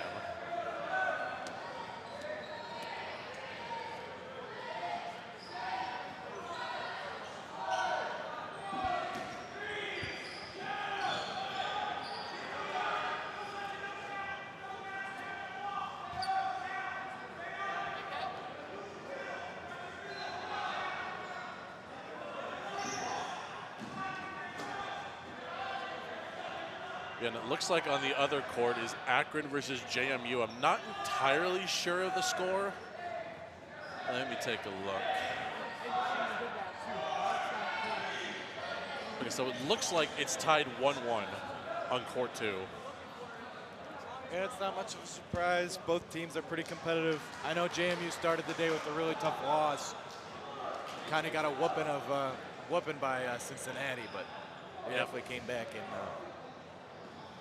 they're recovering from a bad start to the day.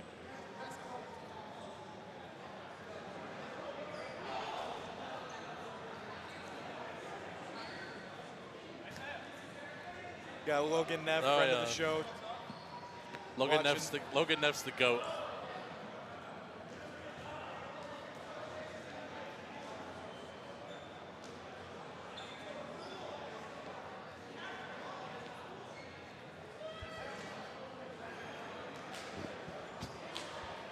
Logan Neff, who are we thinking taking home this game in the second half? It's 1-1.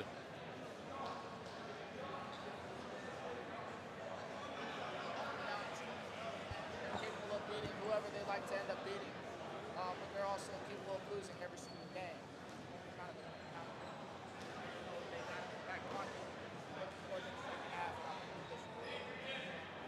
Of course, great words from Logan there. A veteran in the league.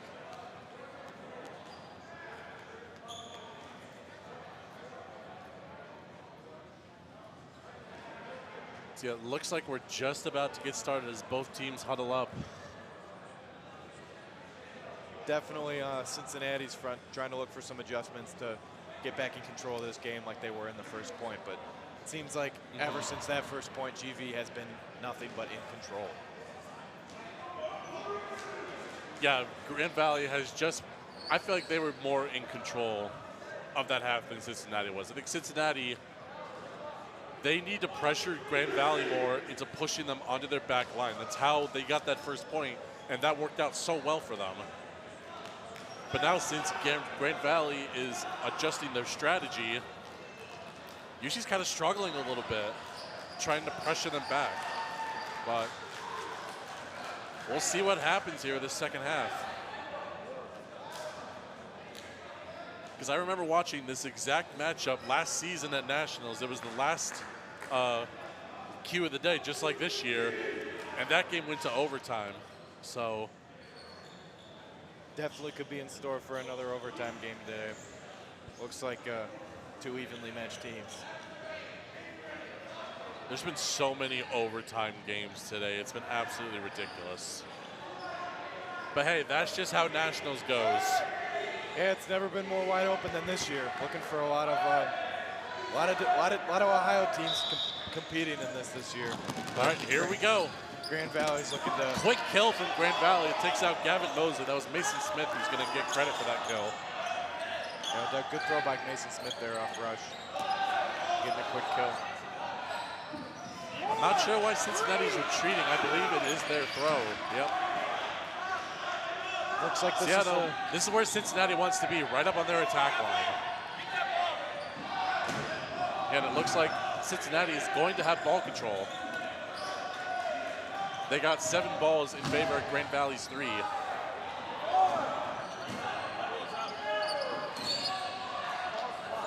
Ooh, good protection there by Shodini and a great block protecting Mapudai. Good throw there by Brzezinski. Just couldn't get it to land. Oh, nice. Great block and throw by Engelman. Yeah, he had a great block, and he had an even better counter, taking out Connor Picard there.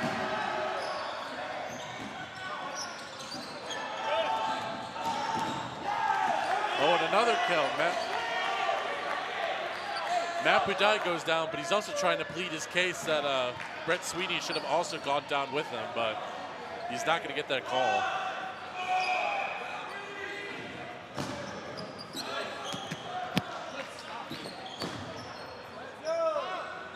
Isaiah Montgomery trying to go for the wall ball there. He's not going to get it. Great stop there by the Lakers. Oh, big hit. That takes out Jacobs. Not sure who that was throwing there, but it was a... Oh, my bad. That wasn't Jacobs. That was Shodini. Strong throw from whichever Bearcat threw that. Right in the chest, just hopped out. Just too hard to catch. Ooh. Ball in the middle, both teams trying to fight for that ball. And it looks like Grand Valley is going to get that ball. Good pressure there from Michael Budai.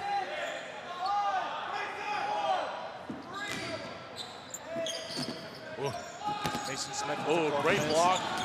Oh. Go high on the counter. See what he. And then Cincinnati looks like they're retreating.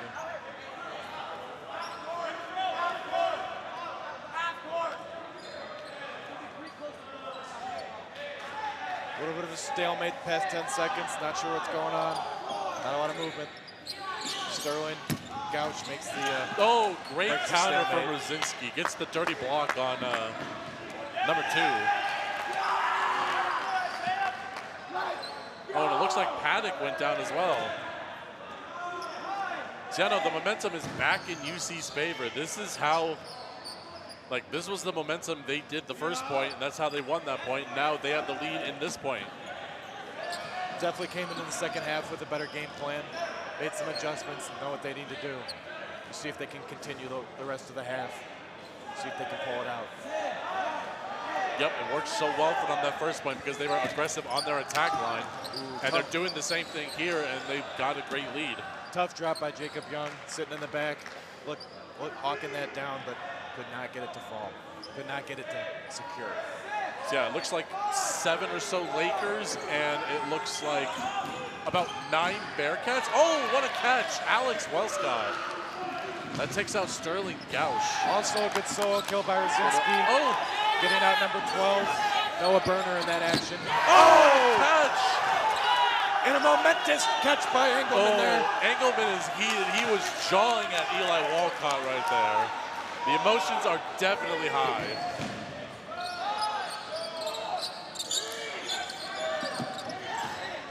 I mean, this is the potential for a top 5 seed for both teams here, so no wonder emotions are so high. Aiden Jacobs with a nice throw on number 7 there, Brett Sweeney. Got him on the toes, caught him lacking. Ooh, Mason Smith. Ooh, I'm out. Oh. Looks like an official's timeout. Oh, looks like they're trying to count the balls. Might have a couple too many, a couple too short. Not sure what's going on.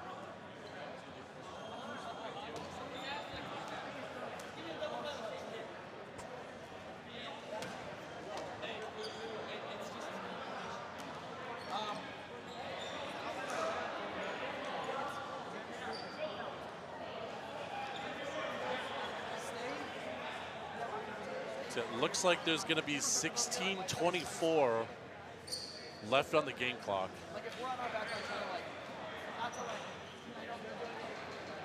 Okay, so it looks like one ball is going to be in the middle here. And it might be Grand Valley who gets that ball in the middle because they do have ball control right now. UC only has 3 balls on their side.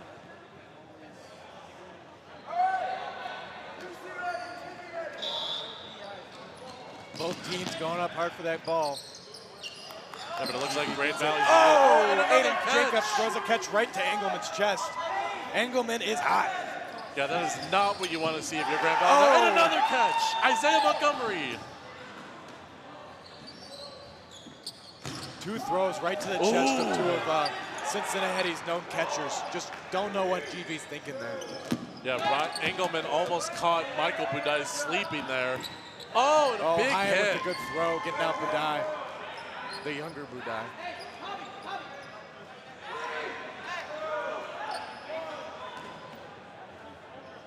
Looks like it's just Alex Wellscott and looks like Mason Smith left for the Lakers. Oh, and Wellscott throws a catch right to Engelman. That was a bad look there for Wellscott. I'm not sure what was on his mind there. Looks like they got him there. He had 2 balls, but it looked like they got him out. Yeah, no. Yeah, no, head ref Max Edlin calling him out. I'd have to agree with that call by Edlin. Mason Smith. Yeah, I Mason think it's Smith just getting heated, but I thought that had him.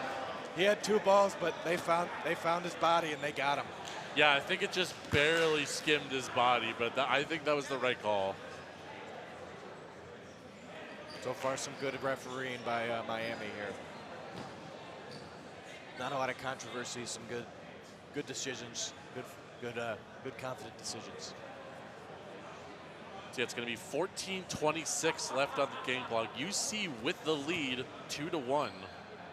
Engelman just had an amazing point there. I think he had 3 catches in the last 2 minutes of that point, and it just sent that UC was into a momentous just overhaul of kills and catches and everything. Just really took down GV, and another tough game for GV. We'll see if they can get back in it.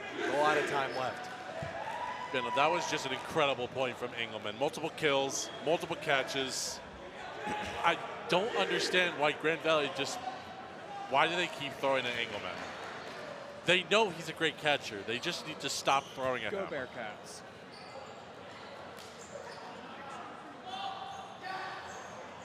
Or if you are going to throw at Engelman, you do a team throw on him. Single throwing Engelman is just not going to be it. Exactly, and right to the chest too. All 3 catches. I mean, yeah.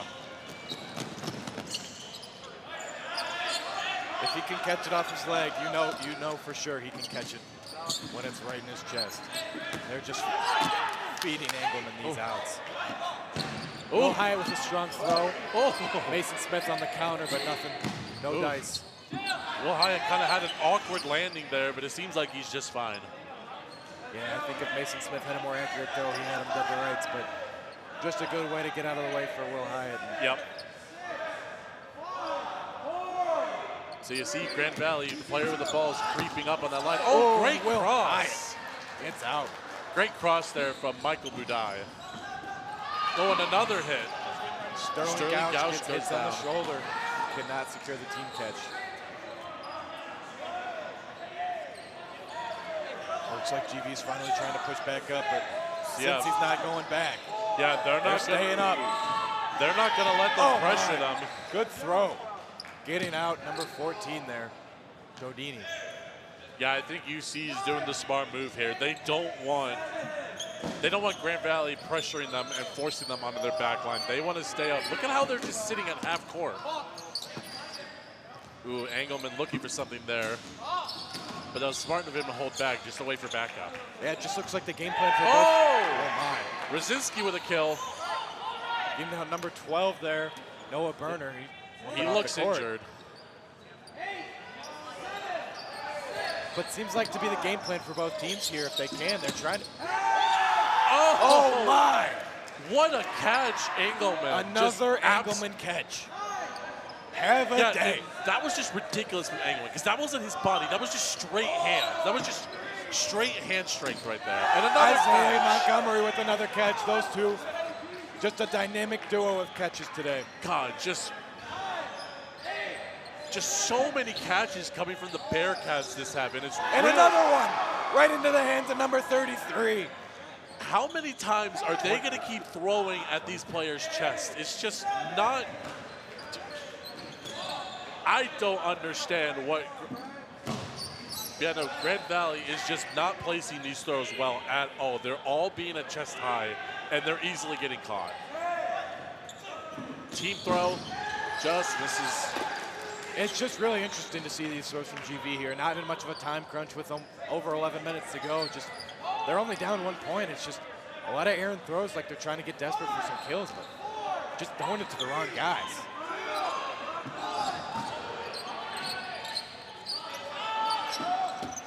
Oh, another minute.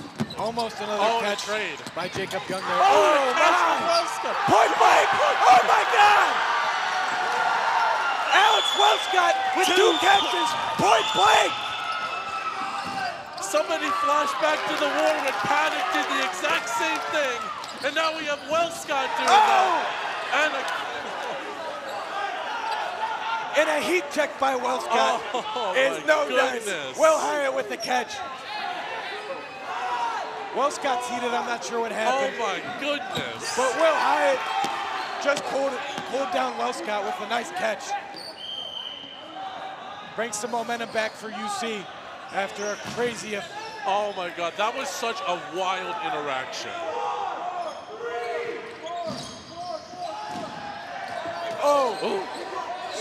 Sterling Gouch with a drop ball. I don't know if I saw that. Oh, Ryan Paddock is heated right now. He's trying to plead his case to head ref Max Edling. He's not going to get that call. Gouch just dropped the ball off of a block, but I don't know what the ref was looking at there. It looked pretty obvious. Paddock seemed heated about it.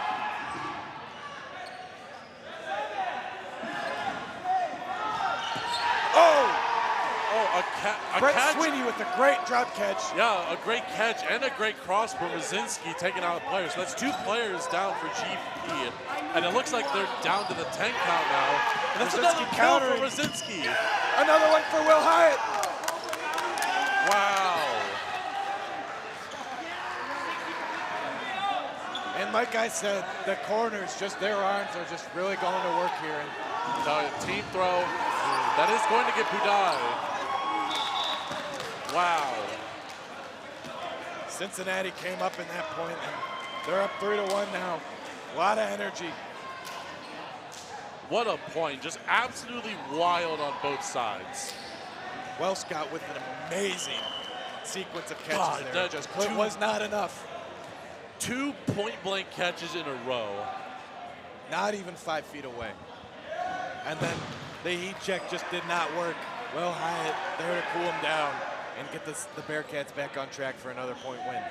And now they are up 3-1 with 9 minutes and 40 seconds left. 36. Sorry. We'll see if that's still plenty of time for Grand Valley to get back into this game.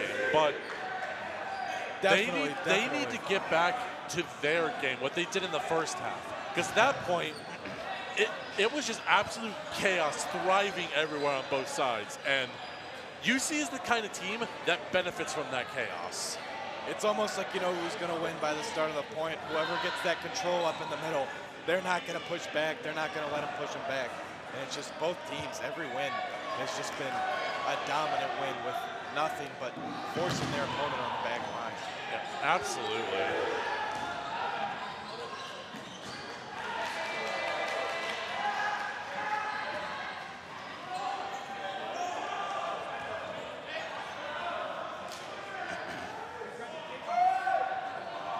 All right, head ref Max Edling starting us off here on this 5th point, and we're off. Oh, 2 quick kills and a lot of quick kills. Oh, Engelman gets a throw out. Oh, and another quick kill and one there. More kills, so many. What is happening? Paddock gets hit out there, not sure by who, but just multiple kills on both sides. Will Hyatt falling down, just a couple really close misses keeping him in there. Cincinnati back on the attack. Yep, and that's going to be a kill. Bobby Rubin goes down. That's a great call. That was a great call from the ref. Good throw there. Got some ball on it, but then hit him afterwards. Definitely got some shoulder. Yeah, no, numbers have dwindled quickly here for both sides. It's just been absolute chaos. So many kills in the first 30 seconds. Oh, that's another one. I don't know if he was out there. That might have been at the ground. Oh, I think it hit ball. Will Hyatt with a really nice block there. Oh, and a good throw. Great block from Michael Budai. As he, and he gets crushed by Rosinski. That's going to be a kill. Amazing game presence by Rosinski there, knowing how to do that, knowing he's not looking.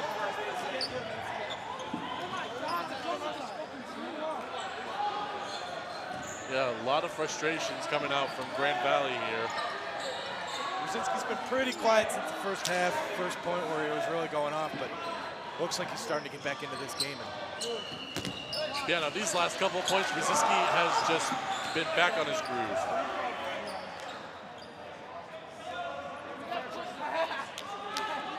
A little bit of a stalemate here. Clocks are even. See who decides to go on the aggression. Looks like Cincinnati. A quick reset by Budai there. And a high reset, not good by Rosinski. Yeah, Hyatt gets a good one. Yep, Hyatt bails him out there. Mason Smith with the throw. And Wellscott just missed. Freshman Sweeney. Ooh. A little bit low there. Oh, great block from Jacobs. Oh!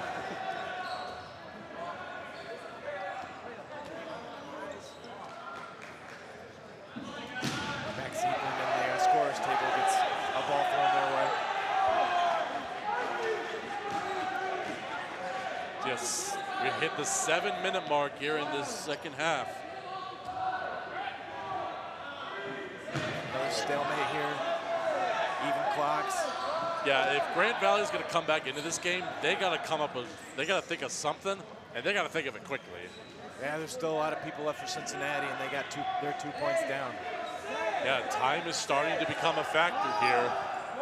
Not sure with the way Cincinnati's playing that they can come back into this, but we'll see how GV can attack and really be aggressive here. What they need to do.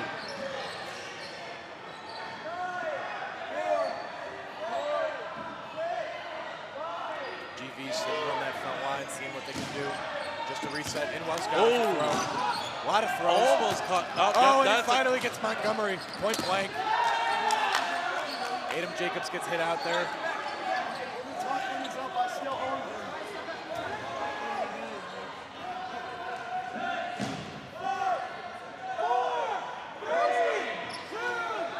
Sweeney with a nice reset. Picard with a good throw. Ooh, dice.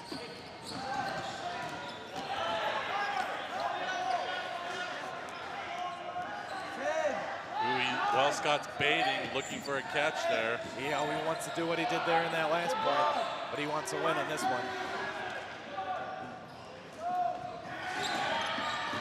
Oh my God! Will Hyatt with an amazing catch in his knees. And Noah Smith is erratic. He cannot believe it.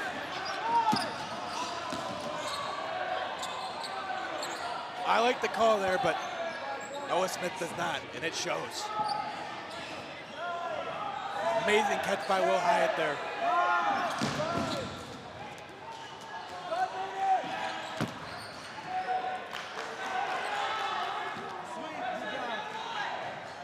Grand Valley staying on that front line. That's what they want to do. Oh, nice cross from Brzezinski. Picard saw it, but saw it too late. As he said, in his hands, just saw it too late to react.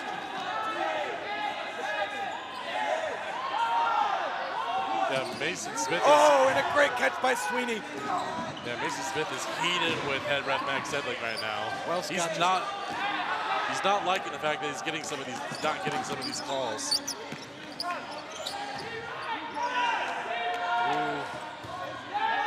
Hit out by number 14. Chodini gets out, and GV is dwindling. And a great catch by Rosinski on his knees.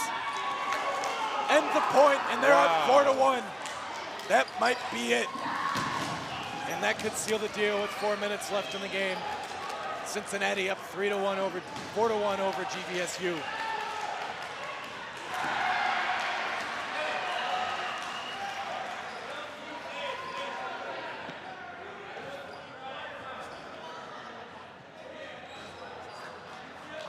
Man, what a day it's been for Cincinnati.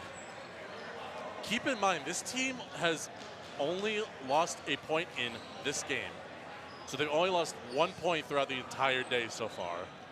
That is absolutely nuts. Yeah, they've had probably the best day today. It's unreal. Taking down GVSU. Yeah, this has definitely been their best tournament so far, because UC throughout this season kind of struggled a little bit, even when they bring back the likes of Engelman and Rosinski. But today, they're here to prove that they're here to play, and they are here to win. Definitely. One of the, not an underdog to win the Nationals, but just not one of the favorites, and definitely showing that they can definitely be a favorite tomorrow. Oh, I feel like before today, they were an underdog, but after this performance, oh, absolutely not.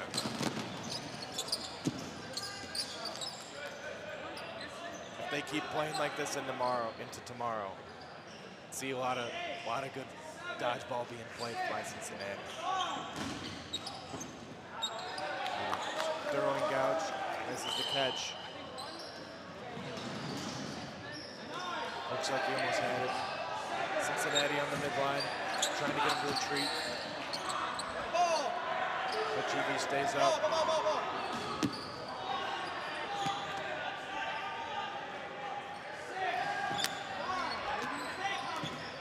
Oh, nice hit there.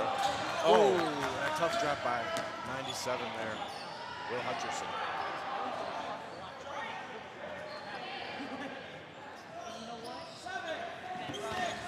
We only got 3 minutes left. Not a lot of action. Doesn't look like GV will have the time to get back into this one, but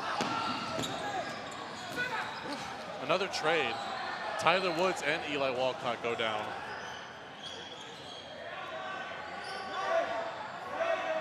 And I mean, if you're Cincinnati, you really don't care about that trade. You got under 3 minutes left. You have a 3-point lead. Just, ooh. Oh, nice hit there. Drop catch by Michael Budai there. Definitely would like to have that one, but just missed that. Just another great throw by the Bearcats.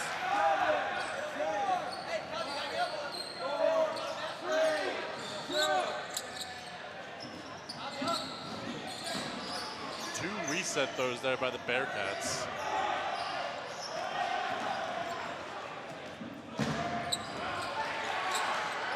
Zena, we're gonna hit the 2-minute mark here.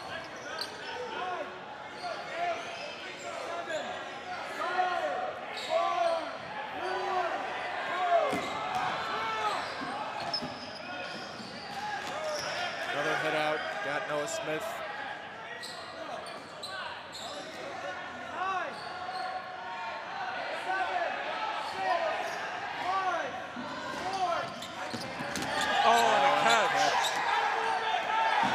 Becker with the catch. Looks like this is his first action of the game, and he comes in off the bench just with a nice play. Oh, another Jacob catch. Young with the catch.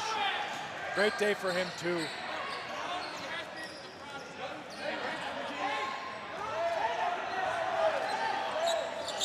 Yeah, I don't know if you can hear that from home, but Engelman's saying Jacob Young being an absolute prodigy, and it shows. He's had a fantastic day today. Yes, he has. I remember watching that game in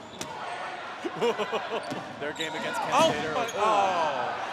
Paddock just sitting in the middle, trying to pray for a miss, but could not get 3.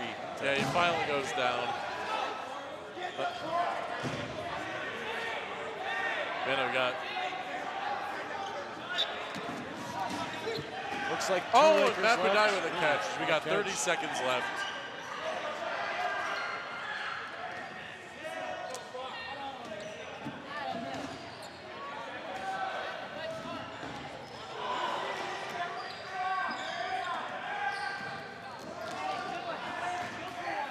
It just looks like a really tough end of the day for GVSU here.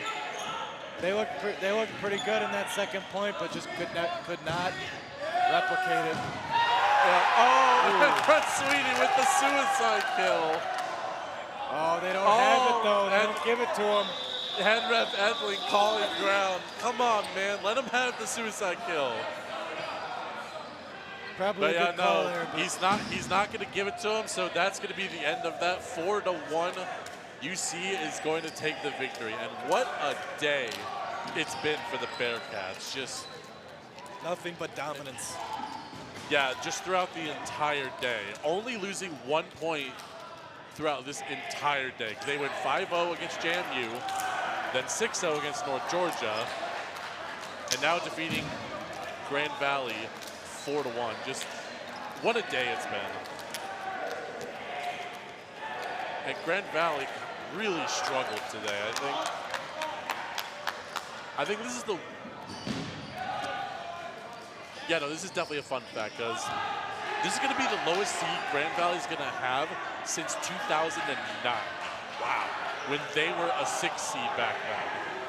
But we'll have to see what seed that Grand Valley and Cincinnati will be. And we'll be making sure to post that live on all our socials. But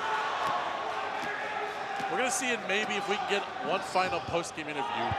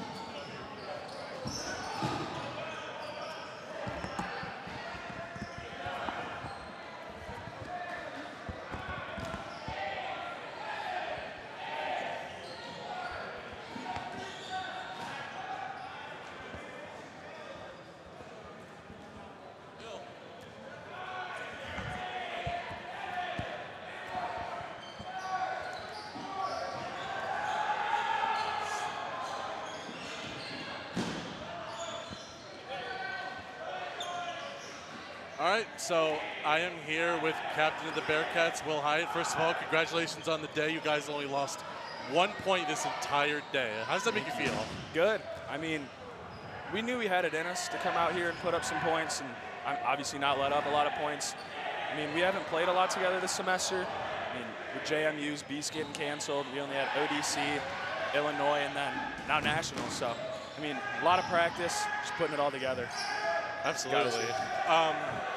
So throughout this season, you guys have mostly been like, kind of struggling a little bit. But now after today, you've just proven that you're here to win. So what adjustments have you guys made throughout this entire season to have this absolutely stellar performance on day one? I think honestly, it's a confidence thing with our role-playing guys. Not necessarily role-playing guys, but the guys that don't always have a ball in their hand.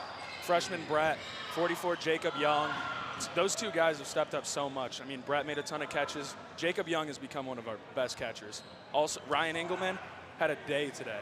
What a guy. Oh, yeah, especially during that Grand Valley game. I think he had, 6 or 7 catches that day. For real. But one last question for you. But what expectations are you guys going to have for day 2? I mean, we expect to win it all. We came into today thinking we were going to win it all. We knew we were going to go 3-0. And we plan to win it all tomorrow. Yeah, we'll see how that seeding goes. So, yeah, thank you so much, Will. Of course, thank you. So, yeah, that was the last round of matches for today. We'll make sure to post the main bracket on all our socials. But till tomorrow, we'll see you guys then.